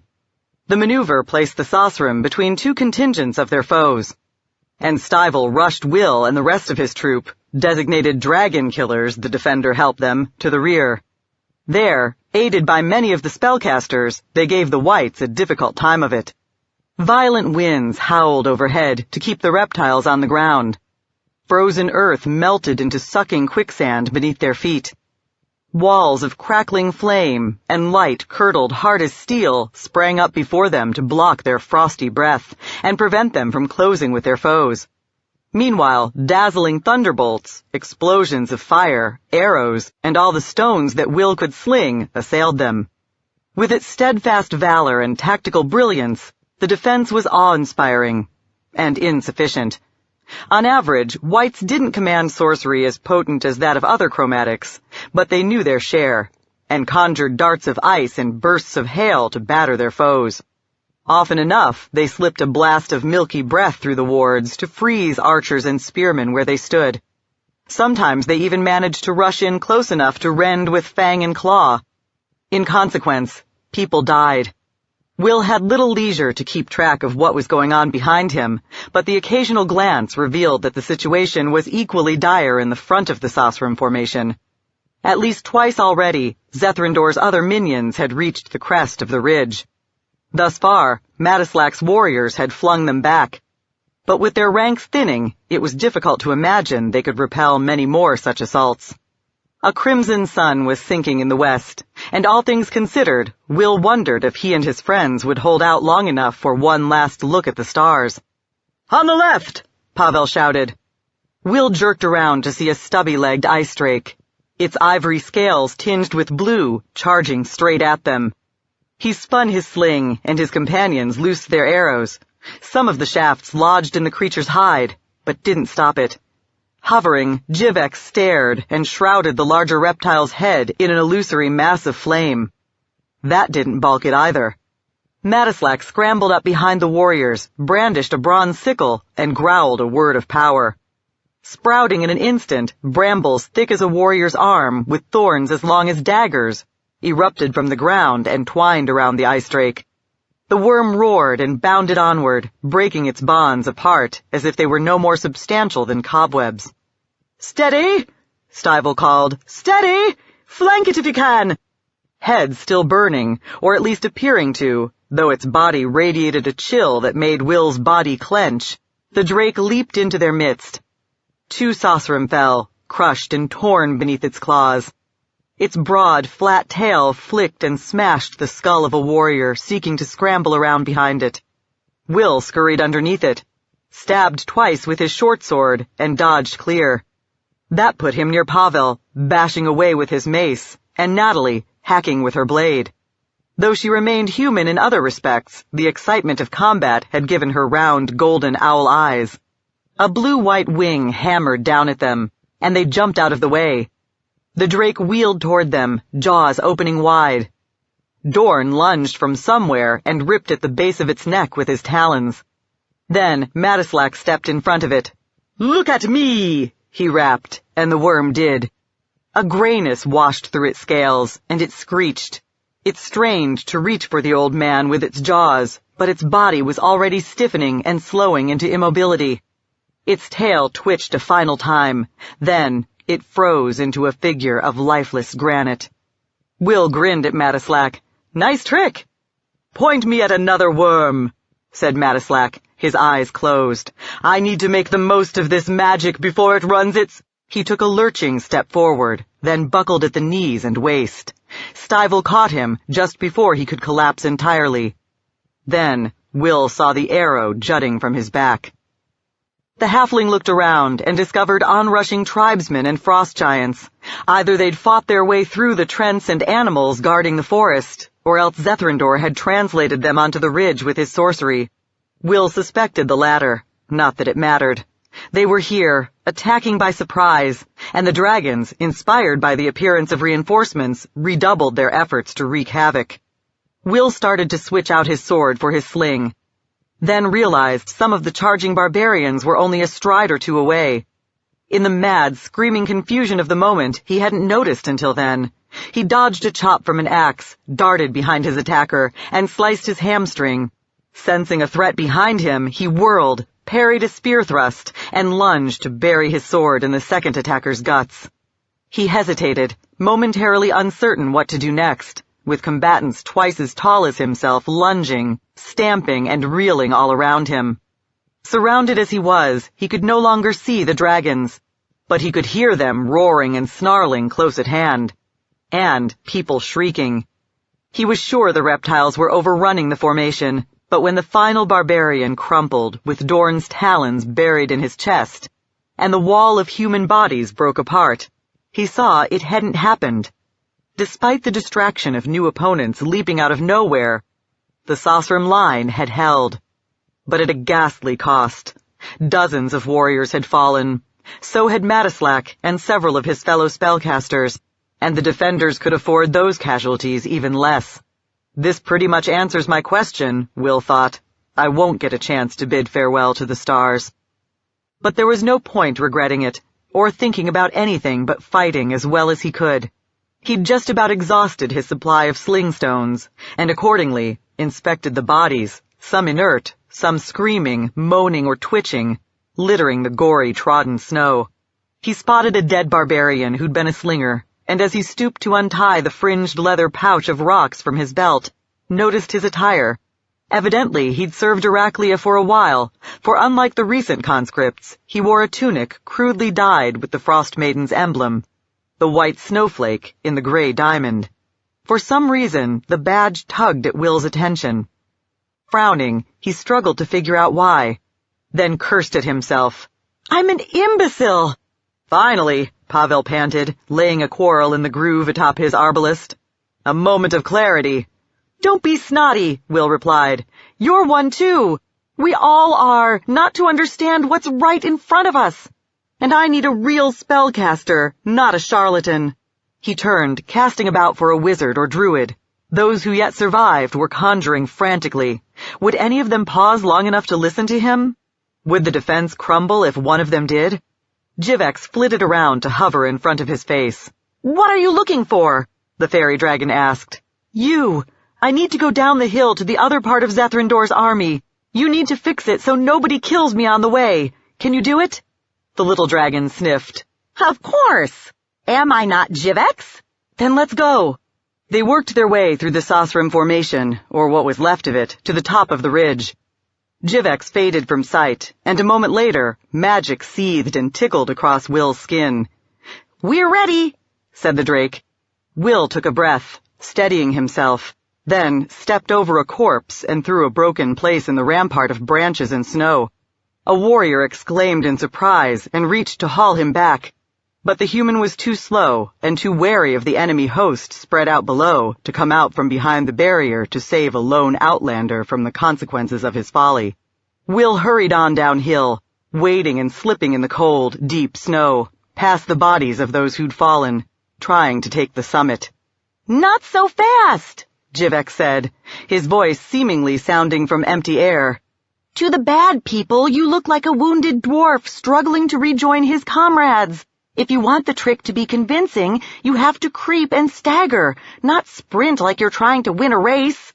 "We are trying to win a race," Will said, but he slowed down as much as he could bear. A few breaths later, a mixed band of frost giants and barbarians charged the top of the ridge. Will cringed as they pounded nearer, but most of them ran by without paying him any mind. One huge warrior in the rear of the pack, however, its eyes and matted beard both piss-yellow, broke stride to peer at him. "It's nothing," crooned Jivex's disembodied voice. "Just a dying dwarf. Keep running. You don't want the other giants to have all the fun." The creature thundered on. Jivex had evidently tampered with its thoughts. Will surveyed the troops ahead, most of whom appeared to be preparing for another advance. A company of Arctic dwarves caught his eye. The treachery he'd experienced at such folks' hands scarcely served to inspire confidence in their kind, but his long friendship with Raren did. He tramped in their direction, through other warriors who gave him no more than a glance. "All right," he said. "I need to look like myself again." "That sounds dangerous," Jivex answered, "but suit yourself." Will couldn't feel his mask of illusion dissolve, but it was obvious when it did. The nearest dwarves, a glum, bedraggled, hungry-looking lot, who, judging from the wounded lying on the ground at the rear of the troop, had been up at the hill at least once already, goggled at him. One fellow leveled his spear and charged. "Wait!" said Will, retreating a step. "I'm not here to fight." His assailant didn't heed him, but Jivex shimmered into view and puffed sparkling vapor into his face. Giggling, the dwarf stumbled to a halt and allowed the broad flint point of his weapon to droop to the ground. "We're not here to fight," Will insisted. "Would the two of us sneak into the midst of your army to do battle all by ourselves? We want a parley." A dwarf even more massively built than his fellows, with white braided mustachios that dangled far longer than his tuft of beard, stepped forth. He carried a warhammer with a steel head and wore a coat of mail, marks most likely of authority, but looked just as haggard and morose as the common warriors in his charge. He gave the newcomers an appraising look, then shook his head as if unable to decide what to make of them. "If you're here bearing the Sosram's offer of surrender," he said at length, "I'll take you on to Zethrandor." "We didn't come to see him," said Will. "We came to talk to you, and all the ordinary folk compelled to follow him.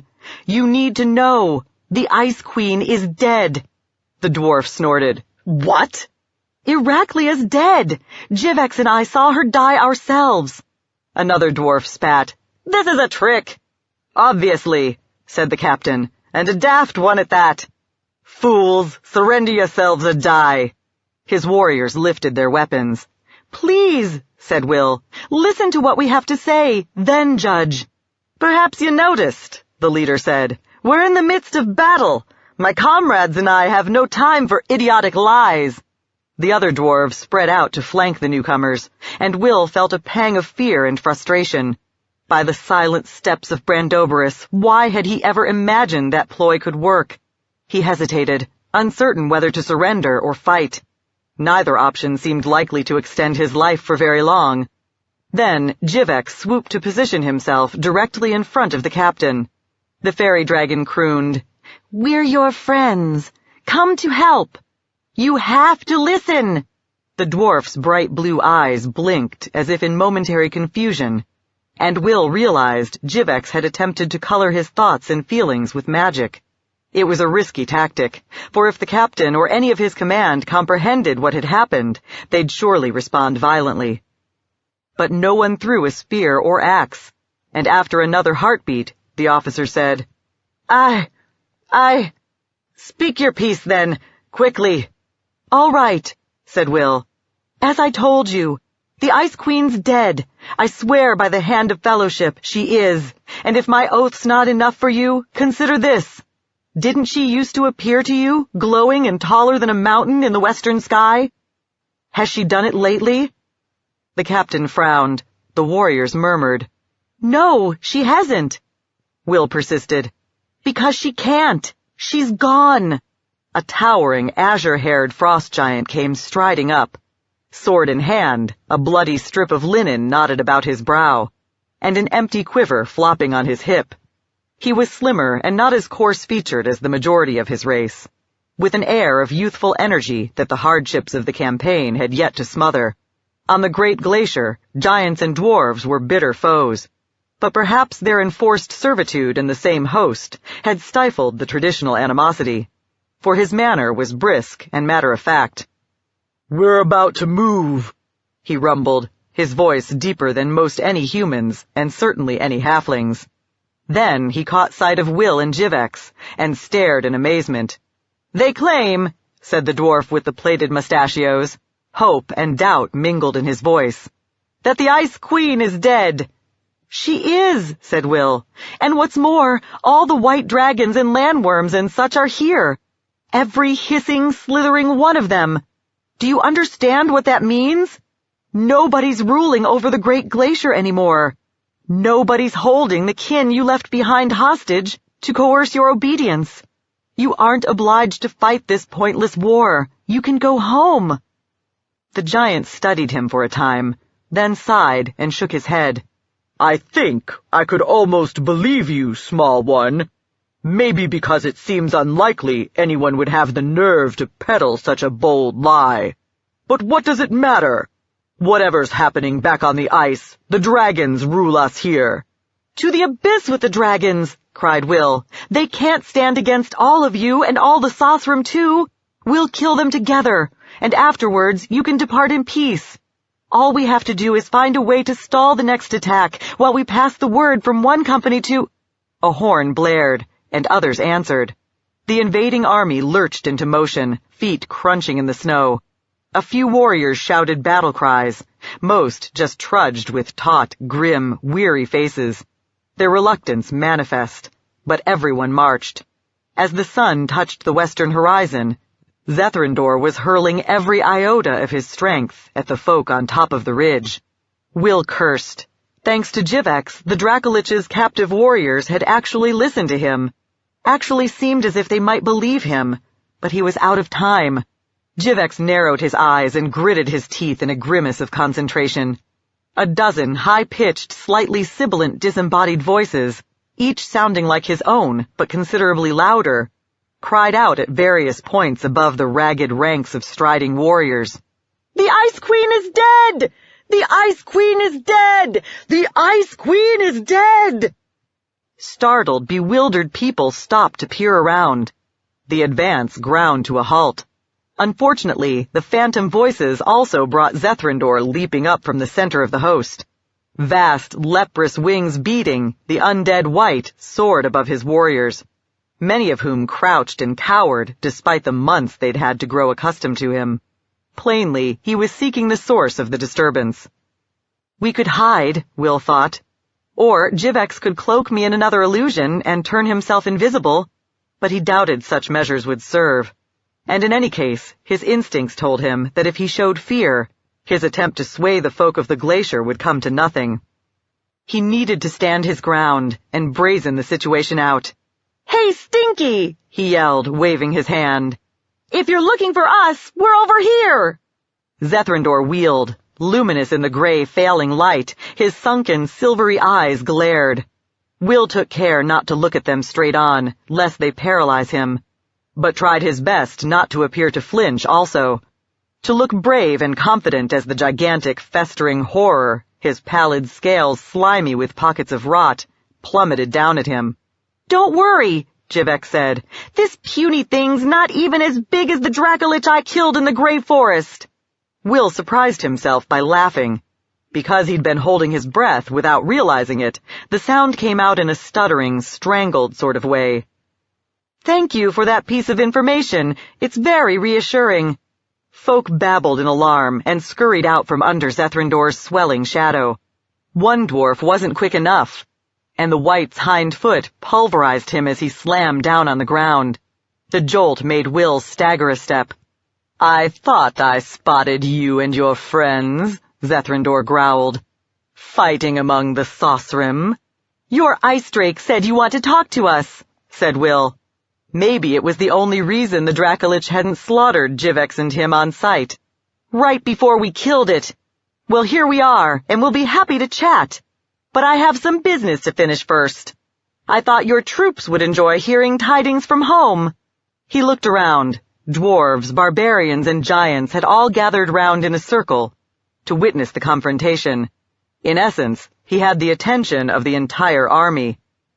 "Iraklia truly is dead," he called. "I swear it by the Blessed One. She can't threaten you or your kin any more." Zethrandor sneered. "Is this ploy the best that doddering old druid could conceive?" Trembling slightly, as though susceptible to the cold for the first time in his life, the youthful giant stepped forth from the crowd. "My lord," he said, his voice breaking, albeit octaves lower than if a smaller creature were speaking. Zethrandor's withered head jerked around to glower at him. "What?" The giant swallowed.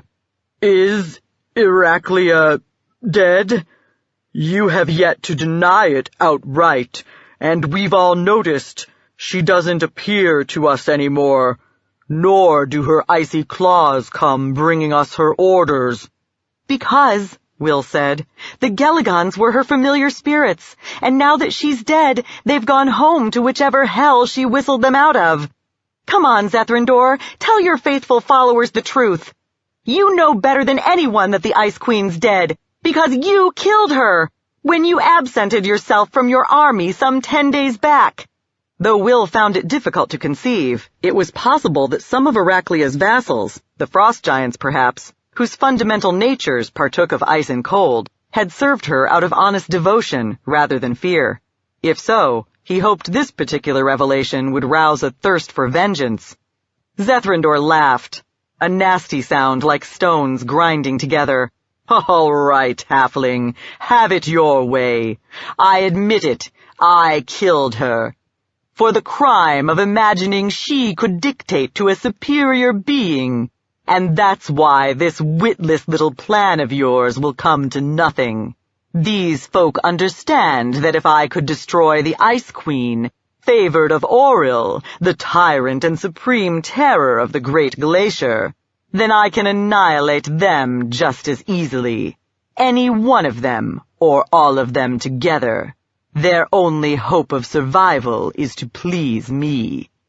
If you were all that mighty, Jivex piped, you wouldn't hang back and let them do all the fighting.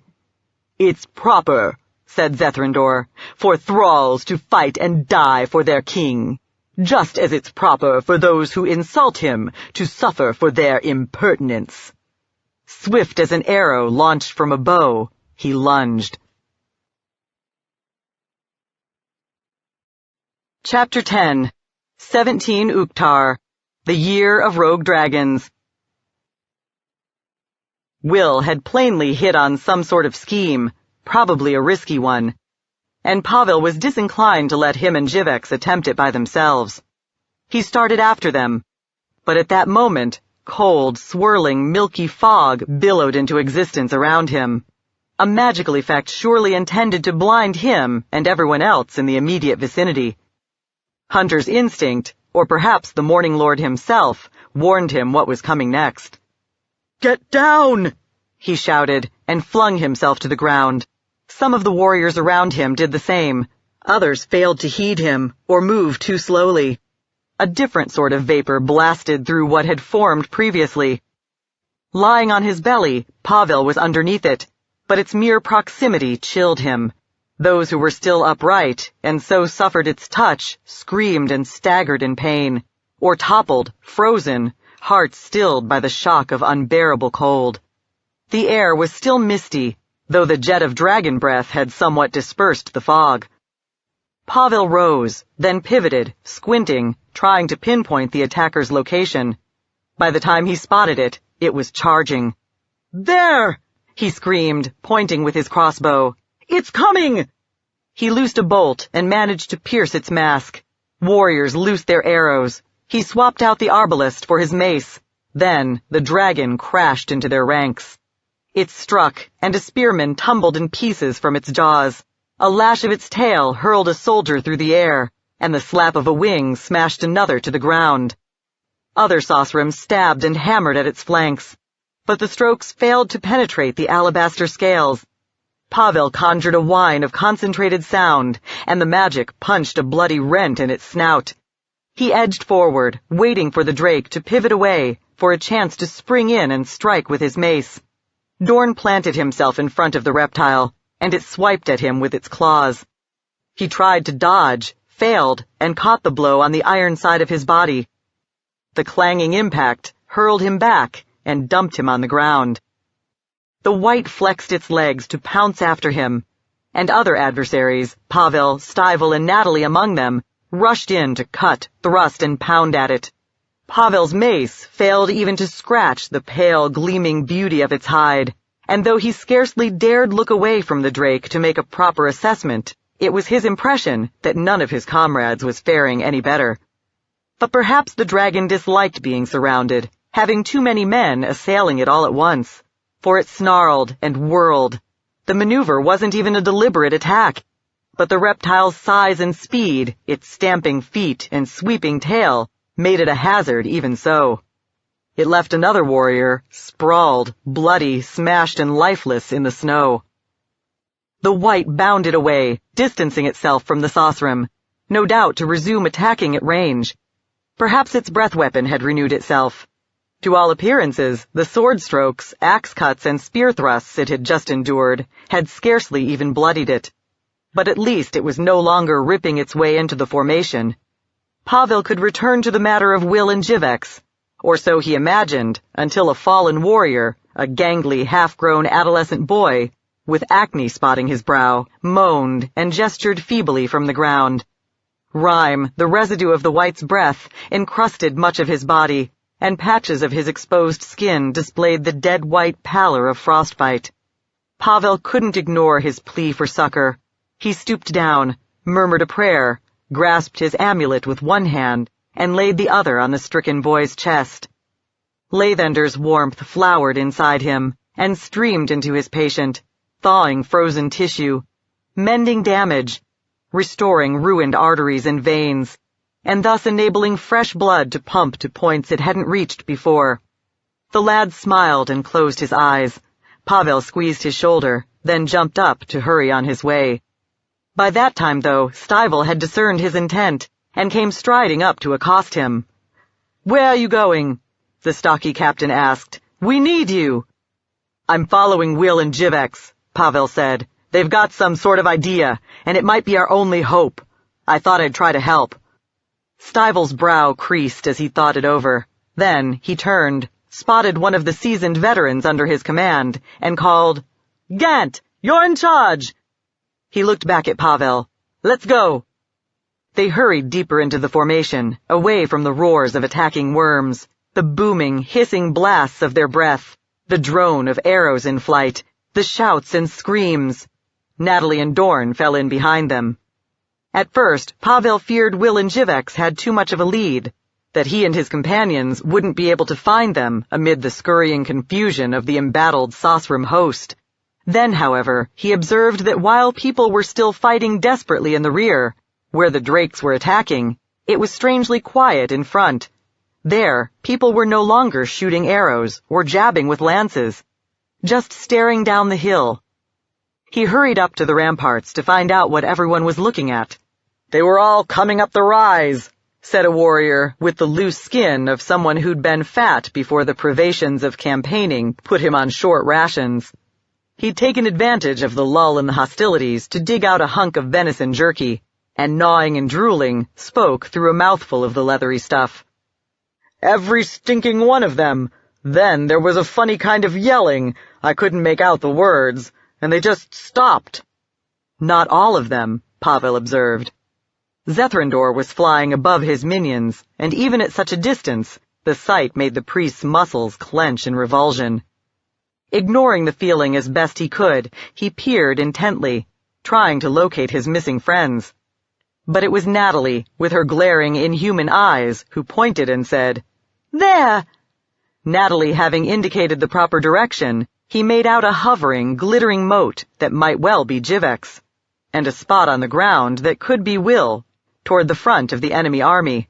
Somehow they'd made their way down there without getting shot full of arrows in transit, or cut to pieces immediately on arrival. But it seemed Lady Luck had stopped smiling, for Zethrandor furled his ragged, decaying wings and plummeted at them. Pavel cried out in the anguished certainty that the reptile was about to kill them, but the huge white didn't smash down on top of them, instead alighting a short distance away. Resembling a swarm of ivy-colored ants, his army started to form a circle, to listen as he, Will, and Jivex palavered. Pavel wheeled to face Dorn, Stivel, and Natalie. "I don't know what's happening," he said, "but it can't last. Whatever that idiot halfling has to say, Zethrandor won't tolerate his insolence for long. We need to get down there immediately." "We'll never make it in time," Dorn growled. "Not running. Even if they don't start shooting as we charge down the slope. We need magic to shift us there." Pavel cast about, and failed to see a druid or warlock anywhere nearby. Naturally, the invaders had left off assaulting the front of the formation, and all such folk were in the rear, fighting dragons. He took a stride in that direction, and someone wheezed, "No! Gather round me!" He turned to find Matislak Pemsk leaning on a spear, and looking as though he'd topple should someone deprive him of the makeshift crutch. His skin was ashen, much of his ratty brown robe dark and sodden with blood, and more of it bubbled on his lips. "Master," Stivel said, "you're badly hurt." The old man closed his fierce gray eyes. "Why," he rasped, "is everyone stupid but me? Didn't you hear Lathander's priest say we're out of time? Gather close. Even wounded, I think I can manage the 5 of us." They grouped in around him. Arms shaking with strain, he swept a bronze sickle through a mystic figure and whispered words of power. Magic burned through Pavel's body. The wind howled, picked him and his companions up, and swept them down the hill. Or perhaps they had themselves become the wind, for their bodies had altered into something as light and translucent as mist. Dorn felt as if it was sheer yammering hatred as much as Madislak's magic that was sweeping him along. With Kara slain, the chance to fight her killer was the only thing left to desire in all the world, and after 10 days of frustration, it had come to him at last.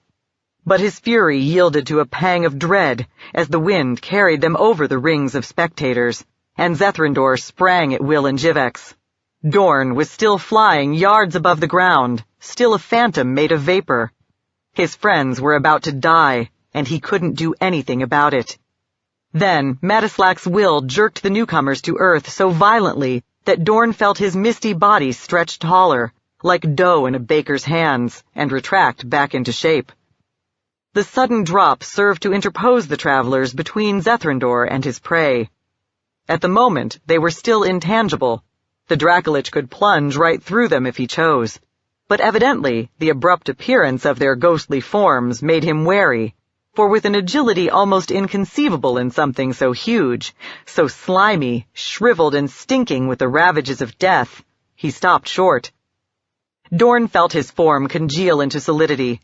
For an instant, his returning weight seemed too heavy to bear. Then his perceptions adjusted, and he was simply his normal self again. He took a stride toward Zethrindor, looming like a whitewashed plague house in front of him, and Pavel grabbed him by his human arm. "Not yet!" the blond man snapped. Dorn tried to pull free. Even on his right side he was stronger than Pavel, but somehow his friend managed to hang on anyway. "Damn it," said the priest. "If I can bear to be this close without lashing out at the thing, so can you. Something's happening here. Don't muck it up." Dorn took a deep breath. "Get off me," he said. "I'm all right." Pavel studied his face, then, somewhat gingerly, released his grip. Meanwhile, Zethrindor, his pale eyes gleaming, took stock of the new arrivals. "This," he said, "is an unexpected bounty. Everyone I ever sought in vain to capture, now standing at my feet." His head whipped around to peer directly at Madislak. "Though you, old man, don't look as if you'll be standing much longer. Humans are so fragile. One little poke with an arrow or knife and you're done." "Yes," Madislak coughed blood. "Here we are, and if you want a parley, you'll have to do it properly. Order the dragons up on the high ground to leave off attacking.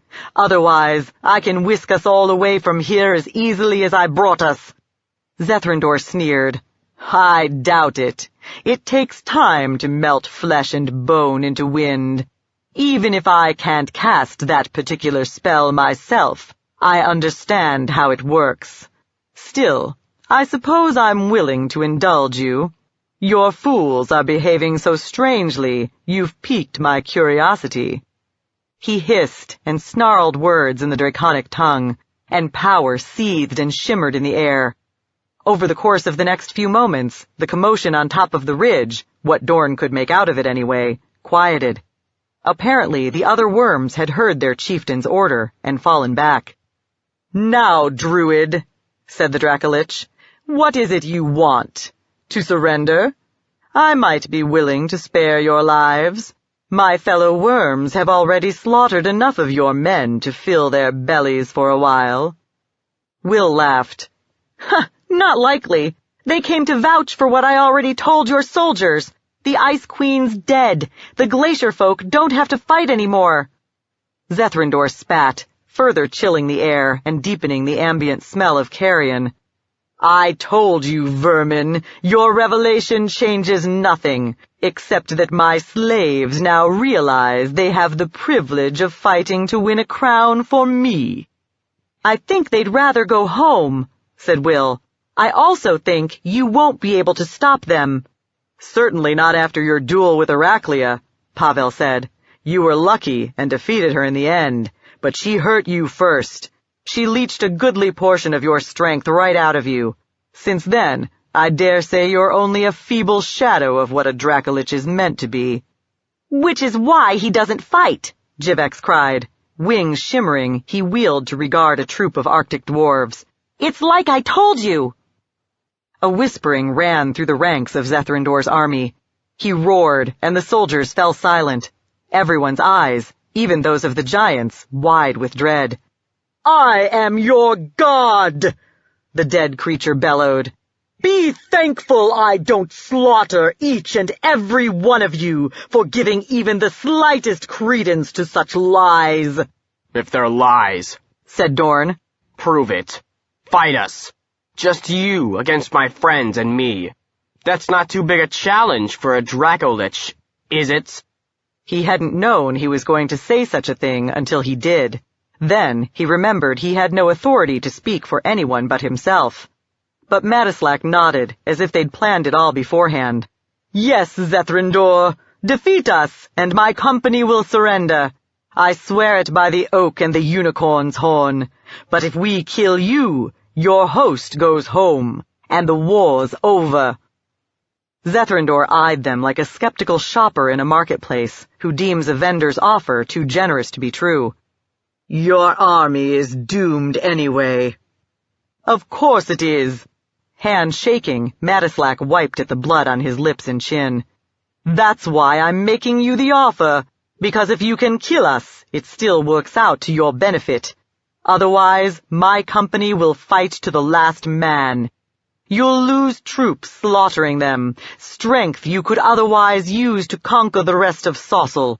Not only that, Will said, but if you refuse the dare, you'll show your men you really are weak and afraid to fight. I'm not saying they'll all rise up against you, or saying they won't either, but I guarantee they'll start deserting whenever they get the chance. Zethrindor hesitated. Maybe he was wondering how a few taunts and unproven assertions had so tarnished his image of invincibility that if he wished to maintain his absolute authority over his warriors, he needed to prove himself. But it seemed more likely he was simply marveling at the folly of the puny mites, who imagined they had any hope at all of standing against him. Either way, after a moment, he said, You, old man, must advise your company of the bargain, so they'll know they are to lay down their arms after I kill you and these others. Matislack waved his free hand, the one that wasn't clutching the spear for support. The scent of fresh greenery suffused the air, briefly masking the stench of Zethrindor's corruption. Done. My fellow druids understand. Zethrindor's head cocked back, and his throat swelled. He was about to spit his breath weapon, and Dorn knew that single attack might well kill each and every one of them. He scrambled, hoping to at least dodge the central, coldest part of the fan-shaped blast of frost, and his comrades did the same. All but Matislack, who, Dorn belatedly remembered, was likely incapable of such physical exertion with the arrow wound in his back.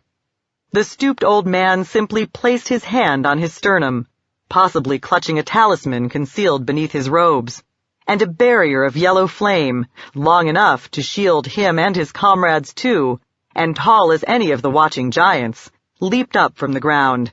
Zethrindor's frigid spew extinguished the flames, but exhausted itself in the doing. It failed to reach its actual targets. The Dracolich snarled and crouched to spring at Matislack. Hurtling through the air, Jivex conjured an illusory swarm of scorpions onto Zethrindor's head, but the phantoms melted away on contact. The fairy dragon then dived at the undead wight, clawed, and streaked on by.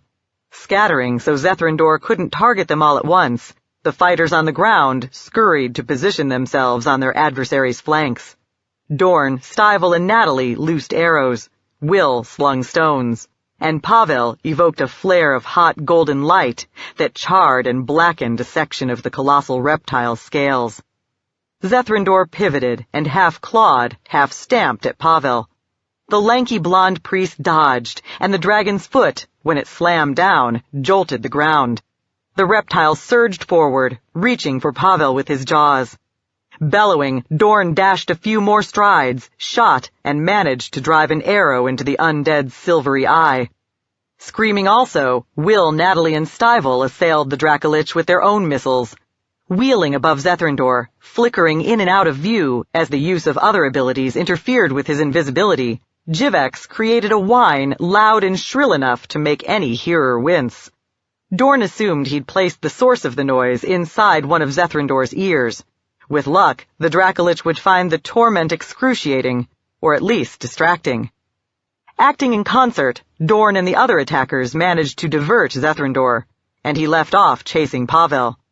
Unfortunately, he also flexed his legs and spread his ragged, rotting wings to take flight. Dangerous as Zethrandor was on the ground, he'd pose an even greater threat in the air. An unbeatable one, most likely.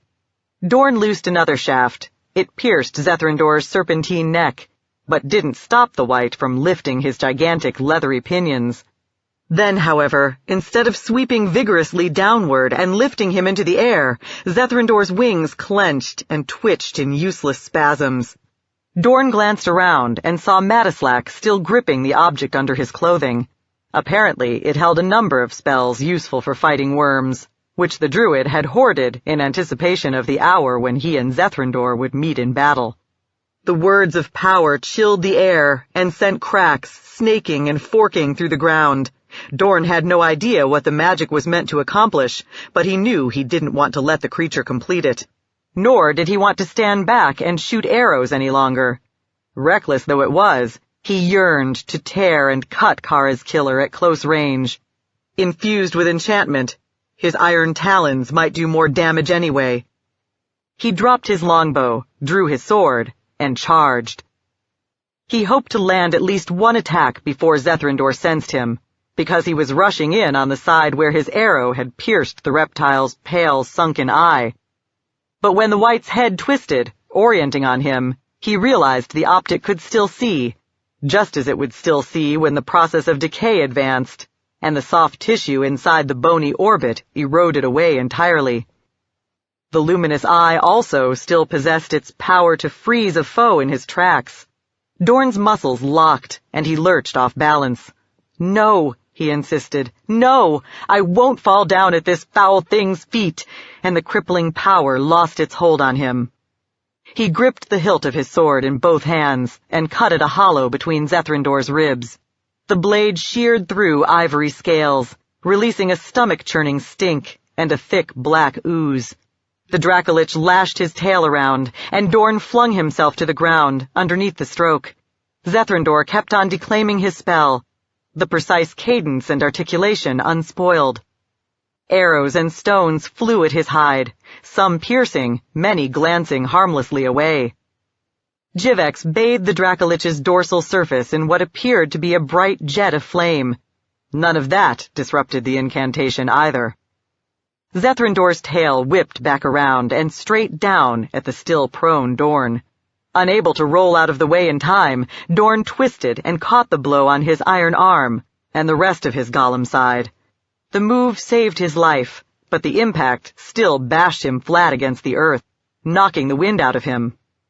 As he struggled to shake off the shock and scramble back to his feet, he saw Will dart under Zethrandor's belly and stab twice before scurrying back into the clear. Still, the wight snarled on, chanting his magic into being. The gray clouds overhead spun and churned like whirlpools. Then Pavel, wherever he was, shouted, "Lathander!" Warm, red-gold light pulsed through the air and gilded the trampled snow. Zethrandor jerked, and at last must have bungled his spellcasting, for the clouds stopped spinning, and the feeling of power massing abated. Zethrandor snarled and took a stride away from Dorn, charging Pavel evidently.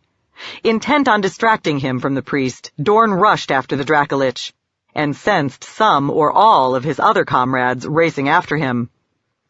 Zethrandor leaped, widening the distance between himself and his pursuers, then, to Dorn's surprise, whirled to face them. Pavel wasn't his current target after all. They were, and by tricking them into chasing him, the wight had induced them to bunch up. He whipped his head back, and his neck expanded. A hint of pearly vapor steamed from his nostrils and mouth. Dorn realized that he and his companions had little hope of dodging the worst of the breath weapon this time. The distance was wrong.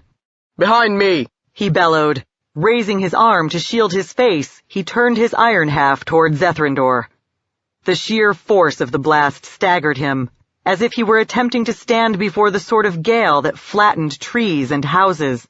But the bad part was the terrible chill that pierced him to the core, that made his entire body clench as if he'd literally frozen solid, thanks no doubt to the protection of his inhuman side and the blessings and spells of warding that Pavel, Madislack, and their ilk had cast on him earlier that day. He survived the attack. Maybe the people behind him had too. But what did it matter? Hurt as they were, they couldn't endure what would happen next. Zethrindor sneered, crouched to spring, and it was all Dorn could do to come back on guard. He was shaking as though crippled with palsy, and couldn't even feel the sword hilt clasped in his numbed human fingers. Then a shadow fell over him and Zethrindor too. Startled, the White looked up, just as a shaft of brilliant light blazed down to cut his dorsal surface like a blade. The radiance, Dorn perceived, was the breath weapon of another dragon, a pale, glittering, almost translucent worm that looked as if it had been carved from diamond or crystal. It plummeted at Zethrindor and plunged its claws into him. Grappling, ripping, and biting, twisting around one another, the two reptiles rolled around the ground. Dorn stumbled backward to avoid being crushed.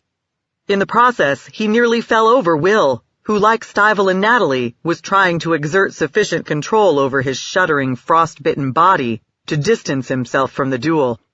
It was a mercy the three of them were still alive, but likewise obvious they were no more fit to resume fighting than Dorn himself.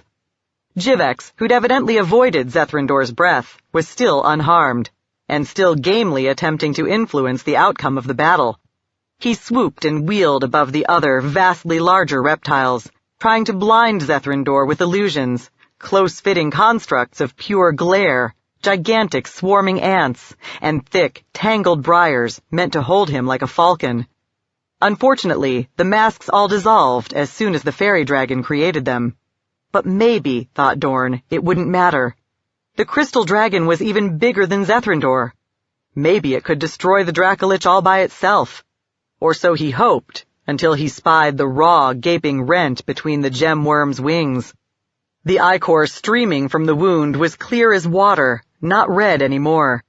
A shape-shifting spell altered the caster's blood, along with the rest of his body.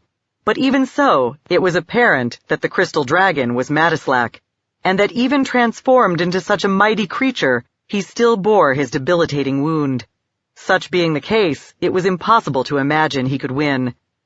The Dracolich wrenched his neck free of Madislack's grasping talons, pointed his head at the druids, and vomited frost. The crystal worm convulsed at the touch of the freezing jet. Zethrindor took advantage of the other dragon's momentary incapacity to rake away masses of glassy flesh. Dorn took a shuffling step toward the confrontation. He knew it was ridiculous. He couldn't fight as he was. But he had to try. Then, his limp again apparent in his gait, Pavel came dashing up. "Wait!" panted the priest. "All of you, wait!" Rattling off prayers, conjuring ruddy light from his amulet, he infused his touch with warmth and restorative power. The magic replaced the numb, shuddering weakness in Dorn's human half with a kind of burning ache, but that was all right. It wouldn't stop him from fighting, and evidently Will, Natalie, and Stivel felt the same. They drew themselves up straighter and grasped their weapons firmly. "That's it," Pavel said. "I'm out of spells." Will spat. "Useless as ever." Dorn charged. The others followed. Zethrindor was too busy tearing at Madislack to pay attention to smaller foes, but they were in constant peril even so. At any moment, the two intertwined worms might tumble over on top of them, pulverize them with a random tail sweep or wing beat, or catch them in a flare of breath. Dorn leaped away from such threats, then, when the danger passed, lunged back into the fray and cut at whatever part of Zethrindor's shriveled, rotting form was in reach. For all the good it did. The Dracolich wasn't slowing down, and soon began to growl another spell.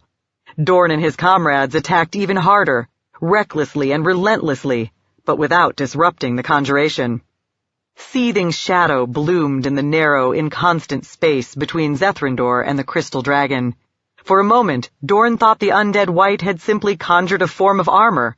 Then, with a pang of horror, he realized what the manifestation truly portended. It was too late to help Madislack, grappled as he was. Dorn needed to protect his other comrades.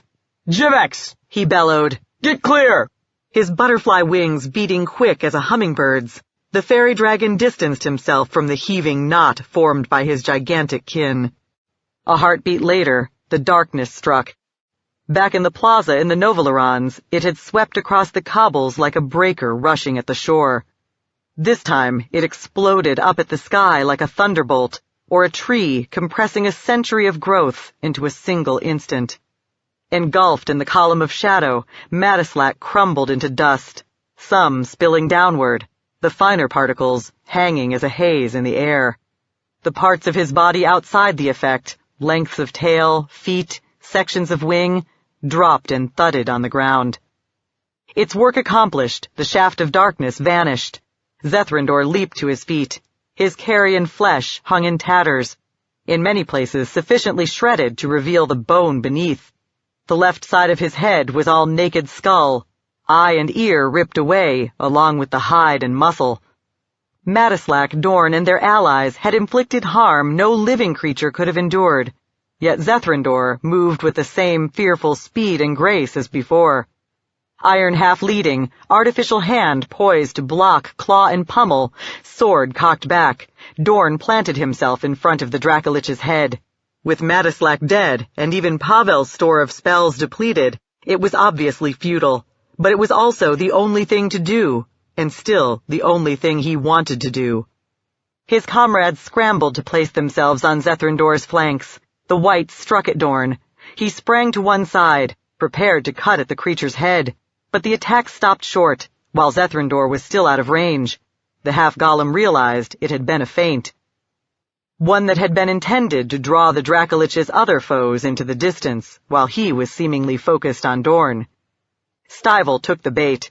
Perceiving the danger, Natalie, her hair a bristling shock of white feathers, screamed, "No!" Stivel stopped rushing forward, and when Zethrindor pivoted and raked at him, he was able to dodge. Unfortunately, Stivel's peril had distracted Natalie from watching for threats to herself. Zethrindor's tail whipped around, smashed into her torso, and flung her through the air. She slammed down hard and lay motionless as a broken doll. No time for sorrow or outrage on her behalf, or for anything but total concentration on the task at hand. Dorn, Will, and Pavel fought with all the teamwork and tricks that had carried them through countless combats with dangerous beasts. Stivel, himself an experienced hunter and wormslayer, employed similar tactics. Jivex assailed Zethrindor with one magical effect after another, and whenever he saw an opening, used tooth and claw as well. It kept them all alive for a few more heartbeats. It even allowed them to open a few more apparently inconsequential rents in the wight's body, until Zethrindor, tiring of the game perhaps, snarled a word of power. A thunderclap boomed, the prodigious sound striking like a blow. Dorn staggered and fell. His allies did too, all but Jivex, who tumbled crazily through the air. Zethrindor reached to seize Will in his jaws. The halfling made some feeble effort to get up on his hands and knees, but didn't appear to recognize the imminent threat, nor were the others moving to protect him. The deafening bang had stunned them all. Dorn too felt dazed and battered, but he forced himself up, gripped his sword with both hands, and cut. Maybe Zethrindor had placed too much trust in the potency of his sorcery. Maybe Dorn's continued resistance caught him by surprise, for he made no effort to shift away from the blow. The blade crunched deep into his skull, on the side where Madislack had already stripped away the natural armor of scales and muscle. Zethrindor's entire body jerked. Dorn thought he glimpsed a darkness seething up around the end of his sword, and the breach in which it was embedded, as though some vile force was bleeding out. He yanked the weapon free, struck a second time, again succeeding in splintering bone. Zethrindor floundered backward. Dorn pursued with a sudden surge of hope, until the Dracolich recovered his balance and settled back into a fighting stance. His throat swelled. Not good enough, thought Dorn. For an instant I thought it was, but it wasn't. I wasn't. Then, a voice an octave deeper even than his own shouted, "You see! The small folk told the truth! The Lich is weak! Get him! Get him! Get him!" Startled, Zethrindor twisted his head around to glare at the young, relatively slender frost giant who'd raised the shout. Probably the Dracolich meant to mete out a hideous punishment. But in that same instant, another giant threw an enormous axe and embedded it in his chest. A barrage of missiles followed, with giants, dwarves, and barbarians alike loosing arrows and flinging javelins. Then, with a bellow of hatred, they rushed in and swarmed on Zethrindor, until the Dracolich nearly disappeared behind the mass of his assailants. Dorn realized the glacier folk didn't care about the terms of his challenge to the White. They only wanted to be rid of Zethrindor, and once his opponents gave him enough trouble to convince them he was vulnerable, they'd risen up against him. Dorn supposed that in his place, another man would be elated, but he still couldn't feel anything but hate. He tried to push his way through the press of warriors around Zethrindor, back into striking distance, but he couldn't manage it. Too little strength remained in his hurt and exhausted human half. Zethrindor started bellowing a spell, but quickly fell silent, as did the entire struggling horde of combatants. Some priest or shaman had cast a charm of quiet to keep the Dracolich from using his magic. Still, the battle raged on until Dorn started to fear that even such a horde of foes couldn't prevail against the Dracolich. But then, a giant wearing a breastplate carved from presumably enchanted, unmeltable ice stooped, straightened up, and raised Zethrindor's severed head high above his own. The glacier folk, or at least all those outside the Field of Silence, raised a thunderous cheer. Jivek swooped down to hover beside Dorn. The fairy dragon surveyed the scene, then sniffed. "Why aren't they cheering me?" he asked. "I did all the work." Stivell kneeled beside Natalie's motionless body. Despite the owl eyes and feathers, she seemed the fairest thing in the world. "I was a fool," he said. "I should have invited you to share my bed when I had the chance. You might have said yes. By the unicorn, maybe I would have even married you, if that was what it took." He reached to close her eyes, and froze in shock when they shifted toward his face. "I accept your proposal," she croaked. "Now, fetch a healer." As he hurried away to find one, conflicting emotions tangled and ached in his chest. Joy to find her still alive, and anxiety that she might still succumb to her injuries if he didn't bring help quickly. Delight that she fancied him, and dismay to discover himself betrothed to a woman whose purse was as empty as his own. But after a few strides, the dismay began to fade. Maybe her poverty didn't matter all that much. They were two of the heroes who destroyed Zethrindor, weren't they? That ought to earn them titles, a tract of land, and chests of gold. It was simply a matter of making sure the right people knew about it. Pavel peered up at the tableland. The glacier folk were clamoring in jubilation, but he wasn't ready to celebrate just yet, because he wasn't sure the battle was over. The surviving wights and ice drakes presumably had some way of discerning the outcome of the challenge, but wicked, faithless creatures that they were might not honor Zethrindor's bargain. He held his breath when the pallid reptiles soared up into the darkening sky, but instead of attacking, they flew west, and at last he too felt the urge to cheer. Trying to swagger, but pretty much hobbling instead, Will came to stand beside him and watch the departing drakes, making certain, as poor lost Raren would have done, that the creatures didn't double back. "Maybe," the halfling said, "they only fought because Zethrindor bullied them into it, like he did the dwarves and such. After all, Sasel was going to be his kingdom, not theirs." Or perhaps, Pavel replied, they just don't like their chances anymore. Or else they're eager to reach a cult enclave and start their transformations. The important thing is, it's over. No thanks to you. Out of spells. Pathetic. The halfling grinned, then pointed. Look, the stars are coming out. Tegan crept toward the cave where he and his companions had chosen to hide. From the outside, thanks to the subtle illusions Kara and Brimstone had woven, the pocket in the rock looked empty. Perhaps at the moment the appearance matched the reality. If the dragons had succeeded in unlocking the elven citadel, and Raren had already joined them inside its walls, the cave might actually be unoccupied.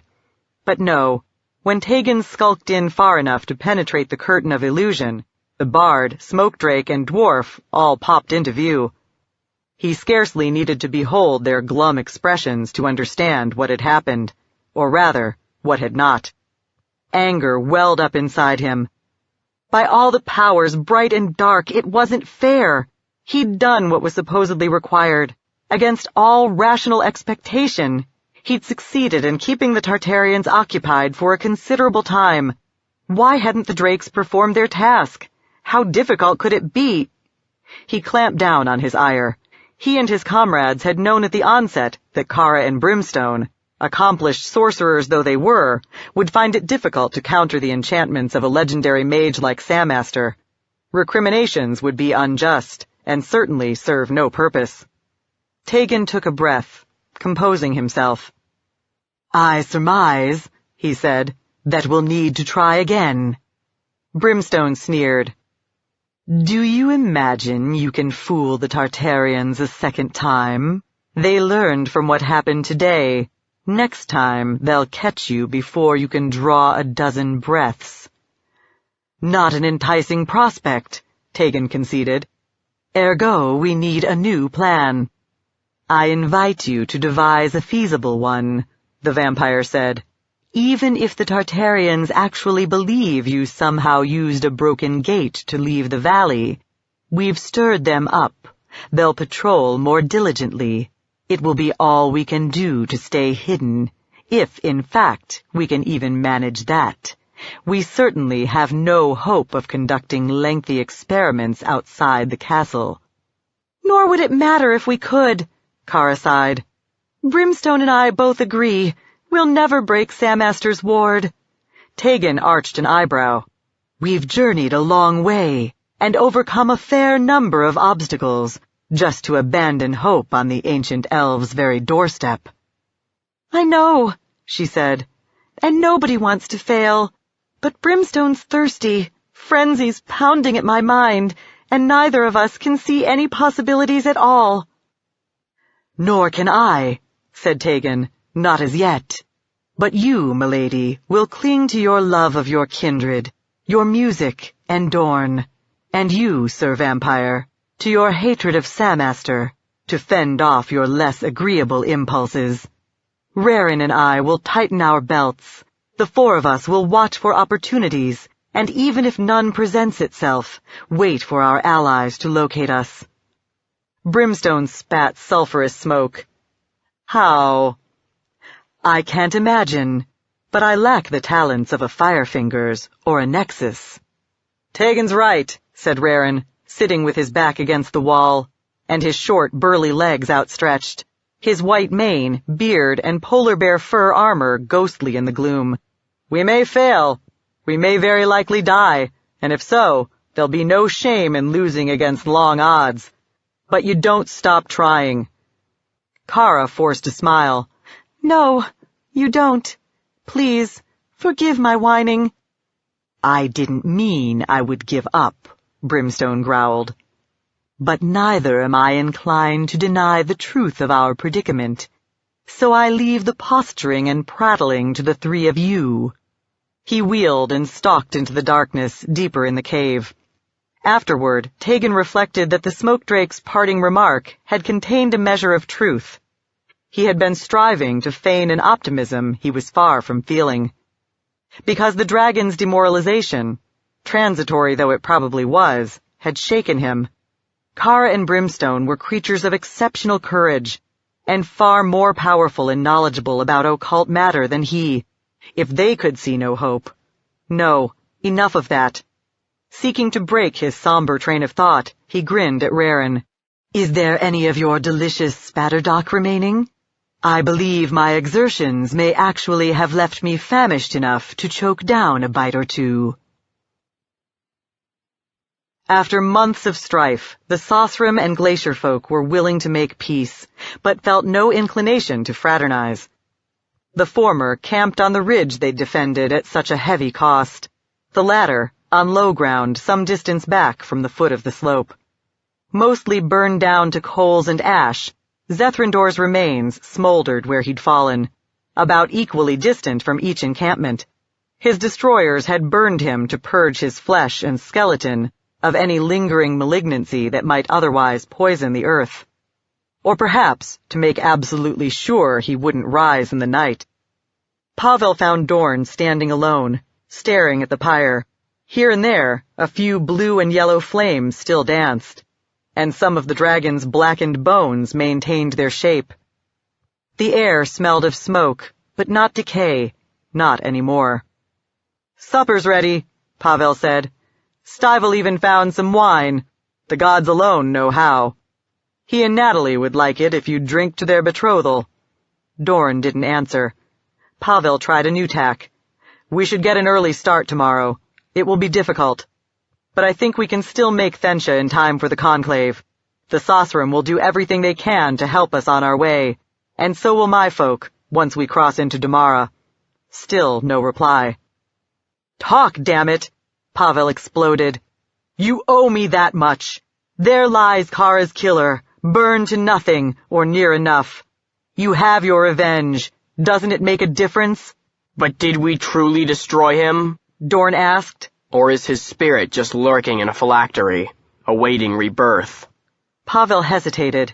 Well, presumably the latter, but consider this. If he was one of Samaster's newly minted Dracoliches, he's been busy furthering the wizard's schemes and attacking Sossel ever since his transformation. He probably never got around to caching spare bodies near his amulet, and that likely means he'll never have the opportunity to occupy another. Imagine what it would be like to be trapped, blind, deaf, bodiless, and alone, inside a piece of jewelry for all eternity. I suspect it would be every bit as unpleasant as dying a natural death and landing in one of the hells. For a moment, the hint of a smile tugged at Dorn's mouth, but then it twisted into a scowl. That's good to hear. Still, the answer to your question is no. It doesn't truly make a difference. I thought I might feel something if I killed Zethrindor, or helped to kill him. Something big. Something that would change me. But it didn't happen. I understand how much you're hurting, but give yourself time. Are you still afraid I'll run away? Or kill myself? I told you I won't. I think about it. But I worry that dead, I'll feel just the same as I do now. Then I really won't have anything to hope for, will I? Chapter 11. The Feast of the Moon. The Year of Rogue Dragons. His rear and thighs aching from days of riding, mostly on mounts too large for a halfling to manage comfortably, Will trudged through Thensha, comparing the scenes that presented themselves with his memories of midsummer in the same city. That had been his sort of festival, everyone drinking, dancing, laughing, chasing members of the opposite sex, and catching them more often than not. In contrast, the Feast of the Moon, celebrated in recognition of the honored dead and the onset of winter, was a solemn, subdued observance. The taverns closed their doors. Storytellers recited tales in which misunderstandings led to murder and suicide. Young warriors perished on the battlefield, leaving their lovers to pine away, or noble kingdoms fell to orcs and plague. Folk clad in mourning sang dirges, paraded single file through the streets with candles in their hands, and eventually fetched up in the cemeteries, where they laid offerings of food, preserved flowers, and sentimental tokens on tombs and graves. But from Will's perspective, The biggest difference was that 4 months ago, Raren, Kara, Tegan, and yes, even Brimstone had been present. And it was their absence that actually made the festival seem so depressing.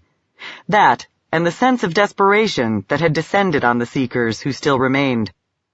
Yet even so, it was a relief when he, Dorn, Pavel, and Jivex escaped into the countryside and left the funereal proceedings behind. As before, the Watchlord warders guarded the approaches to the field in which the dragons and their allies were gathering. The sentry saluted the hunters as they passed. The meeting site shined with a soft, sourceless silvery light one of the spellcasters had conjured. The glow glinted on the scales of the many dragons assembled there. Tamarand, who'd served as King Larith's principal deputy, and challenged, dueled, and killed the mad sovereign to save his people. Nexus, yet another gold, allegedly the mightiest of all draconic wizards. Lady Haverlan, much-scarred leader of the Martial Fellowship of Silvers known as the Talons of Justice. Azak, Moonwing, Limark, Wardancer, Vingdavalak, and others, their diverse scents combining to suffuse the cool night air with a dry, complex, and rather pleasant odor. The spellcasters of Thentia stood, unconcerned, around the feet of the colossal reptiles. There was Firefingers, a genial old grandfather of a fellow, dressed in garish, flame-colored garments. Scattercloak, as always, muffled so thoroughly in his mantle, robes, and shadowy cowl that not an inch of skin was visible. And plump, fussy Darvin Cordion, clad all in shades of white. Her long tresses dyed their usual silver. Serene Amratha, high priestess of the House of the Moon, conferred softly with her protégés, Baramel Dunneth and Janatha Goldenshield. Petite lasses, who bore a familial resemblance to one another. The two sisters were mistresses of arcane magic rather than divine, but servants of the temple nonetheless. Gareth Dragonsbane had sent his own representatives to the council. Celadon Kearney, the Paladin King's foxy-faced half-elf spymaster, welcomed Will and his companions with a smile and a wink. Scarred, hulking Drigor Bursk, probably the unlikeliest priest of mild martyred Ilmater in all Faerun, gave them a brusque nod, far more in keeping with the grim atmosphere of the assembly as a whole. But surely, thought Will, it can't be as bad as all that. These folk are wise. They'll think of something. Nexus shifted his golden wings. Maybe it was the dragon's equivalent of clearing one's throat, for the others abandoned their murmuring conversations to orient on him. This is the situation, Nexus rumbled. Essentially, we've made no progress since we last convened here 4 months ago. Haverlan grunted. With respect, wizard, that isn't altogether true. Working in concert with a host of allies, we Metallics have found and destroyed several bastions of Samaster's cult. Enclaves which, left unchecked, would have created any number of Dracoliches. We've saved many otherwise defenseless folk from drakes in the throes of frenzy, or from the secondary threats the rage has kindled across the land. Nexus inclined his head. True, and I don't mean to discount such victories, but in the long run, they will mean nothing if we can't end the madness gnawing at our minds, and with time running out, we're no closer than before. We've devised the counterspell, or at least believe we have, but still have no idea where we must go to cast it. Celadon stepped forward. My lords and ladies, masters, I'm newly come to your deliberations. Please forgive me if I ask questions to which everyone else already knows the answers. I understand you actually have some of Samaster's papers in your possession. Written in cipher and sealed with a curse, said Scattercloak, in his uninflected, androgynous, somehow artificial-sounding tenor voice. We've managed to read a portion of them even so, but nothing that bears on the location of the Elven Citadel. We've scryed for the stronghold too, Firefinger said. Sought its whereabouts in long-lost lore unearthed all over the continent. Dragons have flown across the Northlands looking for it, all to no avail. Curse it! Will exclaimed. "My partners and I found the door to the place. That has to count for something." Nexus, with his blank, luminous yellow eyes, back-swept horns, and dangling barbells, gave Will a look conveying both annoyance and compassion. "I understand how hard you and your companions worked to locate that portal," he said, "and that you lost friends in the doing, but Scattercloak, Janatha, and I have visited the site, and the gate is damaged beyond repair. But isn't there still some kind of magical trail you can follow?" "I'm sorry, but no." Celadon fingered his pointed chin. "I assume you tried scrying for Brimstone and the others instead of the Citadel itself?" "Naturally," Darvin snapped. "Do you think we'd overlook something so obvious?" "No, good sir, I don't, but I would have been remiss if I hadn't made certain." "I don't believe," said Firefingers, "we've overlooked anything, but I'm not yet ready to surrender. Look at the company we've assembled, dozens of human and dragon mages, united in a single circle. When has there been such a formidable coven? Yet we've never pooled all our strengths and skills in a single ritual. We've been too busy running hither and yon, following up on all our various leads." High argent frill and quicksilver eyes shining, Azak said, "You're proposing a grand divination, a coordinated effort to pierce the elves' concealments." "Yes," Firefingers replied. "It seems our best remaining hope." "I agree," said Tamarand. "So how shall we begin? We need a structure, something to guide our individual efforts and link them into a greater whole." "I suggest," said Firefingers, "the great pentacle of the hand and stars in conjunction with the binder's 8th sign." "A sound choice," said Nexus.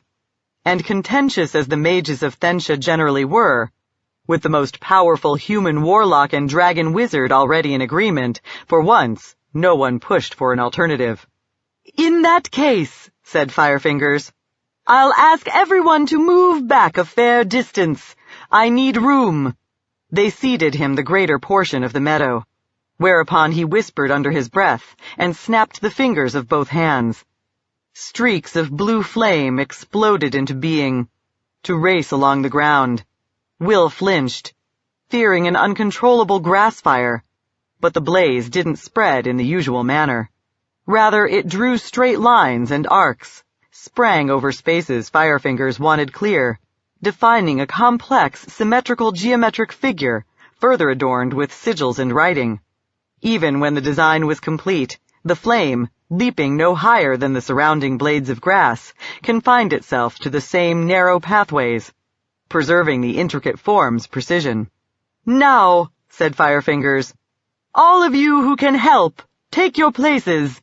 To Will's surprise, Serene, Drigor, and Pavel headed for the pentacle, along with all the mages, two-legged and reptilian, leaving only Dorn, Jivex, and himself to wait and watch outside. Apparently, even practitioners of divine magic had something to contribute to a grand divination. The spellcasters took care to step through gaps in the lines and curves of flame. Once everyone found the place he wanted to stand, or was supposed to, Firefingers waved his hand, and the openings sealed themselves. "My turn," Nexus said. Instead of whispering as his human colleague had, he roared words of power at such a volume as to echo from the surrounding hills. At the end of the incantation, he spat flame. Normally, such a blast flared and died, though it might leave secondary fires burning in its wake. But Nexus's exhalation hung as a bright, seething golden cloud in the air, which gradually shaped itself into a spherical construction of arcs, lines, and glyphs, somewhat resembling the design beneath it on the ground, but rendered in 3 dimensions instead of 2. Or maybe it was a single rune floating in the air, or a scroll without any writing on it. It flickered from one form to the next. Sometimes Will could even see multiple shapes simultaneously, a phenomenon that made a mockery of comprehensible sight and threatened to give him a headache. "Now," said Firefingers, "let's begin." He chanted, and one or two at a time, the other spellcasters joined in. But they didn't all recite in unison. Each had his own incantations, with their own rhythms, pitches, and peculiar inflections. The result should have been cacophony, or at least a muddled drone. Instead, all the diverse voices combined into a sort of mellifluous, contrapuntal plainsong. During the moments it was visible, the globe of fiery lines shifted. One word or symbol melted into another. A triangle, defined by radii extending through the center of the construct, vanished, and a trapezoid appeared in its place. Will could only assume the spellcasters were taking their cues from the ongoing transformations, and that was what enabled them to declaim in harmony. Writing, dancing through changes like the structure of the sphere, began to appear on the floating scroll. The chanting grew quicker, louder, more insistent. The human spellcasters slashed their arms through mystic figures. An ivory wand in Darwin's upraised hand pulsed with radiance. Motes of shadow spun around Scattercloak like angry wasps. A heaviness congealed in the air. Will could tell he wasn't really having difficulty breathing, but it felt like it anyway. A fourth form appeared in the dazzling inconstancy suspended at the center of the pentacle, winking in and out of view like the globe, rune, and page. At first, it manifested so briefly and was so blurry that Will couldn't make out what it was. Gradually, though, it grew clearer. It was a barren valley, seen from high above. Dark, snowy mountains surrounded it, and a gigantic castle stood toward one end. Dragons the color of ink, like skullworms but sprinkled with scales of a lighter shade, glided near the citadel. "They've got it!" Jivex cried. Then the illusory landscape vanished, replaced by a sphere, and despite his ignorance of magic and difficulty discerning the details of a figure sketched in flame, Will realized that it was a different globe than before. Though he couldn't say why, it was nauseating to behold, like some heinous act of torture. At the same instant, the feeling of weight in the air altered too. Before, though unpleasant, it hadn't seemed especially alarming. Will had trusted that the wizards had it under control, but it was soon plain that they didn't. Even a person devoid of magical aptitude could sense it tilting out of balance, like rocks on the brink of tumbling down a mountainside and crushing the travelers below, like rocks that wanted to fall. The complex harmony of the ritual shattered as dragons howled and humans screamed. Drigor staggered, chin dark and wet with the blood streaming from his nostrils. Baramel doubled over, vomiting. Moonwing collapsed and thrashed, argent wings and tail hammering the ground. Though stricken like everyone else, Pavel just managed to scramble clear and avoid being squashed. The fiery orb swelled. The lines on its surface reconfigured themselves into ovals that somehow appeared to stand out from the globe, and likewise seemed larger than they should have been. "It's turned into something that's all mouths and jaws," Will thought. "It's reaching out to swallow us." Somebody needed to stop it, but the spellcasters were incapacitated. Will pulled his warsling from his belt and whipped a lead pellet at the sphere, but the missile flew right through the construct without disrupting it. He turned to Jivex, but the fairy dragon shook his head to indicate that he, too, had no notion what to do. Then, shuddering and twitching, Nexus nonetheless managed to fix his luminous eyes on the orb. He growled a single word of power, and the sphere vanished, as did the lines of flame on the ground. The terrifying sense of malignancy enveloping the field disappeared in the same instant. The spellcasters started shakily picking themselves up off the ground to adjust vomit-soiled and blood-stained garments, recover dropped talismans, and gingerly inspect the chewed tongues, bitten lips, and bruises sustained in their seizures and falls. All but Moonwing. The silver still lay where he'd dropped, but wasn't moving at all. When he noticed, Azok lunged to his comrade's side. He peered down at the other shield dragon, then said in a bleak, flat voice, "He's dead." "I'm sorry," Haverland said. "We'll remove him to a place where he can lie peacefully for the time being. But then, I think we must continue our deliberations." "Yes," Azok said. "He deserves better, but I understand." Will supposed it was just as well they were taking a break. Brandoberus knew most of the wizards, priests, and even dragons looked as if they needed one. Still, by the time Azak, Haverlan, and 2 other Silvers came back from removing Moonwing's body, they'd managed to compose themselves. The mood, however, was even more palpably glum than before. "What's the matter?" Will asked. "I'm sorry about Moonwing too, but at least he didn't die for nothing. We saw the old elves' fortress, right? We actually saw it." "We glimpsed it," Firefinger said, "but not clearly or long enough to determine its location." "But if you did that well the first time, the next attempt is sure to work." "Alas, no," Nexus said. "Damn it," said Will. "I'm tired of you people telling me that." "No more tired," the Gold replied, "than we are of saying it. But the wards are too strong. We're fortunate our initial effort to penetrate them didn't kill us all. A second would only result in further casualties." "Cowards!" Jivex shrilled. "With the future of our people, of all the world in jeopardy, dragons and wizards worthy of the name would try anyway." "I would gladly hazard my life," said Tamarand, "if I thought there was the slightest chance of it helping. So, I believe, would every one of us assembled here. But we mustn't destroy ourselves in mindless pursuit of a strategy that simply can't succeed. We must do what we've done again and again over the course of the past several months. Whenever a plan came to nothing, formulate a new one."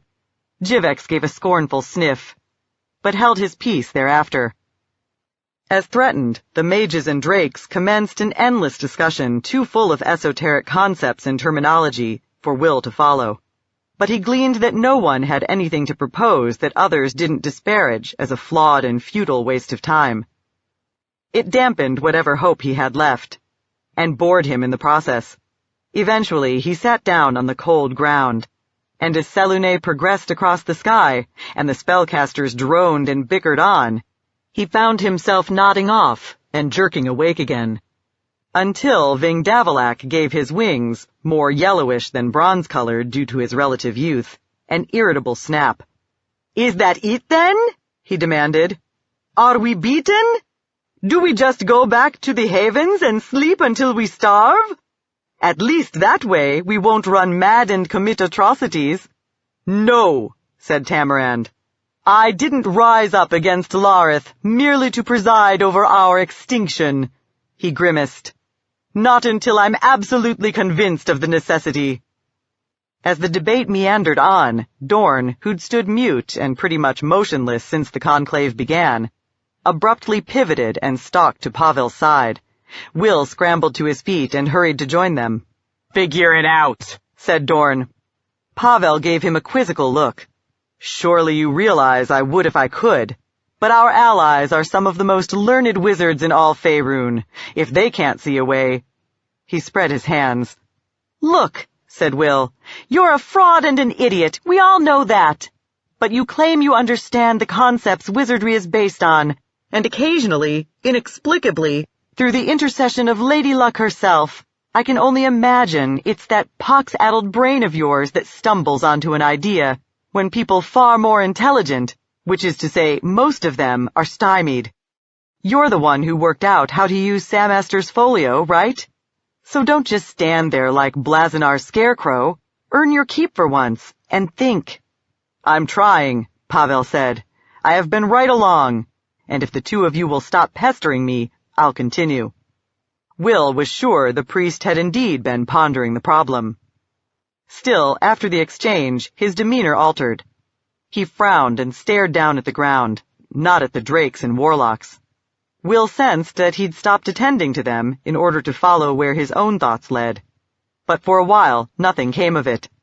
Just as nothing resulted from the worms and magicians rambling on and on. Probably, Will thought, because nothing could.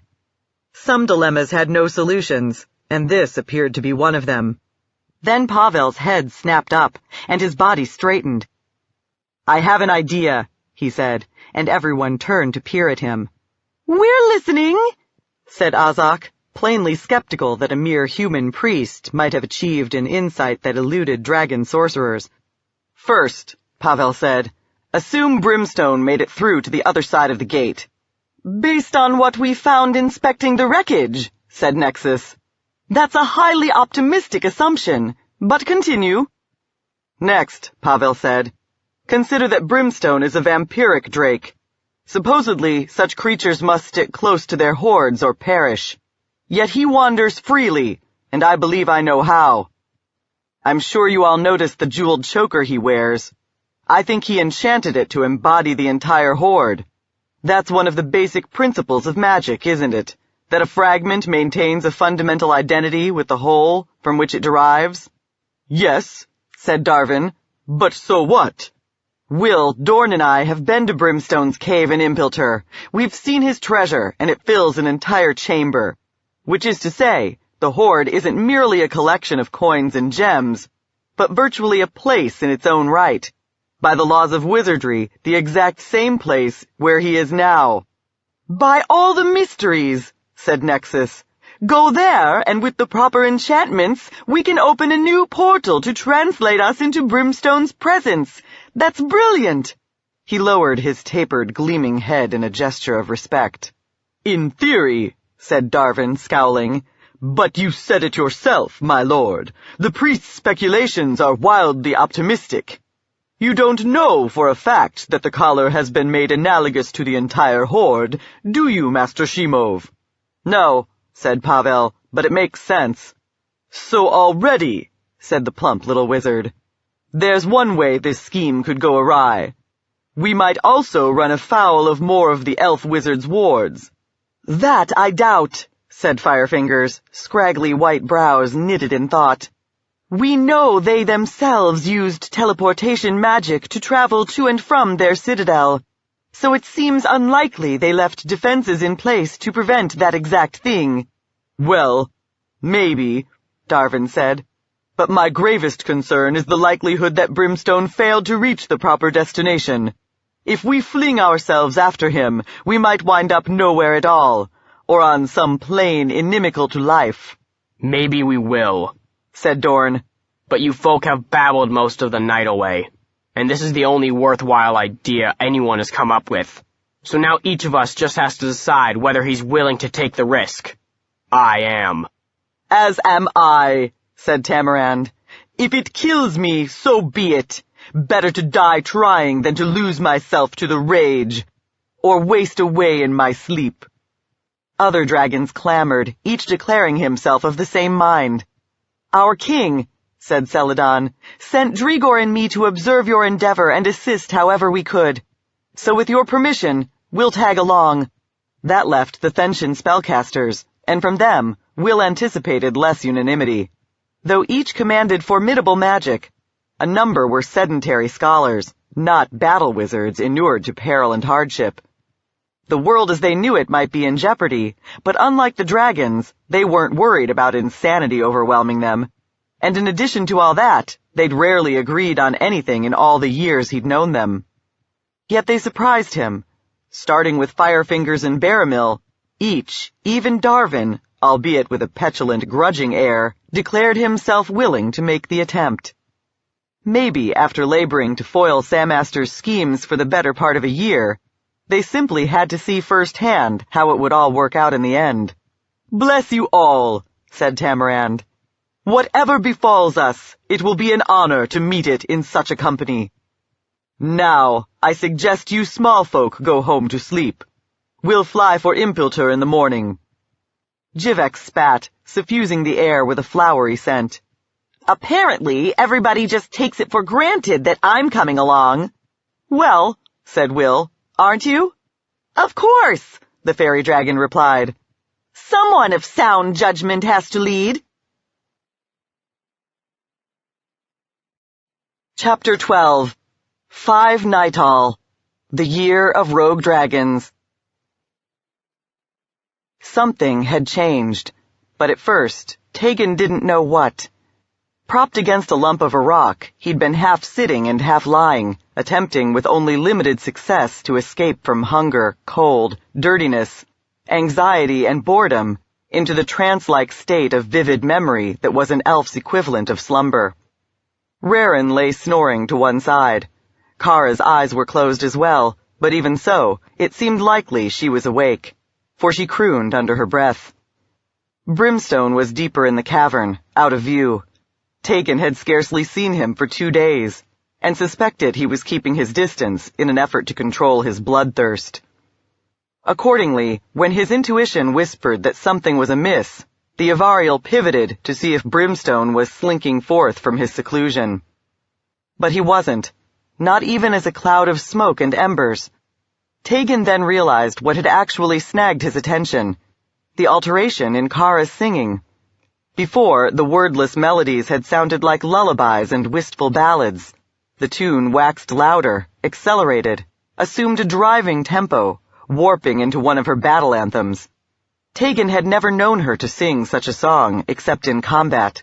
Perhaps it was harmless, but he was leery of anything that might cause her to dwell on thoughts of violence. "Kara?" he said. She didn't answer, just kept singing. He repeated her name, louder this time.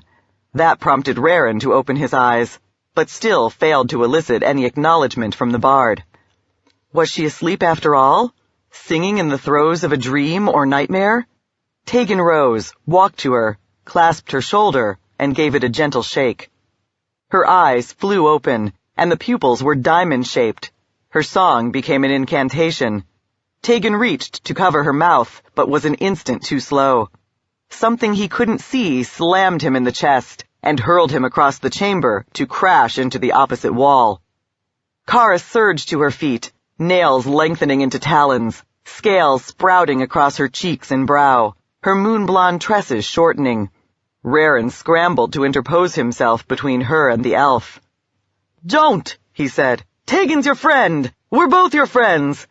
She crouched, and heart pounding, throat clogged with dread. Tegan waited for her to finish expanding and melting into dragon form. But Raren's plea must finally have registered, for she straightened up instead. The claws dwindled, and the scales faded. "Are you hurt?" she asked. Tegan rose and shook out his pinions. His feathers rustled. "It doesn't appear so." "I'm so sorry." "It's all right." She glared so furiously that he wondered if she might attack again. "How can you say that? Of course it isn't all right." "It is," Raren said, "so long as you can rein the frenzy in."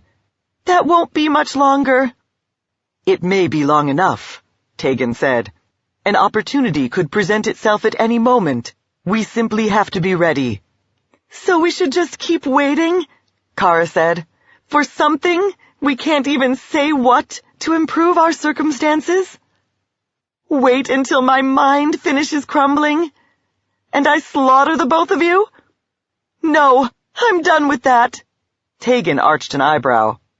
"I understand your dissatisfaction with such a passive strategy, but I fail to see an alternative." "I'm going to fight the Tartarians," she said. "You mean the one of you against the 6 of them?" Raren said. She nodded. "If I kill them, Brimstone can go fetch our allies.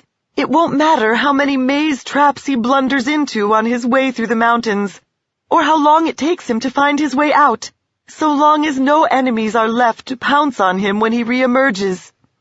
"But you can't beat them," Raren said. "I fought well at the monastery, didn't I? I helped slay Malazan." "I know," said the dwarf. "I was there, and believe me, no one respects your prowess more than I. But you didn't win your victories alone, and you can't kill 6 Tartarians by yourself either. We 4 fighting in concert couldn't do it." "If you're right," she said, "and I fail, the rest of you will still be safer, because I won't be here to threaten you." "Milady," Tegan said, "you understand your mind is under assault, so trust us when we tell you this scheme is a manifestation of the very irrationality you fear." She smiled a nasty smile, more akin to Brimstone's sneers than any expression he'd hitherto observed on her lovely face. "If my words reveal insanity, that surely proves my point." "Singer," Raren said, "back at the start of the year, you hired me to be your bodyguard. I still am, even if the job has become more complicated. I can't let you leave the cave until this Bitter humor passes. Kara stared into the dwarf's eyes, then sighed and shook her head. Once again, she said, I'm ashamed. Our predicament is difficult enough without...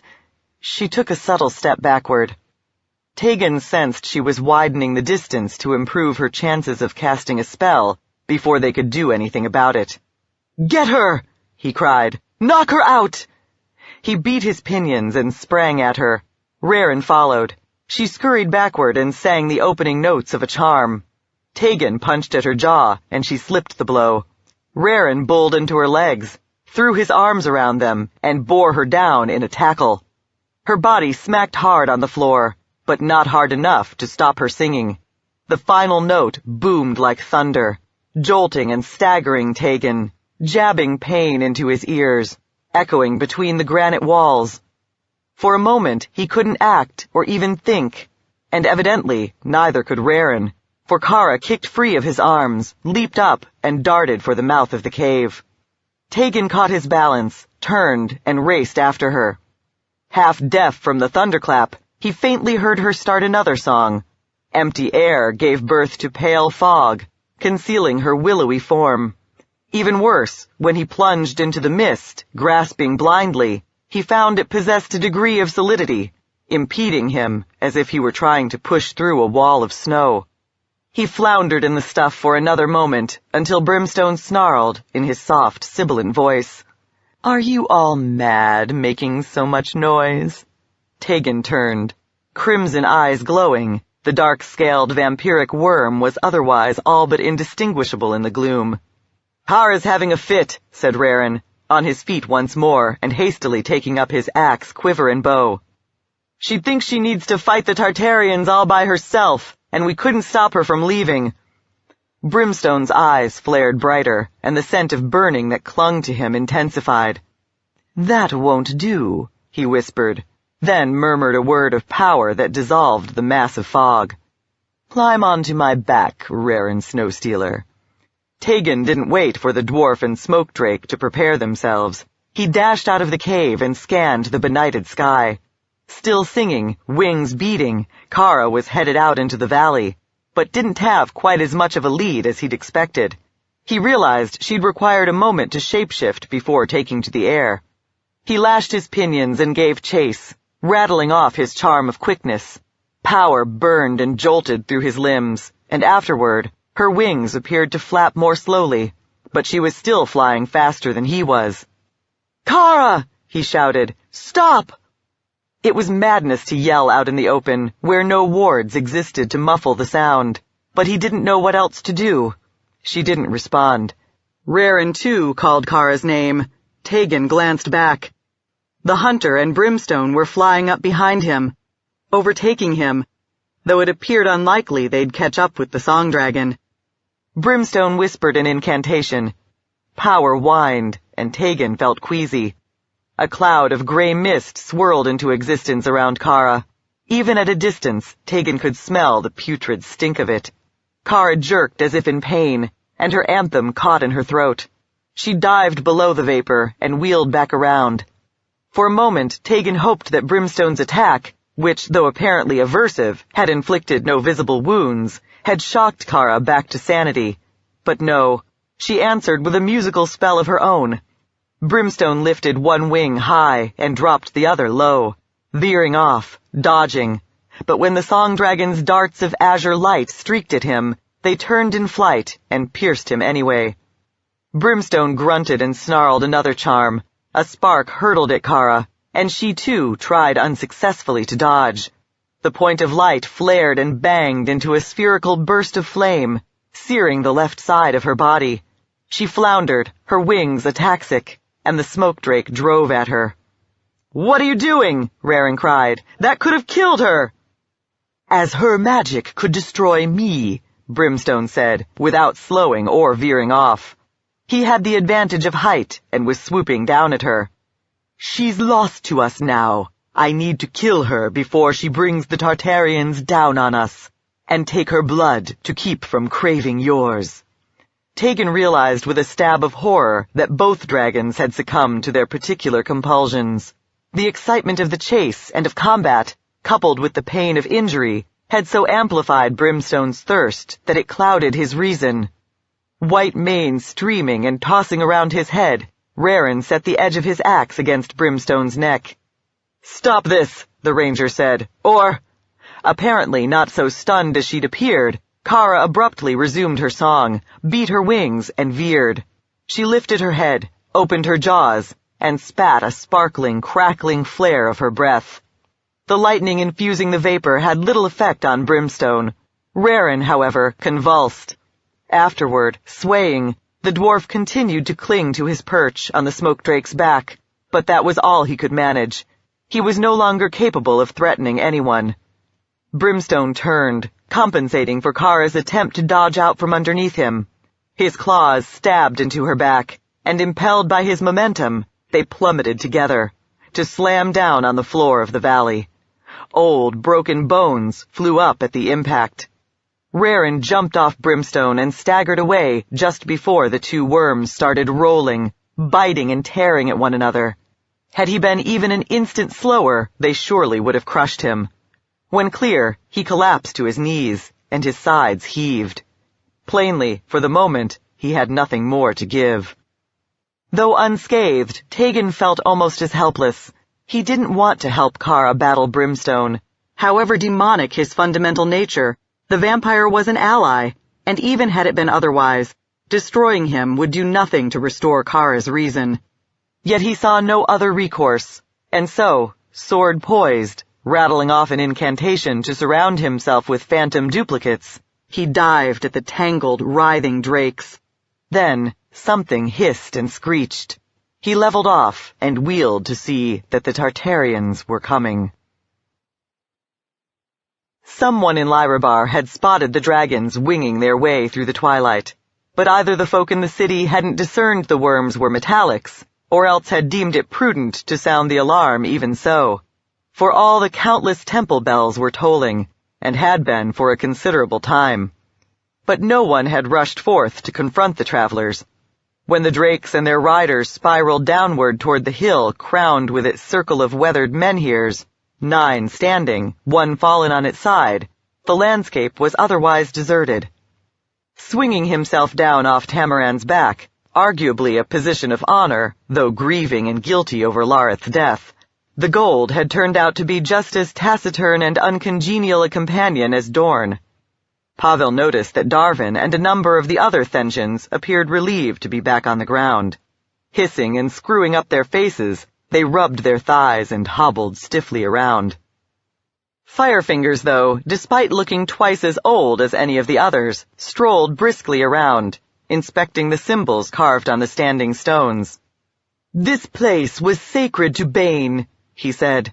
"Yes," said Pavel, "but according to Brimstone, the decent folk of Impiltur eradicated the coven long ago.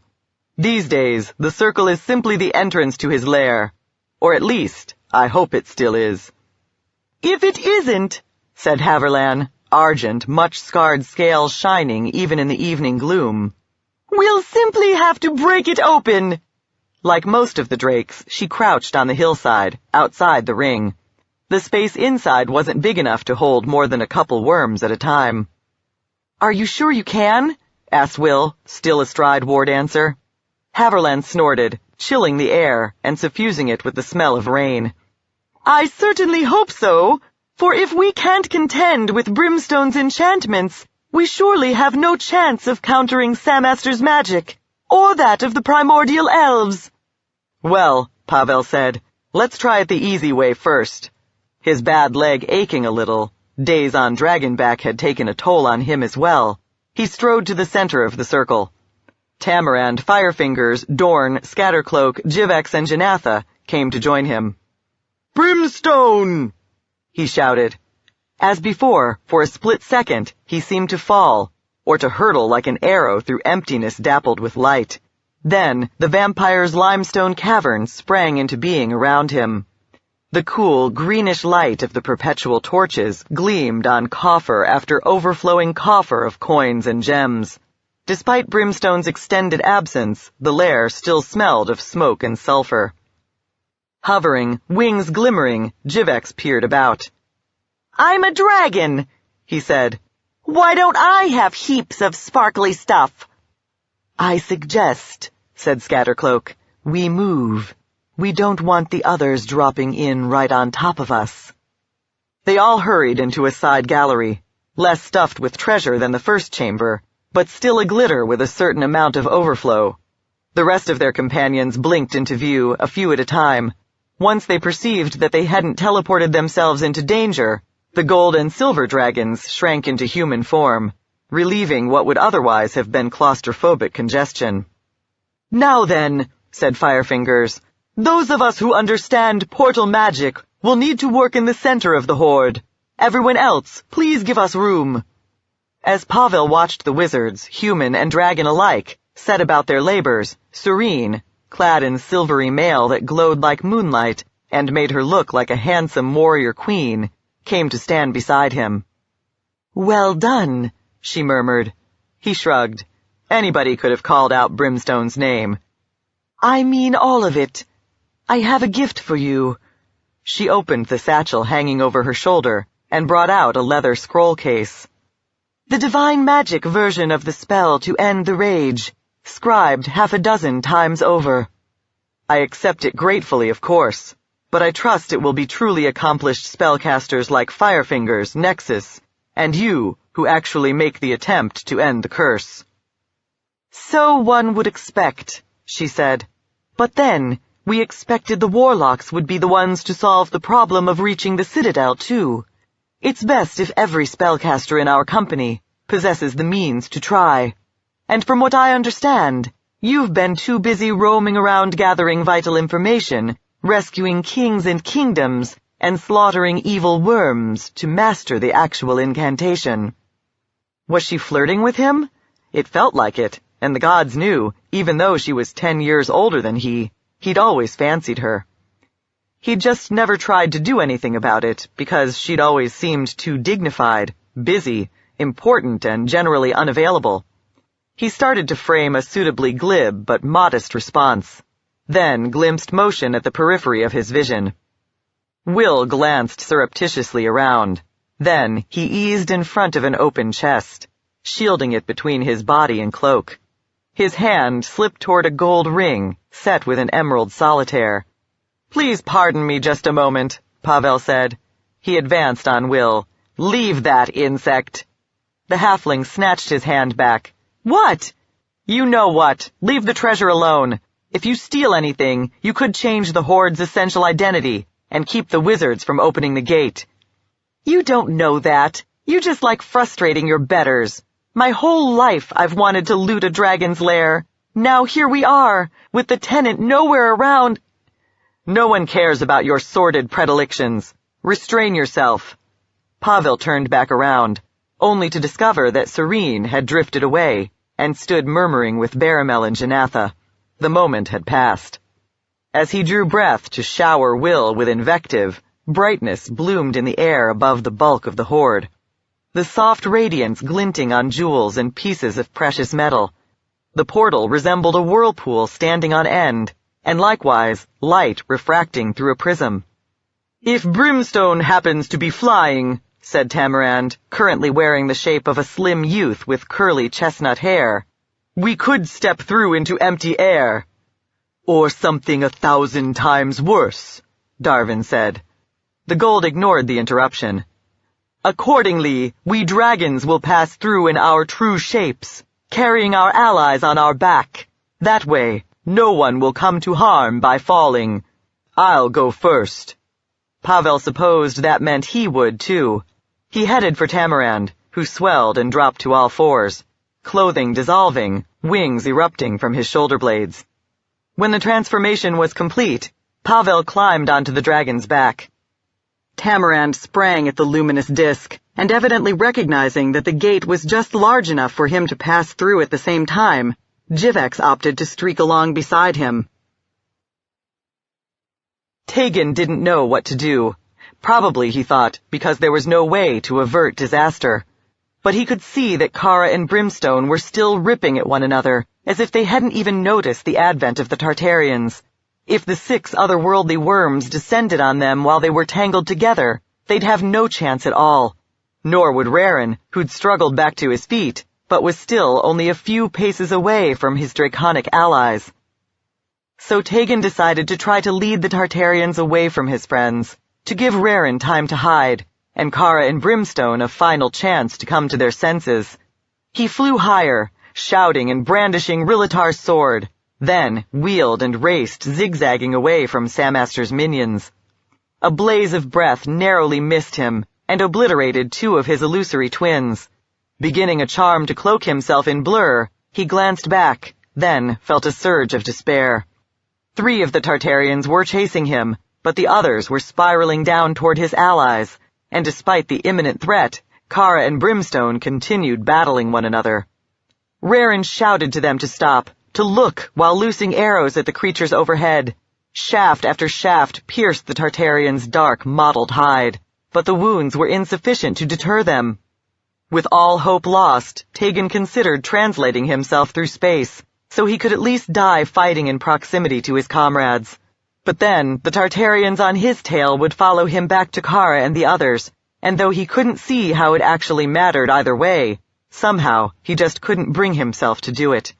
He flew onward instead, toward the dark, snow-dappled barrier mountains. Instinct prompted him to veer, and a bubble of shadow burst into existence beside him, almost caging him, but not quite. Unfortunately, though, his evasive maneuver turned him straight at a Tartarian that had drawn up even with him on his left flank. Until this moment, he hadn't even realized it was there. He looked around for a ghost dragon, or one of the areas of old decaying magic his pursuers avoided. Neither was within reach. The worms had him boxed in, with nowhere left to flee. Green eyes shining, the Tartarian in front of him spread its black fanged jaws. Then, a cloud of hummingbirds popped into existence around it, and jabbed at it with their needle beaks.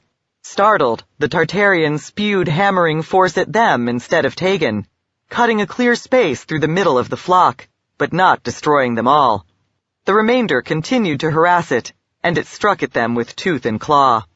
Its distraction afforded Tegan an avenue of escape. He swung around the reptile, placing it between the other 2 worms and himself, and as he did so, Jivex's voice sounded from somewhere close at hand. "How did you ever survive this long without me?" the fairy dragon asked.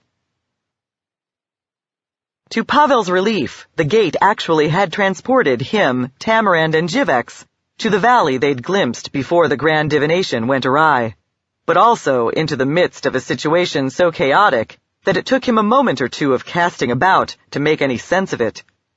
Exiting the portal, he and his companions found themselves on barren, bone-littered ground, with Kara and Brimstone locked in snarling combat close at hand. 3 of the black, green-eyed worms, Tartarian dragons, if he could trust a reference he'd read as a seminary student, glided overhead. Jivex whirled and sped away. He must have spotted something else requiring his attention. But before Pavel could determine what, one of the black, speckled worms overhead cocked its head back and whipped it down. Its jaws snapped open wide, and a grayish, expanding burst of breath weapon exploded from its gullet. Tamarand lashed his pinions and leaped. The blaze of force pounded down, jolting and cracking the frozen earth, smashing crumbling skeletons, but missing its targets. All 3 Tartarians maneuvered, orienting themselves to strike at the gigantic gold, even as he roared an incantation. A floating circle of white radiance appeared around Tamarand's body, and a pair of sizzling lightning bolts leaped upward from the ring. Each stabbed into the belly of one of the Tartarians, and the reptiles convulsed. At the same time, the gold crouched low and shrugged, spilling Pavel to the ground. Tamarand then leaped, beat his gleaming leathery wings, and took to the air. A flare of Tartarian breath bashed him, made him wobble in flight, but failed to knock him down. He riposted with a blast of fire, and his assailant plummeted, its tattered wings burning like dry leaves. Meanwhile, War Dancer sprang through the portal with Will perched at the base of her serpentine neck. The bronze looked around, then flapped her wings and climbed to join the aerial combat. Unlike Tamarand, she hadn't opted to deposit her rider on the ground first, and the halfling pulled the warsling from his belt. Their departure left Pavel to deal with Kara and Brimstone, at least until more of his comrades emerged from the gate. As always, mere proximity to the vampire made him clench with loathing, and his instinct was to do everything in his power to help Kara destroy him. But perhaps that would be wrong. Brimstone was an ally too, and at the moment, arguably not responsible for his actions. His exile in this desolate place had likely left him starved for blood. Thus, instead of casting attack spells, Pavel simply evoked flares of Lathander's warm red-gold light from his amulet. The tactic worked to a degree. Brimstone hissed, twisted his head away from the glow, and attempted to scramble backward. Unfortunately, Kara still held him gripped in her talons and coils and wouldn't release him. She simply took advantage of his temporary incapacity to inflict further harm. "Stop!" Pavel shouted. "Let him go!" Somewhere close at hand, Rarin bellowed the same thing, but she didn't heed them. Pavel belatedly realized both dragons were mad, the vampire with bloodthirst, Kara with the rage, and he had no idea what to do about it.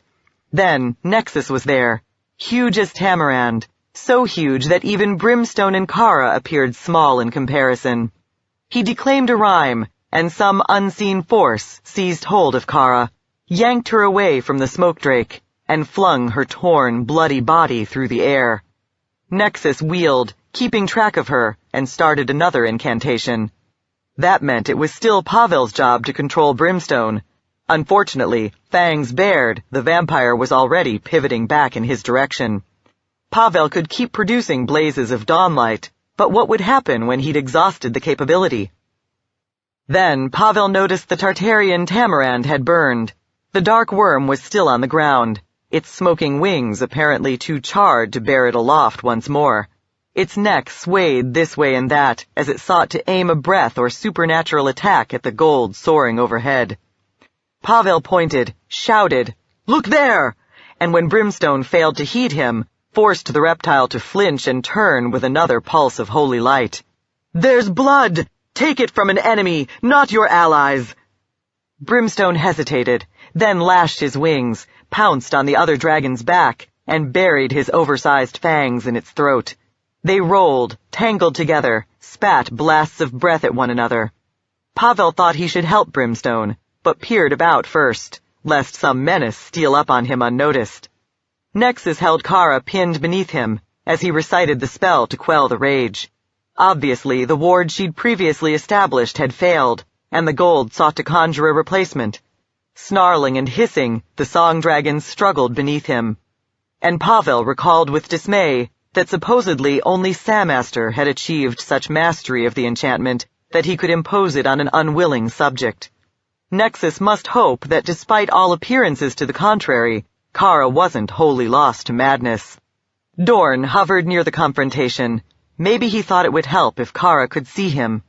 Meanwhile, dragons and their riders lunged one pair at a time through the portal. Some of the worms staggered, or crouched down shaking, as something afflicted them, and Pavel surmised that the rage must be even stronger here near the source. But none of the metallics succumbed. They shook off their distress. Then, they and their human comrades threw themselves into the confrontation with the Tartarians. Some battled close at hand, fighting the worms Tamarand had initially engaged. Azok spat pale, glittering vapor that paralyzed Brimstone's opponent, but had no effect on the vampire, who then guzzled and slurped the live worm's blood. Gloved hands gesturing, Scattercloak murmured a rhyme, whereupon gashes split a flying Tartarian's hide. Other dragons and their riders streaked away in the direction Jivex had gone, to confront the 3 Tartarians wheeling in that portion of the sky. In both cases, the end result was the same. The guardian drakes were powerful, but so were the newcomers, who also had them outnumbered. One by one, the Tartarians fell. Which meant no one needed any further assistance from Pavel after all. He turned back around to see how Kara, Nexus, and Dorn were faring. The gold roared the concluding syllable of his incantation. Kara kept on thrashing. Dorn rushed in close to her head. If she snapped at him or spat lightning, he had no hope of avoiding it. Heedless of the danger, he placed himself before one of her glaring amethyst eyes and rested his human hand on her brow. It's me, he said. and you're alive. You can't let the frenzy swallow you now. She shuddered, then sang the same words of power Nexus had just spoken, the sound both lovely and full of anguish, or perhaps supreme effort. Gradually, almost imperceptibly at first, she shrank back into human form. Nexus stepped back and so avoided crushing her. When she was entirely a woman once more, Kara and Dorn embraced. She started weeping, and so did he. The latter was a sight Pavel had never seen, nor ever expected to. Dorn and Kara slipped away from the others as soon as they could manage it discreetly. At first, they had better things to do than talk, but afterwards, as they lay twined together wrapped in their cloaks, she explained how she'd survived. Maybe I should have guessed, he said, playing with a lock of her moon-blonde hair. After all, I realized you'd discovered something. So maybe I should have wondered if it wasn't you, and not Brimstone who woke the magic in the cobbles. But curse it all, I'd just seen you die. She smiled. Did you believe only Jivex and Chatulio could conjure illusions? Perhaps I should be offended. Her levity gave way to a gentler tone. Truly, I'm sorry my trick deceived you and caused you pain. Don't be sorry for something that saved your life. I just wish, after I watched it happen, nothing meant anything. I wouldn't be here with you now, or alive anywhere, most likely, if Pavel, Will, and even Jivex hadn't looked after me. I'm ashamed of that. You deserve a better man. She laid a finger across his lips. Let's make a pact, she said. You won't abuse yourself for all your supposed shortcomings, and I won't berate myself for my inability to withstand the rage. He smiled. That sounds all right.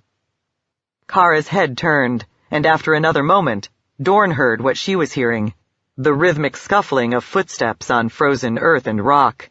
He laid his sword ready to hand, and he gripped the hilt, cast away his makeshift blanket, leaped to his feet, and assumed his fighting stance. Carrying the new bow, axe, and harpoon his friends had brought in hopes of finding him alive, Raren emerged from the darkness to behold his partner poised for combat, except for a total lack of clothing. The dwarf's lips quirked upward behind the shaggy white mustache, and Kara giggled. Dorn gave her a look of mock reproach. You can see in the dark, he said. You could have told me who was coming. I wanted to, she said, but hero that you are, you sprang into action so quickly. Sorry to intrude, Raren said, but Firefingers thinks the magic keeping us out of the castle is about to give way. I thought you'd want to be there. He gave them a nod, turned, and tramped back down the slope. Shivering, Dorn pulled on his garments, and Kara did the same. They kissed once more, then descended the trail until they reached a spot affording a view of the ruined citadel. To Dorn's eyes, the pile was mostly just a shapeless black mass in the gloom, but silvery light illuminated the vicinity of the white-walled barbican, and the dragons and smaller folk assembled there, working their magic. Their chanting droned. Kara studied the scene, then said, Yes, Nexus and the others are breaking through. Then, we win? It was wonderful, yet also strange, to think that the year-long struggle might conclude so quietly. To realize that here at the end, after all his battles, he'd likely just stand looking on while dragons and wizards finished the work. I think so, Kara said. Chapter 13. 6 Nightall, the Year of Rogue Dragons. The ferrule of his staff thumping on the ground and hard-packed earthen floors, Samaster prowled through the Cult of the Dragon's newest stronghold, making sure all was as it should be.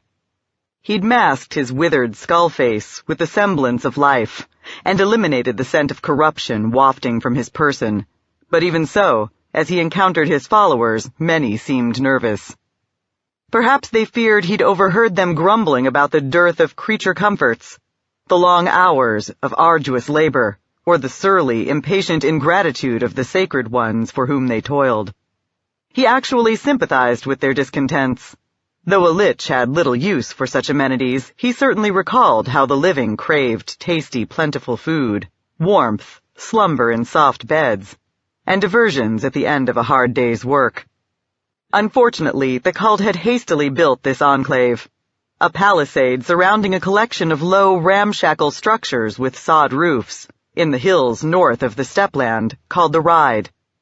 Its remoteness from civilization ensured that the conspirators' enemies wouldn't discover and destroy it, as they had so many others, but likewise obliged them to endure primitive conditions. It was the inexorable progress of the rage, however, that necessitated the lengthy, grueling work shifts. The curse kept waxing stronger, and would soon become so virulent that even Samaster would no longer be able to suppress it in the minds of individual dragons. He had to produce enough Dracoliches to fulfill Maglus's prophecy before that came to pass, because, lost to derangement, the rest of the chromatics would reject transformation thereafter. As for the arrogance and sour humor of the reptiles, well, that was dragons for you. They were more magnificent than the very gods, but could also comport themselves like petulant, malicious, selfish children. It made sense once one realized that even the oldest were ultimately immature and incomplete. It was only in undeath that they achieved their full potential. So, when Samaster caught one of his underlings flagging or shirking, he sought first to lift his spirits, to make him laugh, encourage him with praise, inspire him by describing the glorious world to come, or tempt him with promises of reward. But if such measures failed, he had no choice but to resort to threats, and when even those proved insufficient, punishment. Because the cultists simply had to keep working, even if they were coming to hate and fear the increasingly erratic creatures to whom they'd pledged their worship. Even if their service had begun to feel like exile and slavery. Even if it turned out that the future held no reward for them, but the knowledge that they'd played a part in fulfilling destiny's plan. For ultimately, that fulfillment was the only thing that mattered. Of course, Samaster was the person who truly bore the responsibility for creating the Faerun to be, and sometimes, when his spiteful, envious foes thwarted one or another of his schemes, it weighed on him like a yoke of iron. Sometimes his setbacks made him feel pathetically inadequate, and he yearned to pass the burden to another.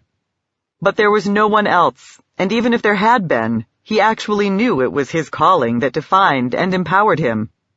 Forsake it, and his wizardry notwithstanding, he'd revert to the hapless wretch Mistra, Illustrial, and so many others had abused and betrayed.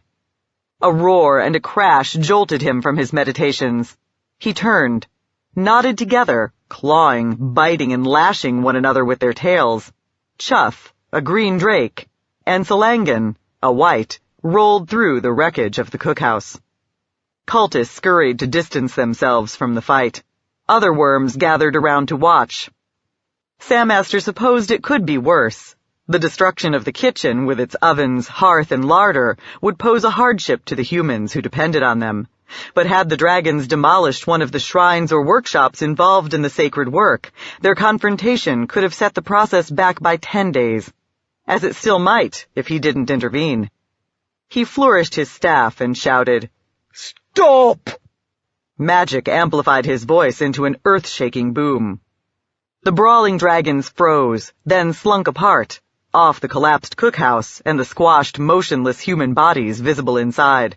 Once again, the worms reminded Samaster of children caught misbehaving. "What's this about?" he asked. Chuff spat, suffusing the air with a noxious, stinging hint of his breath weapon. "This pale little newt claims that he, and the vermin who flew in with him, deserve the right to change before the rest of us." "Yes," said Salangan. "As near as I can make out, you lot have spent the last few months lying around doing nothing. My companions and I performed a vital service. Therefore, we've earned the right to become Dracoliches first." Samaster wondered again precisely what Salangan and the other whites had accomplished, or bungled during the course of their vital service. The reptiles claimed they'd finished subjugating the Great Glacier for Heraclea, losing Zethrandor and several other comrades in the doing, but were vague about the details. Sandmaster suspected they were withholding information they thought would displease him. Such perversity was frustrating, but he hadn't felt he could press too hard. He might be the architect of their destiny, but he was also, in the final analysis, their servant. Besides, 1,000 other matters clamored for his attention, like this present bit of folly. "We've already decided in what order you Drakes will undergo the ritual," he said. "The matter doesn't require further discussion." "Curse you!" Salangan snarled, blood seeping from claw marks on his alabaster neck. "It isn't fair." Other whites growled and hissed in agreement. "I beg you to be patient," Sandmaster said. "After months of preparation, we're finally ready to begin. I promise that by year's end, you'll all be Dracoliches." "I don't even want to be undead," Salangan grumbled. "At least not yet. Not for hundreds of years. I'm only doing it because you and these miserable humans swear the frenzy's never going to end. If I thought, what do you perceive when you look inside yourself?" Sandmaster said. "The rage has festered in your mind for an entire year. Is it dwindling or growing ever stronger?" The white grunted and turned away, unable to refute the point, but also unwilling to concede it. Sandmaster smiled to the limited extent that his shriveled countenance was still capable of it. Then the world flared a luminous red and tolled like a colossal bell. Or at least it did for him. No one else appeared to sense anything out of the ordinary, nor was there any reason why they should. He'd created the ward to alert only himself. "I have to go," he said. "I'll return as soon as I can." He rattled off a charm and thumped the butt of his staff on the ground. The world shattered and remade itself in an instant. As intended, his spell of translocation deposited him behind an arched window in one of the watchtowers overlooking the elven citadel's forward aspect. It was the destruction of his enchantment of twisted space that had triggered the mystical warning, and the folk in front of the Barbican were still congratulating themselves on their success in breaching it. They hadn't sensed his arrival, nor spotted him framed in the shadowy window, and that gave him a chance to study them. He recognized some of the metallics, like Nexus, Haverlan, and Tamarand, and had he believed that any of his enemies could ever reach this hidden, isolated place, he might have expected to encounter them here, but the rest of the motley band was an astonishment. He could see no sign of the chosen, harpers, or deities who'd thwarted him in the past. In their place blathered the mages of Thensha, a potential problem he'd believed he'd neutralized. A hulking warrior with 2 iron limbs, and a black-winged Avariel. A dark worm with luminous red eyes. Could it actually be Brimstone, who'd turned against him so long ago? It was maddening, inconceivable, that they'd all found their way here, through the labyrinth of perils and obfuscations he'd created to prevent it. Fury came shrieking up inside him, directed less at the intruders than at himself. A worthless dunce who'd somehow managed to fail yet again. But no, it wasn't true. He hadn't failed. Not while he himself was the final protection, still in place. He and the minions sworn to rush to his aid if ever the ruined castle needed defending. Down below, his enemies, still oblivious to his presence, started organizing themselves into search parties. It gave him time to armor himself in charms of protection. Then he twisted a tarnished silver ring on his bony finger and whispered a single word. The night blazed as if the stars were all falling at once. With a bit of trepidation, Kara began the shift to dragon form.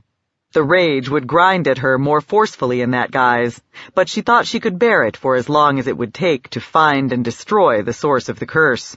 And her draconic prowess might prove useful if Sandmaster had left still more guardians or traps inside the castle.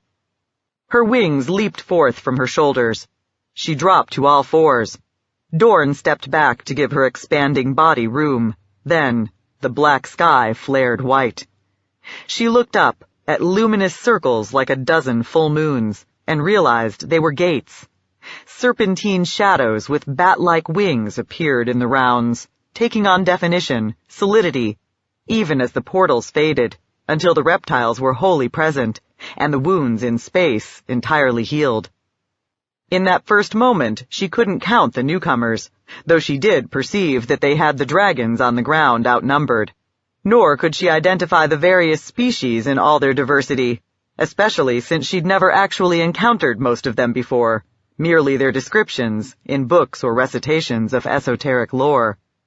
But she did spot a gigantic hellfire worm, with bony spikes stabbing up from its head and shoulders, and the color of its scales inconstant, oozing from one shade of yellow or crimson to another, as if the creature were made of flowing magma. Also, a howling dragon, long and spindly of body, with deceptively short and delicate-looking limbs. Topaz eyes dotted with minute pupils glared from its mask, and a ruff of spines encircled the back of its head. Near the howling drake swooped a pyroclastic dragon, massively built, its hide a mottled confusion of dark patches mixed with streaks and blotches of fiery red and gold. Its wings were gray and fragile in appearance, like charred parchment. All were worms native to other levels of existence. Ones likewise home to fiends, malevolent deities, and the damned. Plainly, Samaster had compelled or purchased their aid, as he had that of his Tartarians and shadow dragons, and arranged for them to appear and attack if intruders unsealed the castle. And they attacked with all the advantages of height and surprise. Commencing a battle anthem, Kara lashed her wings and sprang into the air. With a great clatter of pinions, her rogues, and the drakes who had eventually made common cause with them, followed after her. Even as they took flight, Nexus and some of the others rattled off incantations. Celadon, Drigor, and the spellcasters of Thensha did the same. Floating shields and barriers of congealed light shimmered into existence between Samaster's minions and their intended prey. But not enough of them, not in time. As they dived, the Lich's sentinels spat a dazzling, shrieking assortment of breath weapons, blasts of flame, lightning, and hammering sound that crisscrossed and overlapped as they hurtled down. The attacks found the gaps in the defensive enchantments, and would surely have killed folk on the ground if some of the metallics hadn't deliberately placed themselves in the way. Wardancer stretched her wings wide to catch every bit of a pale burst of frost. It coated her dorsal surface in rime and made her wobble spastically in flight. But she survived. Everyone in Kara's field of vision survived. And it was time to strike back. Wheeling, she spotted a chaos dragon, changing color repeatedly like a chameleon, only fast as the beat of a panicked heart, even the shape of its body in constant flux, within reach. She flapped her wings and flew at it, her breath tingling and ready in her chest and throat. She opened her jaws and spat a crackling plume of vapor infused with lightning. The flare struck the chaos dragon's flank, and it convulsed. At once, she sang words of power to evoke a stabbing shaft of the same force.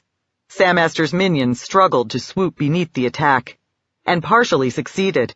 The lightning didn't hit it in the torso as intended, but still burned a hole in each of its upraised pinions. A pair of arrows streaked up from the ground and drove deep into the Chaos Drake's belly. It shuddered, wings flailing out of time with one another, and slipped down the sky until Kara was above it. She dived, talons poised to catch and pierce. The Chaos Dragon's throat swelled. Its abilities fluctuated with its form, and this time it spat a stream of acid like a skulldrake. Kara dodged, and the corrosive stream merely grazed the tip of one of her wings. The stuff burned, but not enough to balk her. She leveled off, seeking to shred the chaos worm's wings from above and streak on by.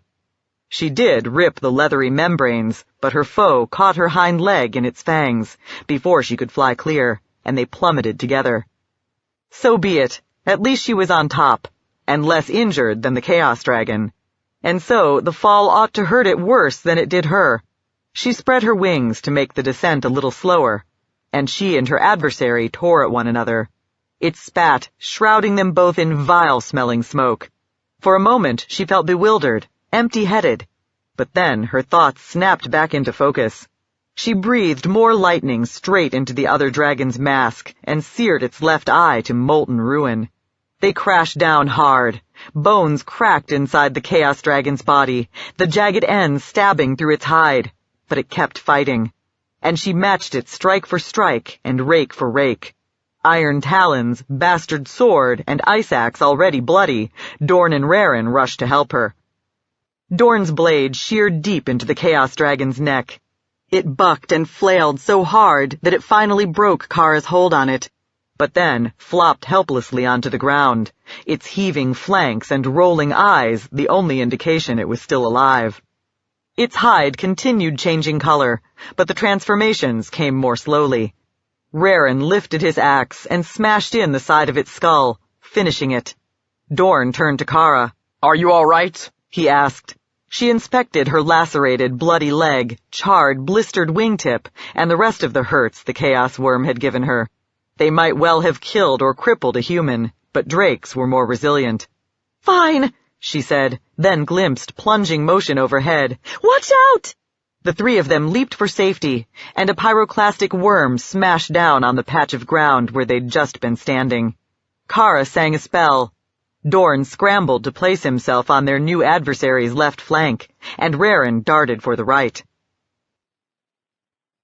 Veiled in concealments, Samaster watched the battle, assessing the capabilities of his foes. To say the least, they were impressive. He'd opened the netherworld to rain annihilation on their heads, drawn forth dragons powerful as demigods to attack with the advantages of numbers, surprise, and the high air. They should have slaughtered their targets in a matter of moments, but it hadn't happened that way. Indeed, at this early stage of the battle, the Metallics and their allies were striking back so hard as to put his otherworldly minions on the defensive. It was remarkable. Dragons like Nexus, Tamarand, and Haverland were, of course, famous for both their natural and mystical prowess. But the Thentian spellcasters were likewise giving a decent account of themselves. For a moment, Samaster feared it was all going wrong, and strained to quash the feeling. Nexus and his allies were winning only because he'd been content to stand and take their measure. But he was ready to act, and the balance would quickly shift. He would have liked to reveal himself to his foes and defy them, Mystra and the whole sneering, lying, treacherous world. But such bravado would be imprudent. Though he had no fear of destruction, he needed to survive, to ensure that his plans came to fruition. And if all his adversaries concentrated on overwhelming him, it was just barely conceivable they might succeed, because he wasn't as strong as he would have been if he'd known he was heading into battle. Over the past few days, he'd expended a considerable portion of his spells furthering the sacred work, and hadn't gotten around to preparing new ones. Summoning the Hellworms had drained him yet a little more. Better then to lurk in the shadows. He could still dictate the outcome of the struggle, first by supplying direction to his minions. Drawn from different realities, they lacked leaders and teamwork. They were a mob, not an army, and that was the first thing he needed to change. He murmured, and magic carried his commands to his allies' ears, just as it constrained them to obey. Ordering one to attack and another to break off, concentrating strength where it could do the most damage, and maneuvering endangered troops to safety, he shifted his worms around like pieces on a lance board. He supposed that in so doing, he had the edge over Tamarand. Standing unnoticed, he could monitor the entire conflict in a way that was impossible for the beleaguered Gold. Soon, his generalship started to make a difference, but he saw no reason to leave it at that. Though he couldn't conjure thunderbolts and the like without revealing himself, he had plenty of subtler spells in his repertoire, magic that wouldn't burn telltale trails through the air.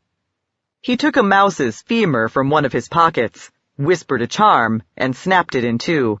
A huge bronze floundered in flight as some of its own bones shattered. A pyroclastic dived to blast the metallic with its blazing, bellowing breath. Another incantation turned a youngish silver to lifeless stone, and it plummeted toward the ground. Unfortunately, Nexus saw the danger, translated himself through space, and caught the shield drake in time to keep it from crashing down and shattering. He then restored it with a counterspell. But at least while he was busy attending to that, he wasn't hurling attacks at Sandmaster's forces. A third charm poisoned a copper worm's own magic, and when it attempted to cast a curse of sluggishness on an abyssal drake, the lethargy manifested in its own mind and body. The abyssal drake wheeled, seeking an advantageous position from which to attack, and the copper struggled uselessly to compensate. Sandmaster smiled, then noticed the half-golem warrior loosing an arrow. The shaft drove deep into the juncture of a howling dragon's wing and shoulder, precisely where it needed to hit to cripple the reptile's ability to fly. No longer able to flap the spasming pinion properly or extend it fully, the howling worm struggled to glide safely down to the ground. A brass swooped to intercept it. In a battle like this, it was generally sensible to ignore mere archers and swordsmen as the least of the threats on the opposing side. But Sandmaster had more than once noticed this particular warrior striking to considerable effect. Why allow the pest to persist when it would be so easy to neutralize him? The Lich peered at the black expanse of the sky, crisscrossed with multicolored flares of dragon breath and arcane energy, seeking the proper tool for the job. Wheeling around her blurry, constantly altering opponent and the illusory duplicates it had conjured, Haverland murmured a charm, then beat her wings and hurled herself at the Chaos Drake. She'd hoped the sudden action would take it by surprise, but it tilted its wings and veered off. Its phantom twins did the same, aping its motions precisely. Well, if she couldn't catch it napping, she'd simply have to outmaneuver it. She whipped herself around, and the Chaos Dragon was in front of her again. She spat her breath weapon. Infused with the countermagic she'd just invoked, the plume of glittering vapor obliterated the illusory worm's aura of blur, and she hoped any other mystical defenses the Chaos Dragon might have in place. It stiffened the creature's muscles into rigidity too, and unable to beat its pinions or shift its tail for balance, it tumbled. She doubted her breath would paralyze the hardy Chaos Dragon for any length of time. In Haverland's experience, Lady Luck favored the bold and clever, but rarely was she so generous as that. But the attack had rendered the otherworldly reptile helpless for a moment, and that was all the time a Talon of Justice needed to streak in and bury her claws in its body. They fell together. She raked and bit at the Chaos Dragon, and once it recovered its mobility, it struck back. The very taste of its constantly shifting flesh and blood altered in her mouth, but somehow always managed to be vile. Her probing, digging talons grazed a beating heart, then lost it again, as if the Chaos Worm's constant transformations shifted even its internal organs around. She groped, found the pulsing leathery mass once more, gripped it in her claws, and squeezed hard enough to shatter oak. That finished the Chaos Dragon. She writhed free of the corpse's convulsing coils, leaped away from it, and unfurled her wings, just in time to keep from crashing to earth along with it. She skimmed along the ground, then climbed. Had she just emerged victorious from a single combat, she might have roared in exultation, but this was a clash of armies, from what she could observe. A victory for her side as a whole was anything but certain, and the truly irksome, disquieting thing was that she couldn't tell why. Perhaps the human wizards, priests, and warriors knew, since they weren't so much in the thick of it as she had been. She spotted a knot of them on the ground, near a huge derelict stone battering ram left over from the siege millennia before, and spiraled down to land beside them. "Something's wrong," she said. "The enemy has the edge again, and I don't understand why."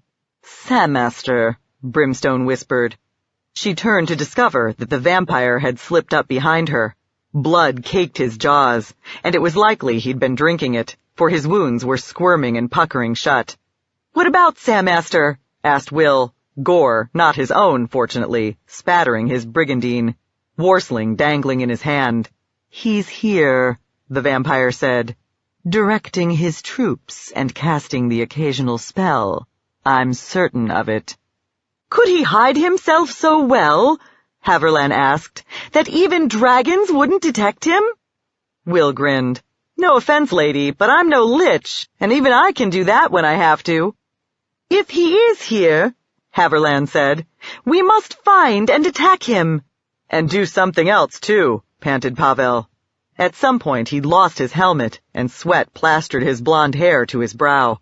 Some of us need to enter the Citadel, find the heart of the rage, and destroy it, while the rest keep Sammaster and his worms from pursuing. I suggest we small folk go in, because you metallics fight better than we do. And also because I wouldn't be surprised if the ancient elves built the interior of the place in such a way as to make it difficult for dragons to move around. Haverland grunted. I don't like dividing our strength. You humans may not feel as mighty as dragons, but you're making a contribution. If you withdraw from the fight, Sammaster's forces may well overwhelm those of us who remain. They might do that anyway, said Scattercloak in his bland, androgynous voice. But if we ruin the Lich's plans first, then we still prevail. All right, Haverland said. But be careful. You may well encounter additional traps and guardians. Celadon and I, said Will, can handle tripwires, false flooring and the like, while the wizards turn the squamous spewers and such into cider and cheese. So let's get to it. All the small folk who'd happened to be standing close enough to hear the plan, which was to say Pavel, Will, Celadon, Drigor, Darvin, Scattercloak, Serene, and Firefingers, scurried toward the mouth of the barbican. For a moment, Haverland wanted to call them back, but resisted the impulse. Instead, she rounded on Brimstone. Of us all, she said, you're the only one who actually knows Sammaster, and you're a scryer. Can you pinpoint his location, or must we pull Nexus out of the fight? I'll find him, whispered Brimstone, eyes smoldering, jeweled collar catching the ambient silver glow. Tell me when you do. She lashed her wings and soared upward, toward a pair of hellworms attacking one of her followers. Dorn and his comrades were fighting what Kara said was an abyssal drake, a hybrid of red dragon, wyvern, and demon. Singing, wings sweeping up and down, she wheeled around it, staying beyond the range of its breath, while hammering it with spells, many of them lightning in one form or another. Since abyssal drakes apparently lacked the intellect to master sorcery, it couldn't retaliate in kind. Meanwhile, her allies assailed the otherworldly reptile from the ground. Dorn and Raren loosed arrows. Barramil and Janatha blasted it with magic. The abyssal drake dived at the humans and dwarf. Its long neck swelled and cocked, and its jaws opened.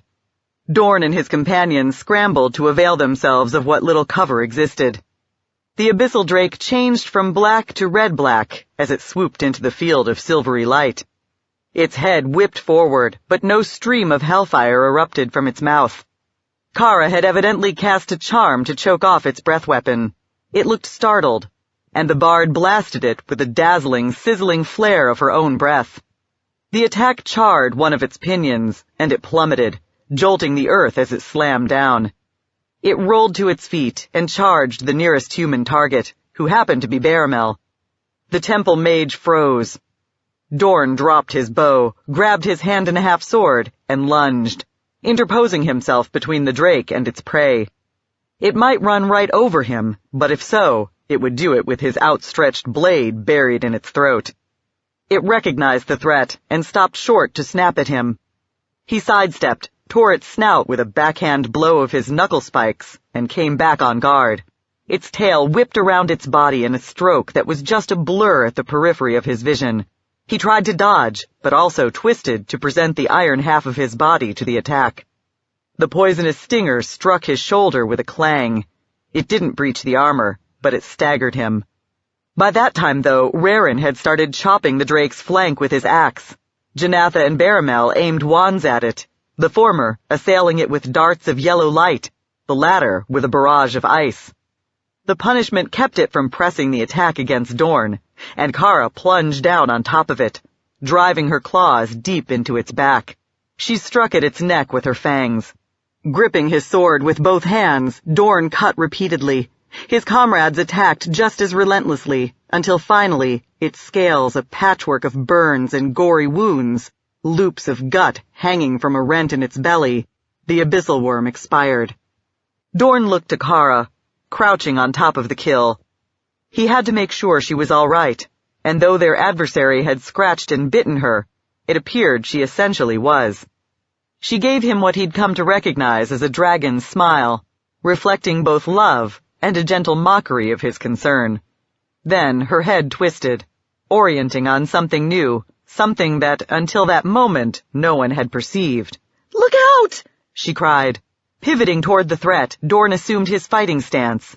Iron arm extended in front of him, sword cocked behind. A dragon swooped at him. It looked like one of the shield dragons might if some disease dulled, crusted, and pitted its silvery scales, with the appearance of corrosion. It spewed a haze of fine reddish droplets. The assault had no effect on Dorn's human parts, but his artificial arm crumbled into particles of rust. His iron leg gave way beneath him, and he fell. His natural skills, buttressed with almost every bladesinger charm in his repertoire, enhancements to strength and speed, tricks to befuddle the eye and aim of an opponent, Tegan flew a zigzag course toward a pyroclastic dragon. At the moment, the creature was focused on War Dancer, but that could change in an instant. "Now?" asked Jivex, or rather, his disembodied voice. He remained invisible as much as possible, only popping into view when he actually made an attack. "Now," Tegan said. Tamaran seemed to leap forth from his own veil of concealment, or perhaps a charm of teleportation, on the pyroclastic's left. The hellworm twisted toward the illusion, and it was even more open on the right. Tegan flew along its flank, stabbing with Rilatar's sword. The slender blade plunged deep into the reptile's flesh. The pyroclastic twisted back in his direction, and lashing his pinions, he sought to fling himself clear, to dodge to a position that would make it awkward for the drake to strike at him. It spat its breath weapon anyway, a blast compounded of red-hot ash and a hammering roar. The assault seared, jolted, and nearly deafened him, but he evaded all but the very fringe of it, and Jivex, vanishing once more, dodged it entirely. War Dancer swooped over the pyroclastic and ripped, with talons glimmering with enchantment. Perhaps the charm enhanced their sharpness, for the bronze's entire forefoot seemed to plunge into the hellworm's body, and yanked out several bloody vertebrae as she streaked on past. Crippled, unable to flap its wings or do much of anything else, the pyroclastic plummeted. It screeched as it hurtled toward the earth. Though plainly injured, portions of her body had a crooked look, as though bones were broken. War Dancer turned and flew in search of another combat. Tegan started to follow, then noticed what was happening on the ground.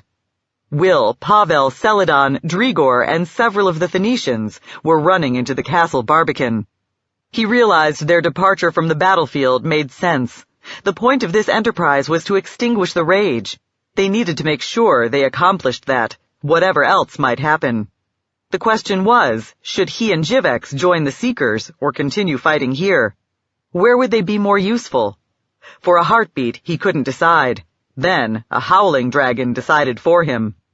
Skinny and purple-black, the clusters of spines on its shoulders and at the top of its neck bristling, the creature furled its narrow wings and plunged toward the courtyard at the far end of the tunnel-like gate. If it attacked the people caught in the passage by surprise, the close quarters would make it all but impossible for them to avoid its breath or magic. Tegan extended his arm. "Grab hold!" Jivex's invisible claws clamped down on the limb, and he rattled off a spell to shift them both through space. Scrying was commonly a lengthy process, undertaken in peaceful surroundings, and through the employment of a specially prepared crystal orb, mirror, or pool of water. Brimstone had only a brief time, or else success was likely to arrive too late to do any good.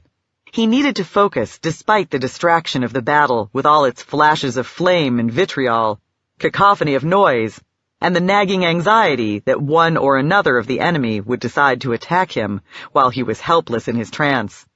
He had only a section of weathered, dirty white castle wall to serve as his speculum. He soon realized that under such conditions, much of the technique he'd mastered was useless. Try as he might, employing every trick of meditation he'd ever learned, he couldn't make his mind sufficiently passive, calm, and receptive. So, unorthodox though it was, he'd attempt the opposite. Rely on passion and need instead of clarity. He wallowed in his memories of Samaster, recalled the false promises, the agonies of the experiments that turned him undead, robbing him of daylight, ordinary meat and drink, and countless other freedoms and pleasures the living took for granted. The final betrayal, when Samaster decided he was unfit to inherit the world after all, and made it clear he expected him to become a groveling lackey for those who would. Brimstone fed and prodded his hate until it burned as fiercely as he'd ever felt it, then pushed it outward to find and fasten on its object. Drowning in a sort of excruciating ecstasy, in malice that had waited centuries to achieve its final expression, he had no idea how long it took, but eventually, a gray stripe of shadow, the murky, ambiguous beginning of a vision, appeared on the chipped and pallid stone. The rust dragon, though it was too late, Dorn recognized the creature from tales he'd heard, swooped at him with outstretched talons. He knew he ought to try and roll out of the way, but the thought seemed disconnected from his will and what remained of his body. Baramel's clear, high voice rattled off syllables in some esoteric language. Power groaned through the air and made pebbles jitter this way and that. A plane of hovering, rippling glow shimmered into being, positioned and angled to block the rustworm's path to its target. Abandoning the attack, the dragon lashed its wings and climbed higher to clear the obstacle. Raren recited a ranger charm, then loosed an arrow that buried itself in the rustworm's belly all the way to the fletchings. The reptile hissed. Janatha assailed it with glowing darts from her wand. Pinions lashing, leaping into the air, Kara hit it with a flare of her breath. They all hurt the creature, but not enough to stop it. It wheeled to threaten them anew, and 2 abyssal drakes came gliding down to help it. The odds were dismally one-sided, but still dazed and slow, Dorn didn't even try to rise and help his comrades. For what could he contribute even if he managed it? The rust dragon turned. Dorn realized it had maneuvered to hold Kara in check and keep her from aiding the humans and dwarf on the ground. She started to countermaneuver, and the abyssal drakes furled their wings and dived. An eerie cry sounded from elsewhere in the sky. The abyssal drakes convulsed, vomited their blazing breath prematurely at nothing. Then they were falling, not diving, tumbling over and over as they dropped. They slammed down on the ground to lay broken and inert. Next came a prodigious boom of a thunderclap that stunned the rust dragon and kept it from dodging when Kara spat another blast of her breath at it. That finished it, and it too fell. At the same time, Dorn discerned who it was who had helped them. Engaged in a whirling aerial fight, Nexus had nonetheless noticed his allies' peril, and used his magic to succor them. He turned back around and battered one of his own foes with conjured hailstones. Kara plunged down beside Dorn, in her haste landing harder than usual. Raren dashed up to him as well. "How bad is it?" the song dragon asked. He struggled to goad his mind into motion so he could take stock. His arm was entirely gone. Something of his leg remained, but it was a spindly, misshapen thing, numb and hard to bend at the knee. The iron sheathing the rest of his left side, even the plates inside his brigandine and breeches, was red and grainy with rust. No protection anymore, certainly not against a dragon's fangs and claws. It seemed a bitter mockery that only his sword had come through the worm's assault intact.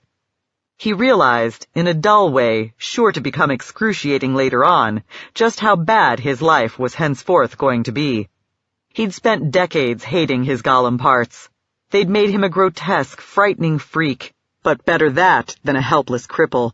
I'm not dying or even wounded exactly, he said. But... We understand, Raren said. Let's get you under cover. He picked up Dorn, carried him a dozen paces, and laid him down beneath the arching ribs of a dragon who'd died thousands of years before. He then murmured a charm. Power tingled over Dorn's body, altering its colors, making it blend with the earth, bones, and shadows around it. "Stay quiet," said the dwarf, "and nothing will bother you." "I don't want to leave you alone," Kara said, "but—" Go, he snapped. He didn't want her, Raren, or anyone standing here pitying the broken thing he'd become. They hovered uncertainly for another moment, then turned away to rejoin the battle. A battle that half a man could only lie and watch. Once the gaunt, purple howling dragon swooped down into the courtyard, Tegan couldn't see it anymore. But he heard it give the eerie screech that was its breath weapon, and had no doubt it had employed it against the folk caught inside the barbican. He strained to fly even faster, and Jivex did the same. Wind screamed. Surely another conjured effect to batter Pavel, Will, and the rest. Then the Avariel and fairy dragons swooped over the wall and down into the bailey. The howling worm didn't notice them. Poised in front of the entrance to the foregate, it was too intent on the foes it had been attacking.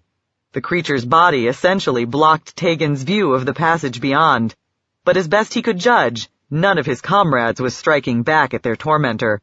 It seemed likely that the demonic reptile's cry and magical abilities had already incapacitated them, or worse. Then the howling worm lunged into the barbican, while Tegan was still too far away to divert it from its helpless prey. Jivex hissed, stared, and a massive steel portcullis dropped down in front of the howling drake, rattling and clanking, almost close enough to clip the end of its snout. The barrier was undoubtedly one of the smaller reptile's illusions, but the dragon of pandemonium evidently couldn't tell it. It stopped short and regarded the grill in astonishment. "Get to the side of the gate," Jivex said, "where it won't be able to see us." As Tegan lashed his wings and hurried to comply, a second illusion formed, directly in front of the tunnel. It was the semblance of a copper dragon, with blue eyes and a gap-toothed grin. The very image of poor, lost Chitulio. And with luck, when the howling worm turned to see who had balked it, it would assume the metallic was responsible. Another shriek erupted from the barbican. The phantom Chitulio vanished as soon as the ripping, pounding noise swept over it. That, however, didn't stop the howling dragon from leaping out into the open at the same instant. Apparently, it had intended to follow up on the breath attack immediately, with fang and talon, and had pounced before it had a chance to recognize that it was wasting its aggression on something unreal. As a result, Tegan and Jivex were behind the confused, distracted worm, well positioned to assail it. The elf flew at it and thrust Rillatar's sword into its neck.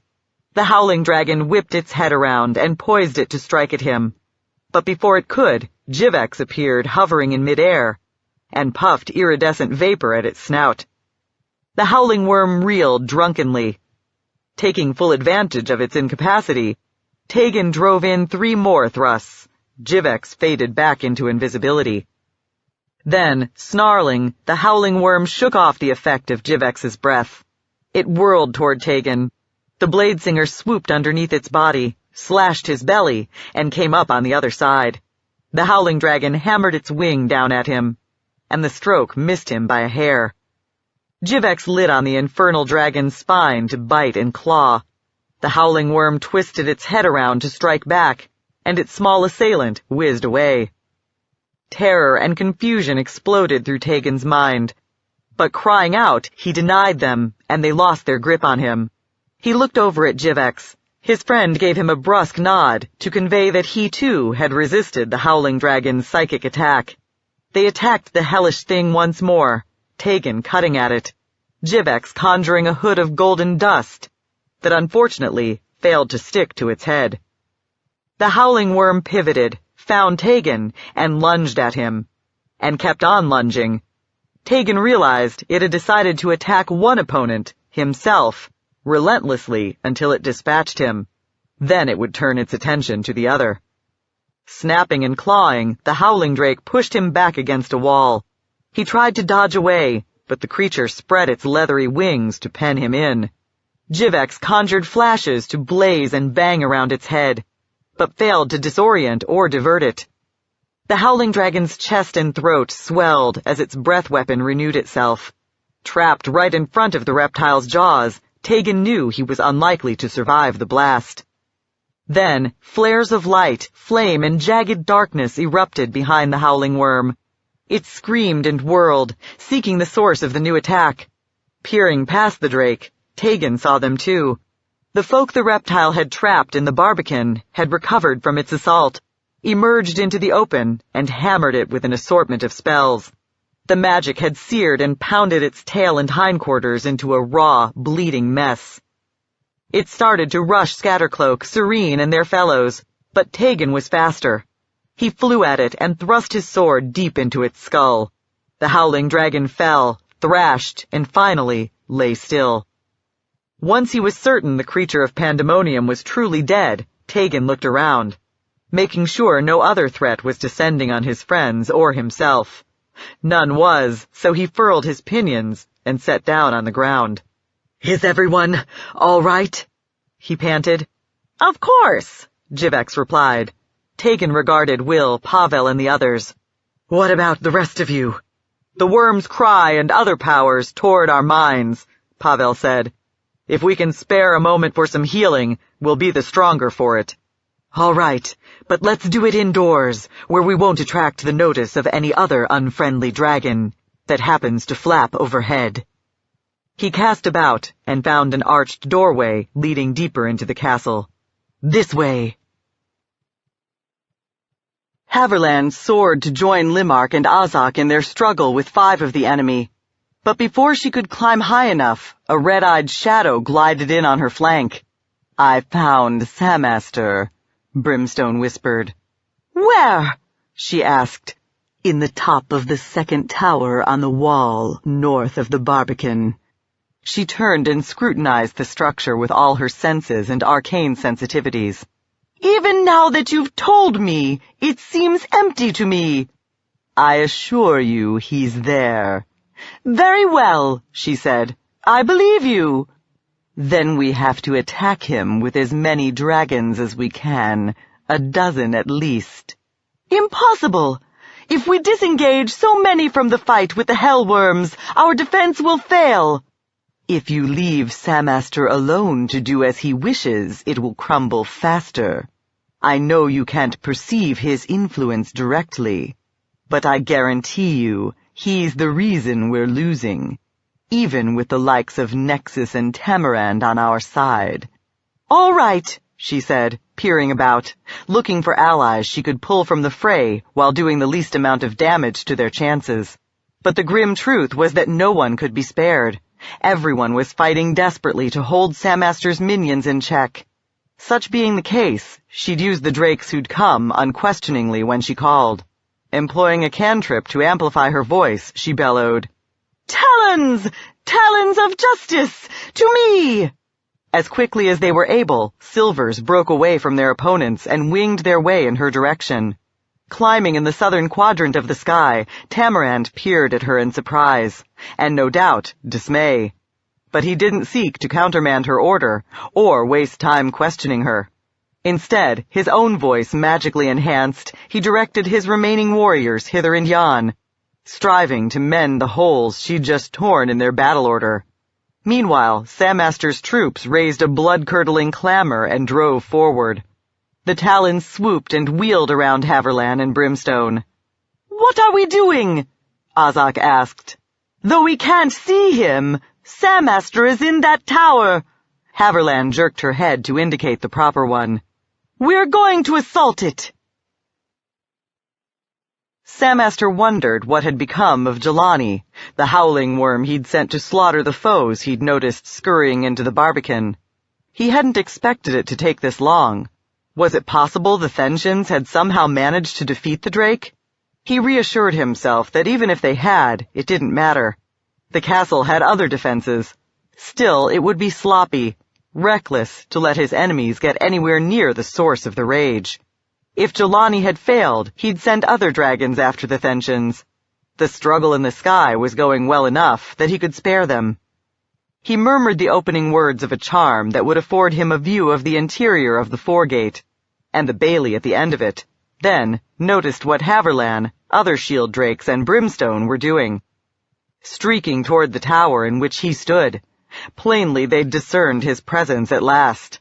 He considered shifting himself to another location, but since they'd found him, he wasn't certain that would shake them off his scent, and a number of the defensive wards he'd conjured were, of necessity, fused to the structure in which he stood, rather than his person.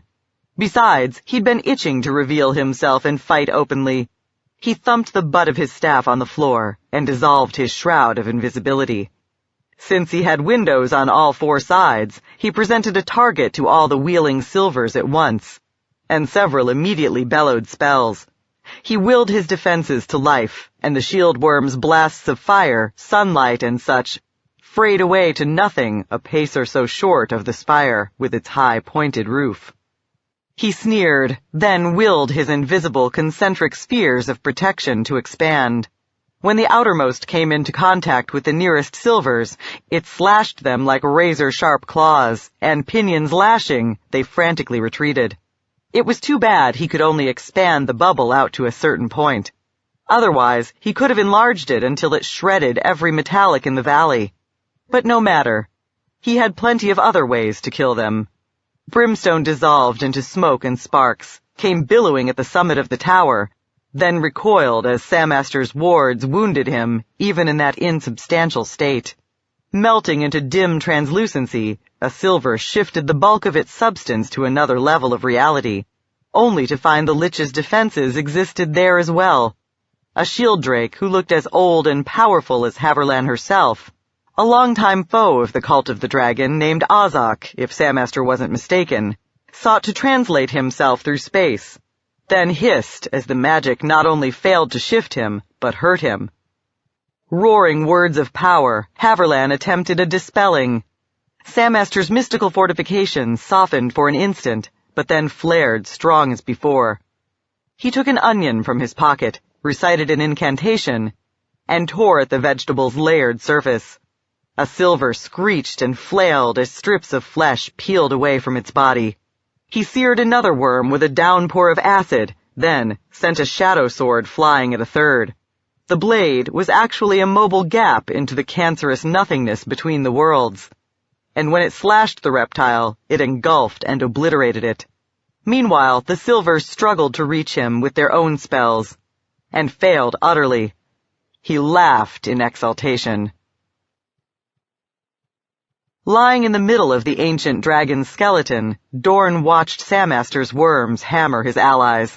It was plain that Kara and the others were losing, and he despised himself as bitterly as ever in his life for his inability to help them. In time, however, and quite unexpectedly, a new thought came to him. He had reason to hold himself in contempt, but not for being ugly or freakish, and not because the rust dragon had crippled him anew, for surrendering to despair. After reaching the valley and finding Kara still alive, he'd vowed he'd never do it again. Yet here he slumped, wallowing in his own personal misery and self-hatred, while the woman he loved, his friends, and all Faerun were in jeopardy. It didn't matter that he'd lost an arm, the human one could still swing a sword, or that his metal leg was numb and withered. Other men managed to walk on peg legs, and he was at least a little better equipped than that. Or that he no longer had impervious iron sheathing half his body. Rare, Will, and Pavel had never enjoyed such an advantage, and it didn't stop them from killing worms. Dorn crawled out from under the arch of ribs, then tried to stand. The spindly, twisted remnants of the iron leg didn't immediately snap or buckle beneath his weight, so that was something anyway. He just wished the limb had more sensation in it. He hobbled a few steps, trying to get used to it, and to figure out how to keep his balance with the heavy mass of his artificial arm shorn away. All things considered, he was in a sad state, and doubted he'd last any time at all. But all he asked of the Beast Lord, no, Lathander, damn it, Pavel's god of hope, was to strike a single telling blow before some drake or other ripped him apart. Most of the battle was still in the sky, and he couldn't shoot arrows anymore. But periodically, one or another of Samaster's worms dived to the ground, and he watched for one to touch down. "Hold up," said Will, and the folk skulking along behind him came to a halt. He stooped and verified that what he'd thought he'd seen on the floor was real. A glyph lay there, no doubt to discharge some form of unpleasantness when somebody stepped over it. The symbol itself was essentially invisible, but Samaster's fingertip had smeared the dust and grime of ages when he'd written it on the sea-green marble, and the glow Pavel had conjured onto the head of his mace to light their way just barely sufficed to reveal the shape. "Shall I dispel it?" Firefingers asked. "No, I've got it." Will wet his finger with spit, then rubbed at the edge of the glyph, blurring it. The magic leaked out of it all at once, jabbing his digit like a bee sting and filling the corridor with a rippling burst of visual distortion. Celadon smiled. "Nicely done." Will shrugged. "It wasn't that hard. Neither were the other traps. I guess we finally reached the point where Sam Master ran out of inspiration." "Our Lady of Silver," said Serene, "grant that you're right." They trekked on through echoing courtyards, chambers, and hallways still resplendent with the consummate artistry and craftsmanship of the elves, but cold, dusty, and draped in thick shrouds of spider silk. Will wondered if the builders had unwittingly imported the arachnids and the bugs to feed them when they'd come to this remote and desolate place. As Pavel had conjectured, the foes of the Dragon Kings seemed to have laid out the stronghold to make it difficult for worms to move around. Mostly it was spacious and airy, but at certain key points the way forward led through choke points, cramped doorways, narrow corridors, and multiple hairpin turns. Alas, the precaution hadn't kept the dragon lords out, for here, as on the floor of the valley outside, bones lay strewn around, crunching beneath the seekers' feet if they stepped carelessly. Will could only assume the besieging force had fought its way almost to the very heart of the rage, before the last surviving elves finally stopped them. The complex was so big, he wondered how the invaders had known which way to head. Probably they'd had magicians of Scattercloak's caliber to guide them. The faceless warlock in his shadowy cowl and layers of robe had cast a spell, which he claimed enabled him to discern a source of extraordinary power toward the center of the citadel. So they headed where his gloved hand pointed them, with Will in the lead to look for snares, until two enormous shapes loomed out of the gloom, at which point he caught his breath and stopped short. Ahead lay a sizable room with a high arched ceiling. A pair of worms, or worm-like things, crouched there motionless. They were small compared to true dragons, but still huge compared to men, or Brandoberus knew, a halfling, and they were more or less barring the way to the doorway in the far wall. Somewhere beyond that opening, light seethed and flickered, first red, then green, then violet, changing color from one heartbeat to the next. "They aren't moving," said Jivex, hovering near Tegan. "And I don't smell them, or hear them breathing. Maybe they're dead." "I suspect not," the Avariel said. "My guess is that if the Guardians are living creatures, the elves, or conceivably Samaster, made them proof against the depredations of time by placing them in a state of hibernation. If they're automatons of some sort, they've no need to move around at times when nothing threatens their charge.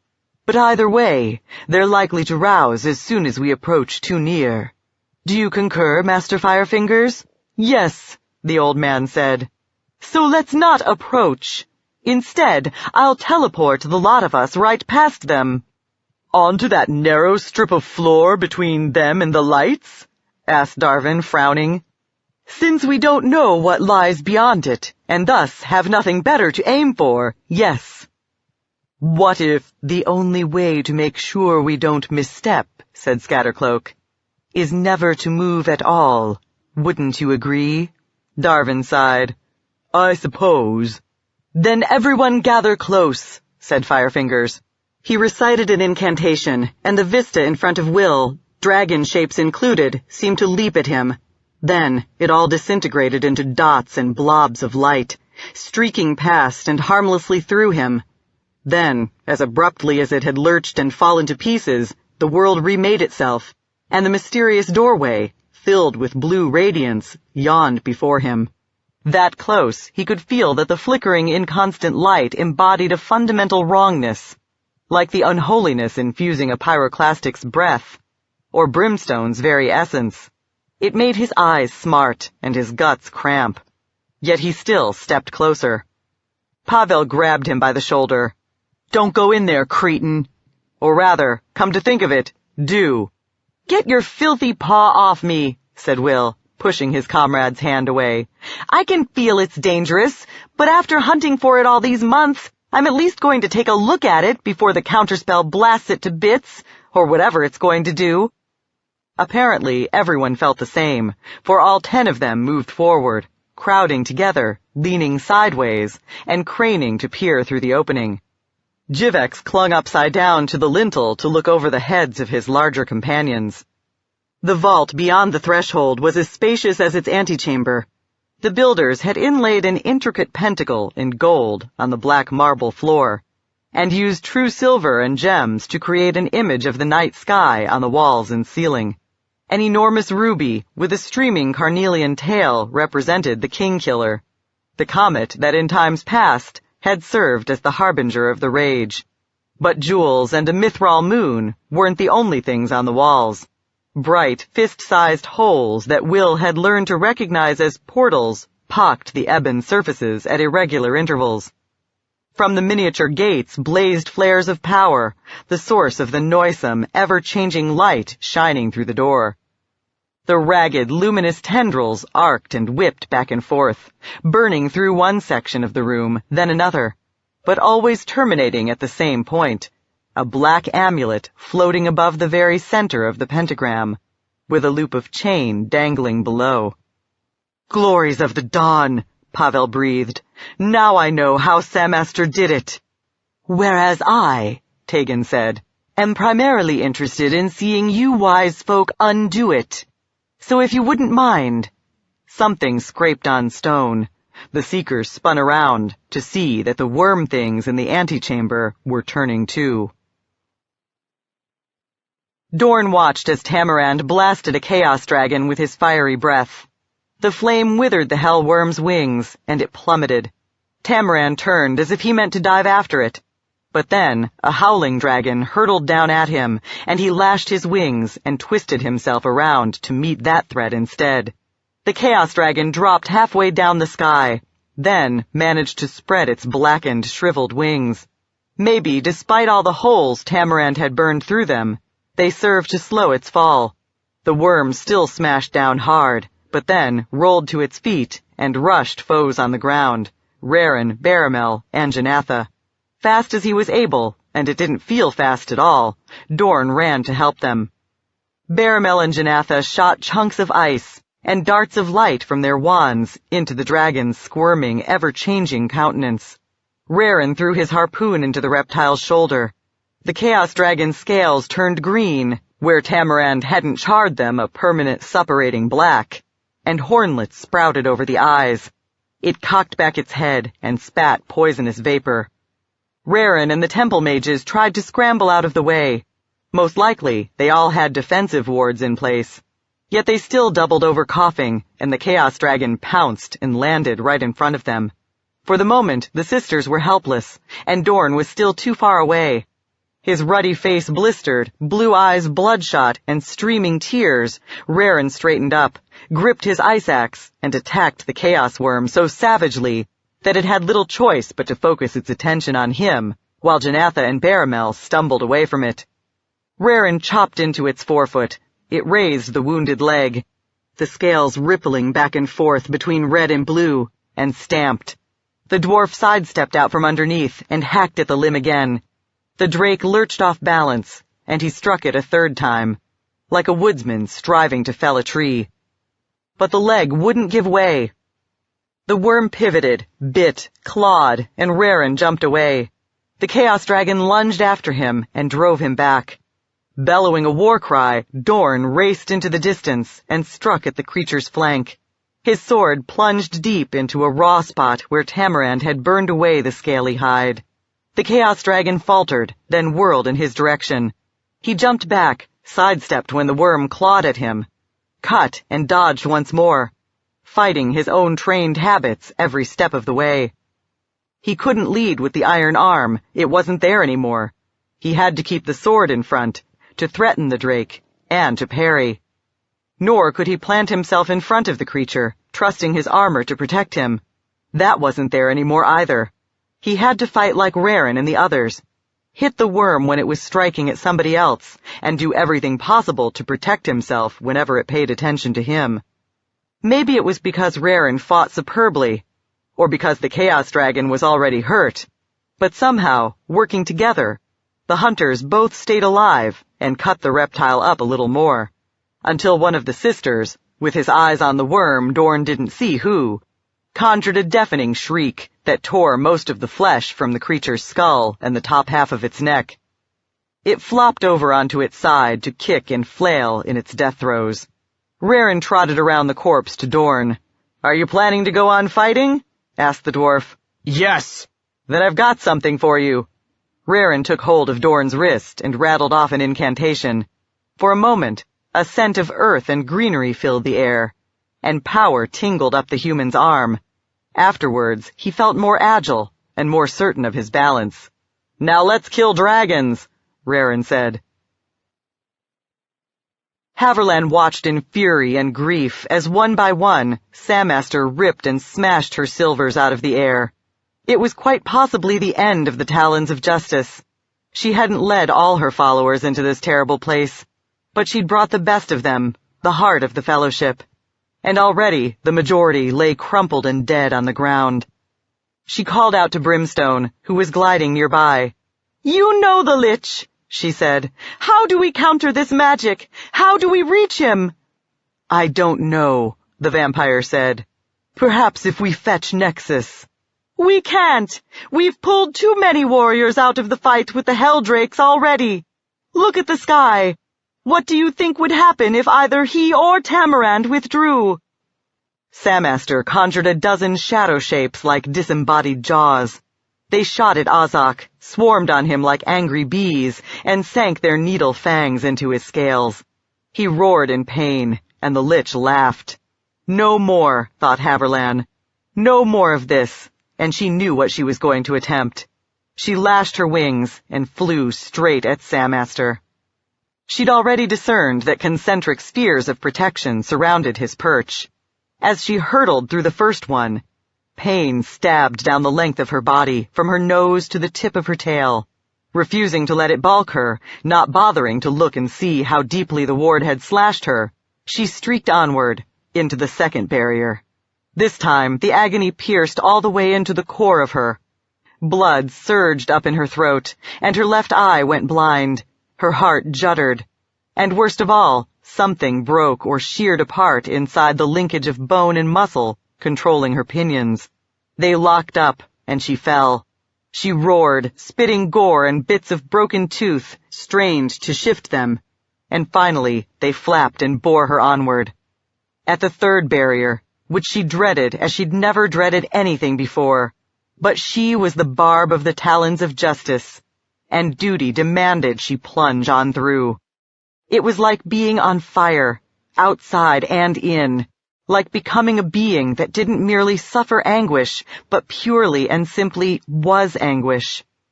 If she was still beating her pinions, she couldn't tell it. The sensation was lost in all-consuming pain. But maybe she was, for something, sheer momentum conceivably, flung her at the skull-faced Lich in his window. He goggled in sudden realization of what was about to happen, opened his mouth full of chipped and rotting teeth, no doubt to jabber a spell. But before he could, she crashed into the top of the tower like a boulder flung from a catapult. The impact shattered Samaster's perch and knocked him backward. He and Haverland fell to the ground outside the castle wall, amid a rain of broken stone, splintered timber, and roofing tiles. The world faded, then jumped back into clarity. Evidently, Haverland had only lost consciousness for a moment, because everything was still the same. Samaster was just drawing himself to his feet. He planted himself in front of her and glared up into her face. "Die!" he snarled. Fresh pain stabbed through her chest. She tried to claw at the Lich, but her leg wouldn't move. She took what solace she could from knowing that she'd dislodged Samaster from his web of defenses. Perhaps her comrades could handle him from here. They'd have to, for her spasming heart gave a final lurch, then stopped. Tegan realized he and his companions were trapped between the onrushing guardians on one side and the vault containing the heart of the rage, where he gathered it was death to enter, on the other. He wondered if Darvin would take a moment to observe that he'd tried to warn them all that something like this could happen. But the man in white didn't. Instead, like the other priests and wizards, he jabbered an incantation. Flares of booming flame, crackling lightning, and other manifestations of mystic power leaped forth to hammer the guardians. Or rather, simply to illuminate forms made of sculpted stone and cast iron. As Tegan had suspected, they were automatons, like the construct of bone he'd encountered previously, and as far as he could tell, the magic of several of the Moonsea's greatest warlocks had damaged them not a jot. "Warriors, forward!" he shouted, and lunged at the iron golem, which radiated heat like an oven. The point of Rilatar's sword pierced its snout, and smoke fuming from its molded nostrils, the animated statue struck at him like a serpent. He dodged and cut at its throat, but his blade bounced off. Jivex swooped over the Iron Guardian and raked with his claws, striking sparks. Will darted under its belly and stabbed with his hornblade. Pavel scrambled onto its flank and pounded it with the glowing head of its mace. Meanwhile, Serene, Celadon, and Drigor assaulted the other construct. All the weapons clanging on stone and metal raised a hideous din. "We'll hold the things!" Tegan bellowed. "You wizards, stop the rage!" Scattercloak started chanting, and a moment later, Darvin did the same. Since they weren't reciting in unison, the words jumbled together in a confusing, echoing way. Tegan hoped the counterspell was brief. He and his comrades were fighting hard, desperately, but to little apparent effect. Even enchanted weapons glanced off creatures of iron and stone as often as not, and generally just scratched or chipped them the rest of the time, while the living statues riposted with all the speed and strength of actual dragons. Tegan dodged raking claws, slashed at his opponent's extended leg, and glimpsed motion at the periphery of his vision. The golem's head was whipping around at the end of its long neck to strike at him. He jumped back, avoiding the attack, and his opponent lunged after him. He retreated, resisting the impulse to use his wings and leave the constructs a clear path to Darvin and Scattercloak. The golem attacked faster, then faster still. It spread its wings so that he couldn't dodge past it even if he wanted to. Jivex landed on its head, bit and raked, but failed to distract it. Tegan felt a grim certainty that it was about to punch through his defense. A flare of frost splashed across one of the golem's outstretched pinions. Tegan's muscles clenched at the sudden chill, but since the attack hadn't engulfed him, took no actual harm. The living statue, however, abruptly started moving slower than before.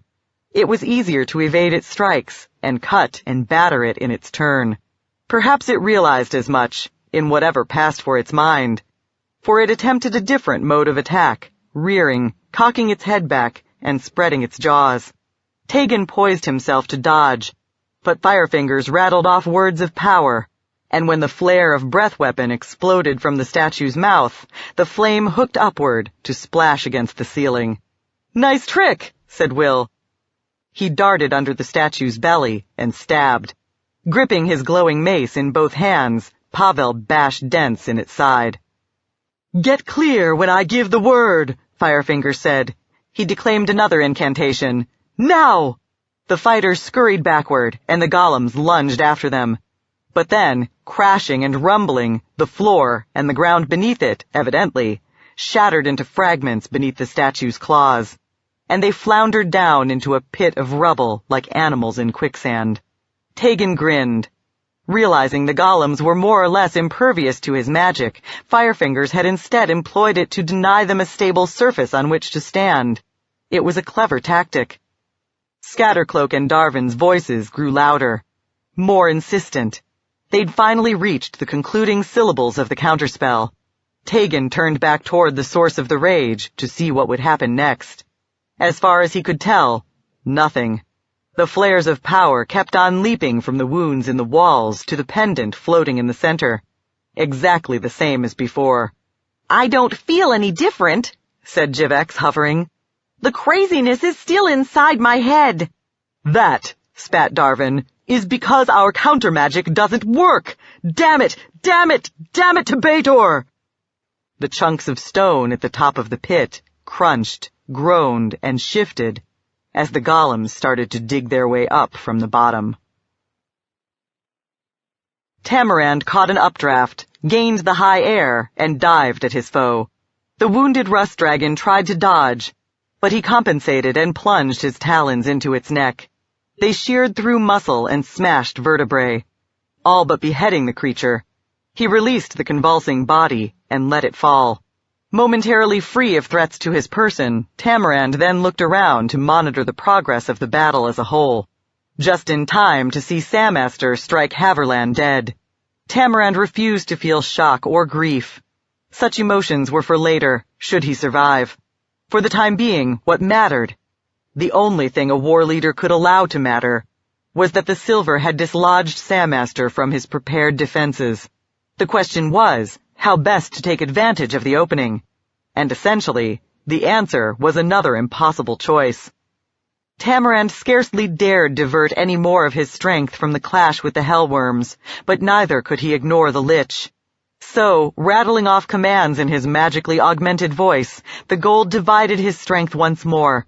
The folk on the ground, and some of the metallics in the air, would assault Samaster. Everyone else would strive to keep the otherworldly drakes from coming to their master's aid. At least, if they pushed Samaster hard enough, he wouldn't be able to direct his troops anymore. Praying it would make a difference, wishing it were wise, invincible Lareth, and not just a traitorous lieutenant in command of this desperate venture, Tamarand wheeled to attack a trio of howling dragons. Samaster took a moment to savor Haverland's death throes, then turned and saw the other foes rushing to surround him, charging across the ground or swooping down from the sky. Brimstone, Azak, the Song Dragon, the two pretty sisters with their wands, the white-haired dwarf in his polar bear fur armor, and even the maimed half-golem, still fighting despite the loss of an arm and the near destruction of his leg. It was the nightmare moment Samaster could never escape. All he wanted, all he'd ever wanted, was to fulfill his destiny and create a better world. Yet time and again, a host of jealous, spiteful wretches rose up against him, to tear down whatever he tried to build, to defeat and humiliate him, to do like rats in a pack what none of them had the honor, courage, or prowess to attempt alone. But not this time. Not if Azith, Mistra, and all her chosen took the field against him. This time, by the blood of every worm who'd ever flown, he was going to win, and in the process, annihilate Tamarand, Nexus, and all their lackeys for good and all. He started a spell, and pulled a jade circlet from a pocket inside his mantle. The Song Dragon hastily sang a pounding musical incantation, and flame exploded all around him. The blaze stung a little, but not enough to disrupt his own conjuring. He placed the crown on his head, and power jolted through him. He willed himself to transform, and though he remained a thing of dead, shriveled flesh and exposed bone, everything else changed. His form expanded, fingers becoming claws, face pushing forward into reptilian jaws. Tattered, rotting wings exploded from his shoulders, and a tail writhed forth from the base of his spine. In an instant, he was a Dracolich, a dream of an undead ancient red given substance. The biggest and mightiest thing on the battlefield, his physical strength as dreadful a force as his wizardry. Azak dived at him, and he spat a plume of flame. The shield dragon veered, but even a graze seared burns across half his body. Samaster laughed, and relishing the snarling thunder his voice had become, commenced another charm. Pavel watched as Scattercloak murmured a spell and brandished a bit of quartz. Ice spread over and through the shivering rubble at the top of the pit, binding it in place as mortar held bricks. "That might slow the golems down," the wizard said, his tenor voice emotionless as ever. "Now I suggest that Serene or Drigor attempt the counterspell. Perhaps the divine magic version will work, where the arcane failed." "I'll do it," said Selune's priestess, gazing upward as if she could see the moon through the ceiling, sweeping her mace with its crescent-shaped flanges through mystic passes. She recited the prayer. Meanwhile, the layer of ice crunched and cracked. Celadon and Firefingers murmured charms. No doubt they, too, were trying to hold the living statues down. At the end of Serene's recitation, Pavel conjured a glow of dawnlight, hoping it would help. It didn't. The flares of power kept right on leaping and twisting from their points of origin to the floating amulet. "That's no good either," said Serene. "I'm sorry."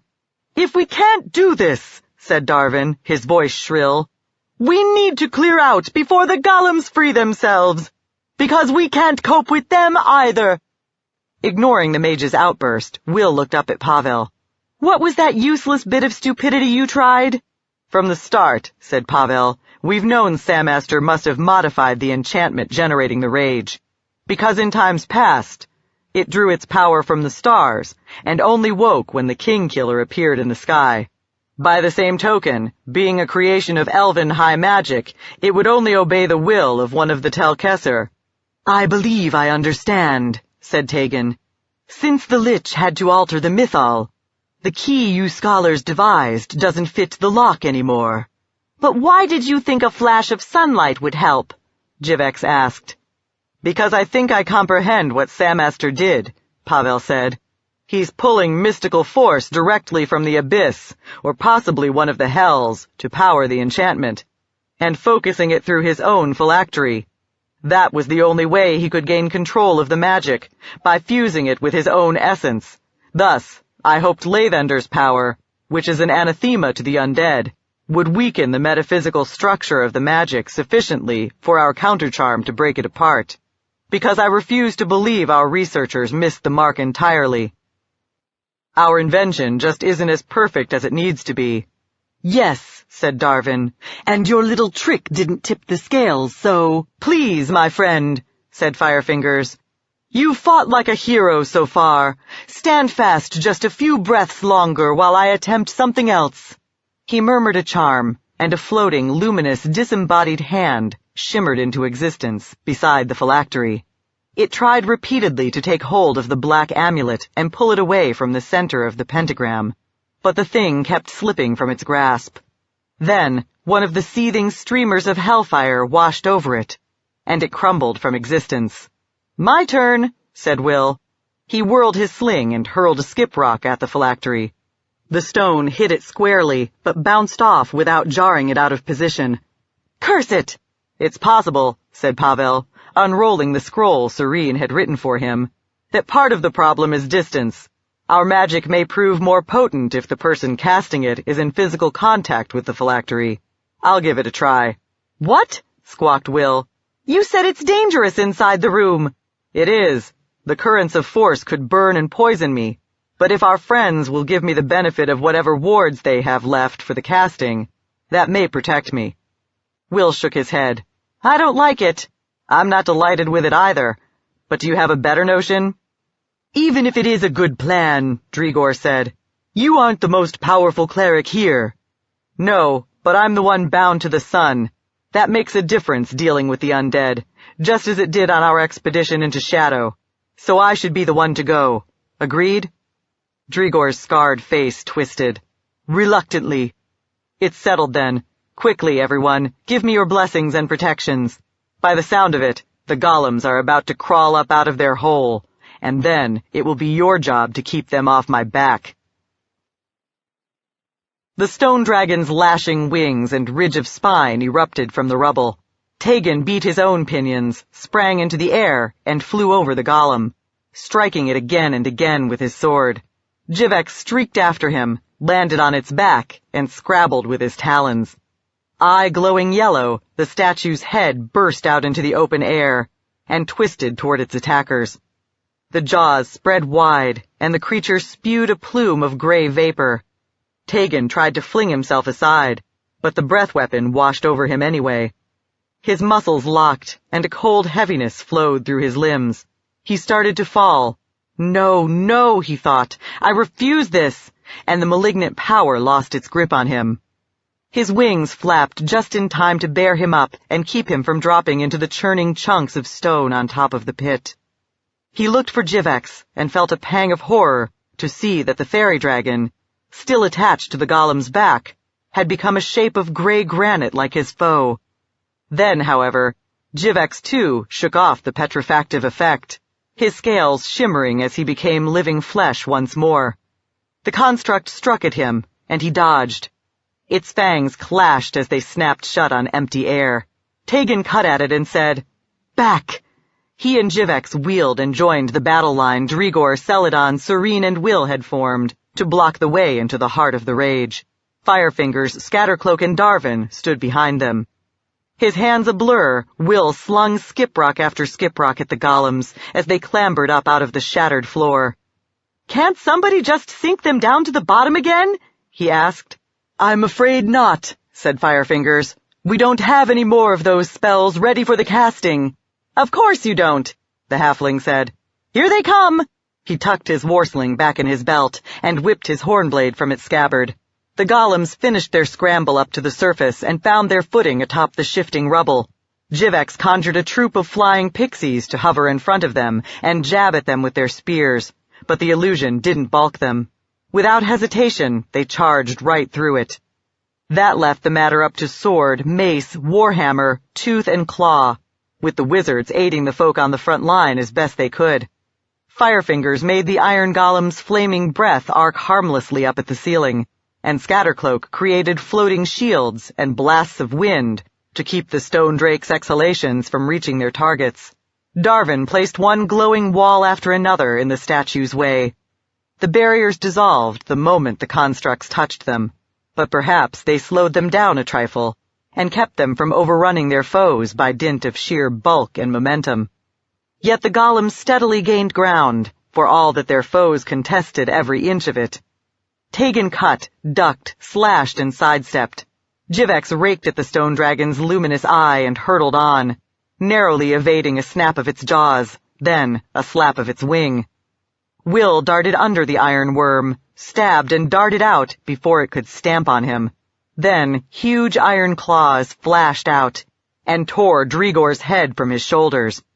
His body fell with a clank of armor. Several heartbeats later, the stone golem's tail whipped around at Celadon. The half-elf leaped back and parried, and the combination was enough to save his life. The blow, however, snapped his sword in two. He cursed, tossed it away, and snatched a dagger from his boot. The iron worm raked at Serene. The stroke failed to penetrate her mail, but it knocked her reeling, and afterward her right arm dangled uselessly. Her comely face ashen, she shifted her mace to her offhand and advanced once more. It was obvious to Tegan that he and his remaining comrades couldn't resist much longer. In all likelihood, they were going to die within the next few breaths, as a legion of Avarials had perished in this place millennia before. So be it. But only if their lives purchased a comparable victory. "Come on, Pavel, do it," he thought, even as he lunged at the stone worm's head. Cloaked in a shimmering, multi-layered aura of protection, Pavel sprinted halfway across the vault before he started suffering ill effects from the hellfire contaminating the air. Then, however, a bluish flare swept over him, and agony stabbed through his body. He lost his balance, collapsed convulsing, and blacked out. He woke to the clangor of steel bashing iron and stone. Thank the Morning Lord, he'd only lost consciousness for a little while. His friends were still fighting to protect them. He just hoped he was still capable of an effort worth defending, for his throbbing tongue was raw where he'd chewed it, and his mouth tasted of blood. Worse than that, his entire body had a sickening, pulsing wrongness to it. He could feel masses swelling inside his flesh, like tumors or parasites growing. He considered trying to heal himself, but even if it worked, the hellfire would simply poison him anew, and in any case, he couldn't spare the time. The golems might break through Will and the others at any moment. He groped around, found his mace and Serene's scroll, and clambered to his feet. The world tilted and spun, and he nearly fell again. He took a breath, and the vertigo partially subsided. He limped onward. Hellfire snaked and crackled, and he was too weak and dizzy even to try to avoid the streamers anymore. They seared him, stabbed him, staggered him, and the nodules inside his body pounded like extra hearts at their touch. but they failed to knock him down as the blue one had. Perhaps Lathander was holding him up. He hobbled the last few steps to the phylactery, and reckoning that one ought to try the simple and obvious first, bashed it with his mace. But the blow neither damaged the black pendant nor jolted it out of position. It would have to be magic then. He took his own amulet from around his neck, and gripped it and the phylactery together in his hand. He called his deity's name, drew a blaze of purifying dawnlight from the sun symbol, and read the first trigger phrase on the parchment. Nothing happened, and so he repeated the process. Samaster exulted in the impotence and degradation of his foes. He snarled an incantation, and hail hammered the two sisters. It didn't kill them, but it left them bloody and dazed, crawling on the ground like the vermin they were. A flick of his tail shattered a copper skull. His gaze paralyzed a brass, and the noble metallic plummeted out of the sky. It was glorious, until he felt a blaze of pain. It was an insult less to the body than the spirit, and for all his erudition and long and varied experience, he'd never felt anything like it before. Yet he knew what it meant. Some power was attacking his phylactery. Belatedly, he remembered the foes who'd run into the barbican. Repeatedly distracted, he'd never verified that Jelani had actually disposed of them, and certainly hadn't sent any more worms to assist with the job. He could only assume that the wretches had somehow survived and made it all the way to the source of the rage. Bungler! Idiot! Playing games out here when the only thing that truly mattered was in jeopardy. But he could still salvage the situation. All he had to do was recite the proper incantation to translate himself to the mythal. He growled the first word. Intent on Samaster, Dorn had momentarily lost track of Kara, but heard her cry, "Don't let him finish that spell!" Then, wings furled, she plummeted down on top of the lich and drove her talons into his spine. Huge as she was in dragon form, she was small compared to the titanic shape Samaster had adopted, and even her ferocious assault didn't make his recitation falter. Without missing a beat, he twisted his head around, caught her in his jaws, yanked her off him, and slammed her to the ground, where she lay unmoving. Brimstone pounced on the lich, rending rotten, shriveled flesh with his oversized fangs. That injury did make Samaster's recitation falter, and dead eyes glaring, he seized hold of Brimstone's collar in his foreclaws and roared a different word of power. The choker broke apart, the jeweled fragments melting even as they dropped, and the vampire dissolved along with them. For a moment he endured as a swirl of smoke and embers, then vanished utterly. Samaster raised and swiveled his head, spewing fire.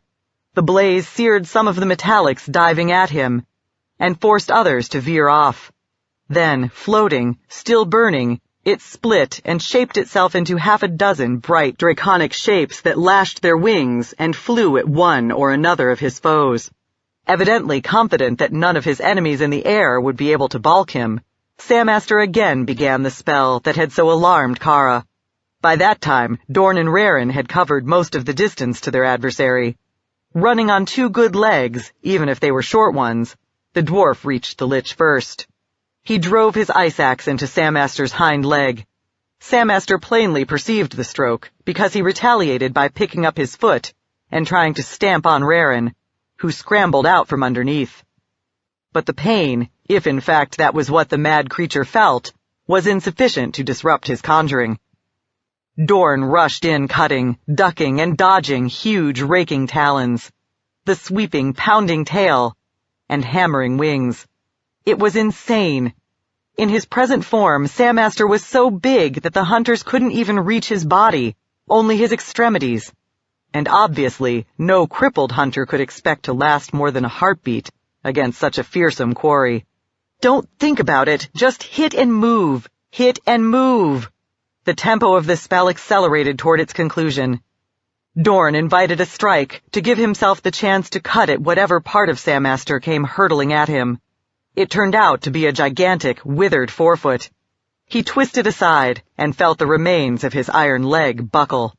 As he cut, turning his whole body into the blow, the prosthesis broke apart.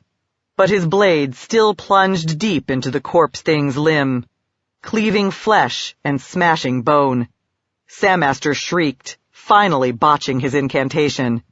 As he fell, Dorn resolved to cherish the memory of that scream, even as the lich tore him apart.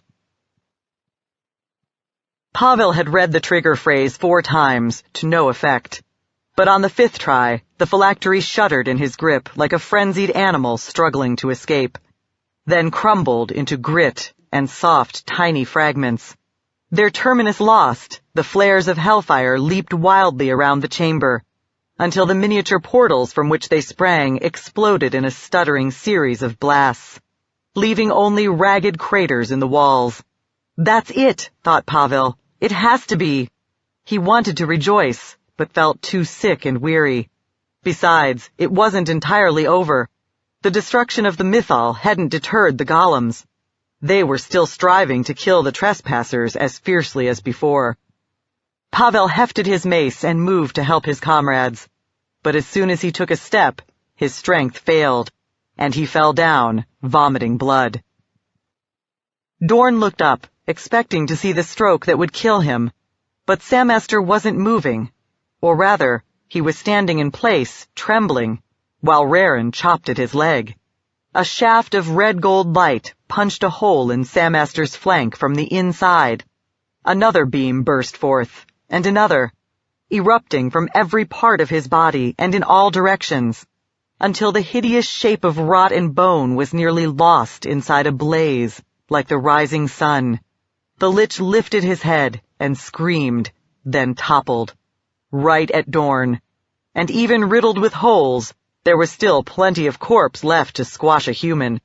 Knowing it was hopeless, he nonetheless tried to crawl, and a pair of fanged jaws snatched him up. Leaping, Kara whisked him out from under the plummeting mass. Dorn's eyes ached as if he was going to cry. Sandmaster didn't kill you, he said. You're alive. She set him gently on the ground. Better than that, she said. I'm sane. Will slashed at the stone dragon, and the hornblade glanced off without biting. Small wonder. In time, hammering on iron and granite dulled even an enchanted sword. He twisted away from a talon strike, tried to riposte, but found himself too slow.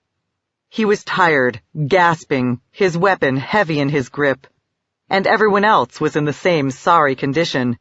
The end would come quickly.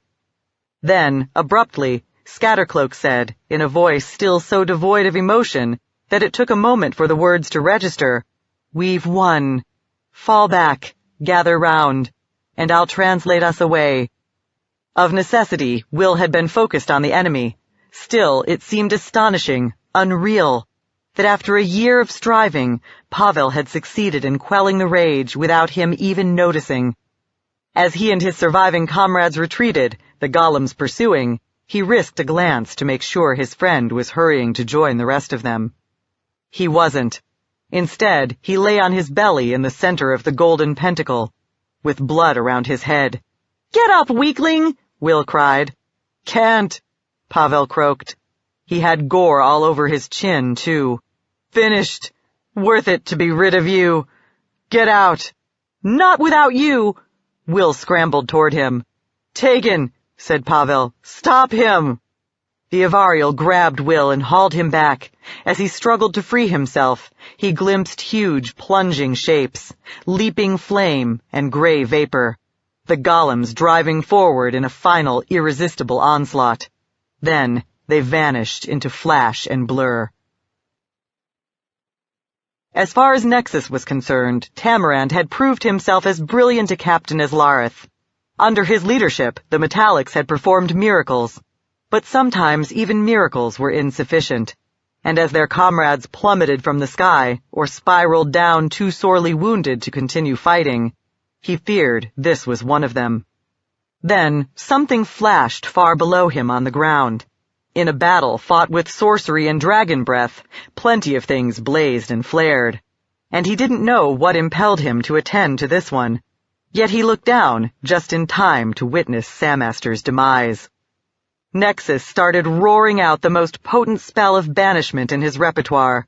He'd attempted it twice already without success, but with Sammaster gone and the power of the enchantments the Lich had conjured perhaps attenuated, it was worth another try. A chaos dragon spat acid at him. A howling drake battered him with its shriek. Refusing to let the punishment balk him, he declaimed the final words of the incantation. All across the sky, and all at once, the otherworldly dragons disappeared, cast back to the infernal realms from which their master had drawn them. Epilogue 8 to 27 Nightall, the Year of Rogue Dragons. Grigel Raganev dripped viscous amber poison from a glass pipette into the brew simmering in the vessel below. The task required steady hands and total concentration. The mixture had to be precise, and what made it more difficult still was that, magic being a somewhat chaotic process, one couldn't know beforehand the exact proportions, or at which moments another droplet needed to go in. Assessing the shifting colors of the elixir and the inconstant smell of the fumes, the alchemist had to make judgments as he went along. At his back, something crashed. It startled him, his hands shook, and venom plopped into the brew. A puff of sulphurous yellow vapor revealed that the mix, and thus a 10 days' work, were ruined. Grigel lurched around on his stool to berate the fool who'd made the noise, but what he saw curdled his fury into anxiety. It was Salangan who'd knocked down the crudely made door of the hut, and who crouched glaring through the opening. "Where," growled the wight, "is Sammaster?" I don't know," Grigel said, his voice a little shrill. "He left without telling anyone where he was going. I'm sure he'll return as soon as he can." "Don't count on it," Salangan said. "We dragons believe he fled and left you slaves behind to suffer our displeasure. As you will, but we'll hunt him down and punish him too. We have enough displeasure to go around." "What are you talking about?" "The rage, of course. It faded from our minds 2 days ago, but we waited to be sure it was really gone. It is, even though you thralls swore it would never end on its own. You lied to scare us into accepting the transformation." "No," Grigel said. "If what you're saying is true, the first speaker deceived us cultists as well." Salangan sneered. "I think I may actually believe you. But it doesn't matter. I'm in a bad mood. And hungry, too." The wight lunged forward, and since the doorway was merely human-sized, the wall shattered to accommodate him. Elsewhere in the compound, worms roared, and their worshippers screamed. Keeping a wary eye out for ghost dragons and other hazards, Tamarand, Nexus, Azak, and others collected stones to build their fallen comrades' cairns. Magic would have facilitated the task, but it felt proper to toil at it with wing and claw. Tamarand tore at a mountainside, struggling to rip out another chunk of granite. The Tartarians had fed here, and so weakened the stone, but it resisted him nonetheless. Nexus sat down to assist him. "It was a great victory," the wizard said. "We mourn the fallen, but it's permissible to celebrate as well." Tamarand grunted. "In fact," Nexus persisted, "it was a victory worthy of a king." "I told you already, I won't be King of Justice." "Because you won't forgive yourself for Lareth's death. But you needed to kill him to save our entire race, perhaps all of Faerun, and save it we did." "That doesn't excuse treachery." "I say it does, and it also proves the benefits of leadership." "Lareth's leadership would have doomed us all if Karasendriath and her rogues hadn't defied him." Nexus sighed, warming the chill Arctic air and suffusing it with a scent like incense. "Sky and stone, you're stubborn. Just think about it, will you?" Tamarand hesitated. "I'll think about it." As Ozok piled rocks atop Haverland's body, he noticed the new scars on his legs and feet. They were as plentiful as the old ones crisscrossing the female's hide. Though many folk considered him arrogant, even by dragon standards, he wasn't vain enough to imagine he'd grown to be Haverland's equal. But perhaps he was silver enough to keep her dream from dying with her, to see to it that, in one form or another, the talons of justice lived on. Kara reflected that in a sense, their great endeavor had begun in an inn, and it was ending the same way. This room, however, was a private one rented for the occasion, and free of were-rats. "Back at the start," she said, "I hired some of you to help me. Obviously, we've come a long way since then, far beyond notions of pay and employment, but I still want to share what I have as a token of my gratitude and love." She upended her pouch and dumped the treasure clattering on a table. The coins, gems, and jewelry gleamed in the light of the fire crackling in the hearth. Will craned on tiptoe so he could take a proper look. Then, to her surprise, took only a single gold band set with a ruby. "This will do me for a keepsake. I picked up plenty on our way back through Brimstone's cave. You can give the rest of my share to a temple of Lathander." His face twisted, and he blinked. Raren clasped the halfling's shoulder. "He was the best of us," the ranger said. "He was a useless charlatan," Will spat. "But I miss him. A little." Raren turned to the pile and pulled out a fistful of gold and a true silver armband set with emeralds. "I don't need much either, where I'm headed, but I might want some." "Are you going somewhere?" asked Dorn, sprawled on a couch, a cup of brandy in his remaining hand. "Back to the Great Glacier. Joylin's there, with no kin left to look after her. I have to make sure she's all right. I need to see my tribe again, too, now that they've betrayed me. I don't want revenge, but I have to talk to them if I'm ever to forgive them." "I'll tag along," said Will, "if you'll have me. I feel like doing something." "I don't envy you a second journey on the ice," Tegan said, elegant in the new blue and scarlet suit a tailor, extravagantly rewarded, had labored day and night to finish. "Particularly at this time of year. For my part, I intend to winter savoring the luxuries of Lyrabar, and resume my forays into the wilderness come spring." "Where will you go then?" Kara asked. "Back to my own tribe in the Earthwood, and then to other Avarial enclaves if I can find them. I finally understand why we hide from the world. To say the least, there's no shame in it, but millennia after the Chromatics gave up trying to exterminate us, there's no longer any necessity either. Someone ought to speak to the others of that, and of the advantages of rejoining the rest of civilization." Perched on the mantelpiece, tail dangling, Jivex snorted. "I suppose that means the Grey Forest will have to do without me a while longer, since it's clear you're helpless without me. Now it's my turn to choose." He lashed his wings, hurtled across the room, and landed amid the mass of gems and precious metal. "If you recall," Tegan drawled, "you and I never were in Lady Kara's employ." "It doesn't matter," she said, smiling. "Both of you, take anything you want." After the division of the treasure came the finest meal the kitchen could provide, its best wine, and toast to Pavel, Chitulio, Gorstag, Egon, Matislak, Drigor, and everybody else who'd given his life to end the rage. The company traded reminiscences of their lost comrades, and after some coaxing, Kara sang her first attempt at a ballad, describing the dive into Northkeep. Everyone professed to find it splendid, though to her ear it was still a raw, unpolished thing. Finally, one by one, the others stumbled off to seek their beds, until only she and Dorn remained. He sighed. "Everyone's leaving." "As they probably should," she replied, holding his hand. "We're all tipsy." "I don't mean now. In the days to come.